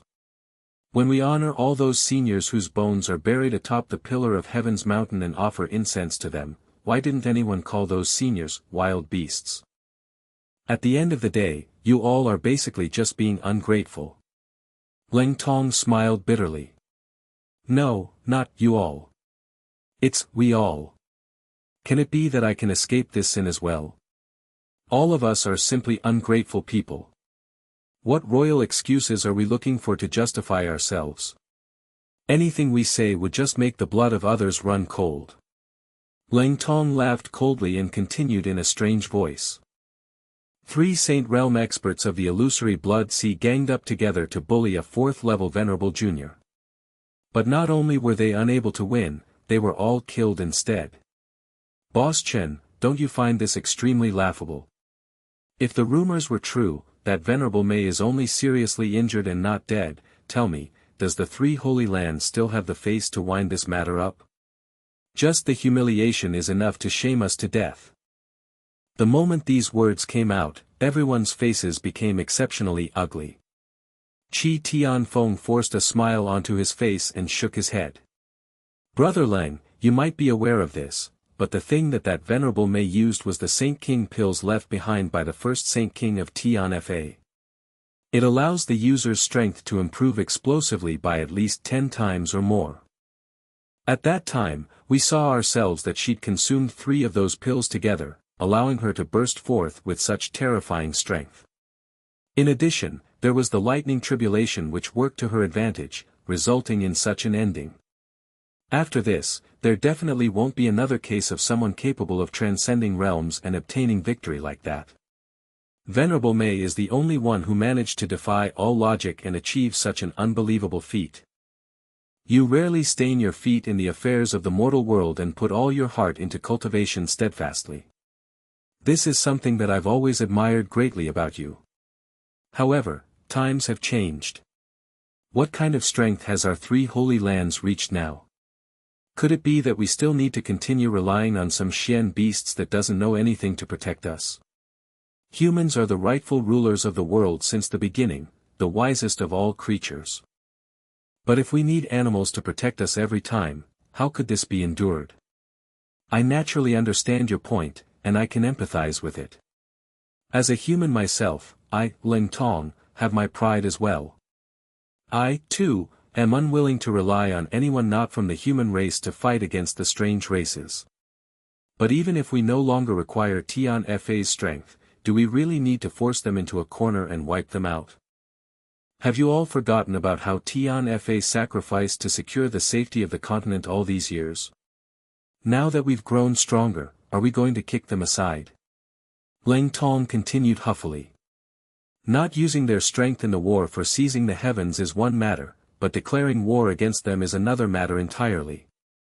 Could it be that just because we don't want them to participate in the next war for seizing the heavens that we must annihilate them completely?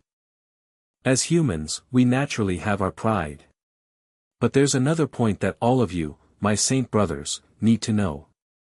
The most precious thing about being a human is that compared to beasts, we possess something called a conscience. Right now, we're personally moving to slay the comrades who've shown us great kindness and helped us greatly for more than 10,000 years. Dare I ask everyone, can we still be called humans? We don't want to do this either. But those wild beasts of Tianfa are just too simple-minded. Even if they know that we don't need them anymore, they would still rush to the Pillar of Heaven's mountains. Even if we heap burning satire and freezing irony upon them, those dumb Xian beasts would still think that we're praising them. Chen Chong said in a depressed tone.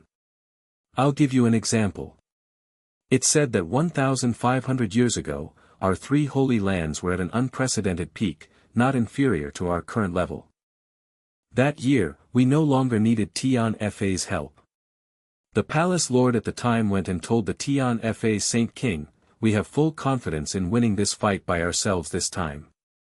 As the saying goes, there's no need to use an ox cleaver to kill a chicken. Lord Saint King is a lofty figure, so there's no need for you to dirty your hands in this fight. Why don't you bring your army and return? We will never forget the kindness and help you've rendered to us these past 10,000 years.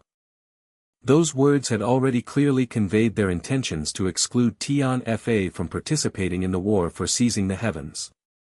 But the Saint King of Tianfa actually replied, don't worry about it. We can talk about kindness and all that stuff after the battle. This time, we shall kill the strange races until their blood flows like a river. Isn't it more enjoyable to use an ox cleaver to kill chickens? Us Xian beasts also know your funny idioms now. Qi Tianfeng and the rest could not stop themselves from laughing aloud in mockery. Undoubtedly, all of them were laughing at the Tianfa Saint King who thought himself to be very clever. Chen Chong had intended to use this incident as a joke, to lighten the atmosphere. But unexpectedly, Leng Tong's expression became even more unsightly. The Xian beast's simple-mindedness and honesty are their most precious qualities. Is it something very funny? Pausing for a moment, he continued. It's precisely because they're simple and honest, never scheming against others, that we have been able to trust them with any tasks without worry. If we gave them our backs and asked them to protect us, there would be nothing to be scared about. Can humans do that?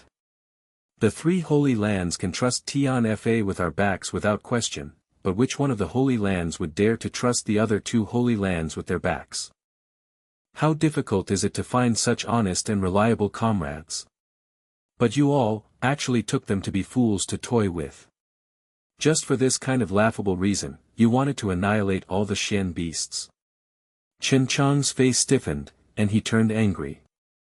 Leng Tong. Do you know what you are saying? Remember which side you're standing on. You're a human. Could it be that you think it's an extremely glorious thing to live in the protection and kindness of a bunch of wild animals for 10,000 years? Now that we have this kind of rare chance, why can't we make use of it to wipe away our shameful history? Wipe this shameful history away. You actually think that that period of history was shameful? Leng Tong looked at him with shock.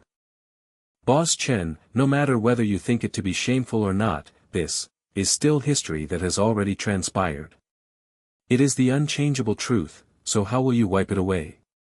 Even if our three holy lands killed all the Tian Fa beast kings and wiped out every last Xian beast, hunting them to extinction, would it be able to change what happened in the past? History cannot be changed. However, the history books can be rewritten. Chen Chong stared back at him with a stormy expression. Leng Tong, do you really want this old man to say everything so clearly?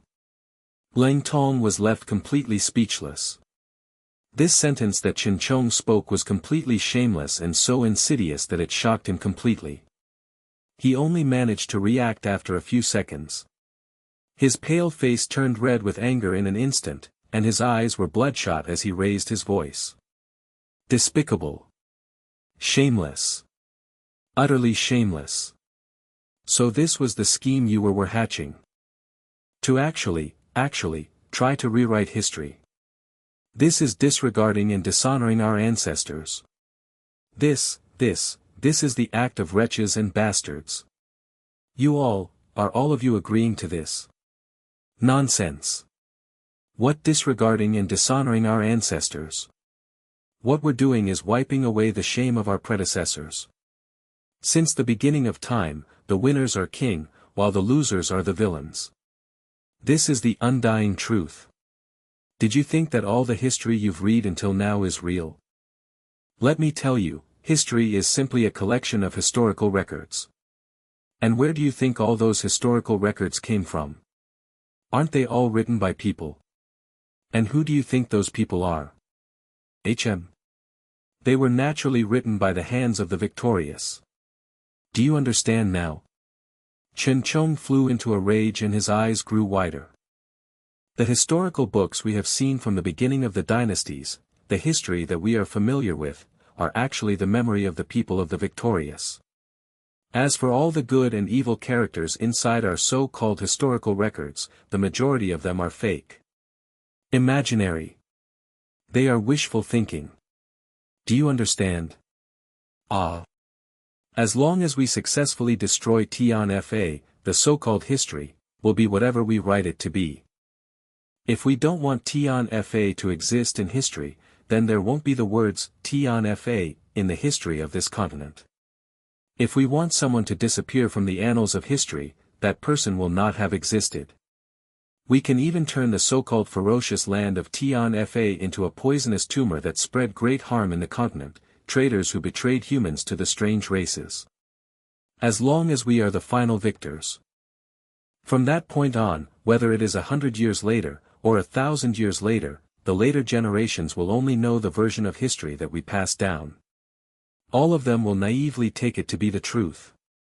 Do you understand now? I'm telling you right now. The history books have never told of the true history. Never. Towards the end, Chen Chong was practically shouting. But won't you feel the least bit guilty about that?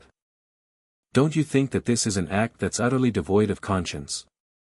You did not think about those heroes that contributed all their efforts for 10,000 years for the sake of this continent. Can you really feel at peace like that?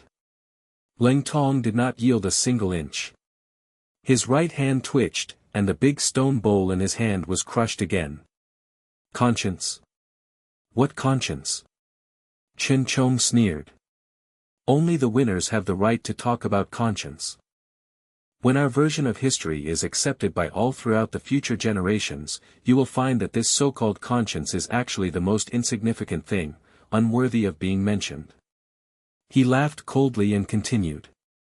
You really naively thought that we only started planning to deal with Tian Fa now? Why was Tian Fa's predecessor Saint King sealed inside the misty illusory manor's beguiling mist? Did you really think that the 3 Saint Emperors and 16 Saint Kings of the misty illusionary manor all failed at the same time? Are you really that naive? I'll tell you honestly. If not for Tian Fa Forest being too difficult to attack, it would have already been turned into our 3 Holy Lands Mount training camp. Why did we attack only Venerable Mei? Why didn't we kill the other beast kings? Why? Why? When will this blockhead of yours get enlightened? So it turns out, that this plan to deal with Tian Fa was premeditated so long ago. Leng Tong stood up speechlessly.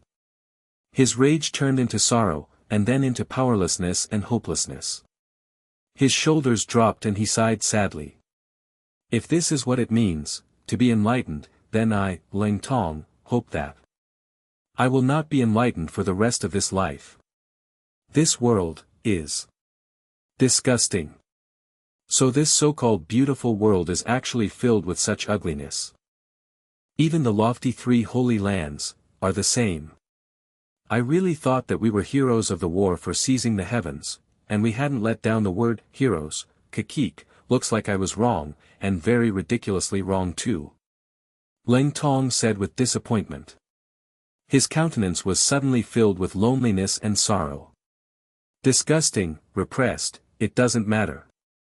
Whether it be beauty or ugliness, this is the true face of life. And it is even more so the life of those who make history. Chen Chong continued emotionlessly. So, put away that chivalrous attitude of one who bemoans the state of the universe and pity the fate of mankind. In this world, you only need to do 2 things. First, live on. Second, win. As for the other stuff, it's best to not think about them.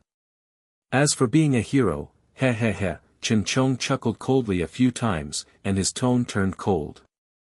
Leng Tong, do you know how heroes are made? Let me tell you. As long as us 3 holy lands wish it, we can turn even a pervert or a hooligan into a hero. How? First, exaggerate. Second, exaggerate. And third, exaggerate more. If one person blows their own horn, it would be nothing but nonsense. But if 100 people do it, it is building credibility. If 10,000 people or 100,000 people proclaim that a person was a hero, that person is a hero. He is a grand hero. Do you understand? Even if that person was only equal to a pile of dog shit, as long as enough people praise him, he would be able to sit on the throne of a hero forever. Chen Chang's eyes shone with a sharp gleam as he continued. As for us, we're not acting out of pure selfishness. What is the purpose in us placing our lives on the line every time in the war for seizing the heavens? Don't tell me it was for ourselves only. We're doing this for all of mankind. For all the innocent lives in this world. For this point alone, we have a clear conscience. Chen Chang's voice broke off for a moment, but it rose up again with renewed vigor, as if he were putting more weight into his words to convince himself. All our efforts are for the sake of the common people. For humanity. We have nothing to be ashamed about. No matter what actions we took, they were all necessary actions. Anyone who opposes us, whether they be the strange races, Tian Fa's Xian beasts, or anyone else, they are all evil and wicked. Before he finished speaking, Chen Chong had already picked up the wine bowl and raised it to his lips. With a fierce gurgling sound, he finished the entire bowl of wine in one breath. Slamming it down menacingly, he continued. We've never done anything selfish, our conscience is clear. Instead of trying to convince Ling Tong, these words were, more accurately, to convince himself. And he'd succeeded. The bowl was smashed into pieces, clanging loudly against the ground. The cave was completely silent, allowing the crisp sound to echo brightly. What a nice, our conscience is clear. Ha ha ha, Ling Tong laughed in an odd manner. He reached out, looking for a bowl to hold his wine, only to find that there was nothing left. With a cold snort, he picked up a new vat of wine, tore off the seal and guzzled madly. The pale green wine overflowed his mouth and ran down the sides of his mouth freely. His breathing grew rough, and with a great crash, the wine vat smashed into the ground. 50 jin of wine had actually disappeared into his stomach. Ling Tong's originally straight body swayed twice, and he toppled to the ground. His eyes were closed tightly, and he murmured continuously. What a nice, our conscience is clear. He sat quietly on the ground, while 2 streams of tears ran down his face. Following that, he buried his head in his knees and howled bitterly. A Saint Realm expert was actually crying aloud in front of others. The beliefs he'd held his entire life, his long-cherished ideas about justice, and his long-established, unshakable, and stanch purpose had all been shattered completely today by this single phrase, our conscience is clear. In this moment, Ling Tong, the lofty demon pupil saint, had been thoroughly defeated by those 4 shameless words. For a moment, the other 4 did not say a single word. Within the stone chamber, there was only the sound of Ling Tong's unrestrained crying, causing the hearts of all who heard him to tighten and their noses to feel sour. The sound of people crying was something that had probably never ceased since the beginning of the world. However, the cries of a saint were unexpectedly so heart-rending. Ling Tong was a person who went around every day with a cold face, doing things in a decisive and clean manner. From the beginning of a year to the end, one would hardly be able to catch him speaking more than 1 or 2 sentences in total. Such a person had not only raised his voice in objection today, he'd even participated in a fierce debate personally, finally ending up sitting on the floor and crying aloud out of despair. Because he discovered that the beliefs that he'd always held on to so resolutely were actually so laughable. The friends whom he'd known for centuries actually all preached in direct confrontation to his values, ruthlessly breaking them down. That so-called justice was nothing but a cover for maintaining power. That so-called conscience was nothing but a forced denial. That so-called safeguarding the world was nothing but an excuse.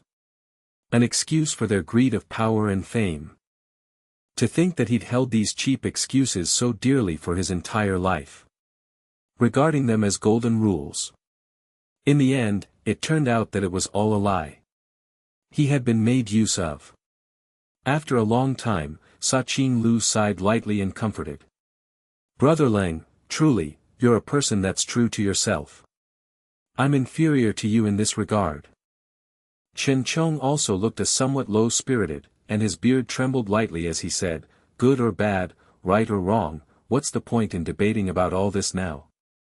The great battle is right upon us. After this fight, who knows how many of us brothers will still be alive? Even in the best-case scenario, it would be extremely lucky if even 2 or 3 of us survive with permanent injuries. The likelihood of us all dying together is at least 80%. At this juncture, what's the meaning in talking about good, evil, and justice? How hilarious! Chi Tian Foam laughed freely, nodding his head. Indeed, after this battle, all the affairs of this world will no longer have anything to do with us. Whether we are guilty or guiltless, everything will turn to dust and disappear into clouds. Brother Leng, why do you take it so hard? Chui Chang he furrowed his brows and said, Brother Chen, Brother Chi, there's something I don't understand. 9 of us had come together at the start, and only 6 of us remain now. Against that mysterious expert, our strength is somewhat insufficient. But as long as we send out a request for reinforcements, our backup will definitely arrive within 3 days. Why do the two of you insist on not requesting for backup? Chen Chong smiled bitterly and shook his head. If the opponent was the 9 nether 14th young master, we might have a cause to call for reinforcements. But, he's clearly not. Brother Chui, at our current level, if we still need to call for help to handle our enemy in a 6 versus 1 fight, then, we'd rather be dead. Qi Tianfeng smiled bitterly. That's right. We can lose, and we can even die. However, we cannot call for help. This is especially the case when the fight hasn't even happened yet. No matter what the outcome is, that is all post-war matters. If we succumb to cowardice even before fighting, and request for help from home, even if we won, what face will we have to go back and meet our peers? As the saying goes, the higher you climb, the colder it gets. Since we were capable of climbing to our current positions, we must have the pride of those at the top. Elites can be defeated, but cannot bow their heads. There is but one path in life. The moment we stepped onto this path, we could never turn back. Especially if you had obtained some accomplishments, there would be even less a chance to turn back. Chen Chong continued blandly. And we are exactly in that kind of position. This is our pride and also a great sorrow for people like us. Sa Qing Lu sighed. Pride my ass. Sorrow my ass. Leng Tong howled loudly. A bunch of hypocrites. Hypocrites. Hypocrites. Following that, he plopped onto the ground and fell into a deep sleep, even snoring loudly. Although he was a saint-level expert, he hadn't used a bit of Xian Qi to suppress the effects of the alcohol. He was completely relying on his fleshly body to endure the near 60 jin of wine he drunk. Saints were people too. They could also get drunk. Although he only needed to revolve his Xian cultivation 1 round to completely flush the alcohol from his body and regain clarity of the mind, the Ling Tong right now did not wish to awaken at all. In this moment, all he wanted to do was to get drunk. Whatever righteousness, justice, conscience, good, evil, the safety of the world, all that would be put aside first. Drunkenness could cure 1,000 worries. The other 4 furrowed their brows at the same time, but after a long sigh, they also begun to drink moodily. Each one of them drank hard and fast, as if they wished to follow Ling Tong, turning drunk as a lord and forgetting all their sorrows. Unbeknownst to them, their entire conversation had, from start to end, trickled into the ears of another man. Jun Moxie had been following Qi Tianfeng the moment he left town, using the incomparably elusive yin-yang escape, all the way back to this cave. Right now, young Master Jun was sitting right under the cave, listening intently and thinking slowly. With the current state the 5 were in right now, Jun Moxie was fairly confident in reaping any one of their lives with ease if he targeted any single person. However, his goal was to catch them all in one fell swoop. That was a completely different ball game and the difficulty level was much higher, to the point of verging on impossible. This was the reason why young Master Jun's right hand had not been idle. A dense blue light shrouded his right hand, continuously surging outwards. After sweeping around once, it would return into his body. The blue light that was dispersed grew from dense to thin, slowly disappearing and rippling in all directions. But the blue light that returned was scattered first, growing denser and denser before re-entering his body. Inside the Hongjun Pagoda, Mei Shuiyan, who had cultivated for a long time and was advancing with a godly speed, suddenly heard the sound of gushing water.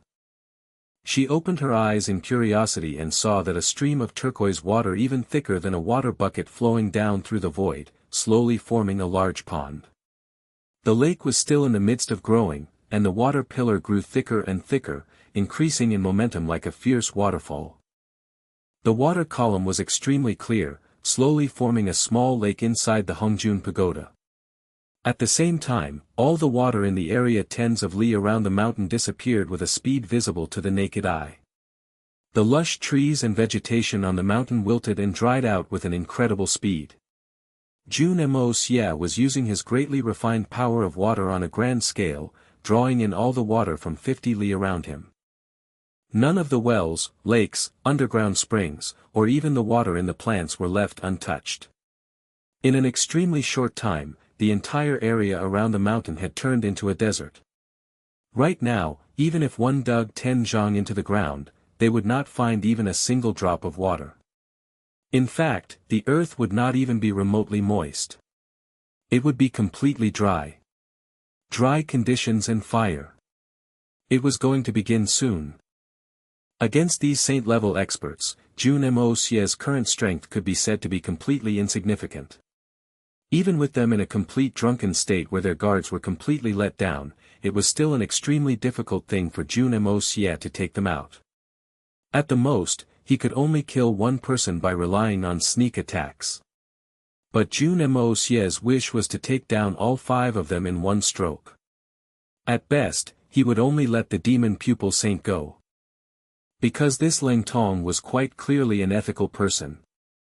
Naturally, if he didn't know how to appreciate the favor, Jun Moxie wouldn't mind killing him as well. As for his confidence, the only thing he could rely on to accomplish this right now was the power of the 5 elements.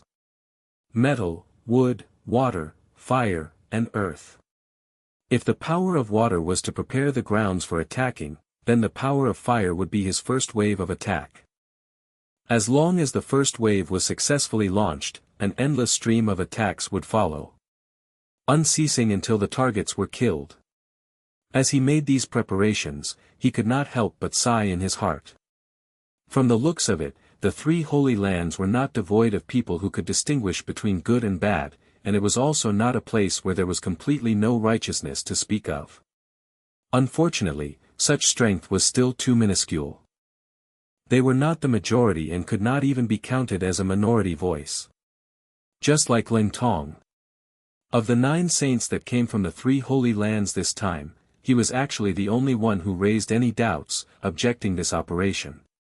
As for the rest, they simply took it as a matter of course, even going as far as thinking that distorting and rewriting history was a very morally upright thing. All of them felt that they were great heroes who were changing history. Chen Chang's words naturally had some reason. However, if everyone in the world acted according to such logic and based their actions upon it, the world would be too tragic to live in. In fact, there would be no more meaning in living. People should always insist on what they wanted. If people only had profit in their hearts, to a point of disregarding the line between good and evil, even if the person was a saint or a saint king, there would be no more redeeming qualities in him as a person. The words, "our conscience is clear," had not only completely crushed Ling Tong, even Jun Moxie felt his balls ache just by hearing it. If such an ungrateful, shameless, and despicable fellow who burned all bridges after crossing them, someone who only cared about profits, could claim that his conscience was clear, then, this daddy would rather be a base man. A hoodlum for the rest for this life. Taking another 10,000 steps back, even if Chen Chang's reasoning was really acceptable, then should I, my family, and all the Xian beasts in Tian Fa allow themselves to be slaughtered freely by you? Where was the logic in that? As long as one was alive, they would strive for a better life before talking about other things. If one did not even have the most basic self-preservation as a guarantee and still wanted to forcefully stick out their necks, that was not a hero. That was a fool. Just the thought of how a divine beauty like Mei Shui Yan was forced to her current state caused Jun Moxie to seethe with rage. What dogfart clear conscience? What dogfart changing history? Someone who was able to say such words and yet act so despicably could actually still boast about having a clear conscience. This alone caused Jun Moxie's killing intent to surge to the 9 heavens. Right now, Jun Moxie's process of absorbing all the water from the surroundings was nearly complete. He was not only planning to raise this place, his other objective was to gather some water and let Mei Shui Yan have a nice place to bathe inside the Hongjun Pagoda. Not just a place to take a bath, but also one that would allow her to swim freely. It would be considered a place for her to de-stress when she's bored. Otherwise, if she only cooped herself inside all the time, the loneliness would be truly hard to bear. Although Jun Moxie could pop in any time he wanted, he couldn't accompany her inside indefinitely, there were still many things waiting for him to do in the outside world. Therefore, Jun Moxie had already decided long ago. Not just this lake, he would move any interesting things he came across inside in the future as well, even if Mei Shuiyan needed to stay a few more years inside, he would make sure that she would be completely comfortable. This was also the only thing he could do at this point. At this time, there were still 4 cognizant people in the cave. Nobody spoke a word, and they remained sitting, drinking gloomily. The alcohol gradually surged to their heads. Leng Tong snored loudly at the side. Even as he slept deeply, his face contorted in a thoroughly disappointed expression. After a long time, Chen Chong suddenly laughed aloud. Satisfying. This is the best drink I've had in several hundred years. Ever since I stepped into the Supreme Realm, this is the first time I've gotten drunk in 340 years. Today, I have finally experienced how it feels to be an ordinary person. After getting drunk today, even if I die tomorrow in the battle, I will have no further regrets. Qi Tianfeng also joined him and laughed joyfully. Living and dying, life is but a dream, it's nothing more than that. Isn't it just a battle? The 4 became more invigorated and smiled.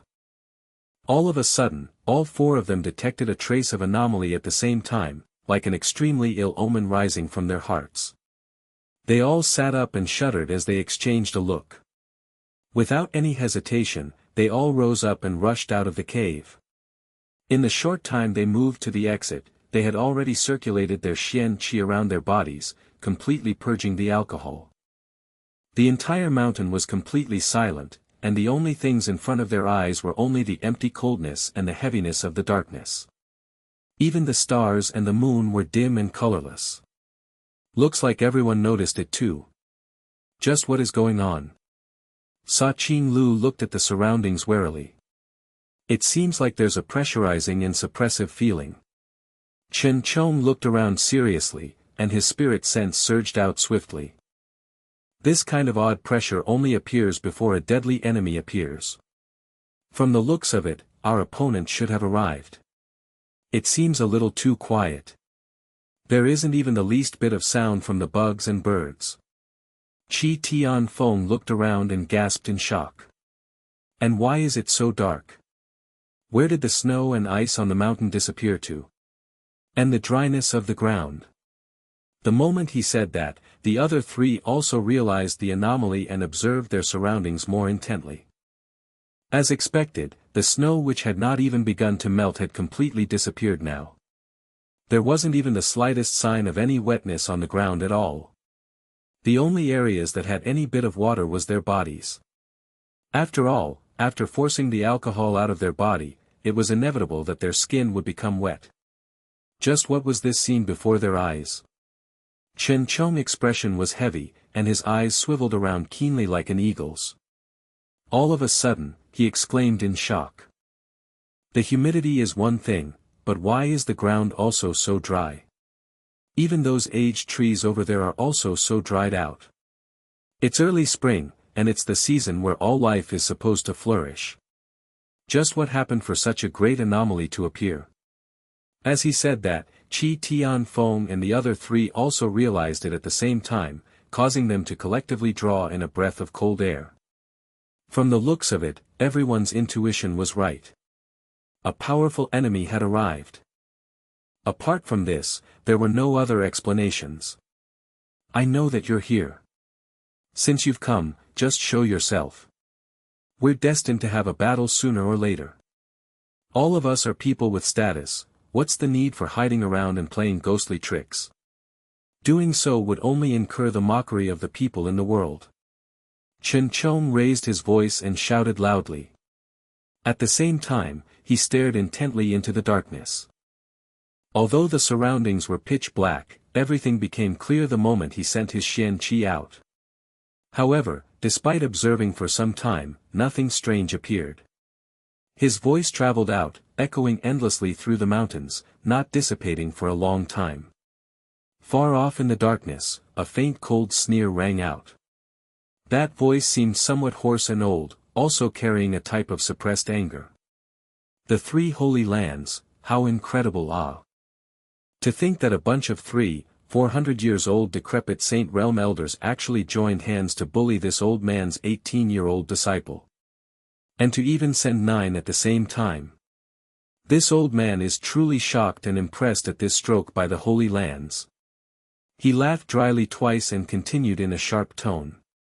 The ages of each one of you are over 20 times greater than his. May I ask, do you Saint Realm experts find this matter of bullying the young and the weak, fun? Chen Chang's face turned red, and he did not answer, directly avoiding the clear provocation. He looked up and said in a steady tone. As expected, the third young master Jun's master is here. Dare I ask, is your surname Feng? That aged voice sounded again, light and wispy, but carrying a bone-freezing chill. What this old man's surname is none of your business. You all only need to know one thing. There are consequences for harming my disciple's wife. As he said the last sentence, a shocking killing intent blasted out, instantly covering the entire mountain. Consequence? Ha ha ha, Chen Chong laughed aloud.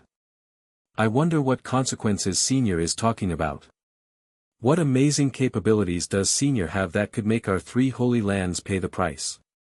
Could it be that Senior wishes to challenge all 3 holy lands alone? As Chen Chong spoke, Qi Tianfeng, Sa Qing Lu and Chui Chang he had already sent out their spirit sense in an all-encompassing search. But strangely, although that aged voice seemed to be coming from quite close to them, they still could not find a single trace of the speaker despite covering several tens of li. Don't think that you can use the name of that 3 rotten lands to scare this old man. In this old man's eyes, the name of the 3 holy lands is no different from the signage hung outside those cheap brothels, perhaps even less. At least the prostitutes are making an honest living and selling themselves openly. But you 3 manure lands lead the lives of filthy whores and yet expect a monument to your chastity. How disgusting. Chen Chong, you really think too highly of the 3 holy lands. As for the price of offending me, not only must the few of you pay for it, the 3 dogsh asterisk T holy lands behind you must give this old man an explanation as well. There's no discussion on this. That hoarse voice grew heavy all of a sudden. A heaven-shocking spiritual sense burst out, powerful and as sweeping as the raging oceans. North, south, east, west, front, back, left, right, the sky and earth, it pressed down from all directions. Every single direction was instantly covered in the shocking spiritual sense. Even the mountain also sunk from the pressure. Chen Chong and the rest all trembled intensely in that moment. Such a terrifying level of strength had already surpassed everything that they knew long ago.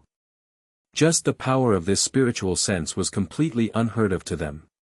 Such power. Such arrogance. There was a kind of domineering aura in this spiritual sense, as if it dared to go against the very heavens, overwhelmingly strong and crushing. The 4 suddenly felt as if they were tiny little rafts in the middle of a violent sea. They could only allow themselves to be tossed by the waves, completely helpless to resist. Everyone gasped with shock. Such a powerful cultivation was probably enough for even a saint king to despair. Just what kind of background did Jun Moxie's mysterious master have? How did his strength reach such a terrifying level? Even the legendary 9 Nether 14th young master back in the day was probably only on par with this. A cold laughter rang out, as if it had come from the heavens, instantly covering the entire area. Frogs at the bottom of a well have no way of knowing the immensity of the heavenly river. Little runts of the 3 holy lands, this old man will let you take a look at my abilities. Pausing for a short moment, the voice rang out again. Power of fire. When will you burn if not now?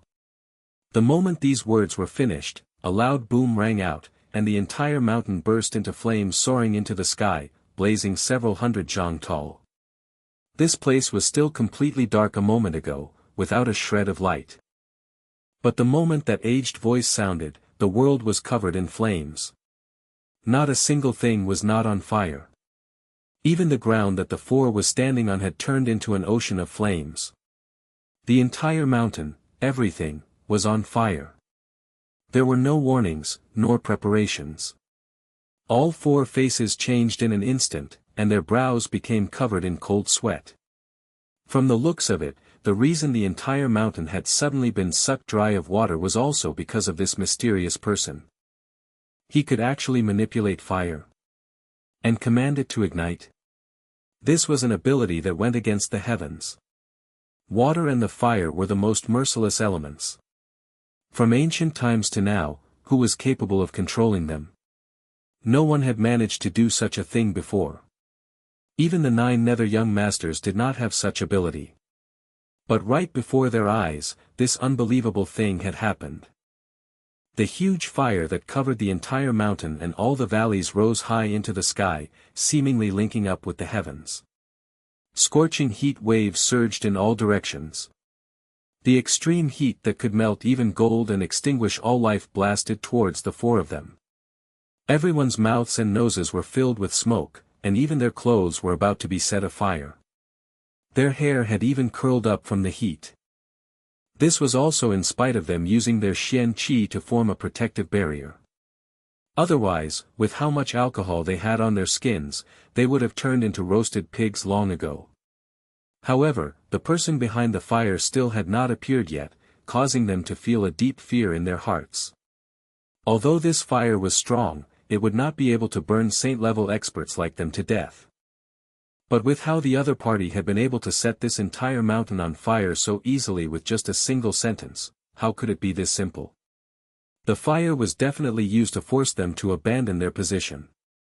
Then, they would be faced with the true killing moves.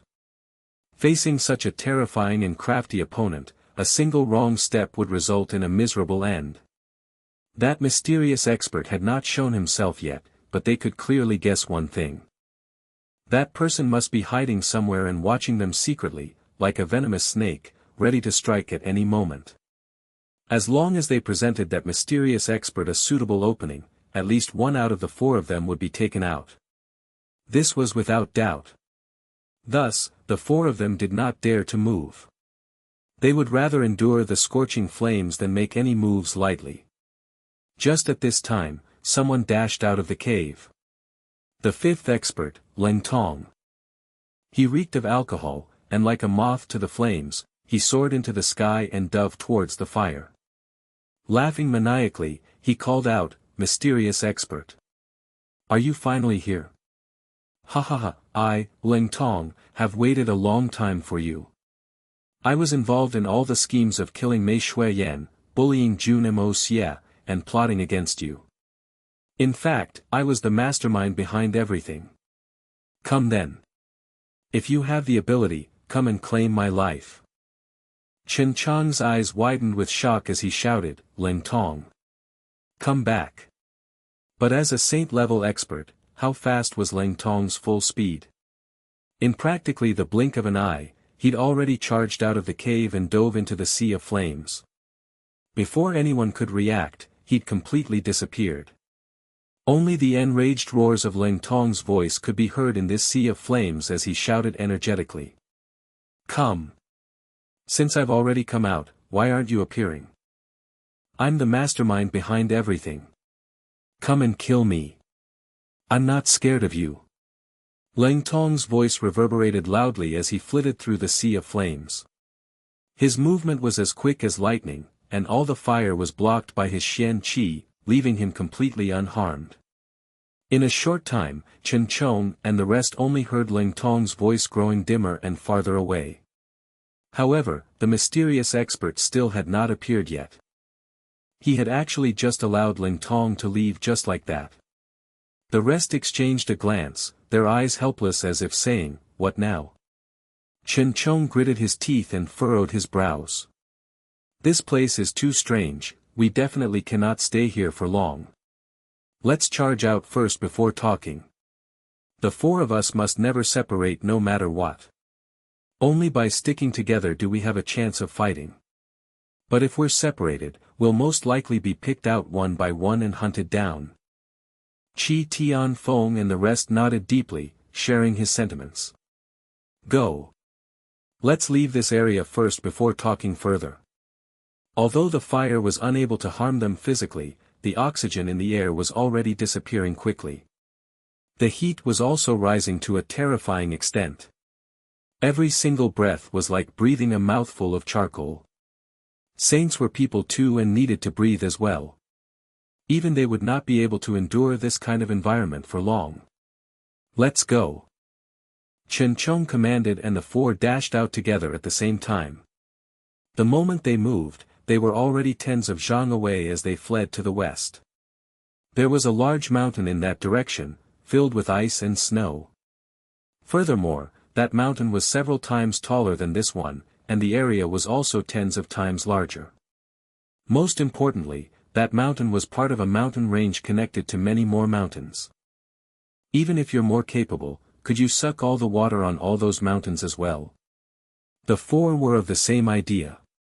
They were like four shooting stars as they streaked across the sky. At this time, a hoarse laughter suddenly rang out cruelly around them. After landing in this old man's hands, you're actually dreaming of escaping? I've misjudged you all. Power of fire, chase. As soon as this command rang out, an unbelievable scene took form in front of everyone's eyes. The sea of fire suddenly gathered and morphed into a huge fire dragon, and with an indescribable speed, it charged towards them madly across the sky. Everywhere it flew past was burned and set ablaze. Right in front of the trail of fire were four black figures escaping with full speed. The fire dragon chased the four black shadows unrelentlessly. Whichever way the four turned, the fire dragon would chase. Its speed was not any inferior to theirs at all. Heat waves continuously rose into the sky, scorching the four's backs, causing them to sense the taste of death behind them. As they fled, the hearts of the four saints trembled with shock and disbelief. Whenever they turned and looked at the fire dragon behind them, they felt a fear that came from deep within their hearts. How was this possible? How did there exist a person with abilities to control a raging wildfire? And to the extent where he could control the great fire that covered an entire mountain to form a fire dragon to attack his enemies. Not to mention encountering such a thing before, they hadn't even heard of such a ridiculous notion before. This mysterious master of Jun Moxie truly had divine abilities. How could such a person be someone that regular saint-level experts could match? Not to mention killing the former, to think that they'd come with such great confidence only to end up offending this powerful malignant star who no one could afford to offend. Not mentioning other things, as long as this expert went to any of the three holy lands' base and play around with his fire like this, all the accumulated foundations of that holy land would be destroyed in a single instant. Although they might not suffer many casualties in terms of their experts, but if their base was destroyed, it would be a great humiliation for the three holy lands. It would be hard to wash away even after 9 lifetimes. The human figures fled through the sky, while the fire dragon snapped at their heels from the ground. Chen Chong shouted as he fled. "Senior, are you really going to set fire to the lands for the sake of a personal grudge? How will the tens of thousand villages in this area live from now on? What will they rely on to survive? Are you really going to be so heartless?"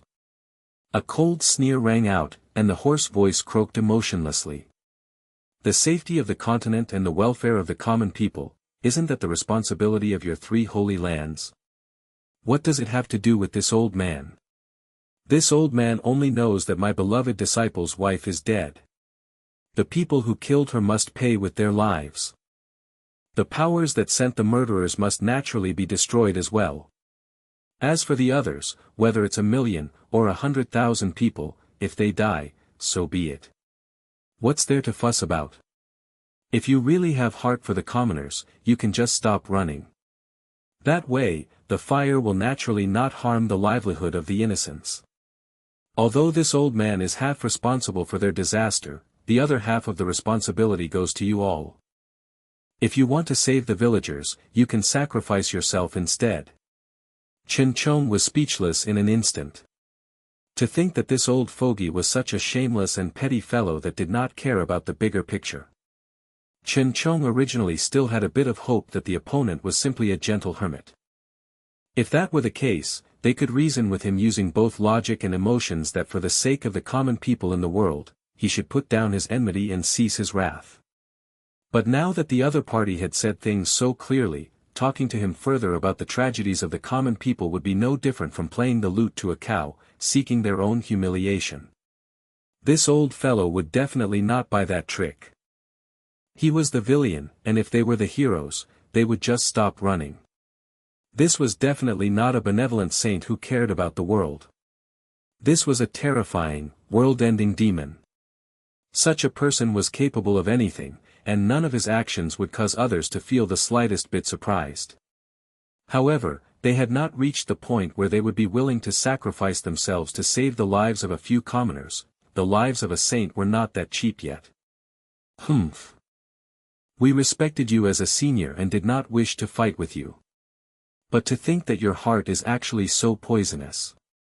A person like you, even if your cultivation is higher, you would only be a plague to the world. As a cultivator of the true holy lands, this one only has disdain for an evil creature such as you. A demon like you deserves the punishment of everyone. After this matter, our 3 holy lands will warn the world about you and cause you to be pursued to the ends of the earth, dying without a burial place. Chen Chong cursed with rage as his speed grew faster and faster. Your words are so righteous and noble, but how come you haven't stopped running yet? Stop running and exterminate this evil demon. Let me tell you all something. This old man is killing you, but my conscience is clear. That hoarse voice exclaimed in a theatrical manner. This old man is not doing anything out of selfishness at all. This old man is killing you all for the sake of the safety of the continent. All this is so that the common people will no longer suffer the bullying and the poison of the 3 holy lands. This old man's conscience is clear. Hearing this, Chen Chong very nearly spat out a mouthful of blood. This fellow had clearly been listening in on their conversation earlier. Apart from changing a few words, most of the things that they'd said to Ling Tong had been fully returned back to them. Even more terrifying was, the 4 of them had been fleeing for quite some time and their speed was extremely quick. However, that voice had been hovering right above their heads the entire time, not faltering in the slightest. And despite having used all their methods, they still could not find the location of the speaker. The voice was clearly right beside them, but they could not see nor touch anything. Such a feeling caused the 4 saint experts to feel extremely spooked out. Furthermore, they had to defend against a possible sneak attack at any moment and protect themselves from the fierce fire on their backs at the same time. The fire dragon behind them could not be underestimated. A fire dragon of such concentrated high temperatures was nothing to joke about. Even a Saint Realm expert would not fare very well if he fell into its belly. The long and winding dragon chased the 4 fleeing figures, dyeing half the entire sky a scarlet red, painting it with a magnificent radiance. Although it looked incomparably gorgeous, the killing power of the fire dragon was something that no one could imagine. Finally, after 70 li, the fire dragon finally stopped chasing.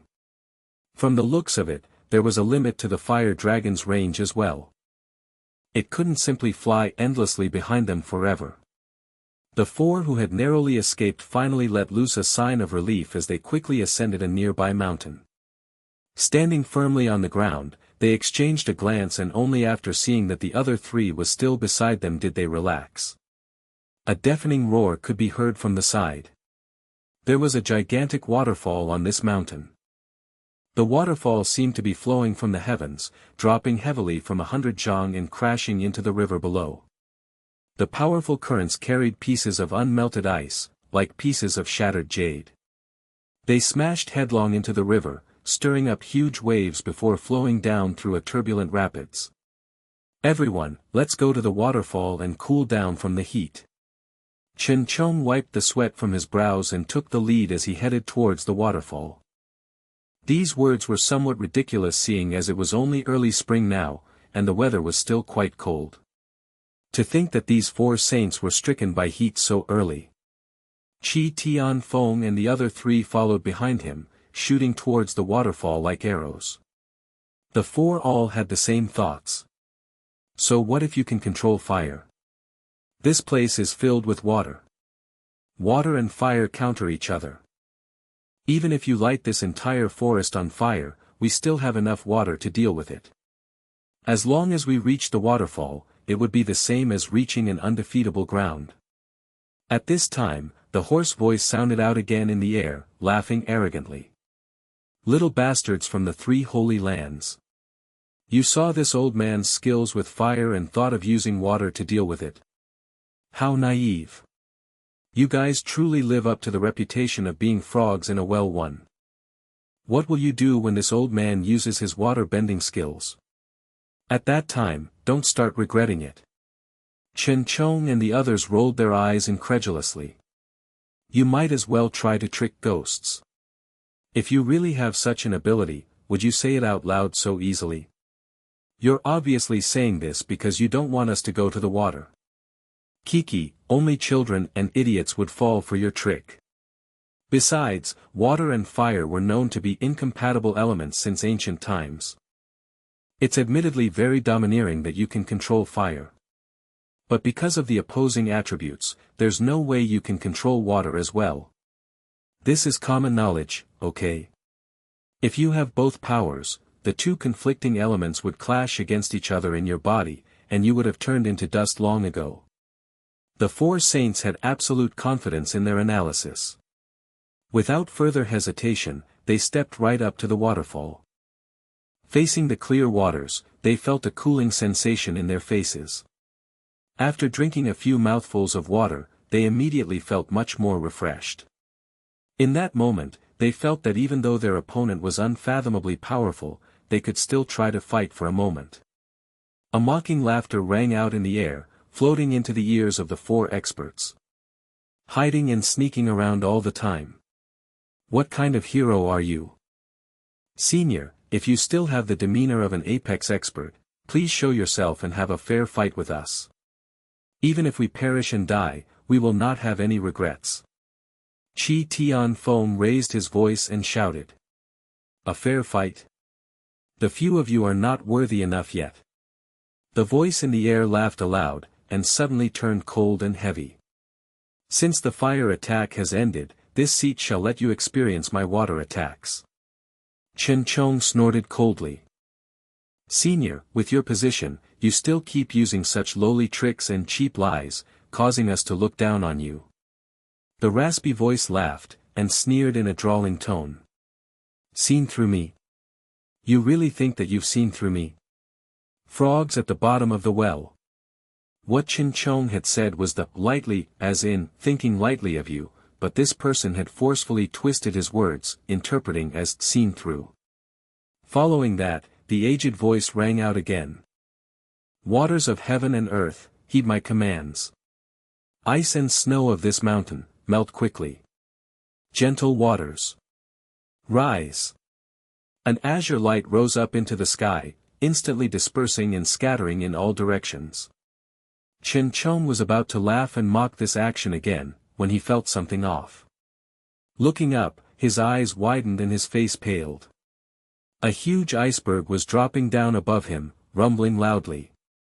Behind it, was a torrent of melted snow, gushing down like a column of water. The sheer volume and momentum of the water was as if it would flood the entire world. The water below them suddenly flowed in reverse, surging upwards as well.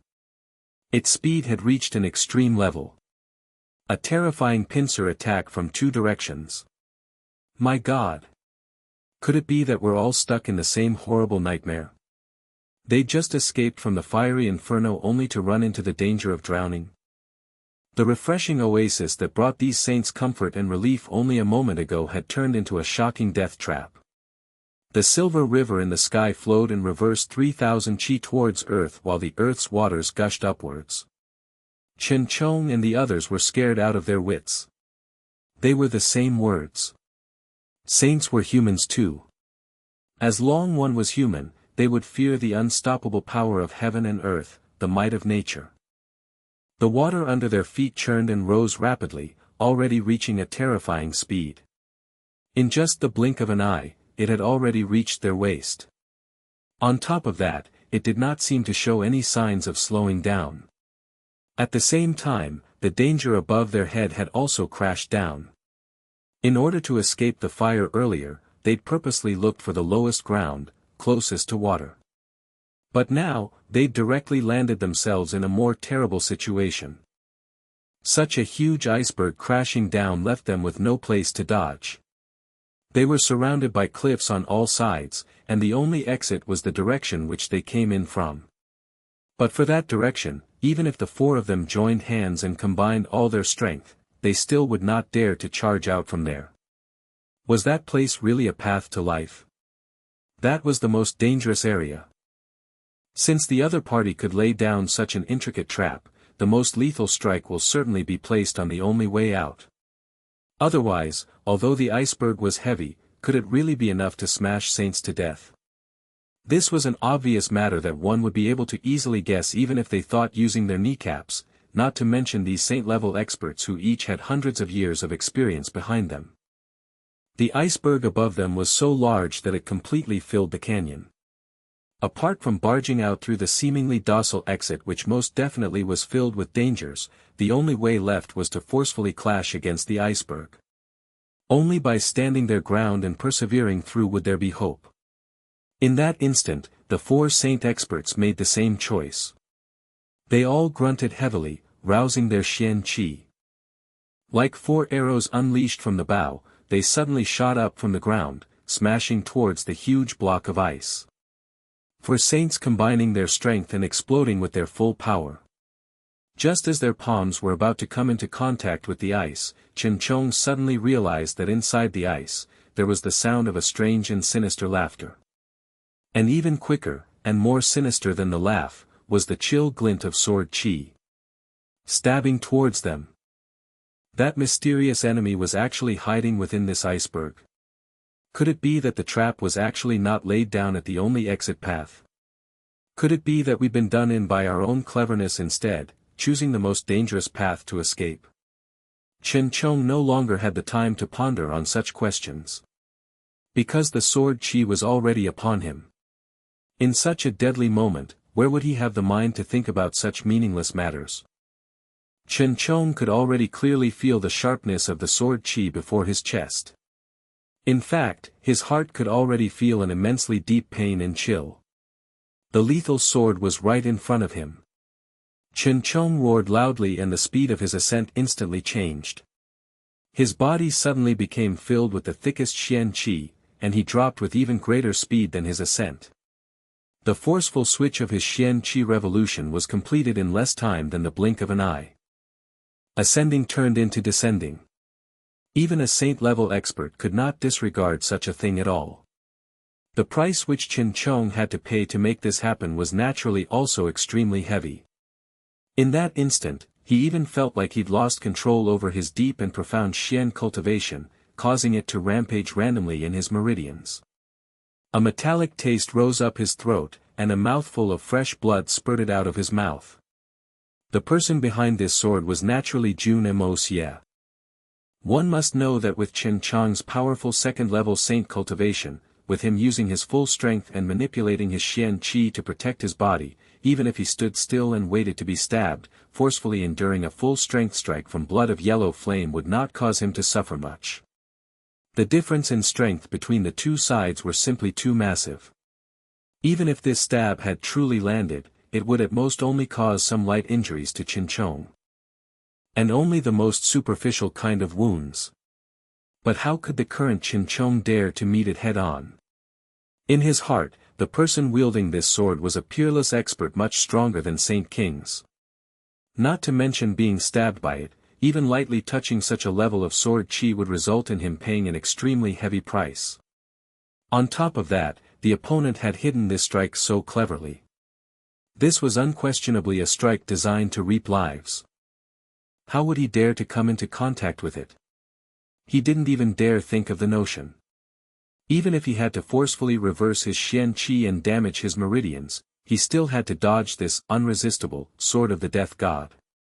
The person in front of him was an exceptional marvel who could manipulate both water and fire.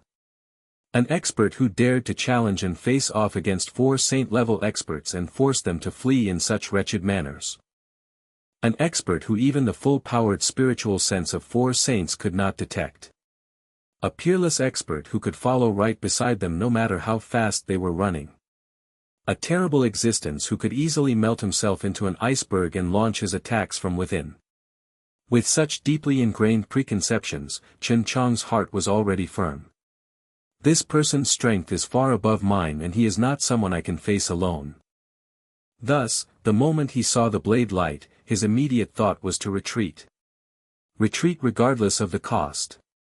The sword light continued flashing radiantly, and the faint silhouette of a person appeared, reflected on the ice. Although Chen Chong had disappeared, the blade did not stop, stabbing forward relentlessly. The next target happened to be Qi Tianfeng. Qi Tianfeng was taken aback. What he saw was different from what Chen Chong saw. It was poles apart.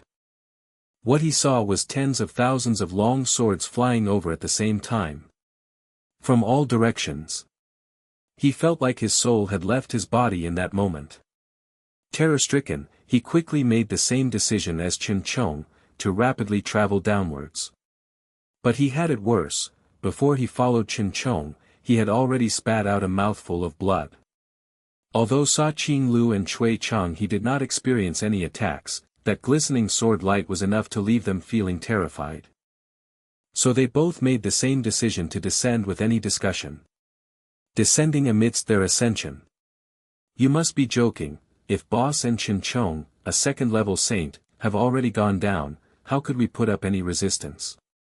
If we don't go down, are we supposed to just wait for that long sword to stab through our chests obediently? Thus, all four men descended and fell down at the same time. There was a small lake beneath them. When the four of them fell inside, they all suffered a devil's bite from the Xian Qi, vomiting fresh blood from their mouths. Then, they watched in sorrow as a gigantic ice mountain came crashing down their heads. Jun Moxie laughed gleefully in midair. Sticking his sword into the ice mountain, this trick was too creative. Because of the reflection in the layers of ice, the more the length of the sword was exposed, the more reflections there would be of it. So Chen Chong had only seen the tip of the sword, but Qi Tianfeng and the rest saw swords coming from all directions, and tens of thousands of them. The four people had just landed when the ice peak relentlessly followed suit, smashing down on them. The weight of an entire mountain weighed down upon them. Hong!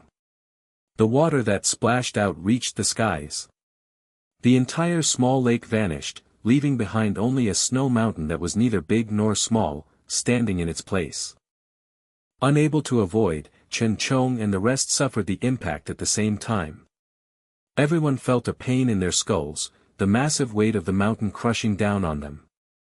They were floating in the water with no room to put up any form resistance and were inevitably pressed right into the bottom of the lake. Although this small lake was not very deep, it wasn't too shallow, so it did provide some buoyancy. Otherwise, these four saints would have been flattened into pancakes by this mountain. But the bottom of this lake in the mountains was not muddy, but extremely firm and solid rock. So the four of them were still caught in a predicament. With their prowess, even facing this ice peak directly and breaking their way through the layers was no big deal. It was just a hindrance at most. So they did not think of escaping, but chose to face it right on. They always thought that the ice peak was an attack to impede them, the real fatal attack lay in the last available exit. This seemingly huge ice mountain became the weakest segment, a segment that gave them a chance of survival. So they decided to face it directly, smashing and breaking right through it. This was originally not a bad idea. If they were really up against an expert who was perhaps not second to them, or even stronger than them, this would without a doubt be the correct decision and the best choice. But the problem lay in when they were just about to come into contact with the ice mountain. Right in that instance as they were about to release all their accumulated Xian Qi, the other party suddenly killed his way out of the layers of ice. Attacking at the most unbearable moment. Since they could no longer continue to go upwards, the only choice left was to retreat. But retreating, they would have to bear the backlash of their own Xian Qi. Devil's bite? So be it. It'll all be alright after they spat the blood out. But the problem lay in that just after they vomited this mouthful of blood, they had to deal with the gigantic ice mountain. They had barely caught their breath when the ice mountain came crashing down on them.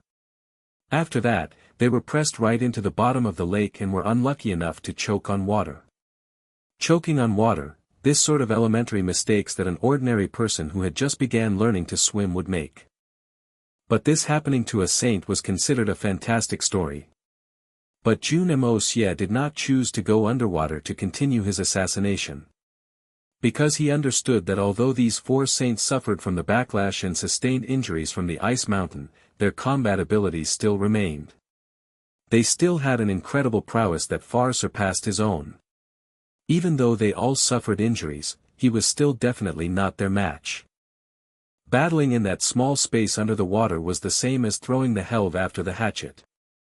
In any case, it wasn't like they would always stay underwater. They had to come out sooner or later.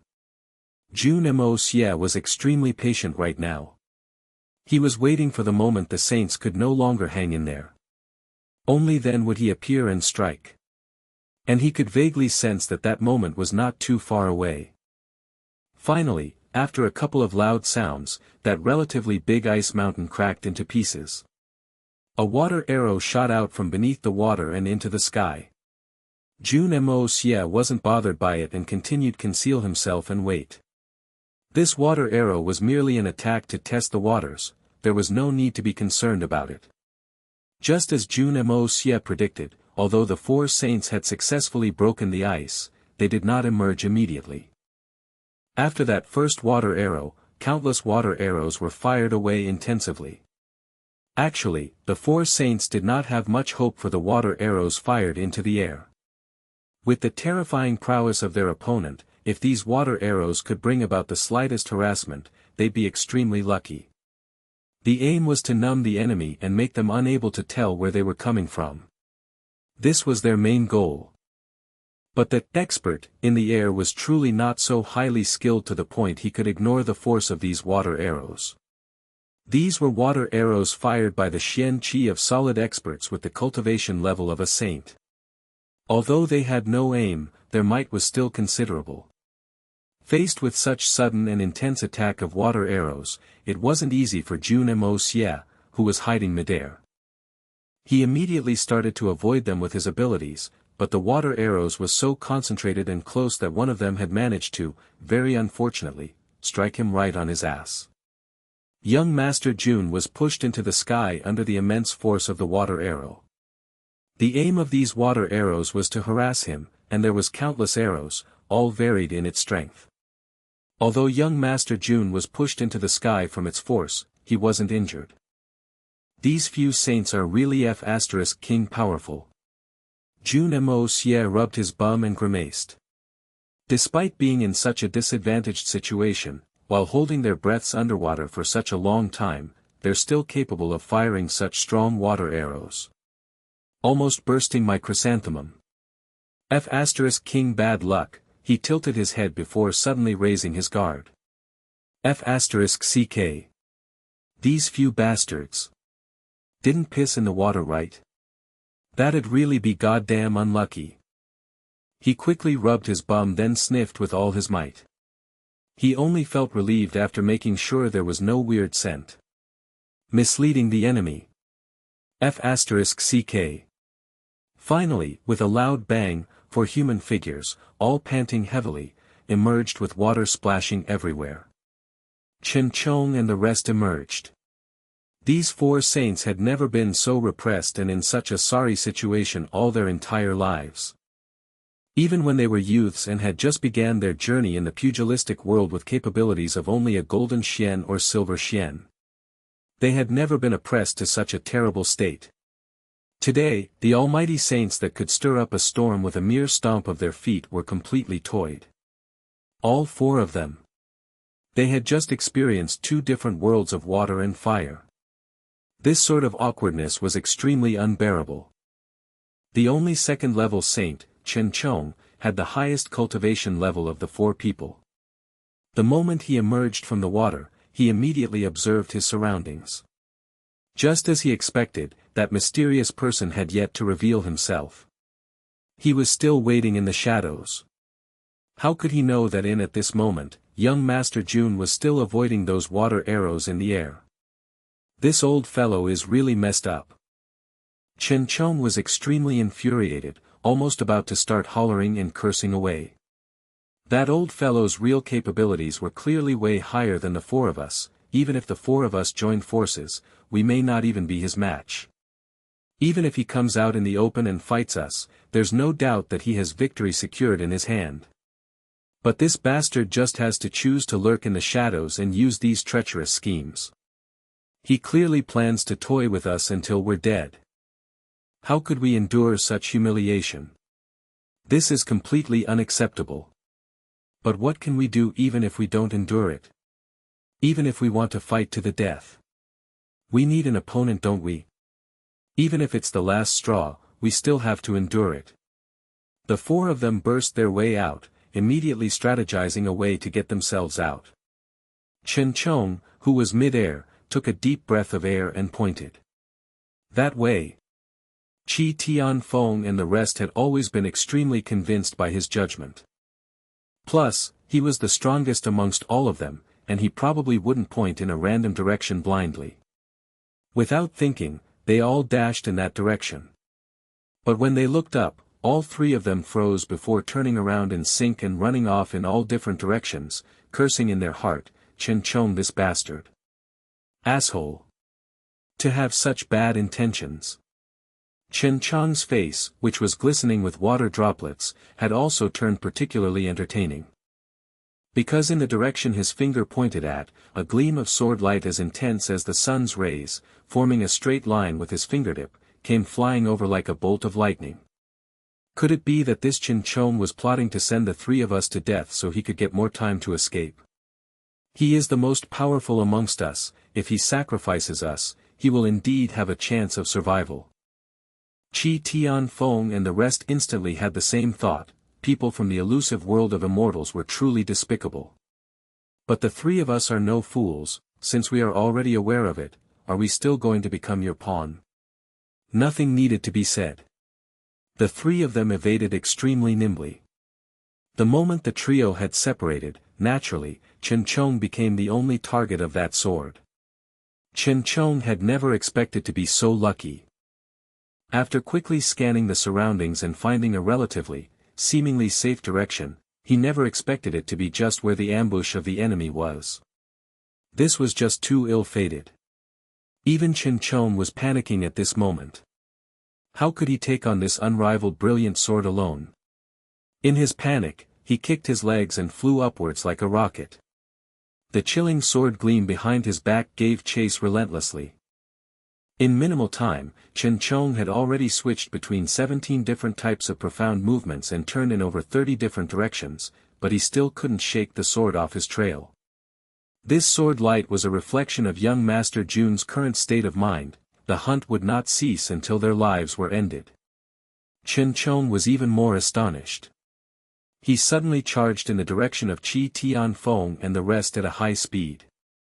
The only choice left for them was to gather together and face the threat as one. Only then would they have a slight chance of survival. Whether they were defeated relied all on this.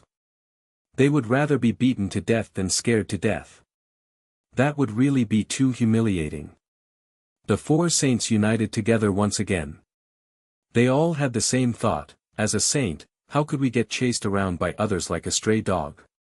Even if we die, we must at least die with dignity. Let's risk it all. The four of them landed and turned at the same time, preparing to face that brilliant sword light even at the cost of their life. The four were even mentally prepared to get killed instantly, but suddenly, they found out that there was nothing. As if that dazzling, murderous sword light had never appeared the first time. F***CK. What does this bastard mean by this? If he wants to kill us, why doesn't he just get it over with? What purpose is there in toying with us repeatedly like this? I'm really going to be driven mad to my grave. Chui Chong, he spat. Looks like this person's intentions is to toy with us till we're dead. A game of cat and mouse. This person is truly vicious, so much so that it's intolerable. Jun Chong sighed and asked, "How are your conditions? How much strength do you still have reserved?" Qi Tianfeng hesitated for a moment before replying. "In that wave of fire attack earlier, we only ran at high speeds, using some Xian Qi, but it wasn't a considerable loss. But this old man suffered the backlash of my Xian Qi and got crushed by that ice mountain, having been caught unprepared. Now I still have around 80% of my strength reserved, so it may not be entirely impossible to put up a fight." Sa Qing Lu looked at Jun Chong with a little bit of hostility in his eyes. "I'm the same as boss." Chui Chong he nodded his head to indicate that it was the same for him. Jun Chong heaved a sigh of relief. "I have also reserved more than 80% of my strength, perhaps it is still not enough, but there is a chance to make it through." The trio nodded their head in agreement, an awfully serious expression on their faces. "The current priority is to find a place to recover and recuperate our strength. So we will be able to increase our chance of victory. At the same time, we have to find a way to call for help from the three holy lands. This person's prowess is too terrifying, we're not capable of dealing with him. Even if the 9 Nether 14th young master reappears, he may not necessarily be stronger than this person."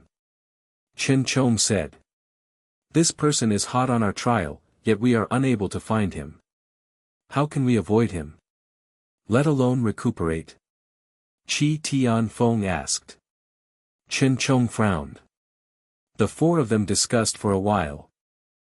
Then, at the same time, they flew into the mountains at a high speed like a shooting star. Faced with the speed of this mysterious person, staying in a flat plane like this was the same as waiting for the other party to come and beat them up. Only by entering the mountains and using the complicated topography to their discretion would give them a chance at victory. As expected, it seemed like that person in the shadows was getting a little anxious from their act of entering the mountains. As if he was unable to determine their next course of action, he immediately used an incisive series of attacks. Tens of thousands of long swords formed into a Milky Way in the sky, chasing after them. There was no doubt that this sword attack was powerful, and even with their powers, none of the four saints dared to take it on.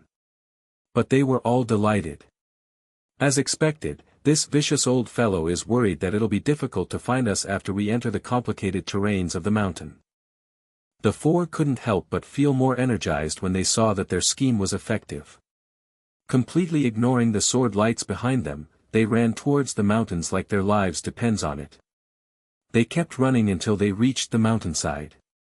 Jun Chong, being the strongest, took the lead and ran right into a place. There was a dent in the walls of the mountain here, forming a cave. Above was a solid mountain body, and there was only one entrance and exit. And the opposite side was a deep valley.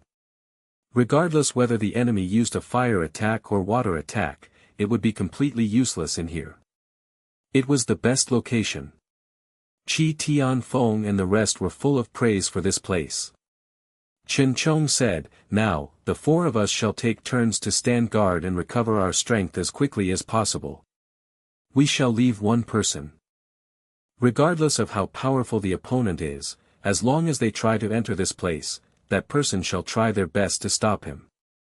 Only with some buffer time, shall we be able to join forces and attack. It doesn't matter if he doesn't arrive, but if he tries to invade, it would be best for everyone to unite as one and force him to fall into the deep valley." Sa Qing Lu finally laughed. "Great scheme. Boss Chen is truly full of wicked ideas."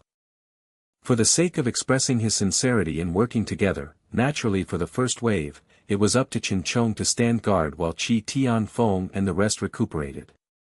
Jun Chong was the strongest amongst all of them, so naturally, it was safer with his protection.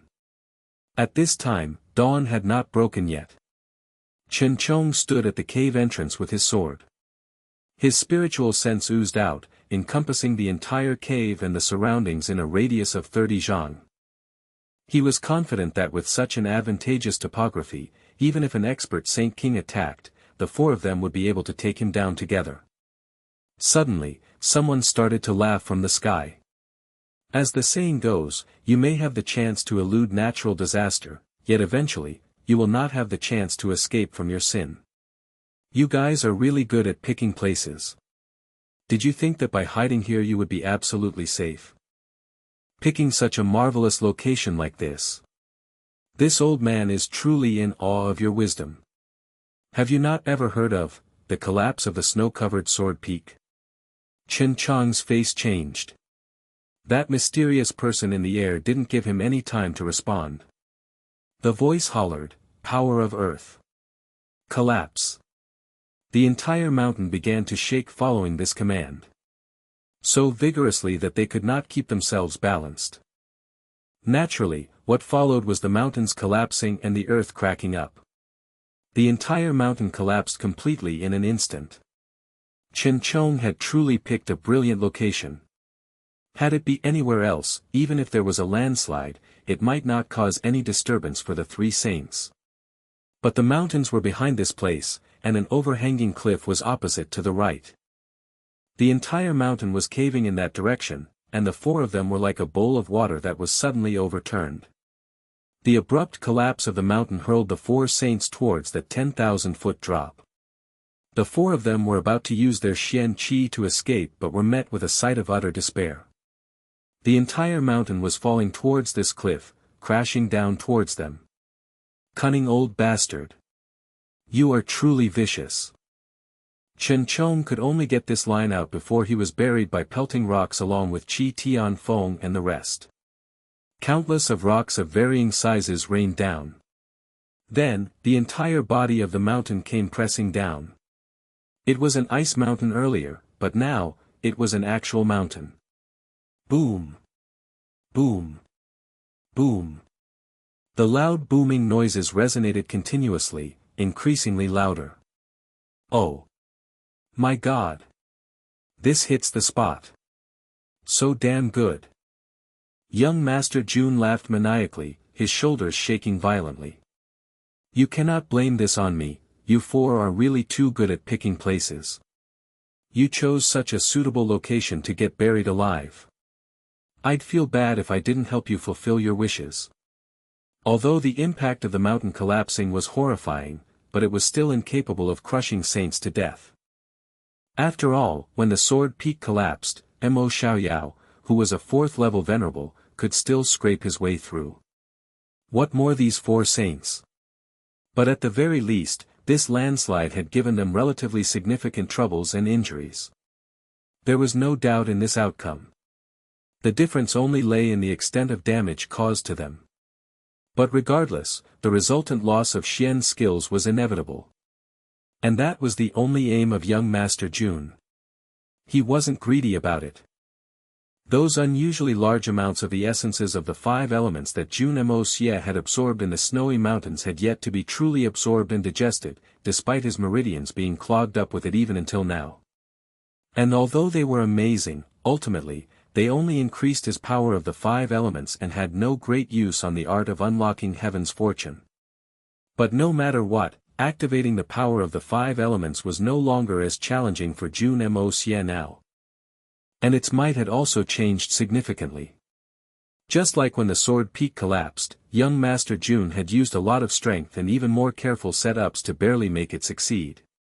But right now, this huge mountain had collapsed completely within a snap of his fingers. This was a vast difference.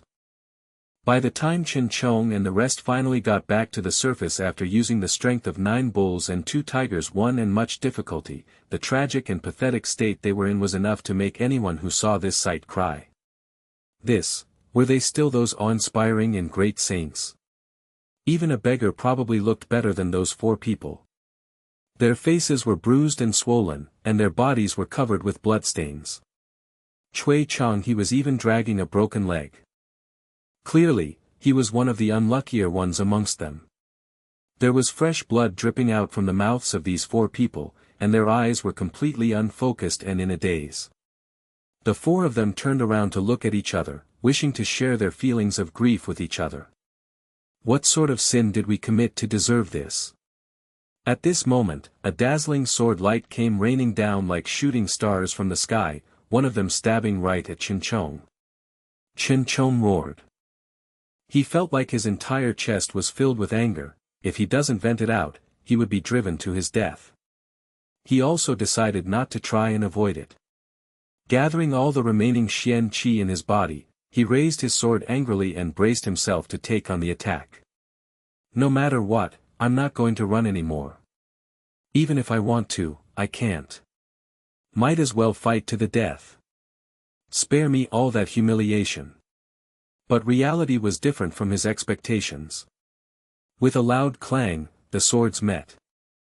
However, that unrivaled sword light vanished in an instant, as if it didn't appear in the first place. Both swords were evenly matched. Chen Chong was completely perplexed. This was too shocking. Even if the enemy had shattered him with that one hit, it wouldn't be this shocking. With this battle, Chen Chong could clearly sense that the enemy had used all his might. But he had already lost about 80% of his strength. In other words, the other party's strength was only about the same as about 20% of his own. Evenly matched. How is this possible? Suddenly, an outrageous thought surfaced. Tricked. We're tricked. When Chen Chong said this, he was so infuriated he felt like puking blood and had an urge to just wail and cry. Not only were they tricked, they were completely cheated. These four saints had been thoroughly toyed by the opponent, escaping death multiple times until they were completely exhausted.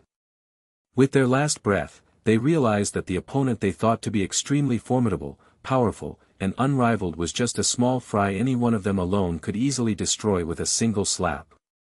No wonder he refused to face us directly. So that's how it is.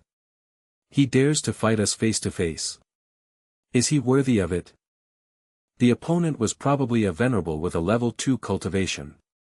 A mere small fry, using his strange and crooked methods, completely toying with these four saints until they were disabled. Qi Tianfeng and the rest were stupefied after listening to Chen Chong's explanation.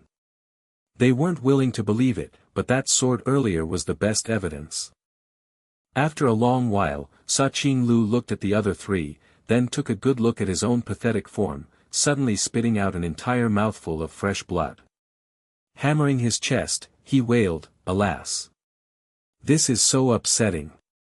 The fury of these four was enough to flatten the entire mountain. This was too aggrieving.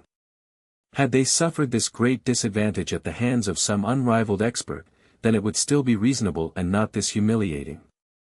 But reality was that this bunch of great elephants were completely led around by the nose by a little mouse and even got injured. Coward! Show yourself.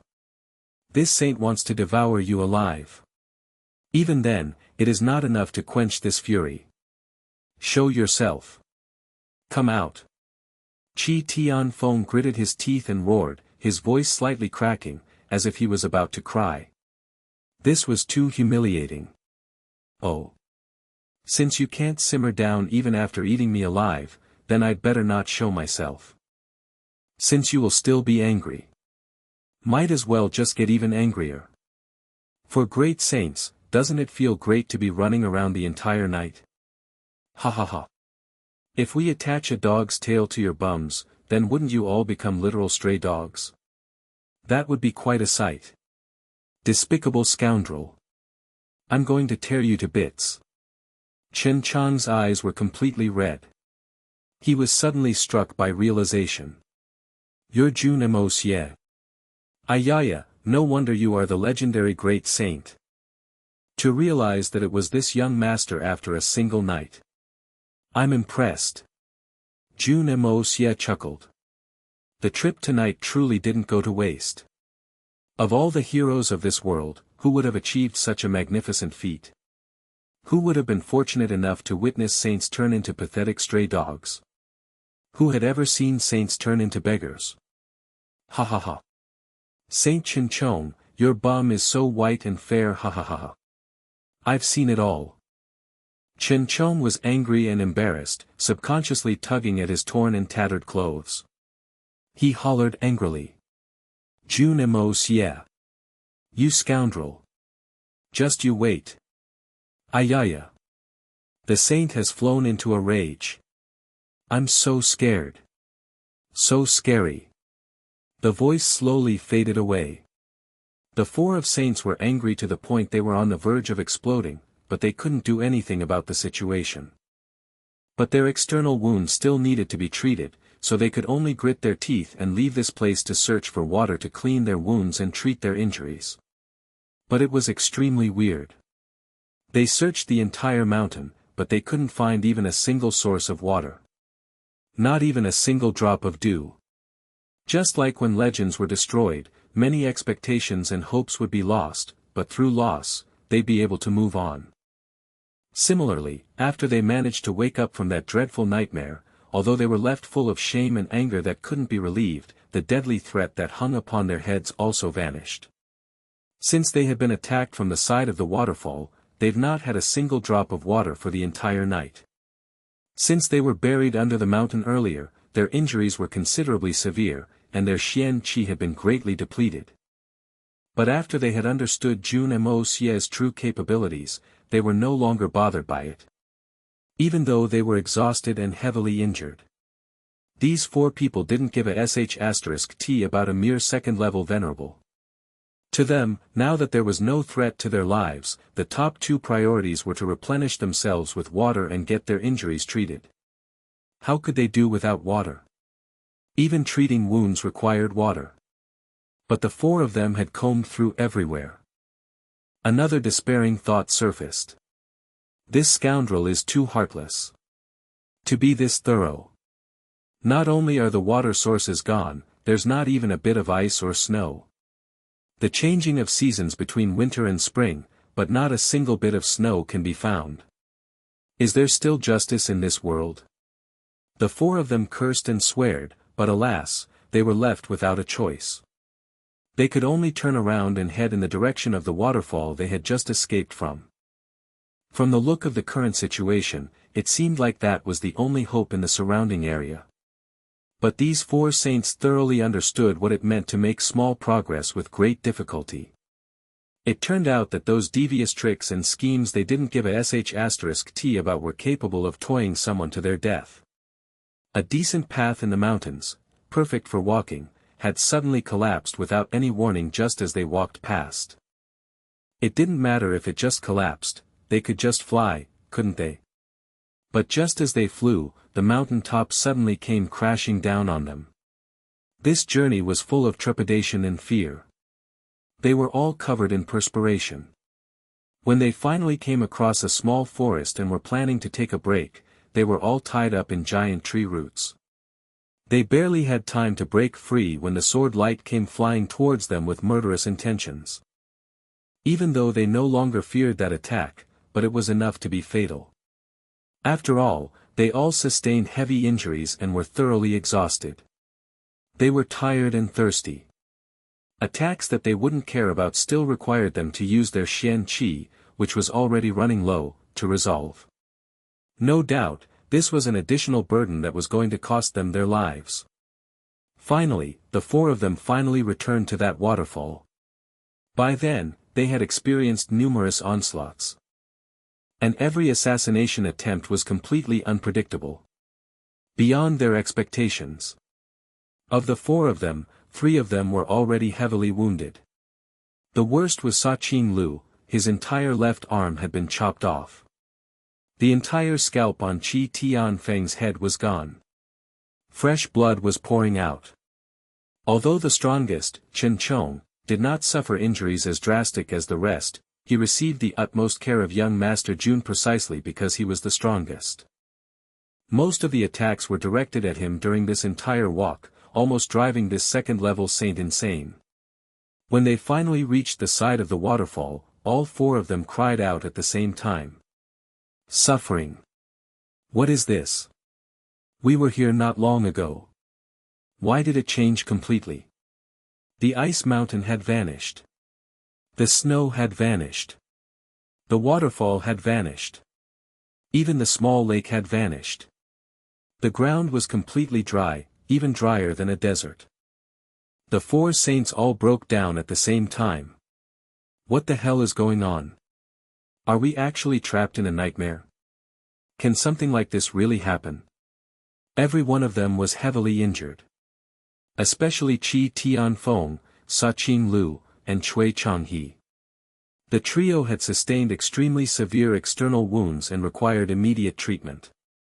But they could only forcefully delay it by using their remaining Xian Qi to forcefully seal the blood veins to temporarily treat it. Not only did that not resolve the problem, it actually didn't treat the injuries. They were wasting even more Xian Qi. External wounds like this required cleansing as quickly as possible and application of some medicine before bandaging with clean cloth to slowly recover.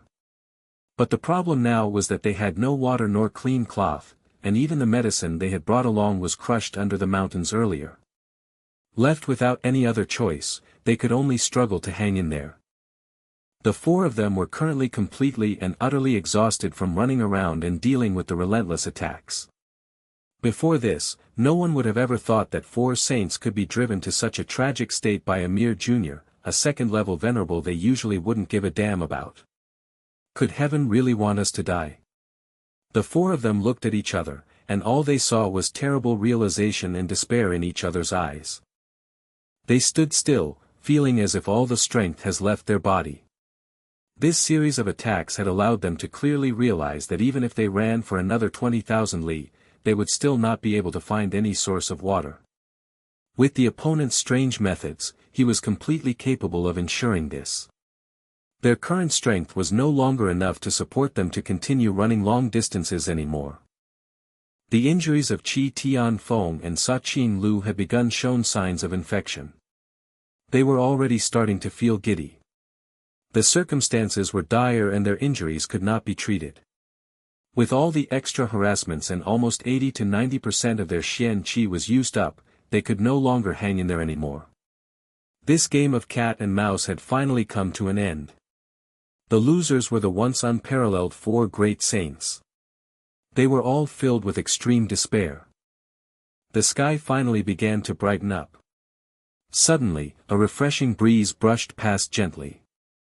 On a rock not too far away stood a youth, his clean, white robes swaying in the wind. With a bright and sharp look in his eyes, he grinned at the four of them. Jun Moxie. You scoundrel have finally decided to show yourself. Chen Chong hissed, his breathing becoming heavier. His entire soul was trembling in anger.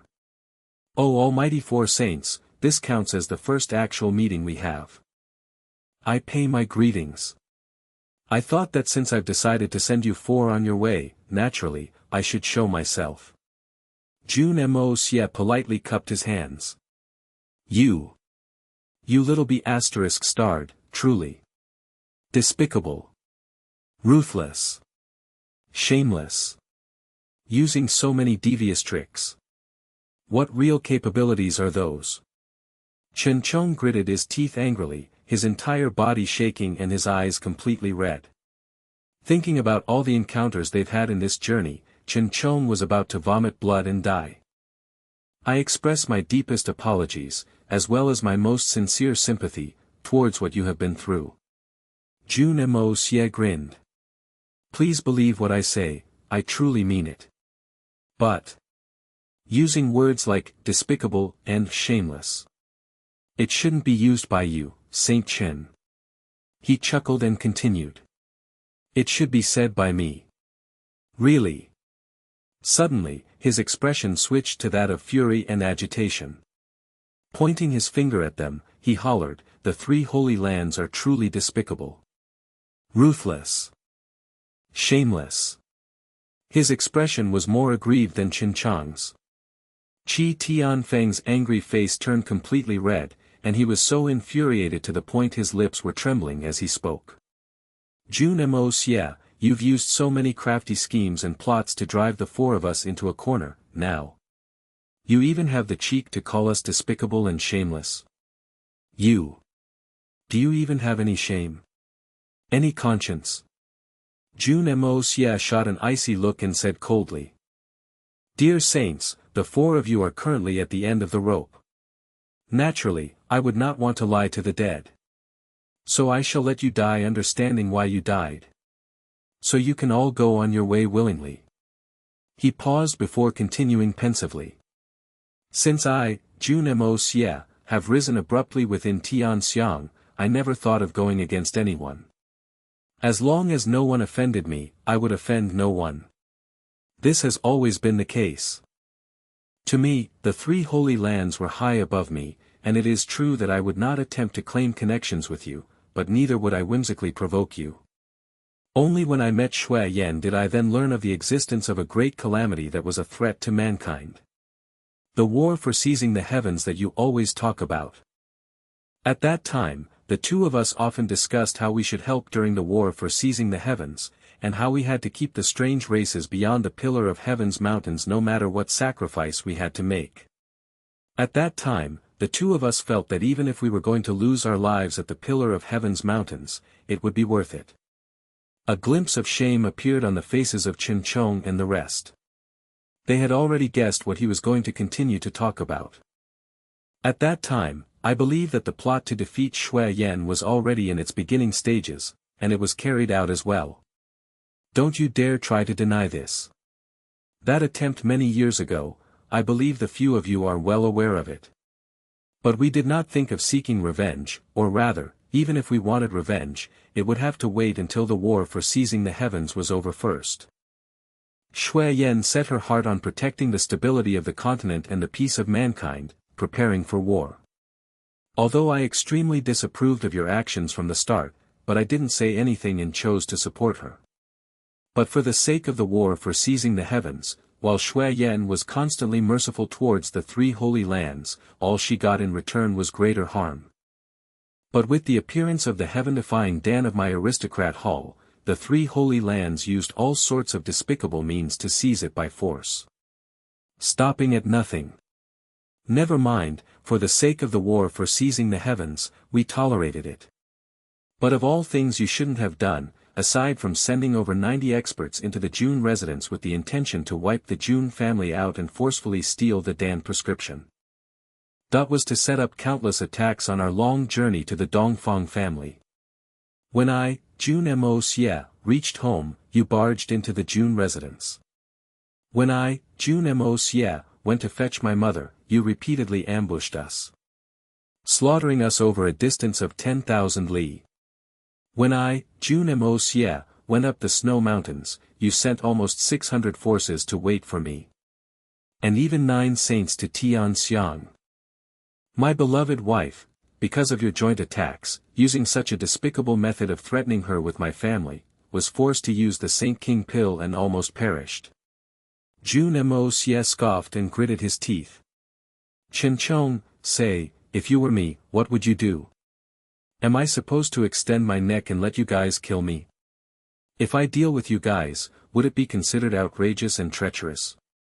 Despicable and shameless? What sort of underhanded methods did I use? I am not strong enough, but am I still supposed to use my disadvantage and face off with you saints? Only then would it be just and honorable.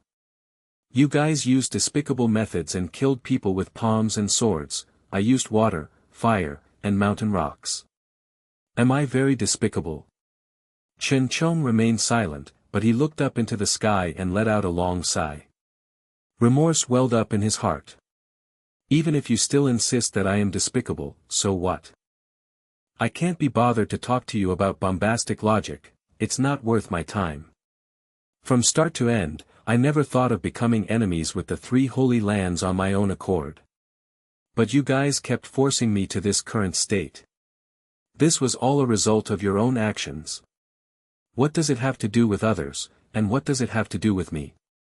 For the sake of the entire world, it is indeed a noble cause and a great reason. But this was not a reason why the Jun family should perish. Jun Moxie said with anguish. Even if you killed one person for the sake of the peace of the entire universe, that person would also put up a resistance. Saint Chen Chong, what I am saying, do you understand? Chen Chong replied. Of course I know what you mean. Perhaps we did go overboard. But we also have a clear conscience. Yes. You guys would definitely be with a clear conscience. Since when did you guys ever have a guilty conscience? Jun Moxie laughed coldly and said. So now that you guys have fallen to this state, please don't say that I'm shameless. Because when I kill you, I will also have a clear conscience.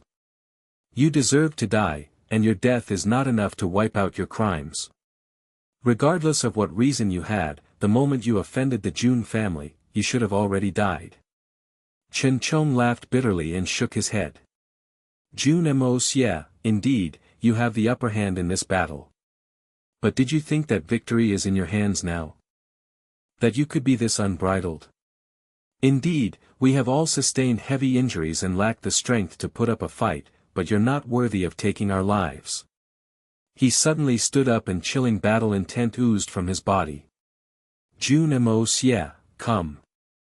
This old man shall let you see what a saint is. Even if it's in a plight where I have no way out, the might of a saint is not for a mere junior like you to insult. He raised his head and said seriously. Jun Moxie, let me tell you one thing. That yin-yang saint, Jiang Jun Xie. Jun Moxie cut him off and coldly said, he has already gone in advance to make arrangements for you guys.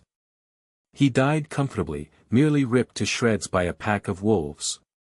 Chen Chong jerked in shock. After a while, he chuckled and said, good. Good. Truly vicious and merciless. Come, Jun Moxie, let this saint send you on your way. Use your life to experience the terrifying prowess of a saint. Chen Chong suddenly puffed his chest. A vast and mighty, imposing aura flowed everywhere. Right now, although he looked pathetic and his clothes were torn and tattered, his face was extremely calm. His gaze was insufferably arrogant. The might of a saint had been completely revealed. Jun Moxie chuckled coldly. The might of a saint? Huh, fine, let me see what shocking capabilities this pathetic beggar-like saint before me has. He laughed loudly before continuing. See how this young master defeats 4 saints with a single sword. Who else in this world is capable of such an impressive power? Holding his sword, with a flutter of his white robes, he flew over with a whoosh. Chen Chong was so close to dying from anger. Had we been in our original states, you scoundrel would be running away from any one of us. Perhaps you'd even have difficulty escaping.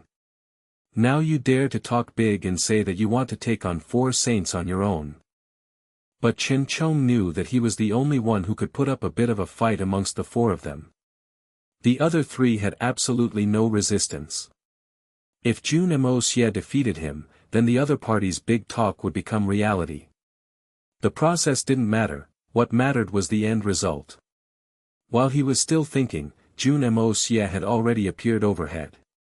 Chen Chong hollered and jumped, his sword clashing with Jun Moxie's midair. The more Chen Chong battled, the more dismayed his heart became. His remaining strength was not enough to defeat the enemy. On the other hand, Jun Moxie was braver as he fought, showing no mercy, pursuing relentlessly, completely full of metal. Those who lost their power would be belittled and defeated.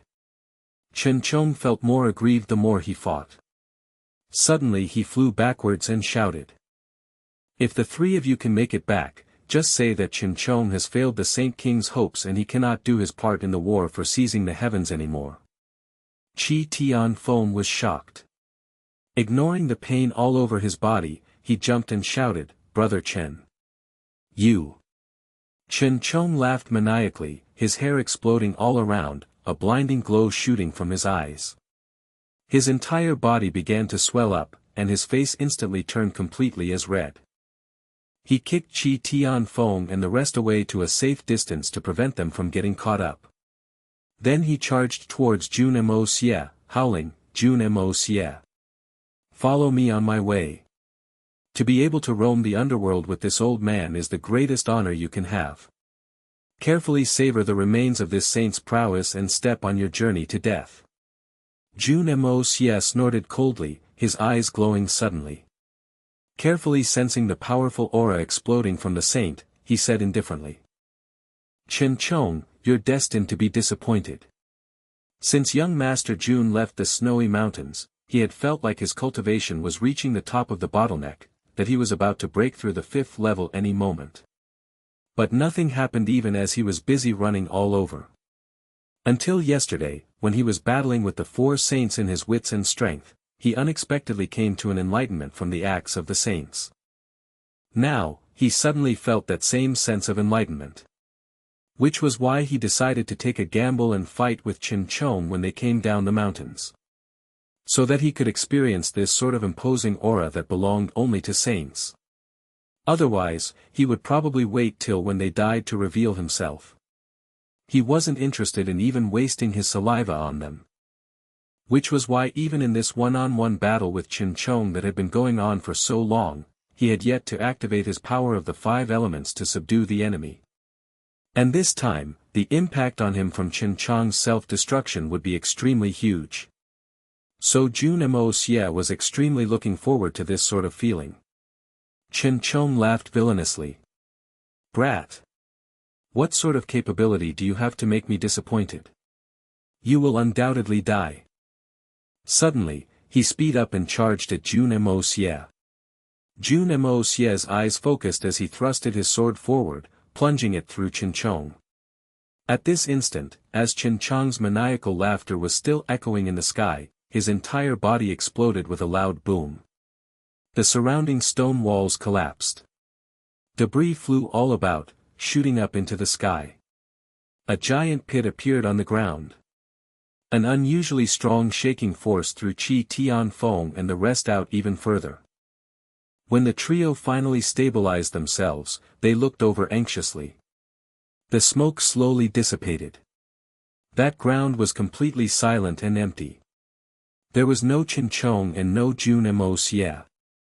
A saint of his generation had been driven by Jun Moxie to death by self-denotation. Qi Tianfeng was stunned. His tears fell unconsciously. Who knew that in the end, it was Ching Chong who sacrificed himself to perish with Jun Moxie to ensure the lives of the 3 of them. But Sa Qing Lu suddenly screamed, looking in a direction with great disbelief. Amidst the smoke, a figure donned in pure, untainted white walked over slowly. His gaze was sharp and cold and his sword gleaming. It was Jun Moxie. The 2nd-level Saint Ching Chong self-destructing did not even harm him, a 2nd-level venerable, any fatal injuries. From his looks, there was no damage done at all. The 3 of them were hit by an unbelievable and incomprehensible fact at the same time. Jun Moxie. This youth, is he human or a ghost? In their shock, they heard Jun Moxie coldly saying. "Do you want to resolve it yourselves, or do you want me to go through the trouble of sending you on your way? I'll give you guys the privilege to choose." The trio all laughed at the same time. In an extremely grievous tone, Qi Tianfeng said, "Ching Chong sacrificed his life and selflessly embraced death. Are the 3 of us so different from him? We have long looked past life and death." Qi Tianfeng laughed. "Jun Moxie, you'll definitely regret this. I will be waiting for you in the underworld. Waiting for your entire family." Then pulling his 2 sworn brothers beside him, they took a look at each other and laughed loudly at the same time. "Let's be brothers in our next life."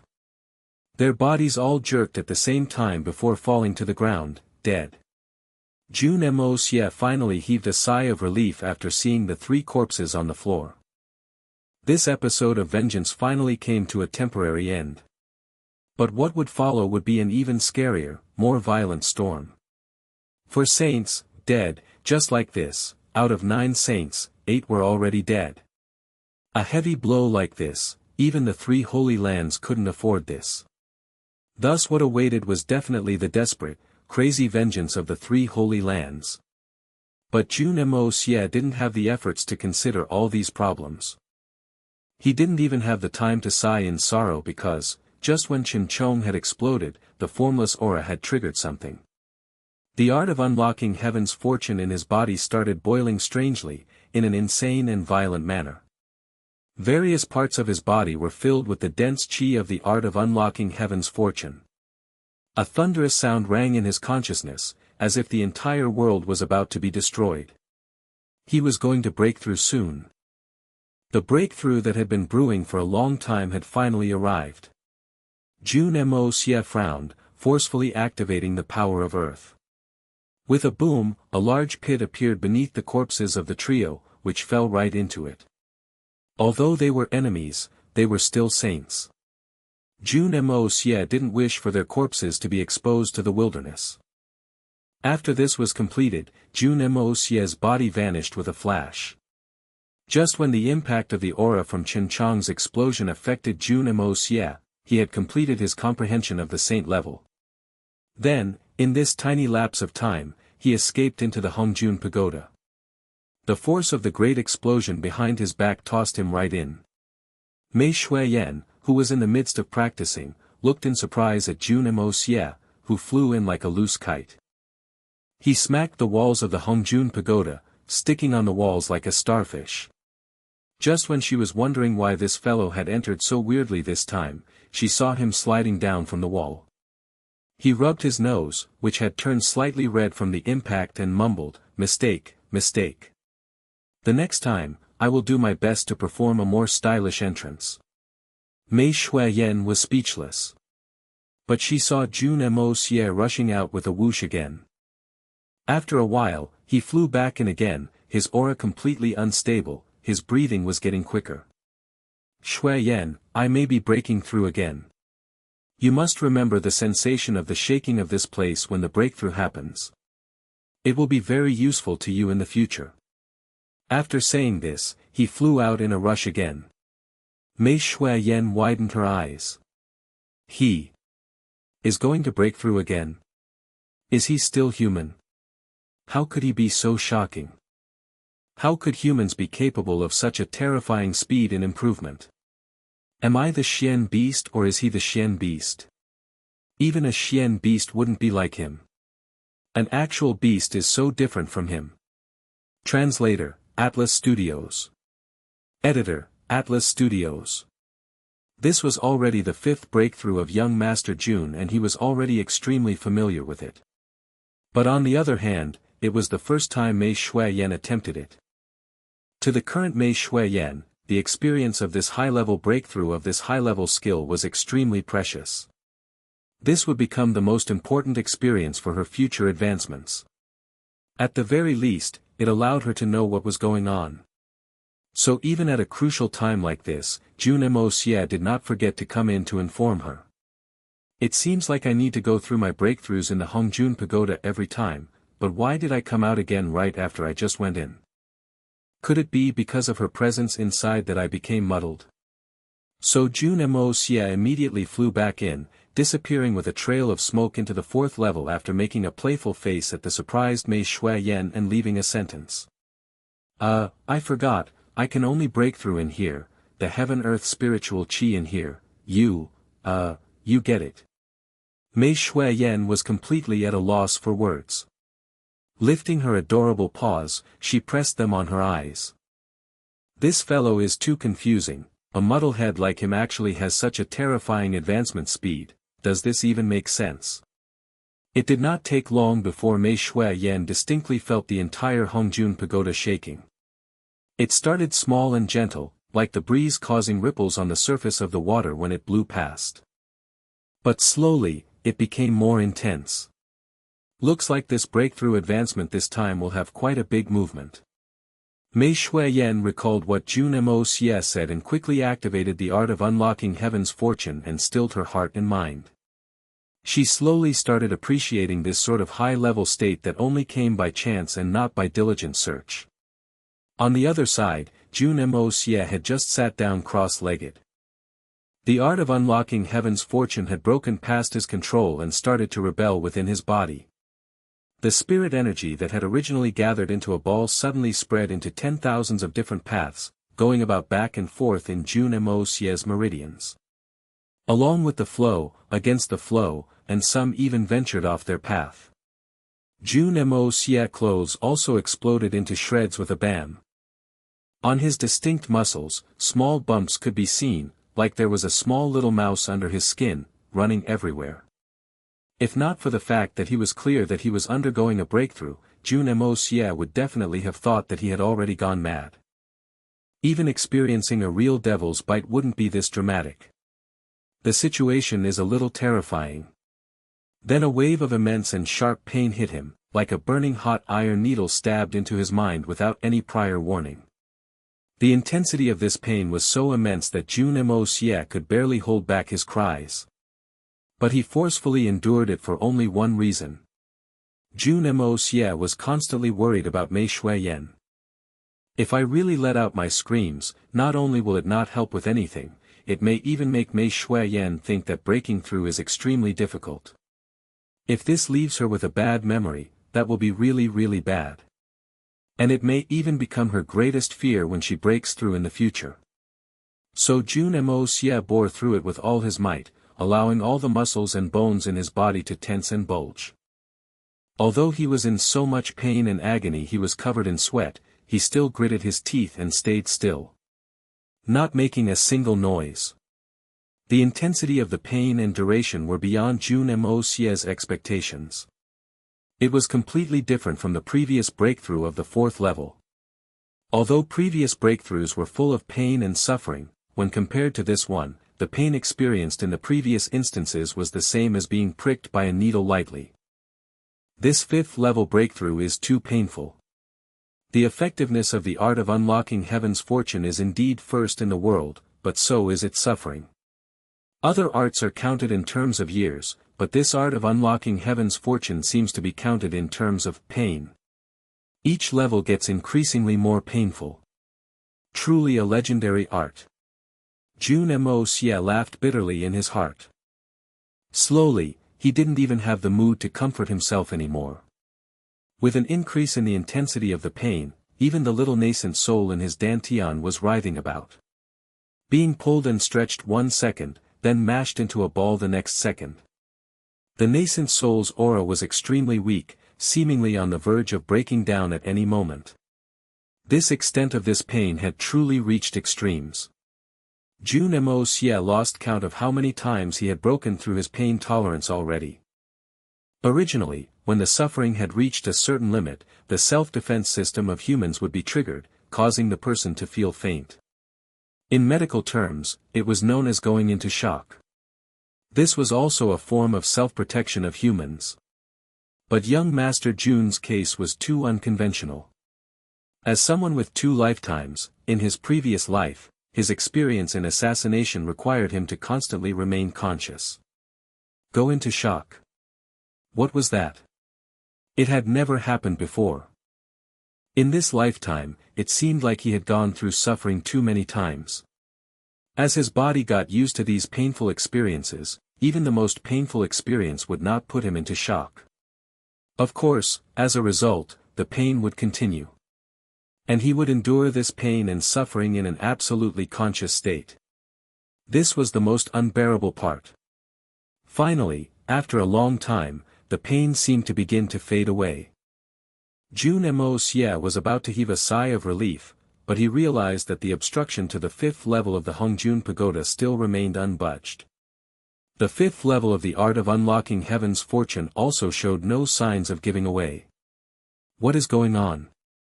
Young Master Jun was still wondering about this when another wave of intense pain hit him.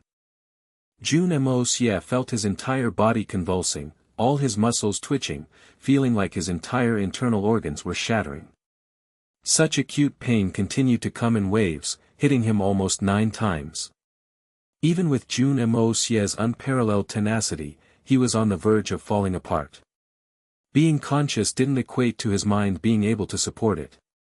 This sort of suffering was an extremely horrifying burden on his heart.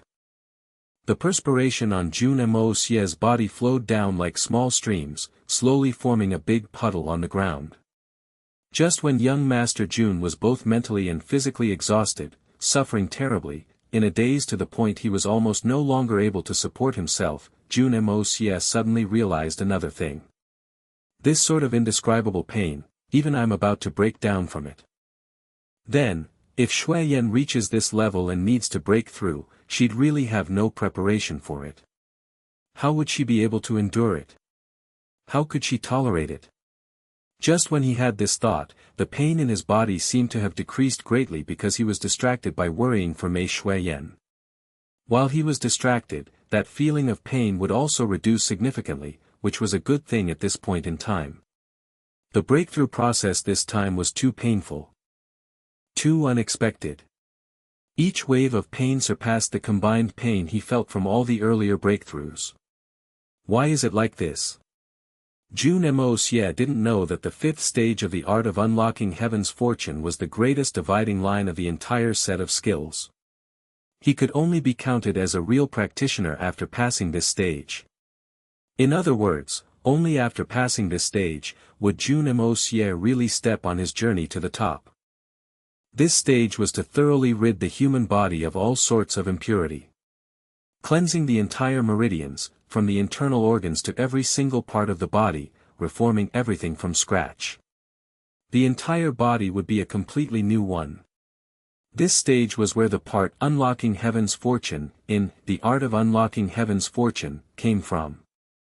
With a series of exploding sounds, the small human in Jun Moxie's dantian struggled in pain, finally exploding from the burden and vanishing without a trace. The moment the nascent soul disappeared, Jun Moxie spat a mouthful of blood, as if he were struck by lightning. Even his eyes turned dull and lifeless. Finally, the incessant suffering came to an end. But Jun Moxie no longer had any strength in his body. He didn't even have the strength to move his eyelids. He was thoroughly exhausted. It was truly too painful. Mentally and physically exhausting. Suddenly, a stream of colorful and dazzling light came from the top of the fourth level of the Hongjun Pagoda. Then, it slowly turned into a flight of stairs that slowly extended to underneath Jun Moxie's feet. At the top of it, a great door slowly opened. A dense, purple-colored spiritual chi that HDS never been seen before gushed out endlessly.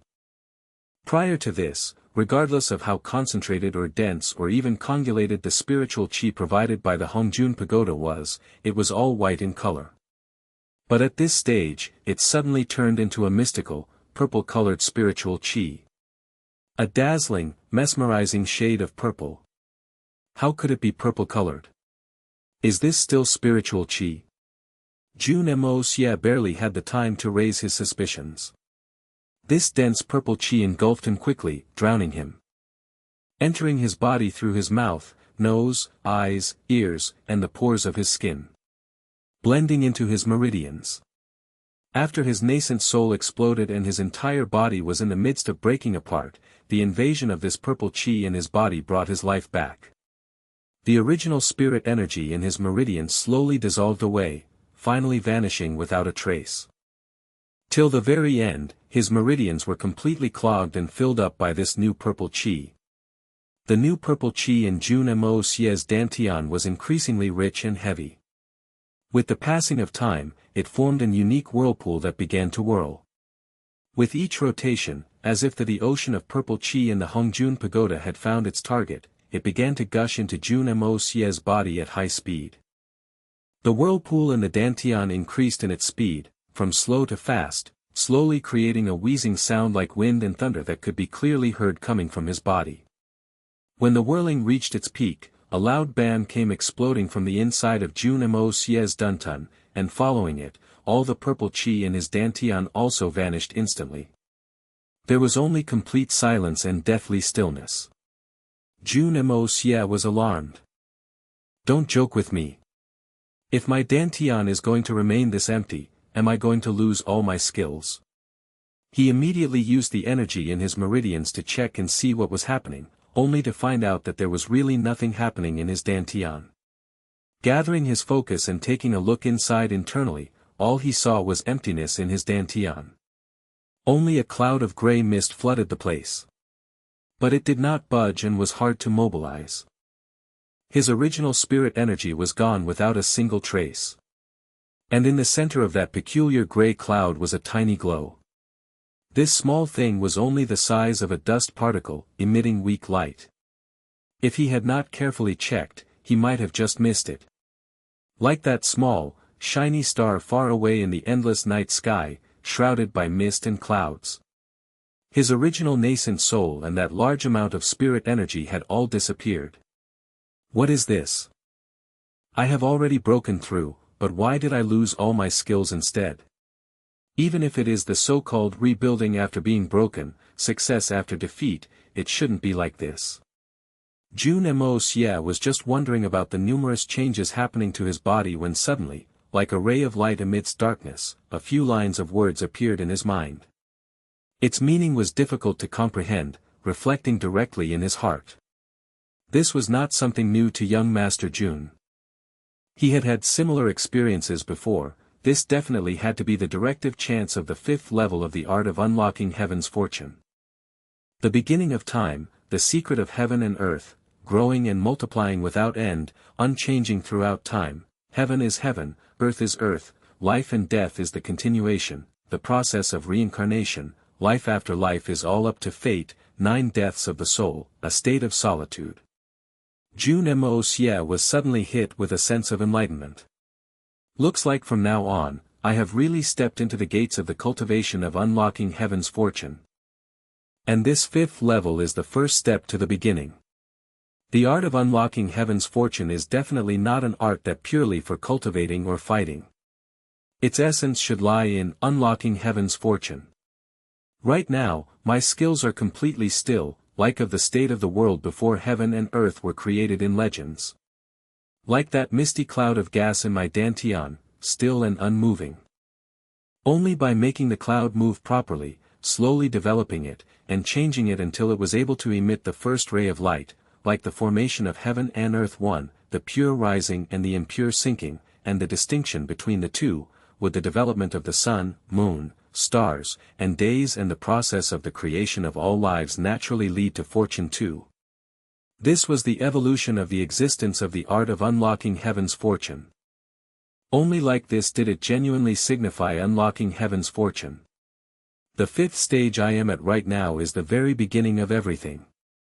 It is also the most crucial stage. Only with this stage as the starting point could the subsequent process of unlocking fortune happen. The 4 levels prior to this were only to develop the foundations.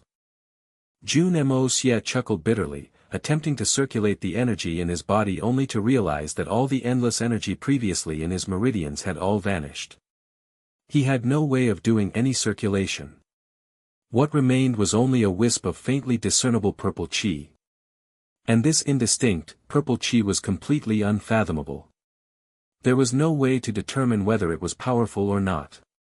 Jun Moxie didn't even know if he had improved or regressed in terms of his abilities. Did he gain everything? Or had he lost everything? Jun Moxie continued brooding over this, slowly making his way up to the 5th level of the Hongjun Pagoda. It was easy to go from rags to riches, but difficult to go from riches to rags.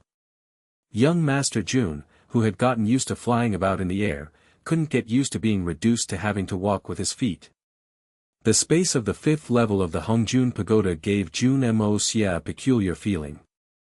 This 5th level seemed like a small little chamber, cramped and narrow. But just as he thought of this, he suddenly felt like this little 5th level was clearly an endless space, vast but indiscernible, and grasping a sense of it was completely impossible. These two feelings were extremely contradicting, completely opposite of each other, but both feelings were real and existed. Which one is real? Which one is false? Jun Moxie suddenly had this doubt in his head. Of these two feelings, which was real? Which one was false? And in the instance this thought popped up, his feet stopped advancing. Not because he wished to stop, but he was forced to a stop, as if there was a solid iron wall before him, making it impossible for him to take a step forward. But clearly, from what his eye saw, there was nothing but emptiness ahead of him. This question Jun Moxie asked himself, but it was as though the Hongjun Pagoda was also questioning him. But one thing Jun Moxie was clear about was that if he could not answer this question, then he could forget about stepping foot into this place. Not even a single step. Reality? Falsehood? Jun Moxie closed his eyes and pondered. After a long while, he opened them again and said indifferently. What is real? What is false? Reality and falsehood are all in my mind. If I say that it is real, even if it is false, it is real. If I say it is false, it is false. Even if it isn't. Reality and falsehood are just thoughts in my mind. But there is only one thing that is real, I am the owner of this place, and only I am real. He took a step forward after he finished saying this. As if he had forgotten about that invisible impassable obstacle. But after he had taken this step, he really managed to enter easily. The 5th level of the Hongjun Pagoda. Suddenly, a small table with a book placed on it appeared that an originally empty space, right before Jun Moxie's eyes.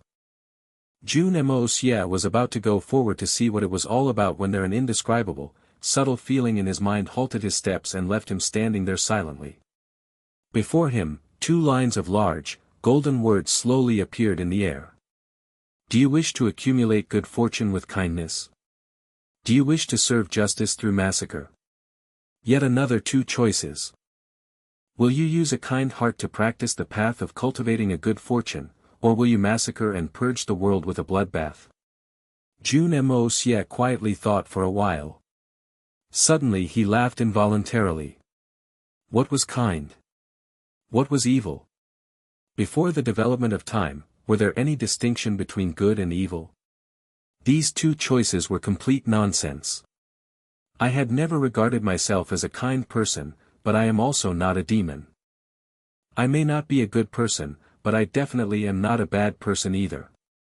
I act on my own whim with a clear conscience. If kindness has never left the heart, how could massacre befall the world?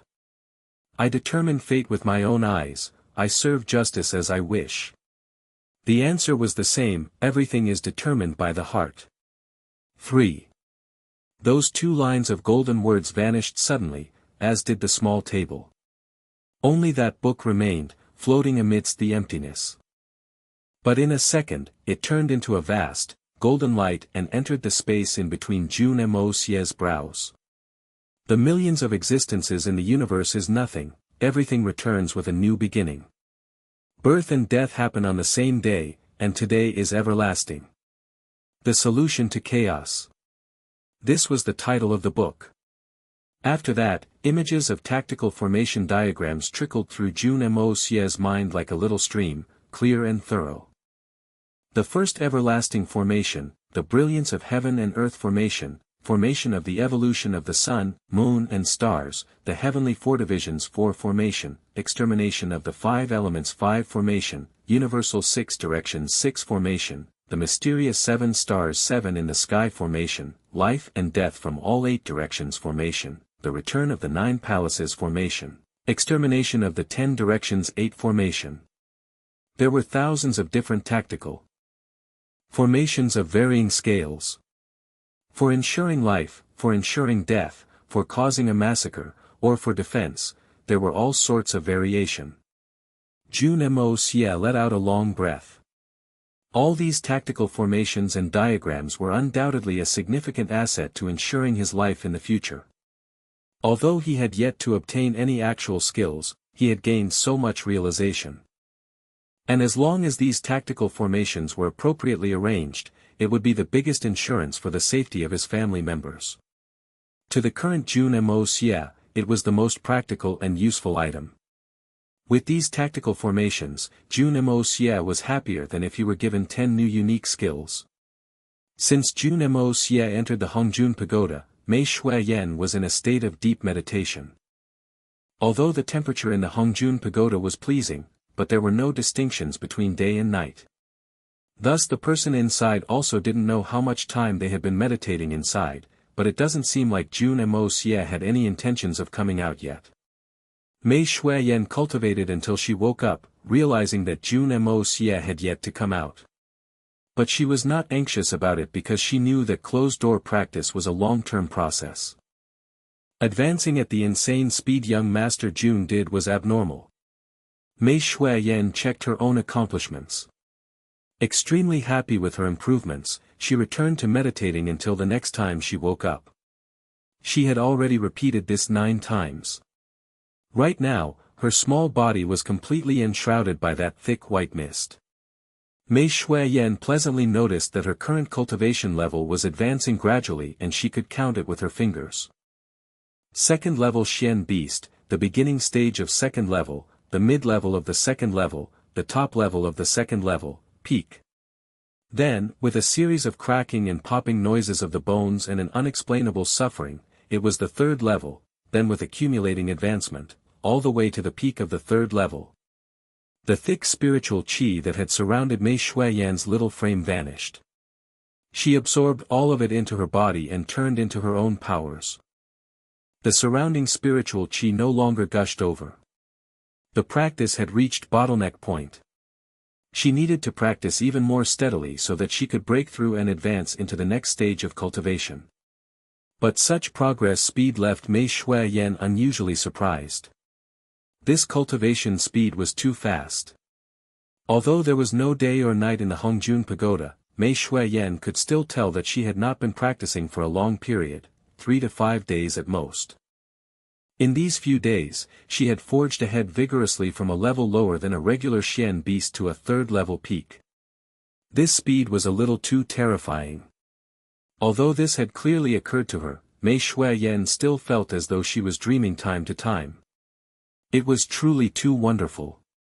Looking at the dense, misty spiritual qi in the surrounding, she felt as if she were in an immortal realm.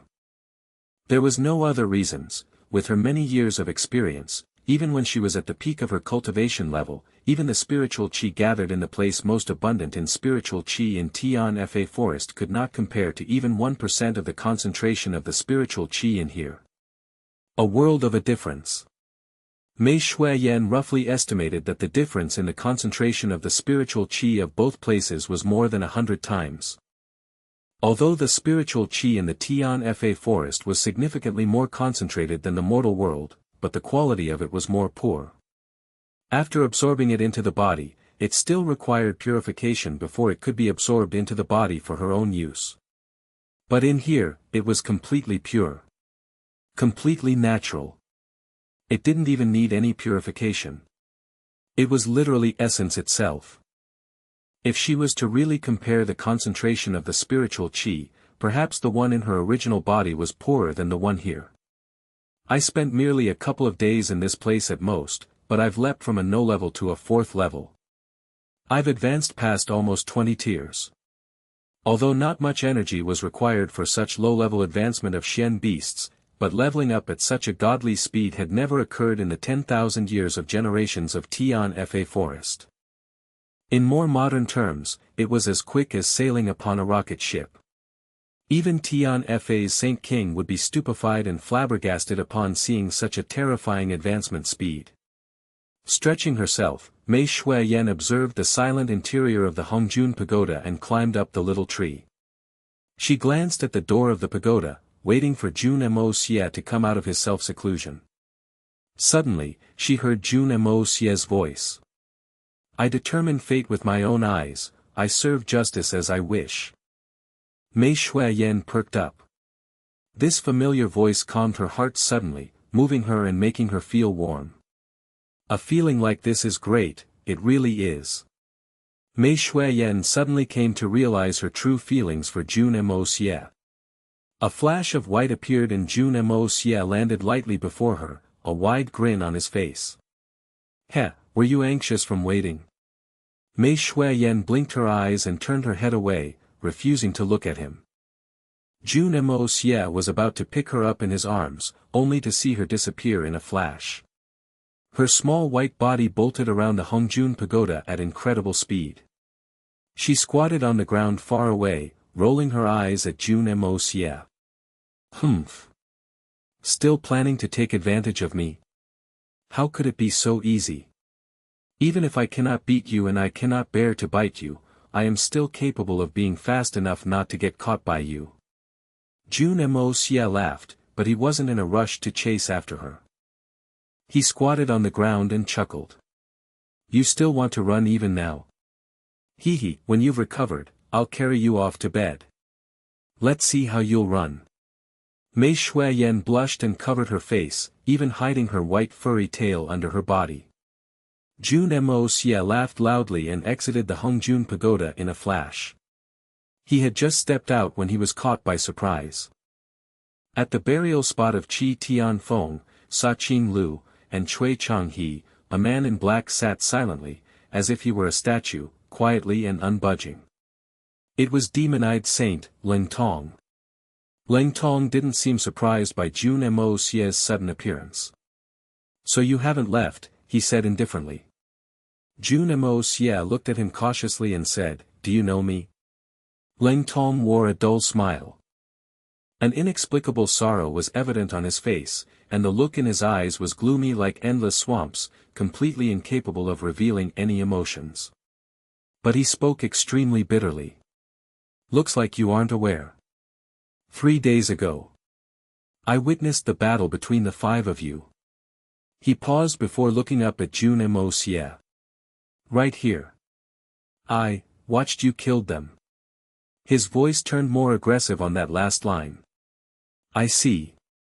Jun Moxie frowned and took in a deep breath before asking, "But may I ask why did Saint Ling remains waiting in this place?" "I didn't attack back then, and I will not attack now. The reason why I remained here is not because I was waiting for you." Ling Tong shook his head slowly, sorrow flashing across his eyes. "I am here because my comrades lie beneath here. I need to guard their grave for 7 days. That is all. And this is also the only thing I, Ling Tong, can do. Since Saint Lang is such a frank person, then I shall not offer my condolences. I was the one who killed them. Saying things like that will make me seem like a hypocrite. I admit that I am not a good person, but I am no villain. I believe Saint Lang is aware of why I killed them. We are all well aware of everything regarding this matter. If Saint Lang does not wish to seek revenge, then I shall take my leave now." Ling Tong sat quietly with his head hung low, looking at the ground.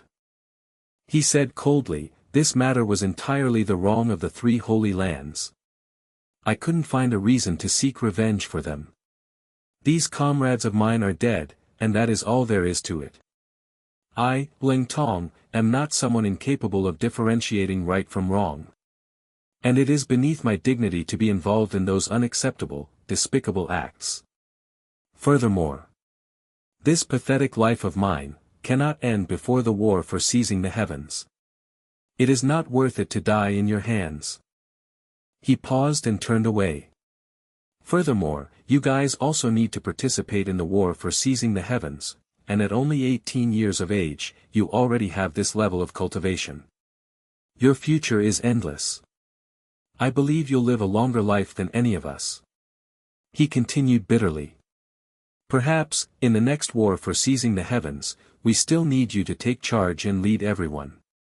I may be stupid, but I can still clearly tell this difference concerning such a crucial juncture."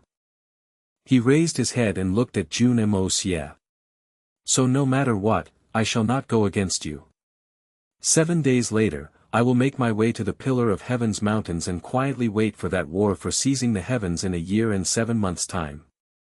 Everything else in the mortal realm, the gratitude and grudges of the world, will no longer have anything to do with me, Ling Tong." Jun Moxie nodded. "Then I shall wish you a safe and sound journey. Perhaps, a year and a half later, we may meet again. And we will have the opportunity to fight alongside each other." Ling Tong did not reply, slowly turning around to face Jun Moxie. Seemingly mumbling to himself, he said, "The saints, saint kings of the 3 holy lands may still be able to choose the path of the greater good. But Mo Wu Dao will definitely not let the person who killed his brother off. The arrogant illusory blood sea will also not allow themselves to suffer such a great disadvantage. After this, who knows how many foul winds and bloody rain will be triggered, perhaps, seeking refuge for now is the best choice. The 3 holy lands are still unaware of what had happened here, but it can't be kept hidden for long. Sooner or later, they will learn of it. There isn't much time left." After saying this, Ling Tong continued to sit quietly, not making a single noise anymore. Jun Moxie sighed and cupped his hands. "Thank you for the reminder. Take care." Then, he disappeared in a flash. Ling Tong continued to sit silently before the grave, the cold wind gently lifting the fabrics of his clothes.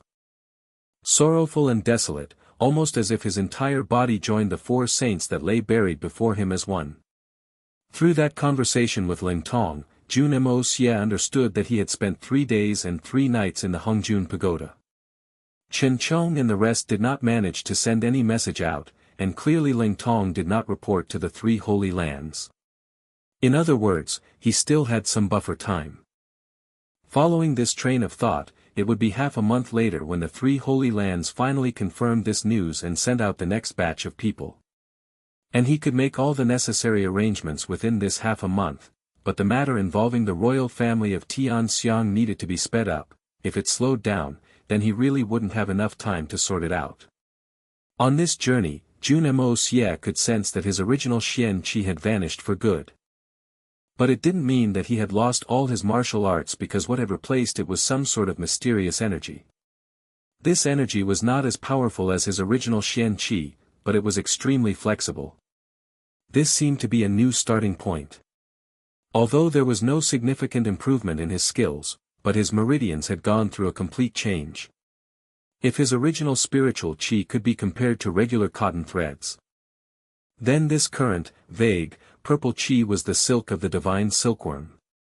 After this change, his meridians became extremely light and flexible, allowing him to accommodate more spiritual Qi.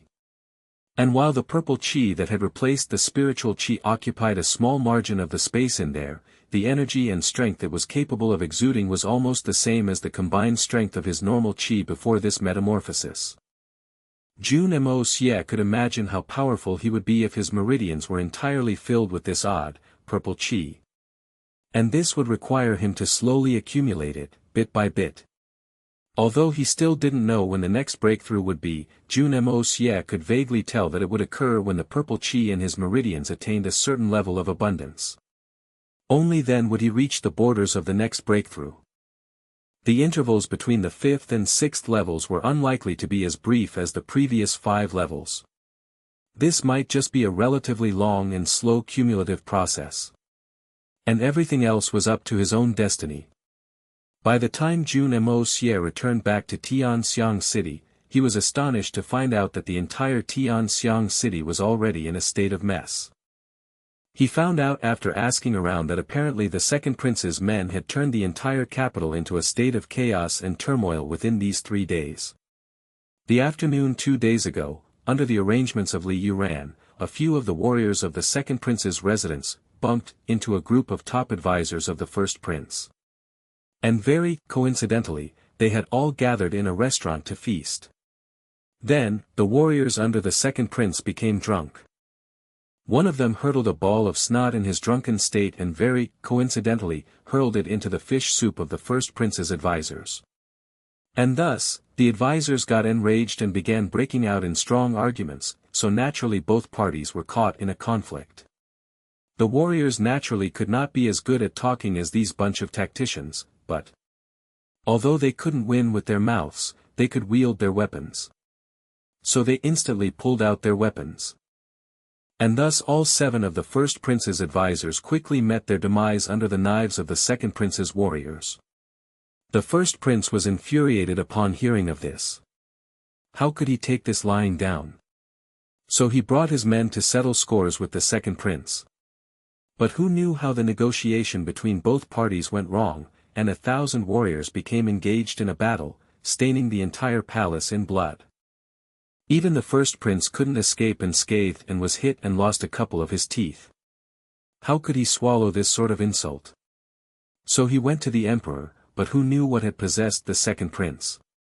He suddenly unsheathed his sword when they were confronting each other in court and stabbed a hole right through his own elder brother's head. Naturally, this matter had yet to come to an end, because this reality show had taken place right before the eyes of the Tianxiang emperor. The internecine strife of the 2 princes caused their father vomit blood from anger. He ordered immediately to denounce the second prince to a commoner and lock him away in the imperial prison. The first son was stabbed to death by the second son right before him. How could anyone take a disastrous turn of familial bonds like this? On the other hand, the third prince, who had gotten this news, was extremely elated. There is nothing that needed to be said. Second brother stabbed elder brother to death, this is wonderful. It is the end of these two foes. And seems like father was so angered he might not make it.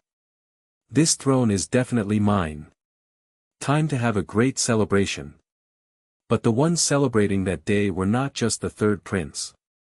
On that night, Li Yuran led the troops and forced his way into the imperial prison to rescue the second prince. The troops stormed their way back to the residence and celebrated without restraints. There was a hint of evilness behind the ridiculousness of this entire matter. On the same evening, all the subordinates under the second prince came out in full force, and with the aid of a group of strong, mysterious helpers, they wiped out all the forces under the first prince. This included several large families and over 10 officials. They killed until fresh blood ran like rivers.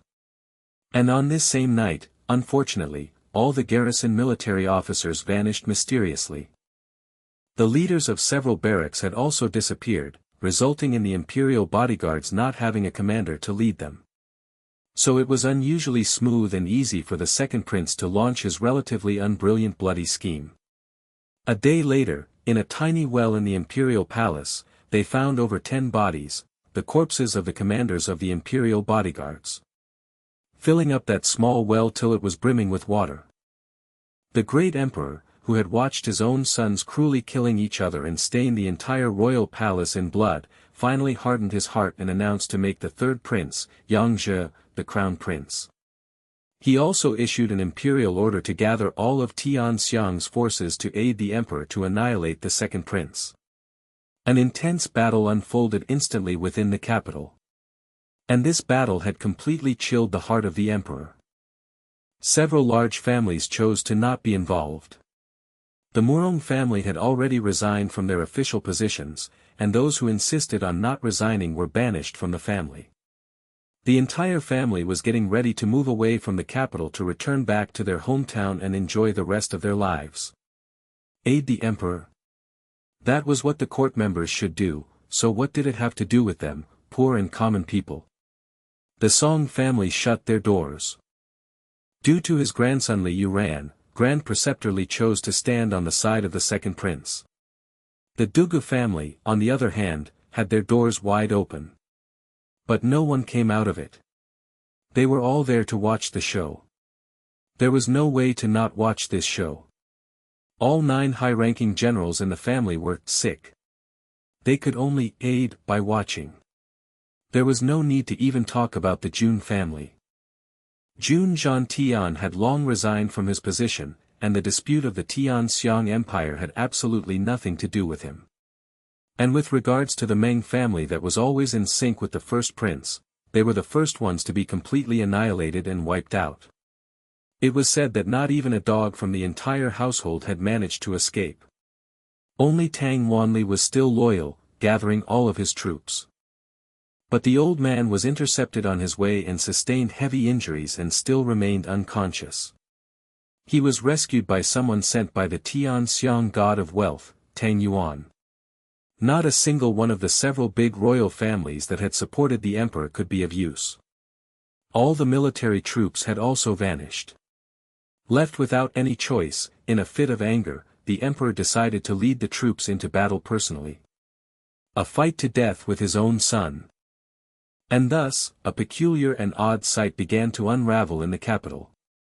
The second prince, who was originally the weakest, seemed to have expanded unprecedentedly in strength, and was capable of putting up a fight against the strongest fighting power of the Tianxiang royal family, the imperial troops. With the careful strategies of Li Yuran, he was even gaining an upper hand. When the battle had reached its middle game, the hungover third prince had finally woken up and brought his troops, joining forces with his own father to defeat his second brother. Only then did they manage to suppress the second prince, but they were still unable to invade the second prince's residence. The 3 parties entered a stalemate. The dark smoke billowed in the entire capital, as if it were the end of the world. And it was at this point that Jun Moxie finally returned to the Jun residence. Old Master Jun and Jun Wuyi stood at the top of the tower of their residence, gazing into the distance. Old Master Jun's brows were tightly knitted, seemingly troubled. Third Master Jun, on the other hand, looked like he was watching a show. The father and son had two different expressions on their faces. The capital has really been lively these couple of days. Jun Moxie chuckled, stepping into the tower. HPMH. Lively, isn't it? But this old man wouldn't believe it if you did not have a hand behind in all this excitement. Old Master Jun glared at his grandson harshly. Only you would be capable of coming up with such a vicious scheme like this. What has this got to do with me? I really haven't been in the capital these couple of days. Even if I were in the capital, I am not even chummy or close with any one of them. I'm genuinely maligned. Jun Moxie gave a most innocent look. Perhaps both father and son were sick of playing games with each other and wanted to have some fun and excitement personally, fighting with each other. That'd make sense. Don't you agree with me, third uncle? There are all sorts of people in this world, for the sake of strengthening their power, for the sake of obtaining power, they are capable of anything. Jun Woo couldn't help but laugh. That's true. What could a father and son like them be incapable of doing?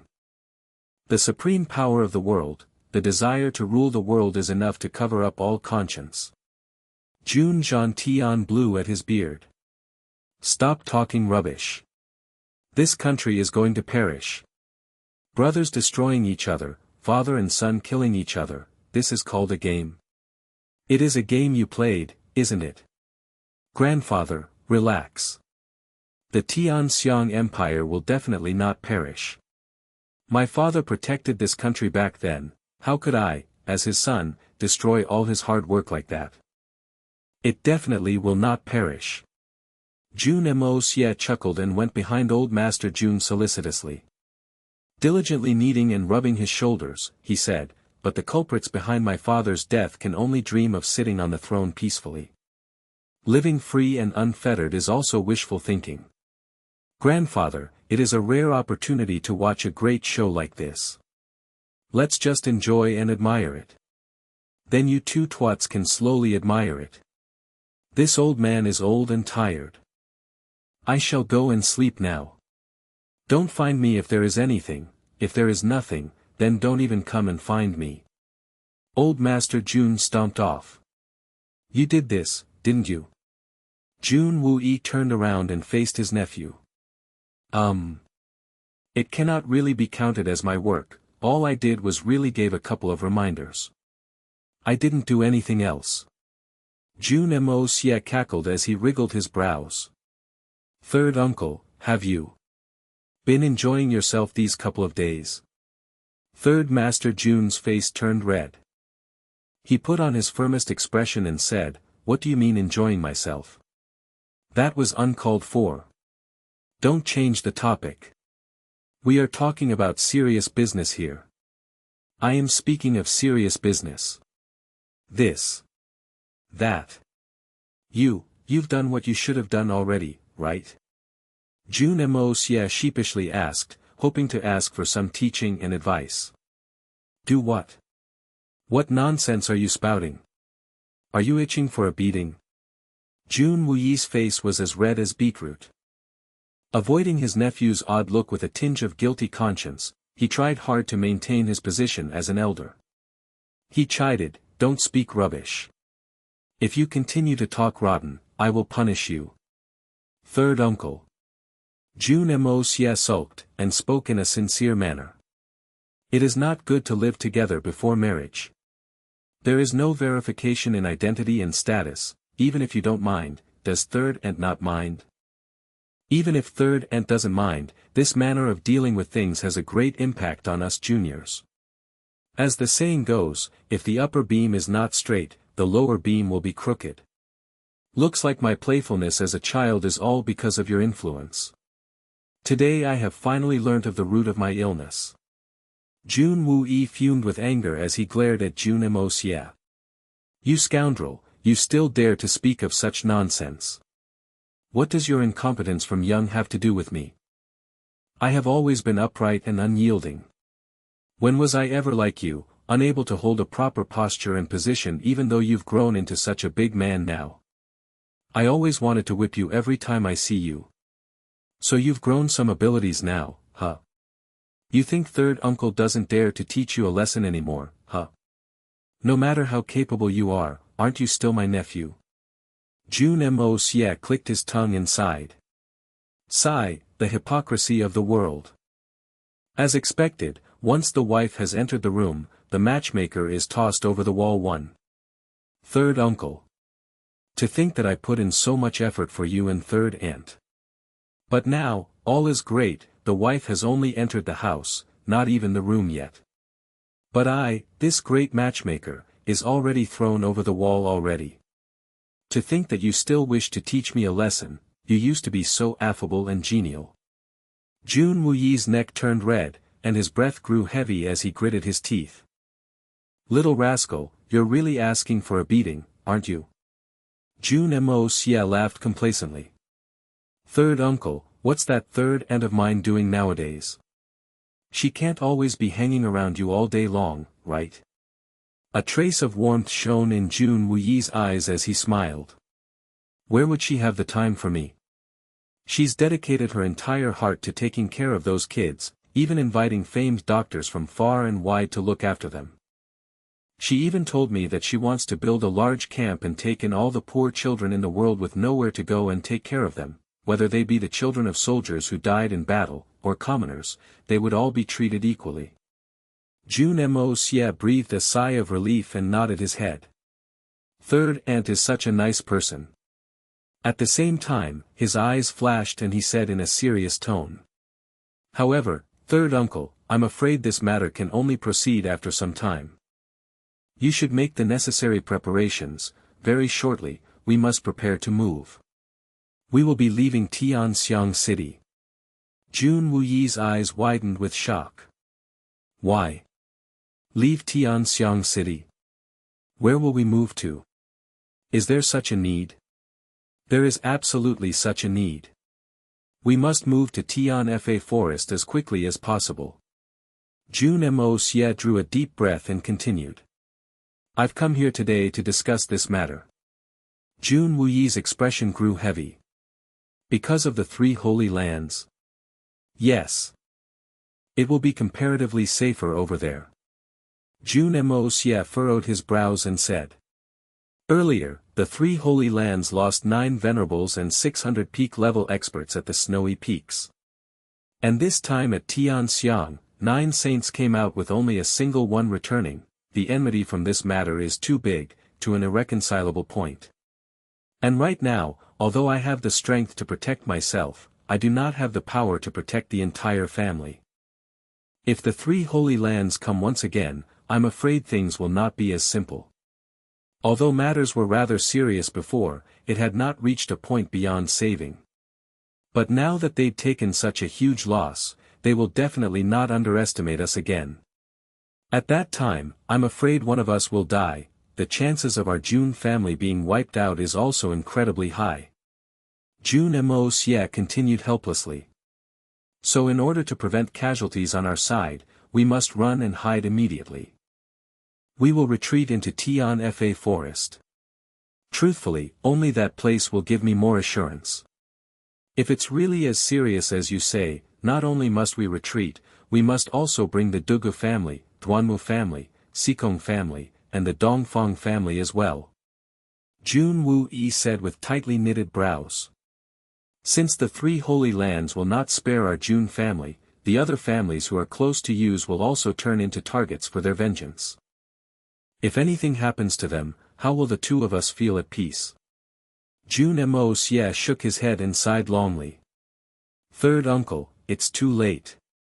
Right now, we can only move the most important people into Tianfa first. As long as the few important people are gone, even with the three holy lands' arrogance, even if they're more unresigned, they wouldn't necessarily raise their swords against ordinary folks.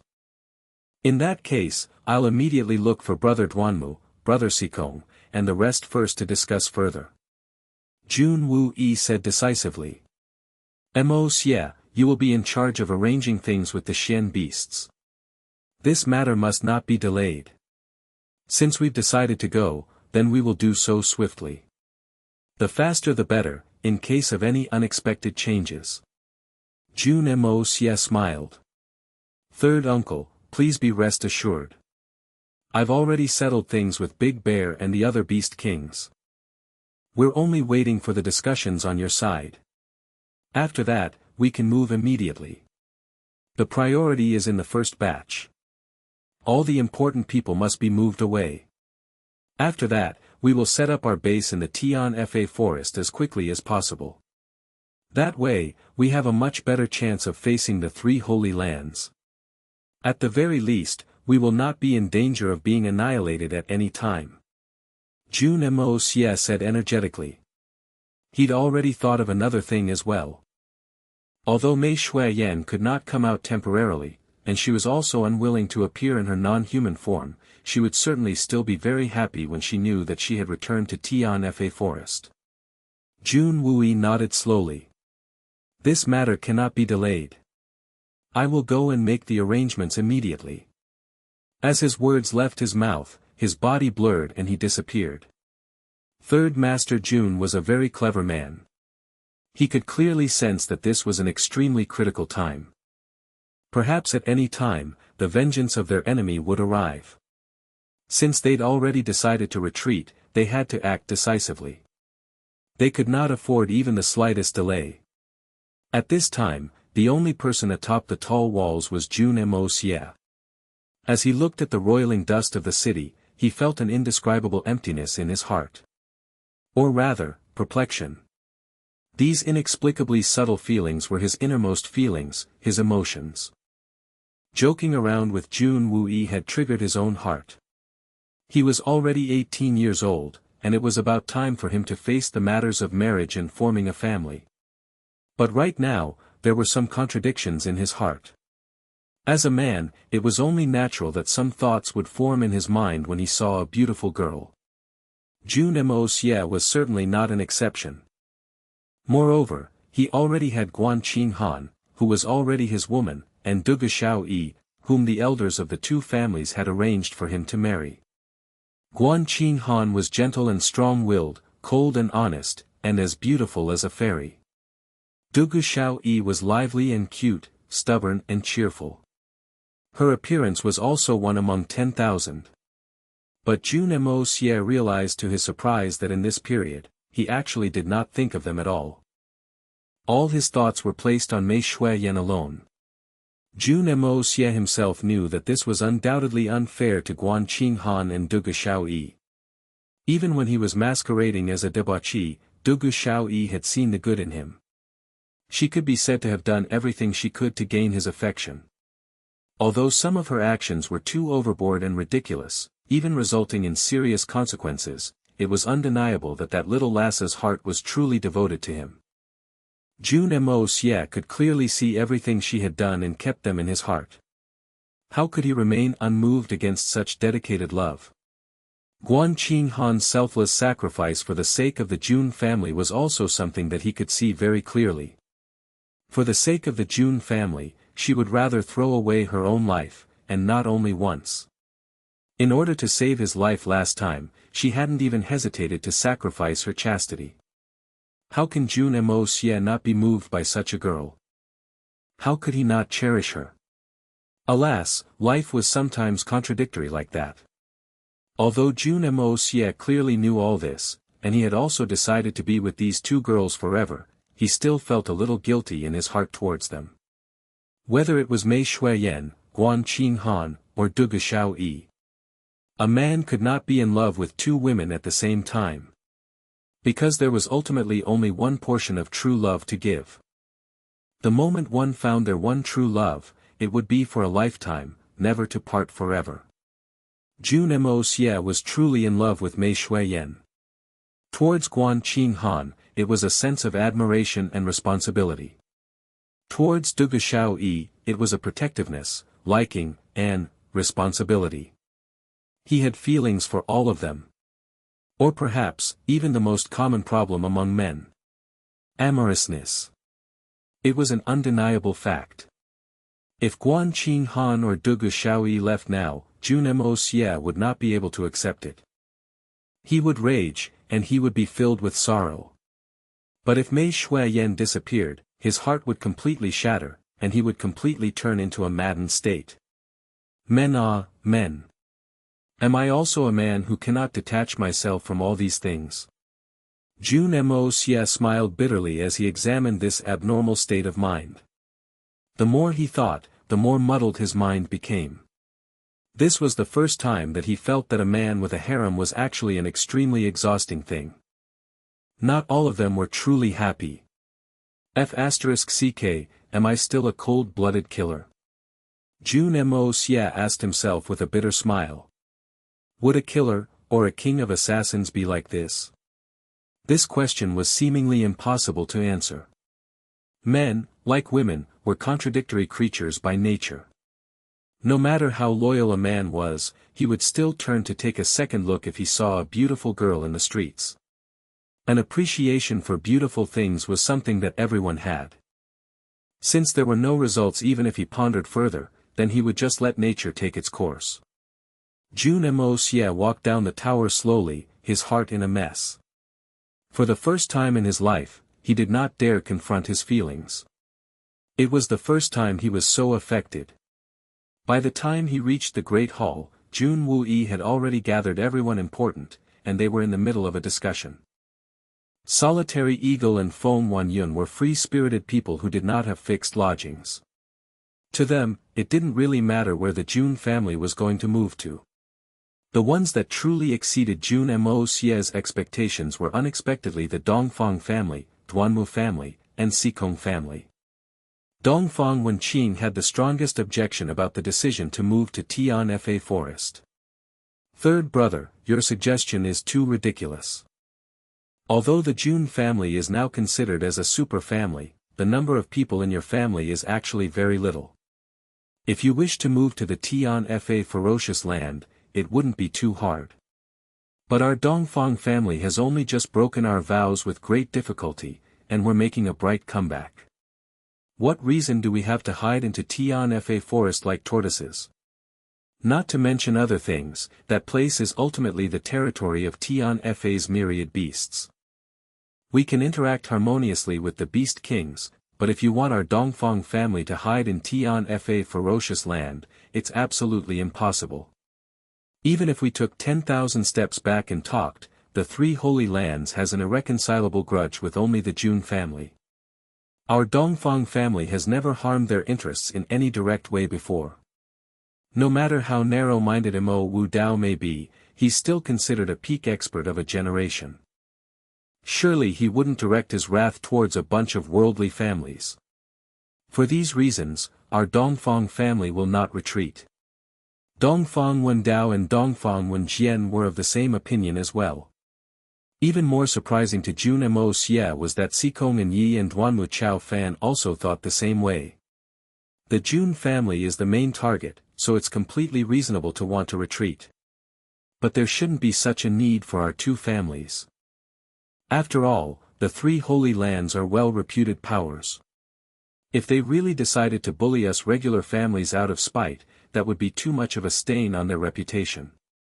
They couldn't afford to bear such a shame. Thus, third brother, you can rest assured about the few of us. Still, we agree with Moxie's suggestion. If the Jun family doesn't retreat, it would definitely receive the terrible retribution of the Three Holy Lands. Everyone, the safety of your families should be held in your own hands. How can you bet it on the kindness of the Three Holy Lands? Such a decision is equivalent to placing the life and death of your entire families in other people's hands. This is the most unreliable choice. This junior hopes that everyone can reconsider. Jun Moxie furrowed his brows deeply and said as soon as he heard the results of this meeting. There's no need to discuss this matter any further. Dongfang Wenqing declared huffily. We cannot afford to lose the renowned reputation which had been built up so painstakingly. Even if we die, we still cannot afford to throw that reputation away.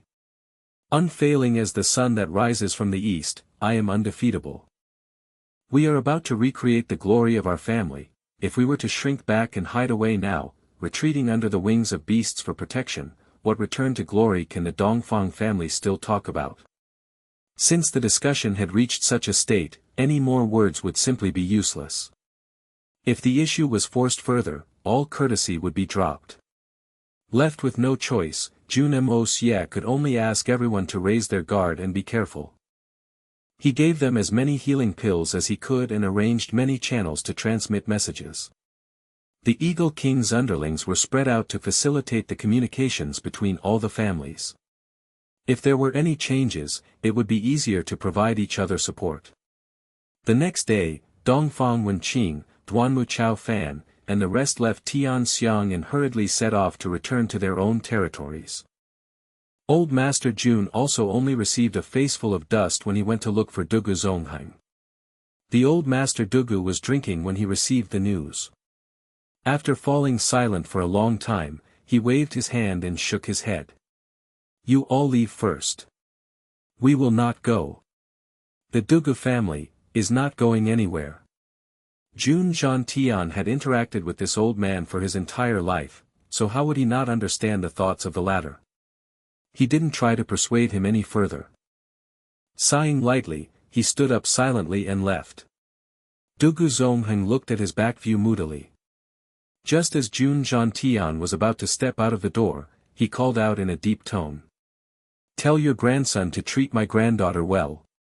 That's the precious treasure of our Dugu family. If he mistreats her, this old man will cut him into pieces." Jun Zhantian stood silently for a moment, before sighing and continuing on, only leaving a single line of words behind. "I'll be leaving the people of Tianxiang to you." Dugu Zongheng watched as he disappeared from view. Raising his head, he suddenly brought a large bowl of wine to his face and gulped it into his stomach, grunting heavily. "Old Jun, you still understand me best after all. I, Dugu Zongheng, was never a person who was greedy for power. Those few lads in the family are also not the type who are good at playing with schemes. However, the two great armies of Tianxiang have protected this land for 60 years. Tianxiang country is not only made up of its emperor, there are still hundreds of millions of citizens.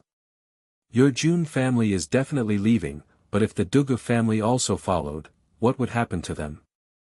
How could this old man bear to watch as the commoners be plunged into misery and suffering?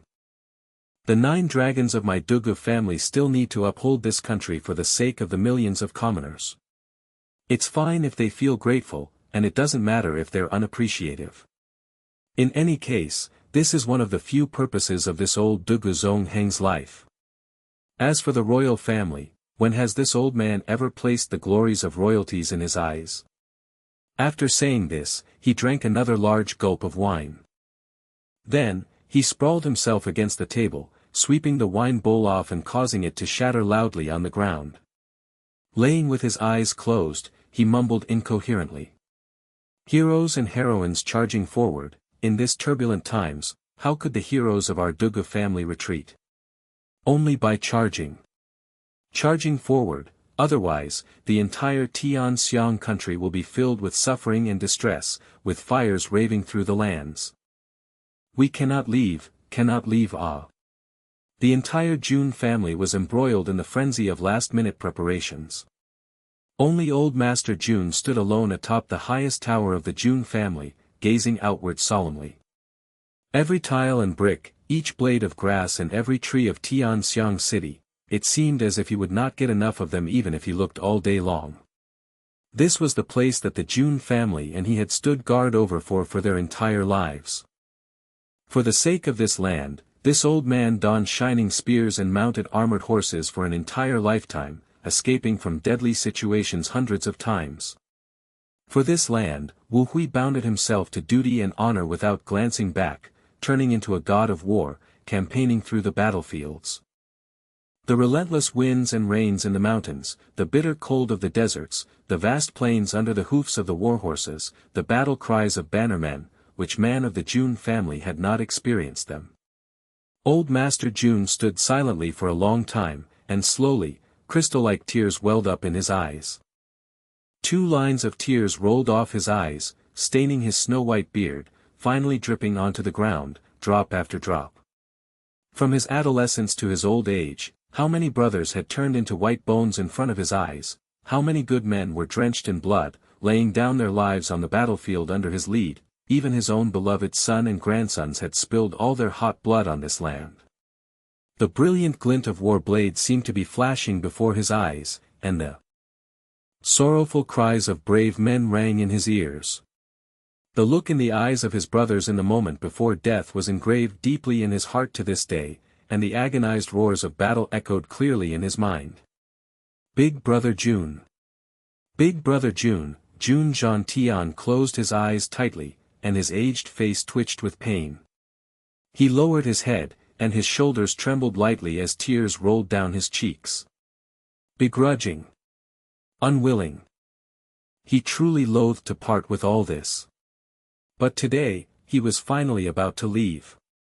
This place had clearly brought him endless sorrow and tears, as well as countless regrets. But why did his heart feel so much pain when it came to leaving? Heroes of 100 battles look lightly upon life and death, valiant warriors never turn back in life. Long winds may fall on calvaries and glaciers, but how many times do our soul dream of the thick blood on our blades? Jun Xie choked as he recited the poem. This poem was something that he often sang loudly with his brothers on the battlefield, while sitting beside a fire and sharpening their blades after a bloody battle. Right now, how many people still remembered that poem? Tears flowed swiftly down his cheeks, but Jun Xie still gritted his teeth and mumbled in a cracked voice. Brothers, I am really leaving now. I'm leaving this place where all your heroic souls lie. If you guys miss me, please visit me in my dreams. This tough old man had not cried when his son died. He didn't cry when his grandsons died. But today, he was sobbing inconsolably with emotion. Because he was about to leave this land that he loved so deeply, this land that he'd poured his blood, sweat and tears. Although this land had let him down, although the emperor of the land had betrayed him, robbing him of his son and scheming against his grandsons. This was still a land that Jun Xie won with hundreds of battles. It was the painstaking efforts of the entire Jun family over the years that secured it. Humans were not grass or trees. How could they be without emotion? But today, he could not remain. He had to go. Because if he insisted on staying, Jun Wue and Jun Moxie would definitely not go as well. Then, the Jun family would truly be finished. His son and grandsons had already sacrificed their lives for this land. Should his last remaining son and grandson also be buried here? No. Absolutely not. For this reason, he had to go. Even if he was so reluctant. Right now, he needed to take up responsibility for his family. Jun Moxie walked alone, dressed in a flowing black robe. He stepped lightly upon the wide street, moving steadily towards the unceasing noise of battle and the cries of murder. His pace was leisure and light, but the gap in between each step was amazingly consistent. Every step he took was very intentional and very solemn. Because, all of the enmity and grievances, laid at the end of this road. The general in white Jun Wuhui's debt of blood, the divine iron-blooded war god Jun Wu Meng's death, and the life of his two elder brothers Wu Yu and Wu Meng, the 10 years of heartbreak and deep sleep his mother suffered. All this debt would be demanded back from that chief criminal today. The price for everything. Since the Jun family had already decided to leave, Jun Moxie would no longer continue dragging out a long outcome that might result in unpredictable hitches. No matter what, all the enmity and hatred would be resolved today. The second prince was indeed very cooperative, and Li Yuran was also sufficiently quick, actually managing to so smoothly finish off one prince in such a short time and also create such a huge drama. In that case, to arrive early was not so good as to arrive at the most opportune moment. Since things were already like this, he might as well make use of this auspicious day to conclude all the memories and hatreds of the past together in one stroke. Kindness and enmity, everything will end today. By the hands of I, the only descendant of the Jun family. From now on, the Jun family will no longer have any regrets. Forever. In the main streets of Tianxiang, countless commoners' residences had been destroyed, and the previously prosperous and bustling street as well as the residential areas had been turned into a slaughtering ground for the two sides. This place that wasn't actually very spacious, was filled with the savage cries of 40,000 people. Blood flew everywhere, and bodies littered the ground. People constantly fell to the ground from injury, dead before they could even reach the ground. A short moment ago, they were shouting and fighting fiercely, and the next moment, they had already turned into cold corpses. Soldiers constantly rushed forward, dragging their injured out by force. As for the people at the heart of the battle, they could only blame their own luck. That was not a place that people could easily enter and retreat from. On the side of the king, Tian Xiang's emperor was clad in a full set of golden armor, and seated atop a handsome, snow-white warhorse. He held a gleaming sword in his hand, and led his army personally, declaring that he would kill his own son. The third prince, Yang Zhe, rode behind him, and his face was filled with excitement and enthusiasm, seemingly valiant and unafraid of death. Only, he had 40 to 50 beefy soldiers surrounding him tightly, all carrying heavy shields to protect him. From the looks of it, this third prince was still extremely afraid of death. Standing opposite them, far away, the second prince surveyed the battle with his eyes red and impassioned. He rode atop a fiery red steed which trotted round and round on the spot, like a donkey pushing a millstone. Spittle flew from his mouth as he shouted savagely. "Kill! Kill them for this king! Kill those two sons of cheese! This king will surely reward each person heavily. When this king comes into power, all of you will be loyal officials who founded the country. Glory and fortune, high positions and recognition are all within reach. We shall claim victory in one battle, and win honor and distinction that lasts 10,000 generations." Atop the highest wall of the second prince's manor, there was a large, round-backed wooden armchair suspended by two thick ropes tied to the trunks of two large trees. The chair was more than 10 feet above ground, and Li Yuran, the first young master Li, sat lazily atop it. His white robes fluttered in the wind, and he held a feather fan, talking freely with a relaxed face. He truly somewhat resembled Eastern Wu's Zhou Yu of the Three Kingdoms one as he sat there smiling lightly, watching the dust and smoke of the city. Li Yuran observed the battle situation keenly, with a calm expression. The feathered fan in his left hand moved slightly, and a soldier beside him immediately raised a little flag. On the side of the second prince, a horn rang out, and the battle formation instantly changed. After a moment, he motioned to the soldier again, and the battle formation changed again. Jun Moxie watched the situation with a light smile. He could see that the second prince's forces were actually the inferior side, but under Li Yuran's command, the battle formation changed continuously, turning the battlefield into a gigantic meat grinder. Both sides suffered casualties, but the emperor's forces took significantly heavier losses. Fighting an outnumbered battle, vying against the strong with the strength of the weak, it wasn't impossible for the battle situation to turn around. Jun Moxie could even confirm that such a strange situation was definitely created on purpose by Li Yuran. Otherwise, given his wits, it was next to impossible that he would allow his army to fall into such a deadly brawl. More importantly, no one had seen anyone from the Li family's side join the war from start to end. One must know that Grand Preceptor Li had accumulated a great amount of strength over the years. Although the number of experts in his forces may not be very high, in terms of an ordinary army, they could definitely be considered the elites among the elites.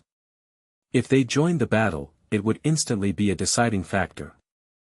Even if they didn't win straight out, the second prince's forces would not be drawn into such a bitter fight where they had to trade lives with their enemies, and even teeter along the edge of being completely wiped out.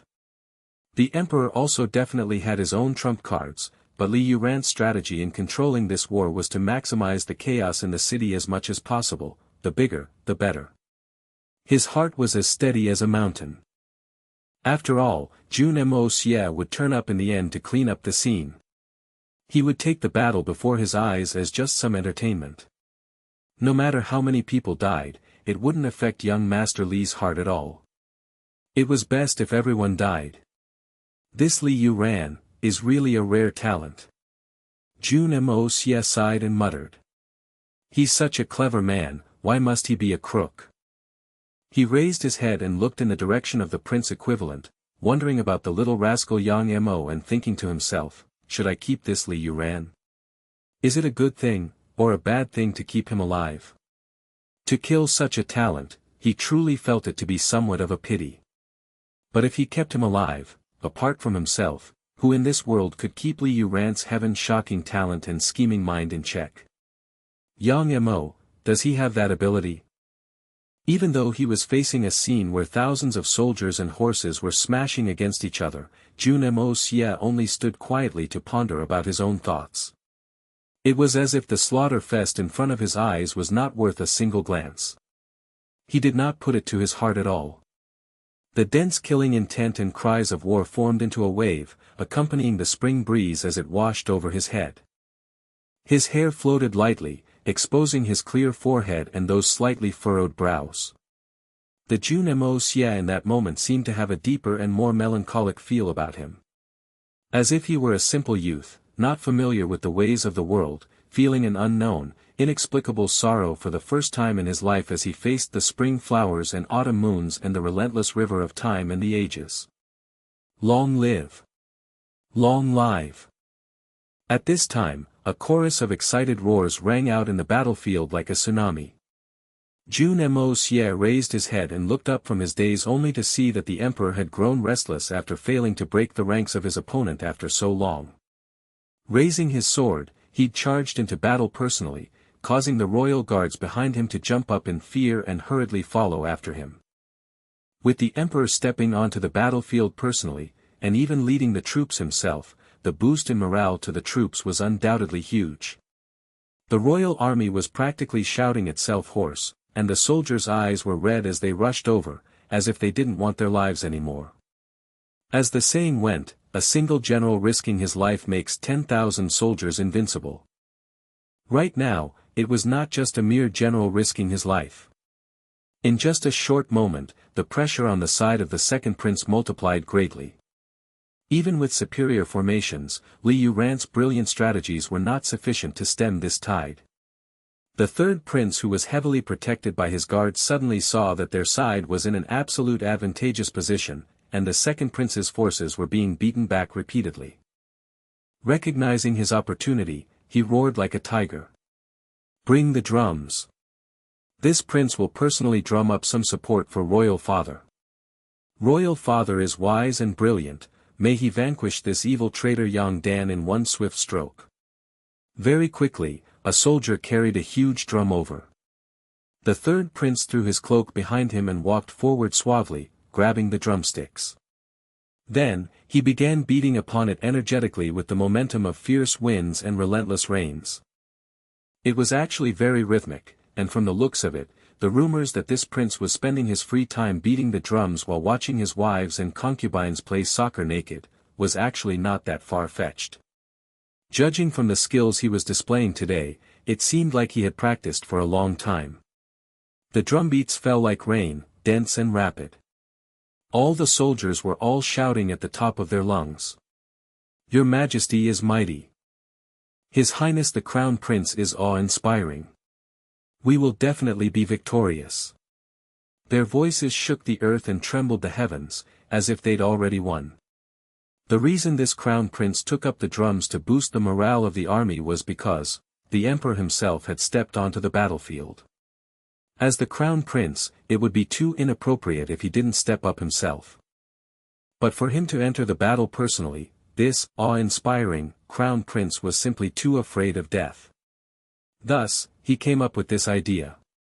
Beating the drums was something that could directly increase the morale of the army, but it was actually done at the back of the army. It was even extremely far back, to the point where it was nearly at the most rear. Even the straightest arrow would not reach him. One had to admit that this crown prince was also quite talented in his own way. At least, he was quite quick-witted in critical moments. The battle at the front lines was growing more and more intense.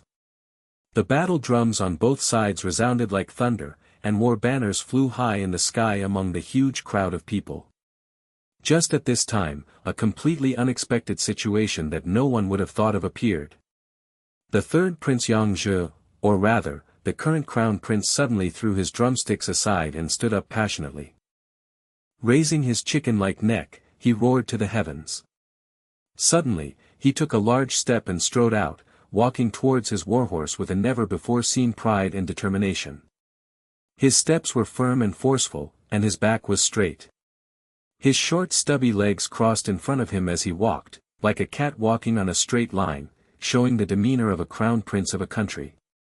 Everyone who saw this could not help but to praise in their hearts, This is our crown prince.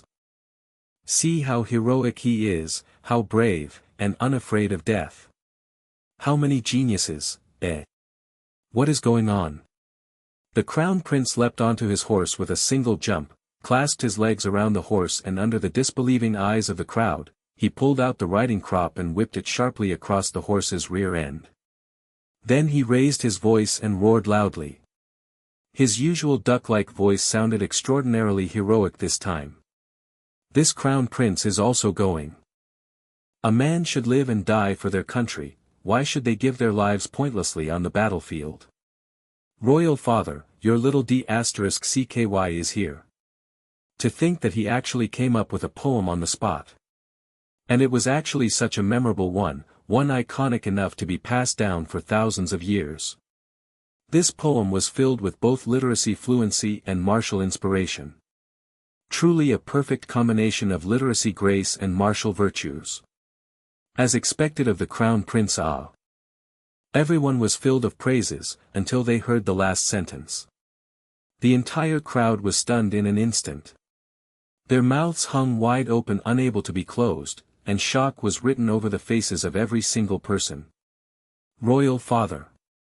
Your little D***cky is here. What kind of words were those? Could it be that your royal father usually didn't bring his little thing out? And you needed to go and deliver it to him? If not, where did you three siblings come out from? All self-proclaimed. That would be too outrageous, right? Unless this was a loving nickname that the father and son used in private. In that moment, everyone was stunned speechless as they looked at each other. Such a strange scene was naturally directed by young Master Jun. Actually, this term, little D***cky, also had some origins to it. The third prince was called Jun Xie, and the second part of his name, Xie, was a word made up with two G written side by side one. The young Master Jun, who wasn't as well versed in literature, didn't really understand the word, and having never seen the need to learn such a word, he always separated the name and called the third prince as Yang Ji. Thus in that moment, he simply used his favorite and most convenient term, which was the, your little D***cky is here. The uncultured young Master Jun actually ended up causing the newly appointed crown prince to become such a huge joke right in front of the battlefield. Regarding this, young Master Jun indeed felt somewhat apologetic.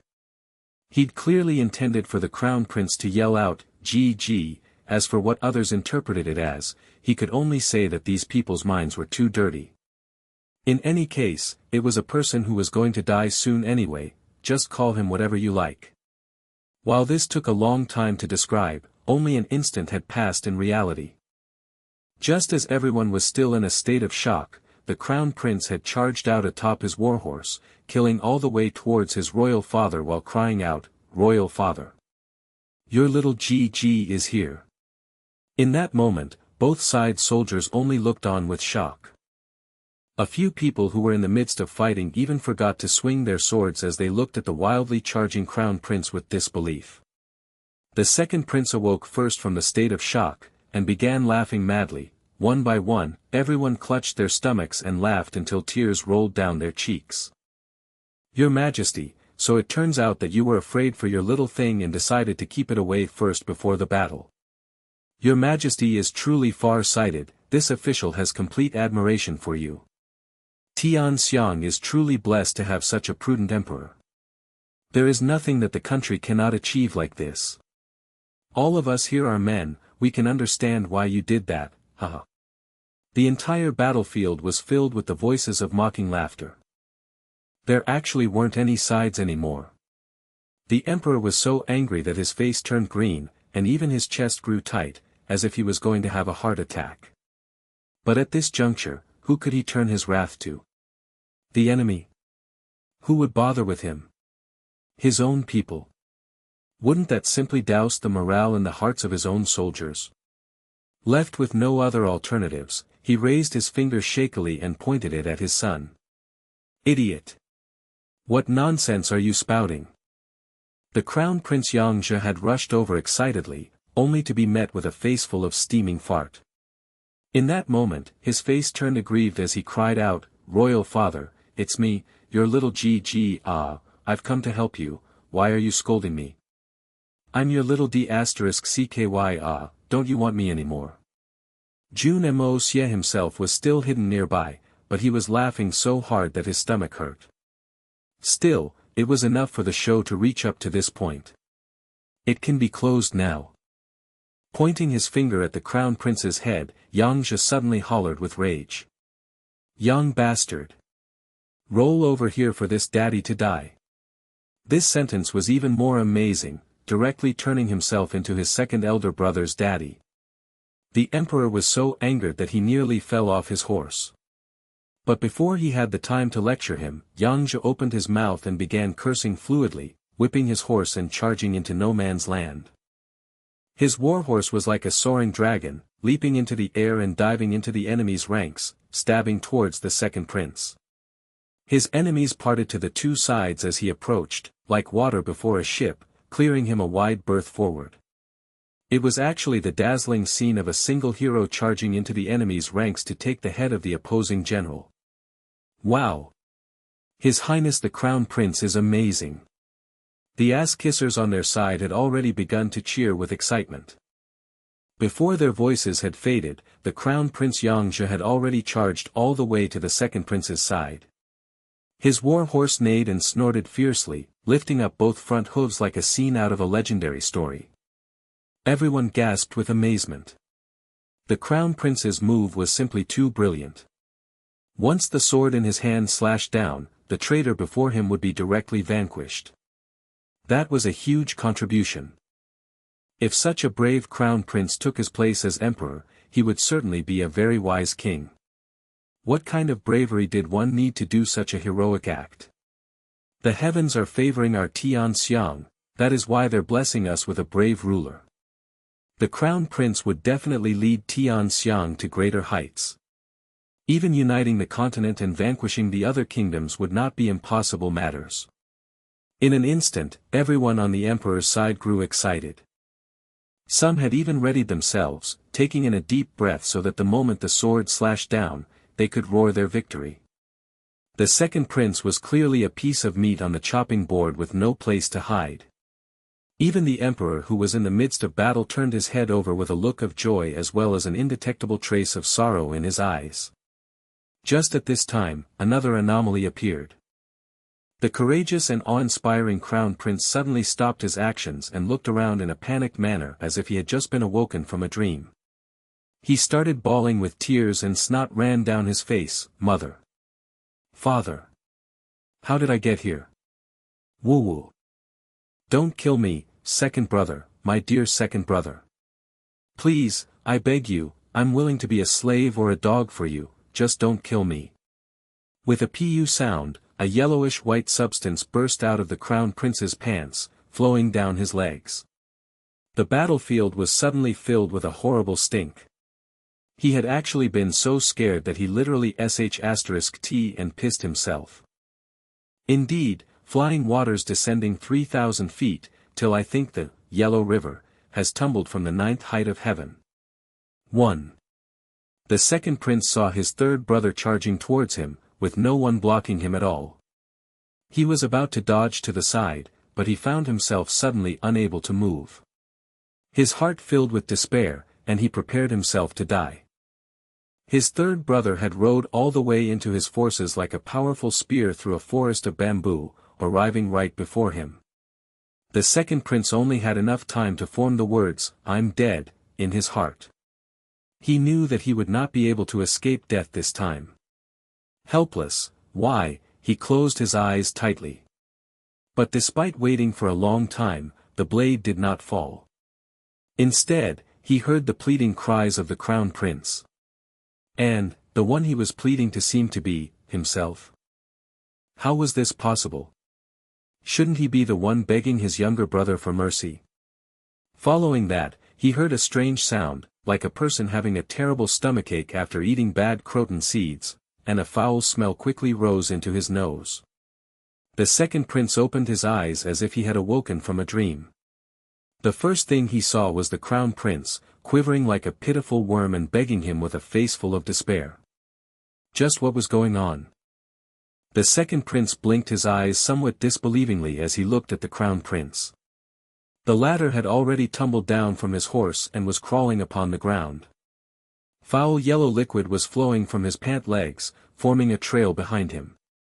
He raised his head and looked at him. Second brother, Wu-Wu, my dearest second brother. You mustn't kill me, as long as you let me go, I will definitely not fight with you for the throne. I'm even willing to be your oxen or your horse. Second brother. Your Highness. Your Highness, spare me. F***CKU. The second prince finally recovered from his shock. Thinking back to how he had been scared stiff by this little bastard a moment ago, his face grew hot and anger surged through his heart. Roaring angrily, he pulled out his sword, leapt off his horse, and drove his sword towards the crown prince's neck without any hesitation. Aren't you the newly appointed crown prince? Aren't you very impressive? Weren't you behaving very suavely just now? Come then, what's wrong, why aren't you being fierce now?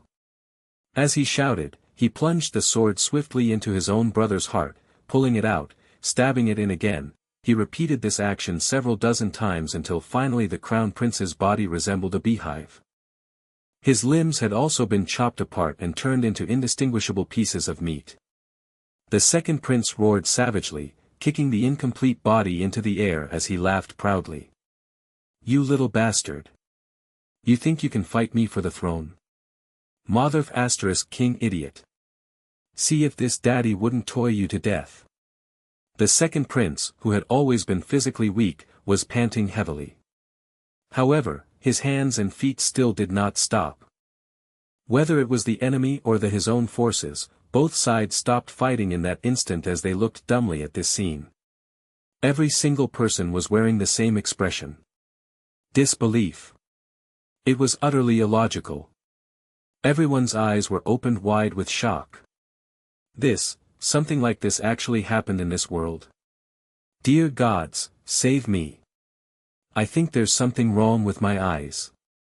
Something like this that not even the gods could think of. How could it happen in front of my eyes? Just what was going on? We aren't dreaming, right? How did this world become so crazy? The Tianxiang emperor, who'd also just recovered from his shock, began to gasp and choke for breath. His eyes were opened wide, and his mouth hung all the way to the ground with disbelief. All the sounds around him seemed to have disappeared, as if he were watching a soundless show. His youngest son, the only remaining son of imperial bloodline worthy enough to inherit his throne, had been killed so horribly in the hands of his traitor second son. On top of that, he had died without a full corpse, almost as if it were death by 1,000 cuts. His shoulders trembled heavily, and he finally awakened to the reality as he clutched his chest. At this moment, he felt as if his heart would tear apart from the pain as he cried out in a heart-wrenching voice. Sure. My dear son. He felt his vision blur, and as the sun shone into his eyes, his head swayed and a large mouthful of blood burst out of his mouth. His face instantly paled to a faint yellowish color, and he directly fell off his horse. Your Majesty! Your Majesty! The guards around him rushed over with shock, catching a hold of him. At this time, the pitiful emperor had finally fainted. Out of his 3 sons, the eldest had been killed right in front of him only a few days ago, pierced through the heart by his second son. And now, the youngest son had also been killed in the hands of his own elder brother, torn into shreds in a horrifying manner. The tragedy of family tearing family apart. In the short span of 3 days, it had happened twice in succession. Although Yang Huaiyu had always been a steady and quick-witted person with extremely shrewdness, at the end of the day, he was still just a human. This kind of kinship, where blood was thicker than water, was still very important even in the emotionless palace. He was ultimately still a father. Right now, he was a father at the end of his road, a ruler on his last legs. A king deserted by friends, family, and allies. A blow like this was difficult to bear no matter who it was. The camo fell into complete chaos. The powerful demeanor of the army disappeared in an instant. On the other side, the second prince's eyes lit up with joy as he laughed maniacally. That undying old Kaji is finally unable to hold on. Everyone, charge. Whoever manages to deliver that old fart's head to this emperor will be granted a noble title of first-rank duke, as well as a large piece of land. The title and land can be inherited by your descendants in the future, and a death exemption medallion will be awarded to the family as well. At this point, the second prince had already begun to refer to himself as this emperor. But the moment this command was given, it was as if a bucket of oil had been poured onto a raging fire. Who among those that joined the army did not wish to obtain official positions, wealth, and glory? Who didn't wish to marry wives and have children, building a family that would last for generations? Furthermore, the second prince was promising a first-rank duke along with land. This alone was enough to rouse the hot blood of all the soldiers, not to mention the heaven-shocking words that followed. Hereditary title and land. Death exemption medallion for the family. Everyone went completely crazy. Even the soldiers on the emperor's side revealed looks of greed as they contemplated whether they should take the opportunity to cut down this extremely valuable head and deliver it to the second prince. After all, a chance like this would only appear once in a lifetime. If they didn't take the head, someone else would do it. As opposed to letting others benefit, they might as well take the benefit themselves.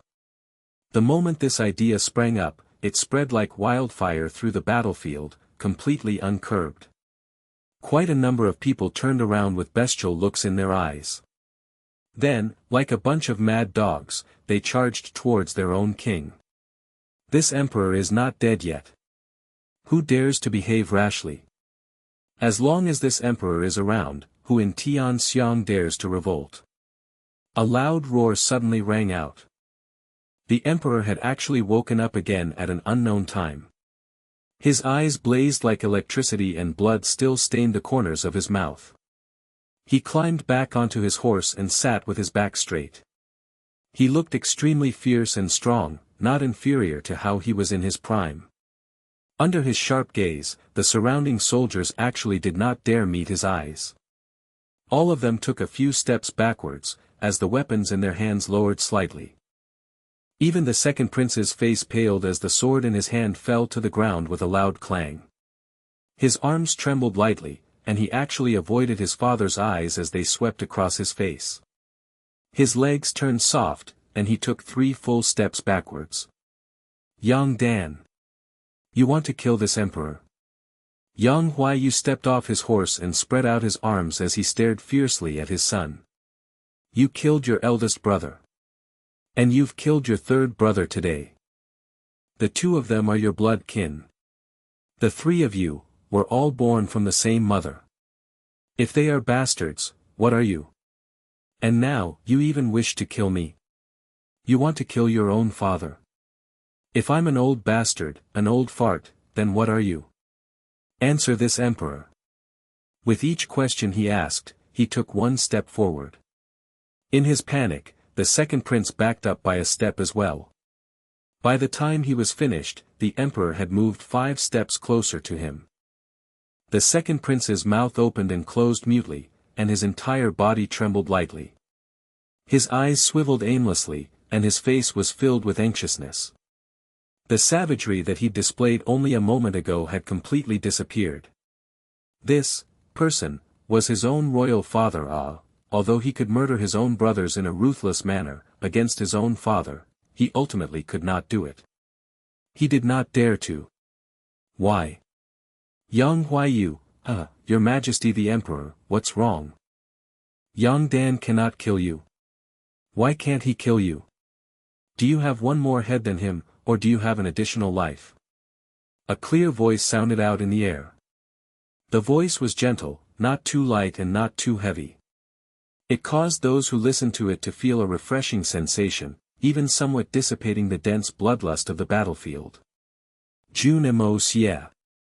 He'd finally appeared at this crucial moment. He had personally directed this show, and now that it had approached the finale, if he still didn't come out now, when would he show himself? Following the sound of a voice, everyone looked up. Far away, a youth in black walked slowly over with his hands clasped behind his back. His face was wreathed in a warm smile, and his expression was leisurely and casual, as though he was walking through his own garden.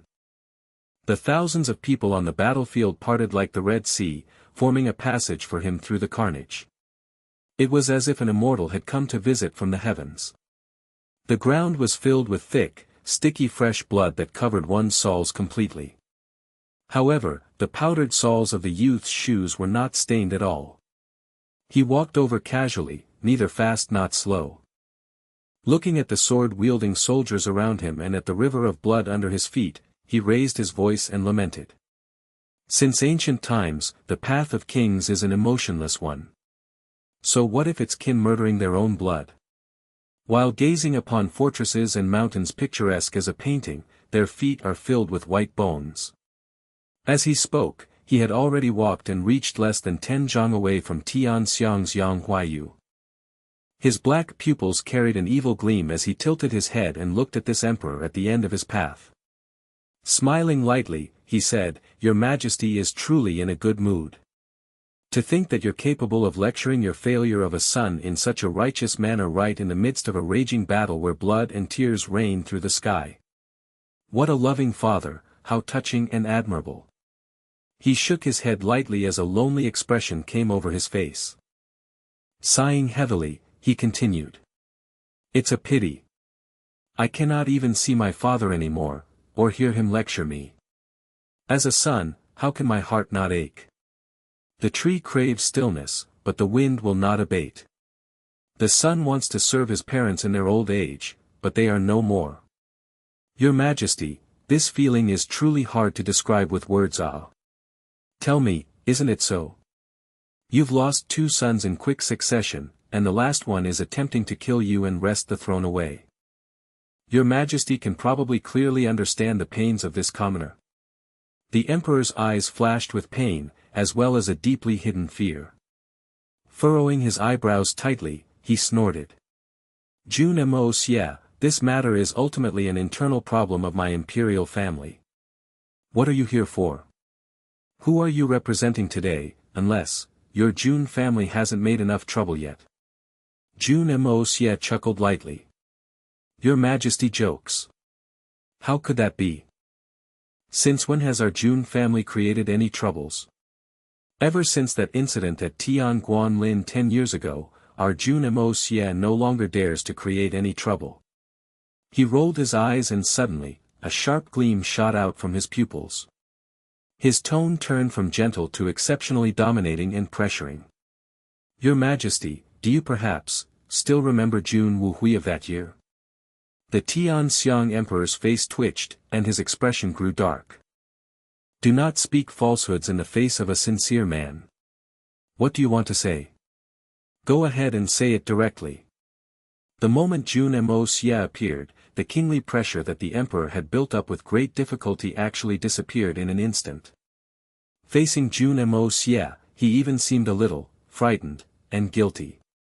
Jun Moxie smiled lightly, completely unfazed.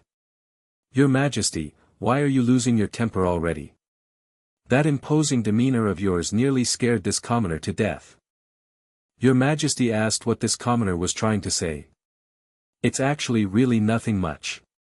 This one only wishes to ask Your Majesty, how does it feel like to watch your eldest son get killed under your own eyes inside the sparkly palace with a blade through the heart, at the place where your authority is the highest?" He continued smiling warmly, but his eyes gleamed like a pair of swords. "Anyways, the deceased has already departed. The dead is dead, and if your majesty does not wish to talk about it, so be it. But the murderer of your first son is your own second son. He became a traitor because he killed his own royal kin. What are your thoughts on that? And today, your third son was also chopped into minced meat by the same culprit. I'm sure the feeling of watching this must be very enjoyable. It's probably something that none of US outsiders can comprehend. As for right now, the last surviving son is raising his sword against his own father. Murdering his father and his sovereign, accomplishing his own ambition. Does your heart hurt? But this kind of feeling should be quite unforgettable, right? Or maybe, your majesty can look forward to it a little. The kingdom that you've reigned over is finally about to be like a chrysanthemum on the morrow, withering to a thing of the past. You yourself will be forsaken by friends and allies, rebelled against by the masses, turning into an isolated creature. Does it bring you a bit more comprehensions on life? The emperor suddenly trembled with rage as he stared at Jun Moxie with wide, hate-filled eyes. Jun Moxie, could it be that all this was because of you schemed behind my back? How vicious! Oh, I wouldn't dare to claim that honor. Compared to your majesty, I'm at most only considered a small sorcerer in the presence of a great one. This series of events is simply nothing more than people being driven crazy by power. I only played a tiny part in this whole thing, truly. This commoner would never dare to deceive your majesty the emperor. Jun Moxie smiled lightly, as if he were talking about an extremely insignificant matter. Shaking his head, he looked over with a ridiculing look. Do you feel like the matters of the world are somewhat inconstant? What was once the sea has now changed into mulberry fields. Do you feel any lamentation about the evanescence of worldly affairs, and how time brings great changes to the world? Ha ha ha. Jun Moxie, you've gone too far. The emperor clenched his teeth and roared. Both his eyes had already turned completely blood red. Is it too much? I don't think so. Your Majesty, when you directed the Blood Sword Hall to collaborate with the Blizzard Silver City Shao family back then to harm my father and my second uncle, did you feel that it was too much? Surely not. Jun Moxie laughed coldly and smiled. When my two brothers died horrible deaths because of your schemes, did you feel that it might have been too much? No, right? How can you pluck out the weeds without getting rid of the roots? All these years, the Jun family was beaten to a point where we couldn't even catch a breath, but did you think that you went too far? The life of the emperor is greater than the heavens, while the subjects are less than ants. As long as any ant grew too big and posed any possibility of being a threat to your throne, even if it was just a mere possibility, they had to be removed at all costs. Our Jun family should in fact still thank your Majesty for being merciful and not wiping us out completely. Jun Moxie raised his head and laughed aloud, his ice-cold eyes staring straight at the emperor. Cause and effect, the circle of karma. How is it, now that the same thing has happened to your Majesty? Do you feel like it's too overboard? Ha, how funny. Is it really too overboard? This lowly commoner does not think so. From what this commoner has seen, this is actually far from being enough. How many people have you lost so far? How many brave heroes have lost their lives from your lowly schemes? Countless valiant men who fought and bled for their Tianxiang kingdom survived the blades of their enemies, only to be killed by the ruler they had declared their loyalty to. Do they think that it's too overboard? Jun Moxie walked forward step by step, his aura abnormally heavy. The air itself seemed to have stopped flowing, and everyone felt an extremely suffocative pressure. You thought all this was too excessive? The real dish is still following. Yang Huaiyu, today, you will definitely taste it. Jun Moxie's handsome face suddenly turned incomparably sinister as he raised his voice. Yang Dan. What are you waiting for? Kill this old bastard before you, and you'll be able to ascend to the throne of the emperor. As long as you finish this old Kaji, the throne will be yours. I promise it. The second Prince Yang Dan raised his head as though he had been awoken by this shout. He turned his head to look at his royal father as greed and ambition filled his eyes. A dark smile spread across his face as he stuck his tongue out and lightly licking his lips. His eyes grew redder and with a sudden roar, he shouted, "Many thanks to third young Master Jun for your good graces. Royal Father. Please do not blame this son for being unfilial, it was actually you, who pushed me too far. Since you're already at the end of the road, just take it as a fulfilling of your son's wishes and a favor to me." Bending his waist, he picked up the sword that fell on the ground and took 2 large steps forward. His face was filled with conflict and hesitation. Their father and son relationship over all these years and the immense ambition in his heart were undergoing a huge internal struggle at this moment, causing his face to be lined with sweat. But in the end, it was still his crazy desire for power that came out on top. The temptation that came from being the ruler of all under the heavens, his fame spreading past the 4 seas, and being feared by all his subjects was simply too great. Yang Dan roared loudly, raised his treasured sword, and closed his eyes as he slashed down madly. Pooh! A spurt of fresh blood splattered onto the second prince's face. He opened his eyes again, seeing his royal father look at him with a heartbroken, despairing expression. His sword was lodged deeply in his royal father's shoulder. In that instant, Yang Dan's entire body trembled. No matter how he thought of his ending, the emperor would never have imagined that he would be witnessing his 3 sons slaughtering each other, and then himself being killed by the only remaining son. In that moment, the pain in his heart had reached an extreme level. When he looked at the sword slashing down towards him, he actually did not have any thoughts of dodging at all, he simply looked at that conflicted face before him, his eyes filled with complete and utter hopelessness. This is my son, my own flesh and blood. And for the sake of power, for the sake of the throne, he wants to kill me. He's murdering his own father. Fresh blood spurted out. The second prince increased his strength, forcibly pulling the sword out again. His entire body trembled with shock, and suddenly, a crazed expression came over his face as he roared madly. "You old undying thing! Why aren't you dead yet? Why won't you die? Hurry up and die for me. Go to hell." Ah! Like a madman, he shouted in an intoxicated manner as he raised the sword and slashed down again. Repeatedly roaring, repeatedly hacking. His face was filled with madness and fanaticism. Blood flowed unceasingly off his face, and bits of flesh could be found on his clothes. However, he did not seem to care. In that moment, he only had the single desire to cut down this person before him, the final obstacle that blocked his ascension to the throne. The emperor's current appearance was too wretched to look at. He had already ceased breathing a long time ago, save for that pair of empty eyes that stared listlessly and painfully at the entire scene. It was after a long while before the second prince's hands finally came to a halt as he panted heavily over the mangled corpse of Yang Huayu. Catching his breath, he tossed the blood-stained sword fall onto the ground with a clang. The entire place was silent. Everyone looked in disbelief and shock at this prince maniacally chopped his own father up. The second prince's body suddenly jerked, his pupils slowly becoming focused. He suddenly spread his arms out and hollered crazily. "Ha ha ha! He's dead! This old thing is finally dead! Did you all see it? Did you guys see it?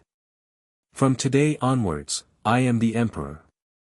I am the emperor. I am finally the emperor, ha ha ha ha." This crazy, hysterical laughter echoed around. "That's right, you are the emperor now. I deliver what I promise.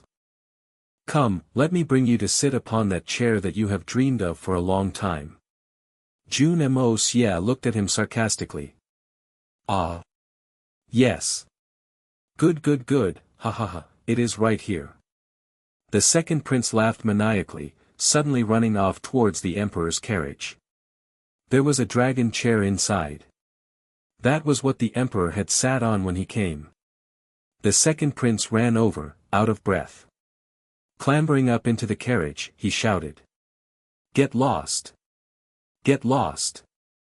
Didn't you guys see it? I am the emperor. I am the emperor. I am the sovereign emperor. Ha ha ha ha. He finally managed to climb his way up, plopping right onto that seat. Touching and looking around, mouth full of praises. Clapping the armrests of the seat, his face was full of content and insanity. How is it? That feeling of sitting on the throne, it's rather gratifying, isn't it? A cynical voice asked. Gratifying. Ah. Ha ha ha, how could it not be gratifying? Of course it is gratifying. It is too damn satisfying. It's so good I could die. I dreamt for 30 years for this seat. Emperor. The royal throne. I am finally the emperor, the second prince cackled crazily, extremely overjoyed. Since you've already been gratified, then come down. Jun Moxie suddenly appeared before him. I have already fulfilled my promise. You have already sat on this throne for real. No. I am the emperor. I want to sit on it forever. I will not get off. Over my dead body. The second prince roared hysterically, his eyes turning red. But I only promise to let you sit on it once, not allow you to sit on it forever. Jun Moxie looked at him as if he were looking down at a corpse. Get down. At this moment, a bugle horn went off in the distance. An unusually masculine voice rang out.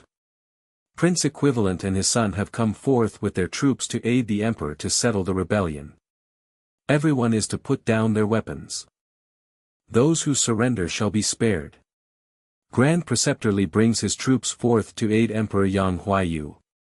To aid Prince Equivalent to restore peace. Everyone put down your weapons. Those who surrender shall be spared from death.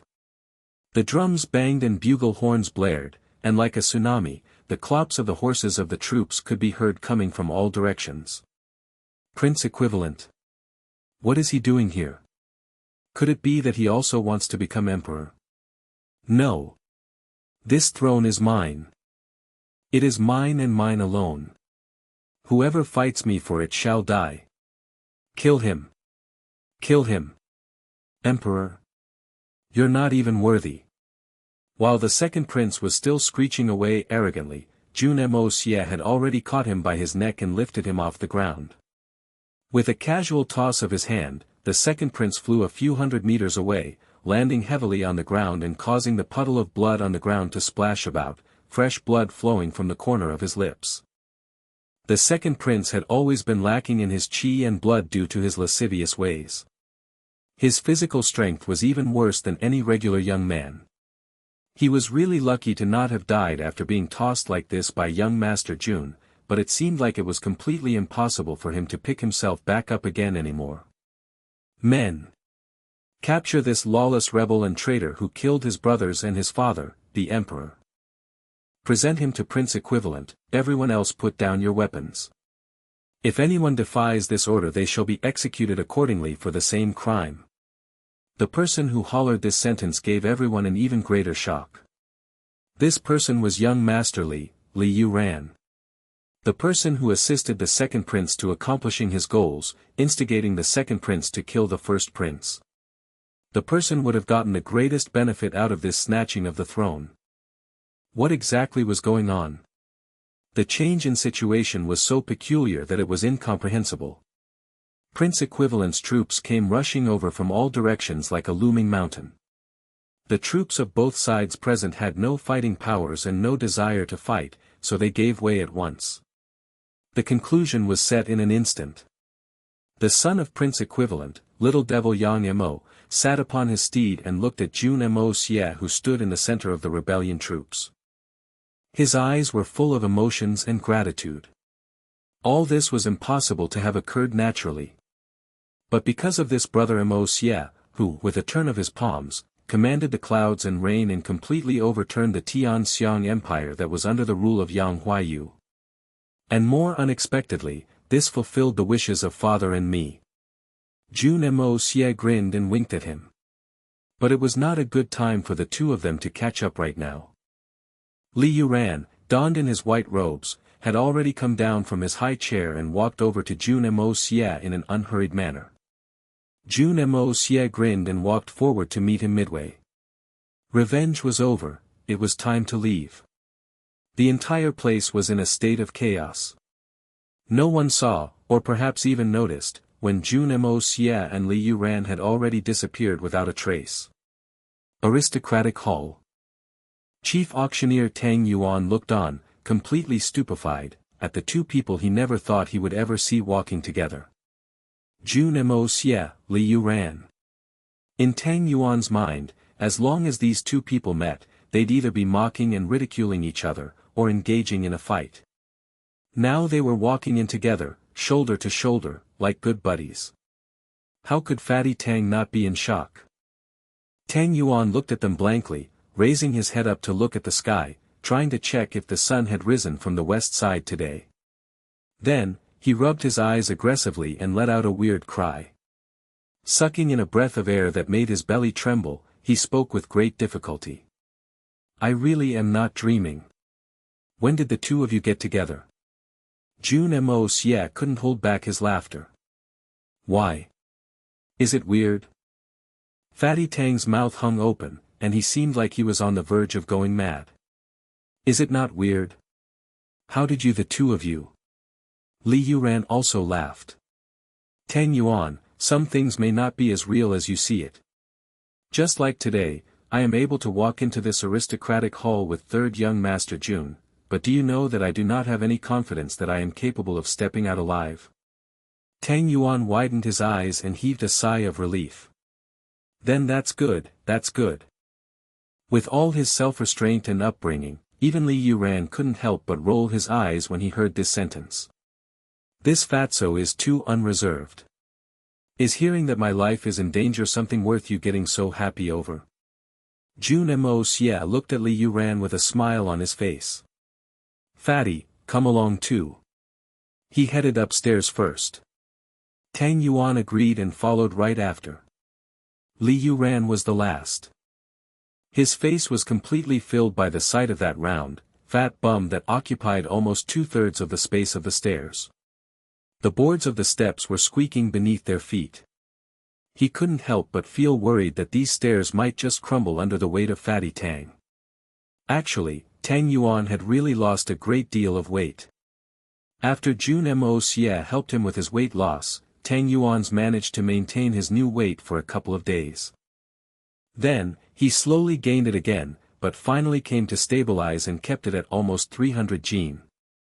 Had he not lost any weight, how could he only occupy 2/3 of the space? It'd definitely be completely filled up. Of course, Tang Yuan was already extremely pleased and satisfied with an end result like this. Sun Xiaomei was also very satisfied. Sitting down on a chair in a daze, Tang Yuan looked at Jun Moxie, who sat on the main seat. Then, he looked over at Li Yuran, who was opposite him. He rubbed his head in bewilderment and asked, Boss, is there a matter? Jun Moxie sighed. You scoundrel, you've completely fallen into warm bed sheets and don't want to come out anymore. You've already taken down Sun Xiaomei, haven't you? Tang Yuan's face beamed with radiance, youthfulness tinting his round face. Grinning he said, Third young Master Jun knows me best. But we're already each other's fiancés, so those things, isn't it natural to do? Is it weird?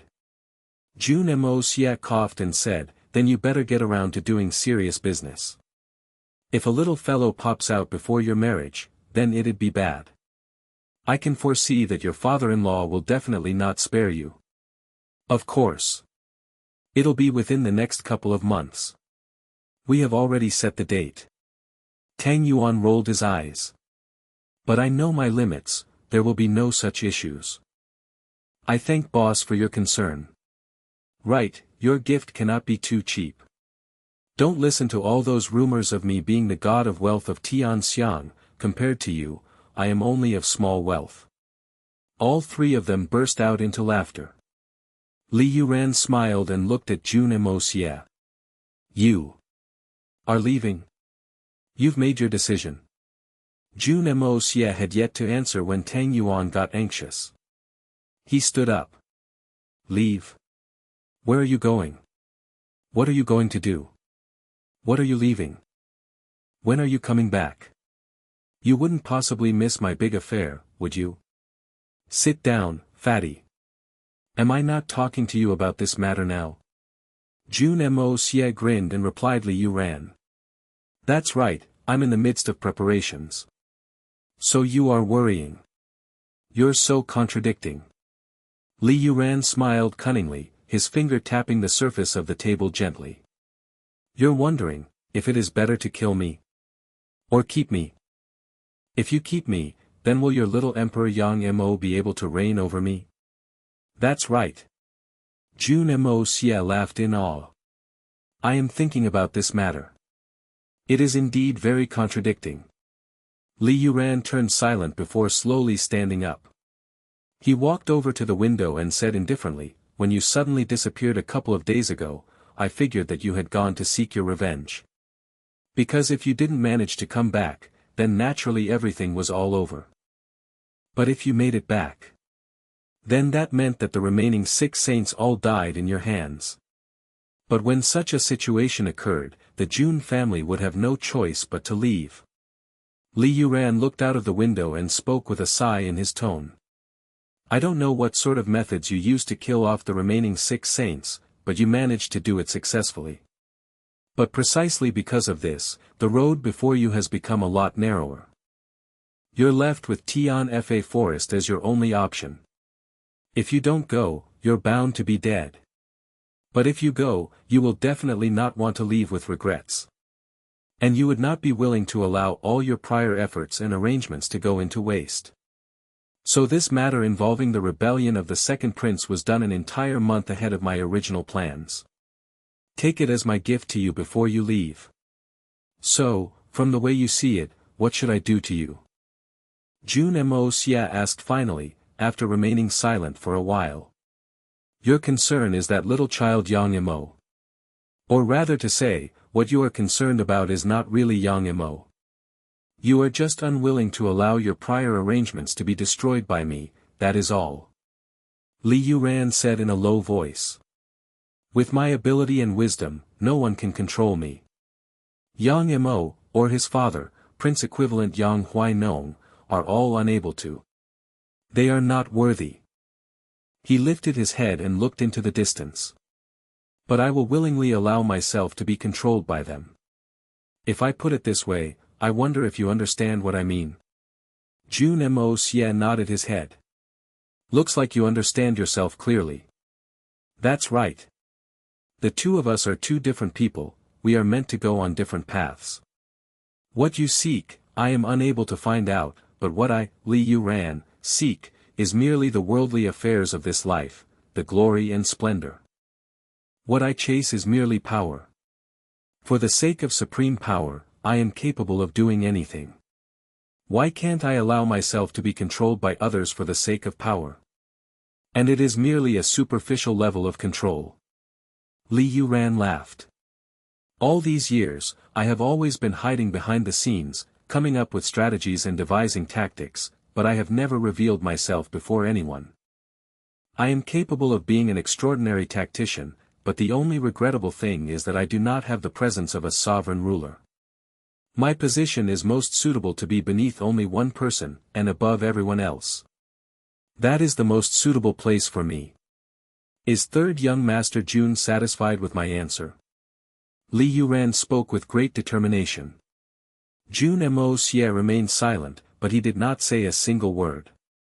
Li Yuran stood before the window silently, also not making a single noise. These two people, one sitting, one standing, were as still as sculptures. The atmosphere in the room was shockingly heavy. After a long time, Jun Moxie finally opened his mouth and spoke. Li Yuran, if I really retreat, and the 3 holy lands send people again, what would you do? What would I do? What else can I do? I will just speak the truth as it is. Li Yuran sighed but laughed bitterly. Telling the truth that you had retreated into Tian Fa Forest. They can't pin the blame of letting you leave on me, can they? 6 out of 9 saints had died in your hands. It is not difficult to tell the level of your prowess. If I had insisted on forcefully preventing you from leaving, then wouldn't I just be behaving like a fool? As displeased as they will be, they probably can't take it out on me, can they? Jun Moxie chuckled. Li Yuran's reply had left him greatly satisfied. He turned around to look at Tang Yuan, sincerity in his eyes. Fatty, do you want to leave with me? I'm afraid that they will come after you and take their anger out on you because of your relationship with me. Jun Moxie couldn't help but genuinely worry for this one and only friend he acknowledged in this foreign world. Tang Yuan's temper is that of one who goes against the norms. Had it not been for the strong and powerful support behind him, he would have suffered many disadvantages very easily. Furthermore, people from the three holy lands are all aware that Fatty is my friend. If I really leave him behind, he is at the greatest risk compared to anyone else. I am not leaving. I definitely am not leaving this place. Tang Yuan announced simply. Then he laughed. I am not going to a place like Tianfa. It has been my aim from young to earn all the riches of the world. Today, I am in the progress of successfully achieving this goal. How could I bear to leave? How would I have opportunities to earn money in Tianfa? I definitely will not go. Though Tang Yuan spoke like this on the surface, he was considering about another matter. Boss, there really is no chance to earn money in Tianfa forest. But eating and living will need money. If I do not stay behind to support this place, what will you do? Being safe does not mean that you can have it for dinner. Are you going to rob? Even if you attempt to go robbing, it doesn't seem like there's anywhere you can rob from. Jun Moxie was not surprised by Fatty's response. He had already vaguely guessed Tang Yuan's intentions. There was no doubt that Fatty was extremely loyal to him. He was willing to take the risk and stay behind for the sake of Jun Moxie's future developments. Jun Moxie had no doubt about Fatty's efforts on this matter, and he never would. Tang Yuan really did love his money, but as long as Jun Moxie said that he was in need of money, Tang Yuan would definitely immediately empty all his savings and offer them, only keeping an underwear for himself. But on the other hand, Tang Yuan was an extremely realistic person. And he was one who could be content with small wealth. Although what he sought was definitely great wealth, but deep inside, he was such a person. What Jun Moxie advocated was undoubtedly doing as he pleased, determining ally or foe quickly. Whereas what Tang Yuan chased was the same thing, in another form. Tang Yuan adored excitement, liked enjoyment, and loved beauties. And he especially adored the thrill of using money to crush someone to their death. He termed it as his greatest pleasure. And this fellow was extremely lazy. Jun Moxie had once given him a set of skills to practice, but other than the one time Jun Moxie helped him in circulating, he had never picked it up to practice ever again. Not even once did he think of doing it. Bringing a Tang Yuan like this with him into Tianfa forest. That was as good as cutting off all of the enjoyments and entertainment in Tang Yuan's life. So Jun Moxie had only casually brought it up. Let him continue down the path he has chosen for himself. Everyone had their own destiny. This was a fact that couldn't be forced. He could help his comrade clean up the mess, but he could not help him decide his path. If he forcefully helped him make the decision, no matter what his stance was or what his starting point was, he would have stepped out line. Some people pursue longevity their entire life, for unparalleled martial arts in this world. But some people didn't even hold it in regard. Tang Yuan was someone like this. So was Li Yuran. There was no other reason. Everyone pursed a different goal. It could be glory and wealth, or the influence that allowed one to control and reign, or royal power that caused people to heartlessly kill their own kin. All this was worthless in Jun Moxie's heart. Everyone had their own standpoint and their own values. That was all. Jun Moxie pondered for a while before speaking again. Everyone has their own ambitions. Since you have already set your determination, I will not force you. Later, I will seek the opinion of Hai Chen Feng and Song Shang to see if they are willing to stay behind and accompany you. With these two experts, you should not suffer any big disadvantages in Tianxiang City, or even in this entire continent. Tang Yuan's eyes brightened as he agreed. Hai Chen-feng and Song Shang were already at the level of Superior Supreme. With the help of these two, high-level experts, a lot of things would be able to proceed extremely smoothly. And these two people were spies that Jun Moxie had already planted in the continent. But Jun Moxie had said this not only for Tang Yuan, but also for Li Yuran. Li Yuran smiled and said, "Third young master Jun can rest assured. I may not be a good person, but fortunately, no matter what I do, I will do it only when I know what is going on." Jun Moxie chuckled meaningfully. Well said, knowing what's going on. This is also one of the reasons why I am not killing you. He paused for a while before continuing. I will speak to Prince Equivalent and his son about you later on. I believe they would not give up a major talent like you. Li Yuran perked up and replied respectfully. As such. Thank you. Jun Moxie's words had significant weight to it. With Li Yuran's talent and wisdom, and the strength of the Li family, trying to rise up in the court of Tianxiang to occupy a seat was definitely not a difficult challenge.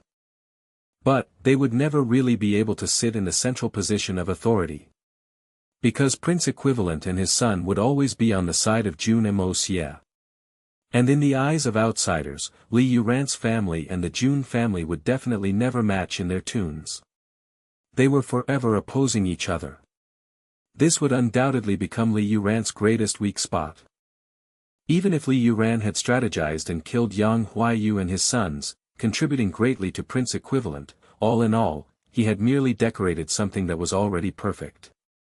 It would only take a single sentence from young Master Jun to turn all his achievements and contributions into ashes.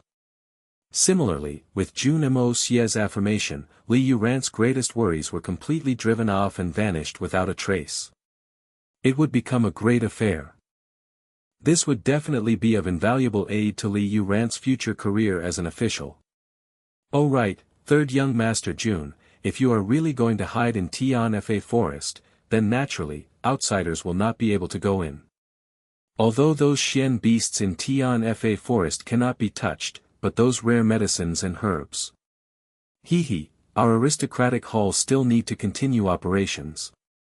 Same old rules on the profit and gains, 90 for you and 10 for me. Fatty Tang cackled villainously, quickly coming up with a new scheme to strike it rich. If this proposal had gained the approval of Jun Moxie, then the entire Tianfa Forest would become Tang Yuan's personal treasure bowl. This was literally monopolizing. Dominating the market. Although Jun Moxie got a 90% cut, but that remaining 10% was more than enough for Tang Yuan to become the wealthiest person in the continent. Young Master Jun was going to separate from human community from now on.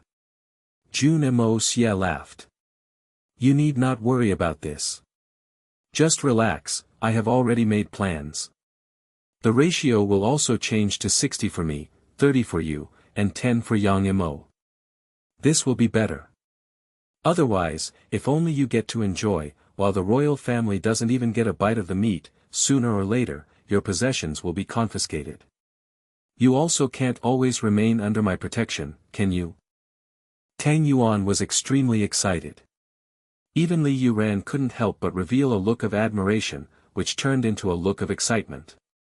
This is a gigantic piece of cake. Even if the Tianxiang royal family only gets 10% of the profits, it is still a lot.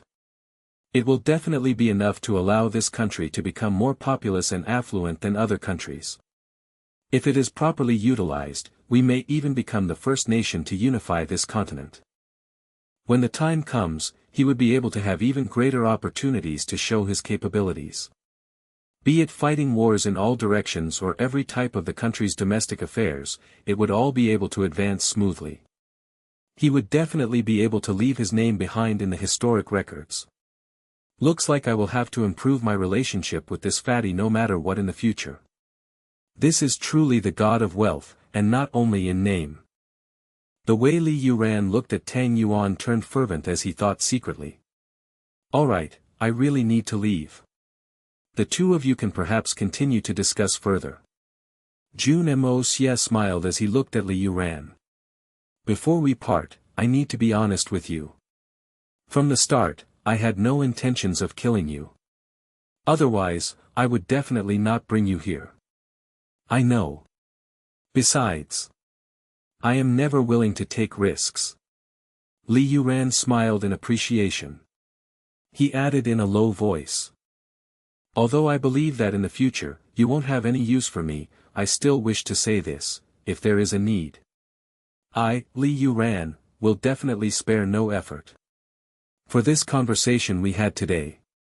Jun Moxie chuckled loudly and left, making his way downstairs. Behind him, Liu Ran added bitterly. Third young master, I hope that you can, take good care of Ling Meng. Jun Moxie couldn't help but freeze for a moment before letting out a deep sigh. Tang Yuan cried in a whiny manner. Third young master. If I miss you, I will need to go to Tianfa Forest to find you. You definitely must not let those huge tigers eat me. My meat is too oily, it's not delicious. Currently, the streets were in a state of tight security. Lines of soldiers and troops walked about in neat rows, surveillancing and patrolling the place. Smoke was still rising from some places in the city, but the scene of screams and chaos from before had already vanished without a trace. Jun Moxie strolled the streets slowly, but no one dared to stop to question him. When he returned home, he was astonished to find an agitated prince equivalent and his family waiting in the Jun residence. The person wielding the political power of the Tianxiang royal family, the Emperor Yang Huaiyu and his family, had been completely wiped out within the past 3 days. Currently, only Prince Equivalent and his son, as well as Princess Ling Meng were of royal blood. The country could not be without a ruler for a day, and Princess Ling Meng was ultimately a female. It made complete sense for Prince Equivalent to take over and inherit the throne. No one would oppose this. Furthermore, the emperor and his 3 sons died because of their own internecine strifes. There would be no contention regarding this matter. Jun Moxie briefly informed Prince Equivalent and his son of the situation, especially emphasizing on the matters regarding the Dugu family, Tang family, and Liu Ran. The way Yang Huainong and his son looked at Jun Moxie was undoubtedly as if they were looking at an immortal. Naturally, they agreed to everything Jun Moxie mentioned. In a sense, Tianxiang Empire now also had the support of a superfamily. And possibly even the #1 fiercest force in the world, Tianfa Forest. Even if there was no substantial assistance, this would greatly benefit their reputation. Why would Yang Huainong and his son dare to go against anything Jun Moxie asked them to do? Furthermore, both parties were already on extremely good terms, and it seemed like the little devil Yang Mo was the 3rd auctioneer of Jun Moxie's aristocratic hall. Aside from this, the Jun family and Blizzard Silver City had already become official in-laws with each other. And with Blizzard Silver City sitting in the magnificent jewel hall of Tianxiang City, naturally, it would benefit Tianxiang City greatly as well. This was the best thing that could happen to Yang Mo and his father. It was like tossing a warm biscuit into their cold palms. The same as a gold ingot falling down from the sky and crashing on their heads, putting them in such bliss and happiness. However, there were still many things that still needed to be seen to, and many matters that required tying up the loose ends of. So after conversational greetings, Jun Moxie considerately requested for the guests to take their leave. The upcoming emperor and his son immediately left. Jun Moxie ordered everyone to speed up preparations for the move before returning to his own courtyard. He still had one more thing to do, to wake Princess Ling Meng. In the room, Princess Ling Meng laid quietly on the bed. Under Jun Moxie's miraculous healing hands, she had been recovering quickly, and the external wounds she sustained were no longer any issue. Only the bone injury on her knee and the blood clot in her brain remained unresolved. But Princess Ling Meng had now become Jun Moxie's greatest headache. First, it was the vengeance between her parents, her mother dying in her father's hand. Her dearest Uncle Yi also left as a result of the death of his beloved. Now, her remaining relatives, her father and 3 prince brothers, had also all died at each other's hands within the past few days. This prideful girl in the past now became the most pitiful orphan today. She had no one to rely on in this world anymore. If I really woke her up, what would she do? But if I still don't save her and bring her into Tian Fa Forest directly? What is this? Although Jun Moxie did not personally have a hand in killing of the emperor's family, but ultimately, they all died in Jun Moxie's scheme. If young Master Jun had not intentionally manipulated father and son to slaughter each other, he would even do it personally and become the most vicious killer. Just that.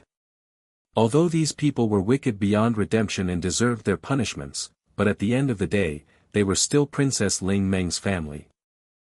The easiest solution right now was to kill Ling Meng with a single strike, and let her pass away in her sleep so she would no longer have to suffer in this mortal realm.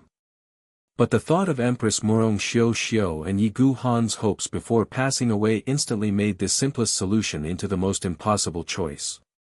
But he couldn't just remain in a deadlock like this. Let's leave it to her to choose what path to follow. Jun Moxie looked at Princess Ling Meng, who was in a deep sleep on the bed, and made this decision. Although Princess Ling Meng had been sleeping the whole time, her body had recuperated significantly under the nourishment of spiritual qi during this period of time. Compared to before she sustained her injuries, she was in a much better form now. She should be able to take this much impact.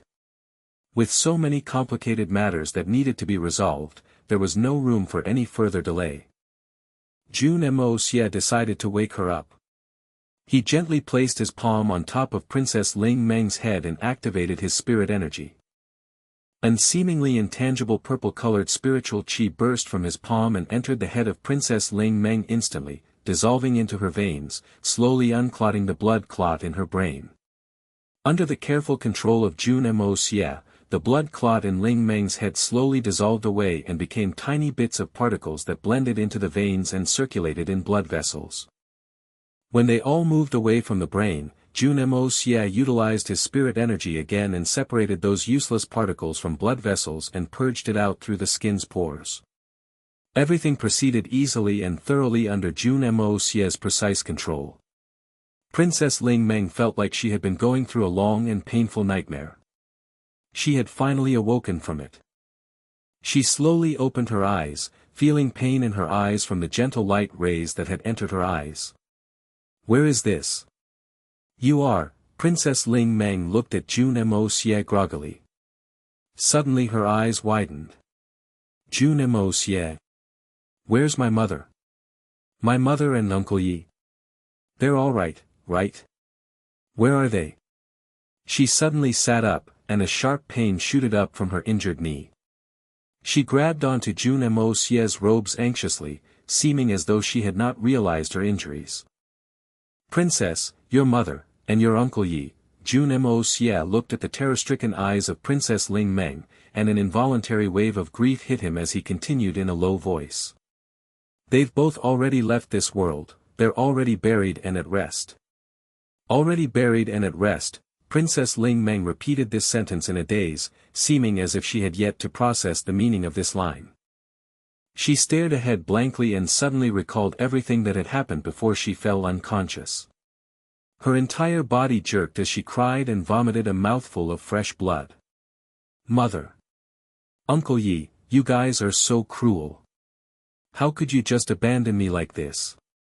How can you just abandon your little Menger like this? Why did you not bring me along? Why did you leave me behind in this cruel world? Her tears were pouring out uncontrollably, and suddenly, she couldn't catch her breath and toppled over and fainted.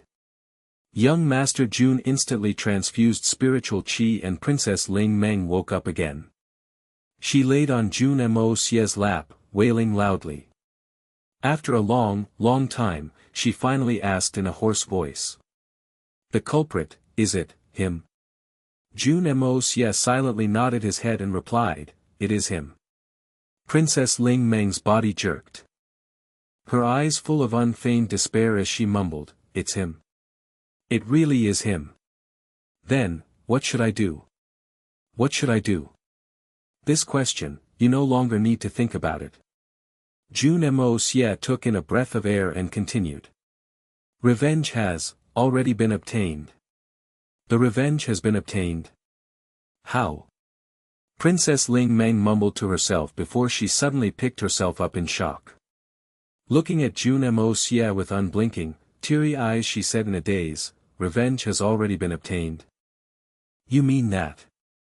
Jun Moxie swallowed his saliva, feeling for the first time that some things were not easy to say. Revenge is indeed already obtained. The murderer and his sons are all dead, and you have been unconscious for almost 2 months. The murderer and his 3 sons are all dead. Princess Ling Meng was completely lifeless at this point. Whatever Jun Moxie said, she just repeated it to herself. It took a long while before she realized that the murderer and his 3 sons referred to my own father and 3 brothers. Dead? Princess Ling Meng's entire body trembled vigorously. In an extremely weak and hoarse voice, she asked, They, how did they die? She was slowly snapping back to her senses, and she knew that Jun Moxie would definitely and not make such a terrifying joke with her at this point in time. It essentially went down like this: a couple of days ago, the second Prince Yang Dan suddenly killed the first prince. Then he started a rebellion, and the emperor and third prince activated their troops to suppress him. Both sides engaged in a great battle. Then at the front line of both armies, the second prince first killed the third prince, then killed the emperor. Yang Huayu. Lastly, the second prince was arrested by Prince Equivalent and his troops and beheaded. Jun Moxie shared this in a concise and comprehensive manner. At the end, he scratched his head a little apologetically and looked at Princess Ling Meng, whose eyes were completely in a state of daze, and said, Of course. I had a bit of involvement in this matter. It was me who instigated the second prince to start his rebellion. This entire matter could also be said to have been single-handedly orchestrated by me, Jun Moxie. I added fuel to the fire. I believe you also understand my reason: revenge. Revenge for my father and my second uncle, my 2 brothers, and those countless innocent valiant souls who were lost due to this matter. The look in Princess Ling Meng's eyes gradually turned into that of shock. She had even forgotten to weep, only staring at him in astonishment. Not making a single noise. So, your father and the 3 princes could be said to have all died in my arrangement. There is no difference from that to dying in my hands. Jun Moxie finally finished what he had to say. He calmly looked at Princess Ling Meng. Today, in your entire blood-related family, aside from yourself, there is no one else still alive.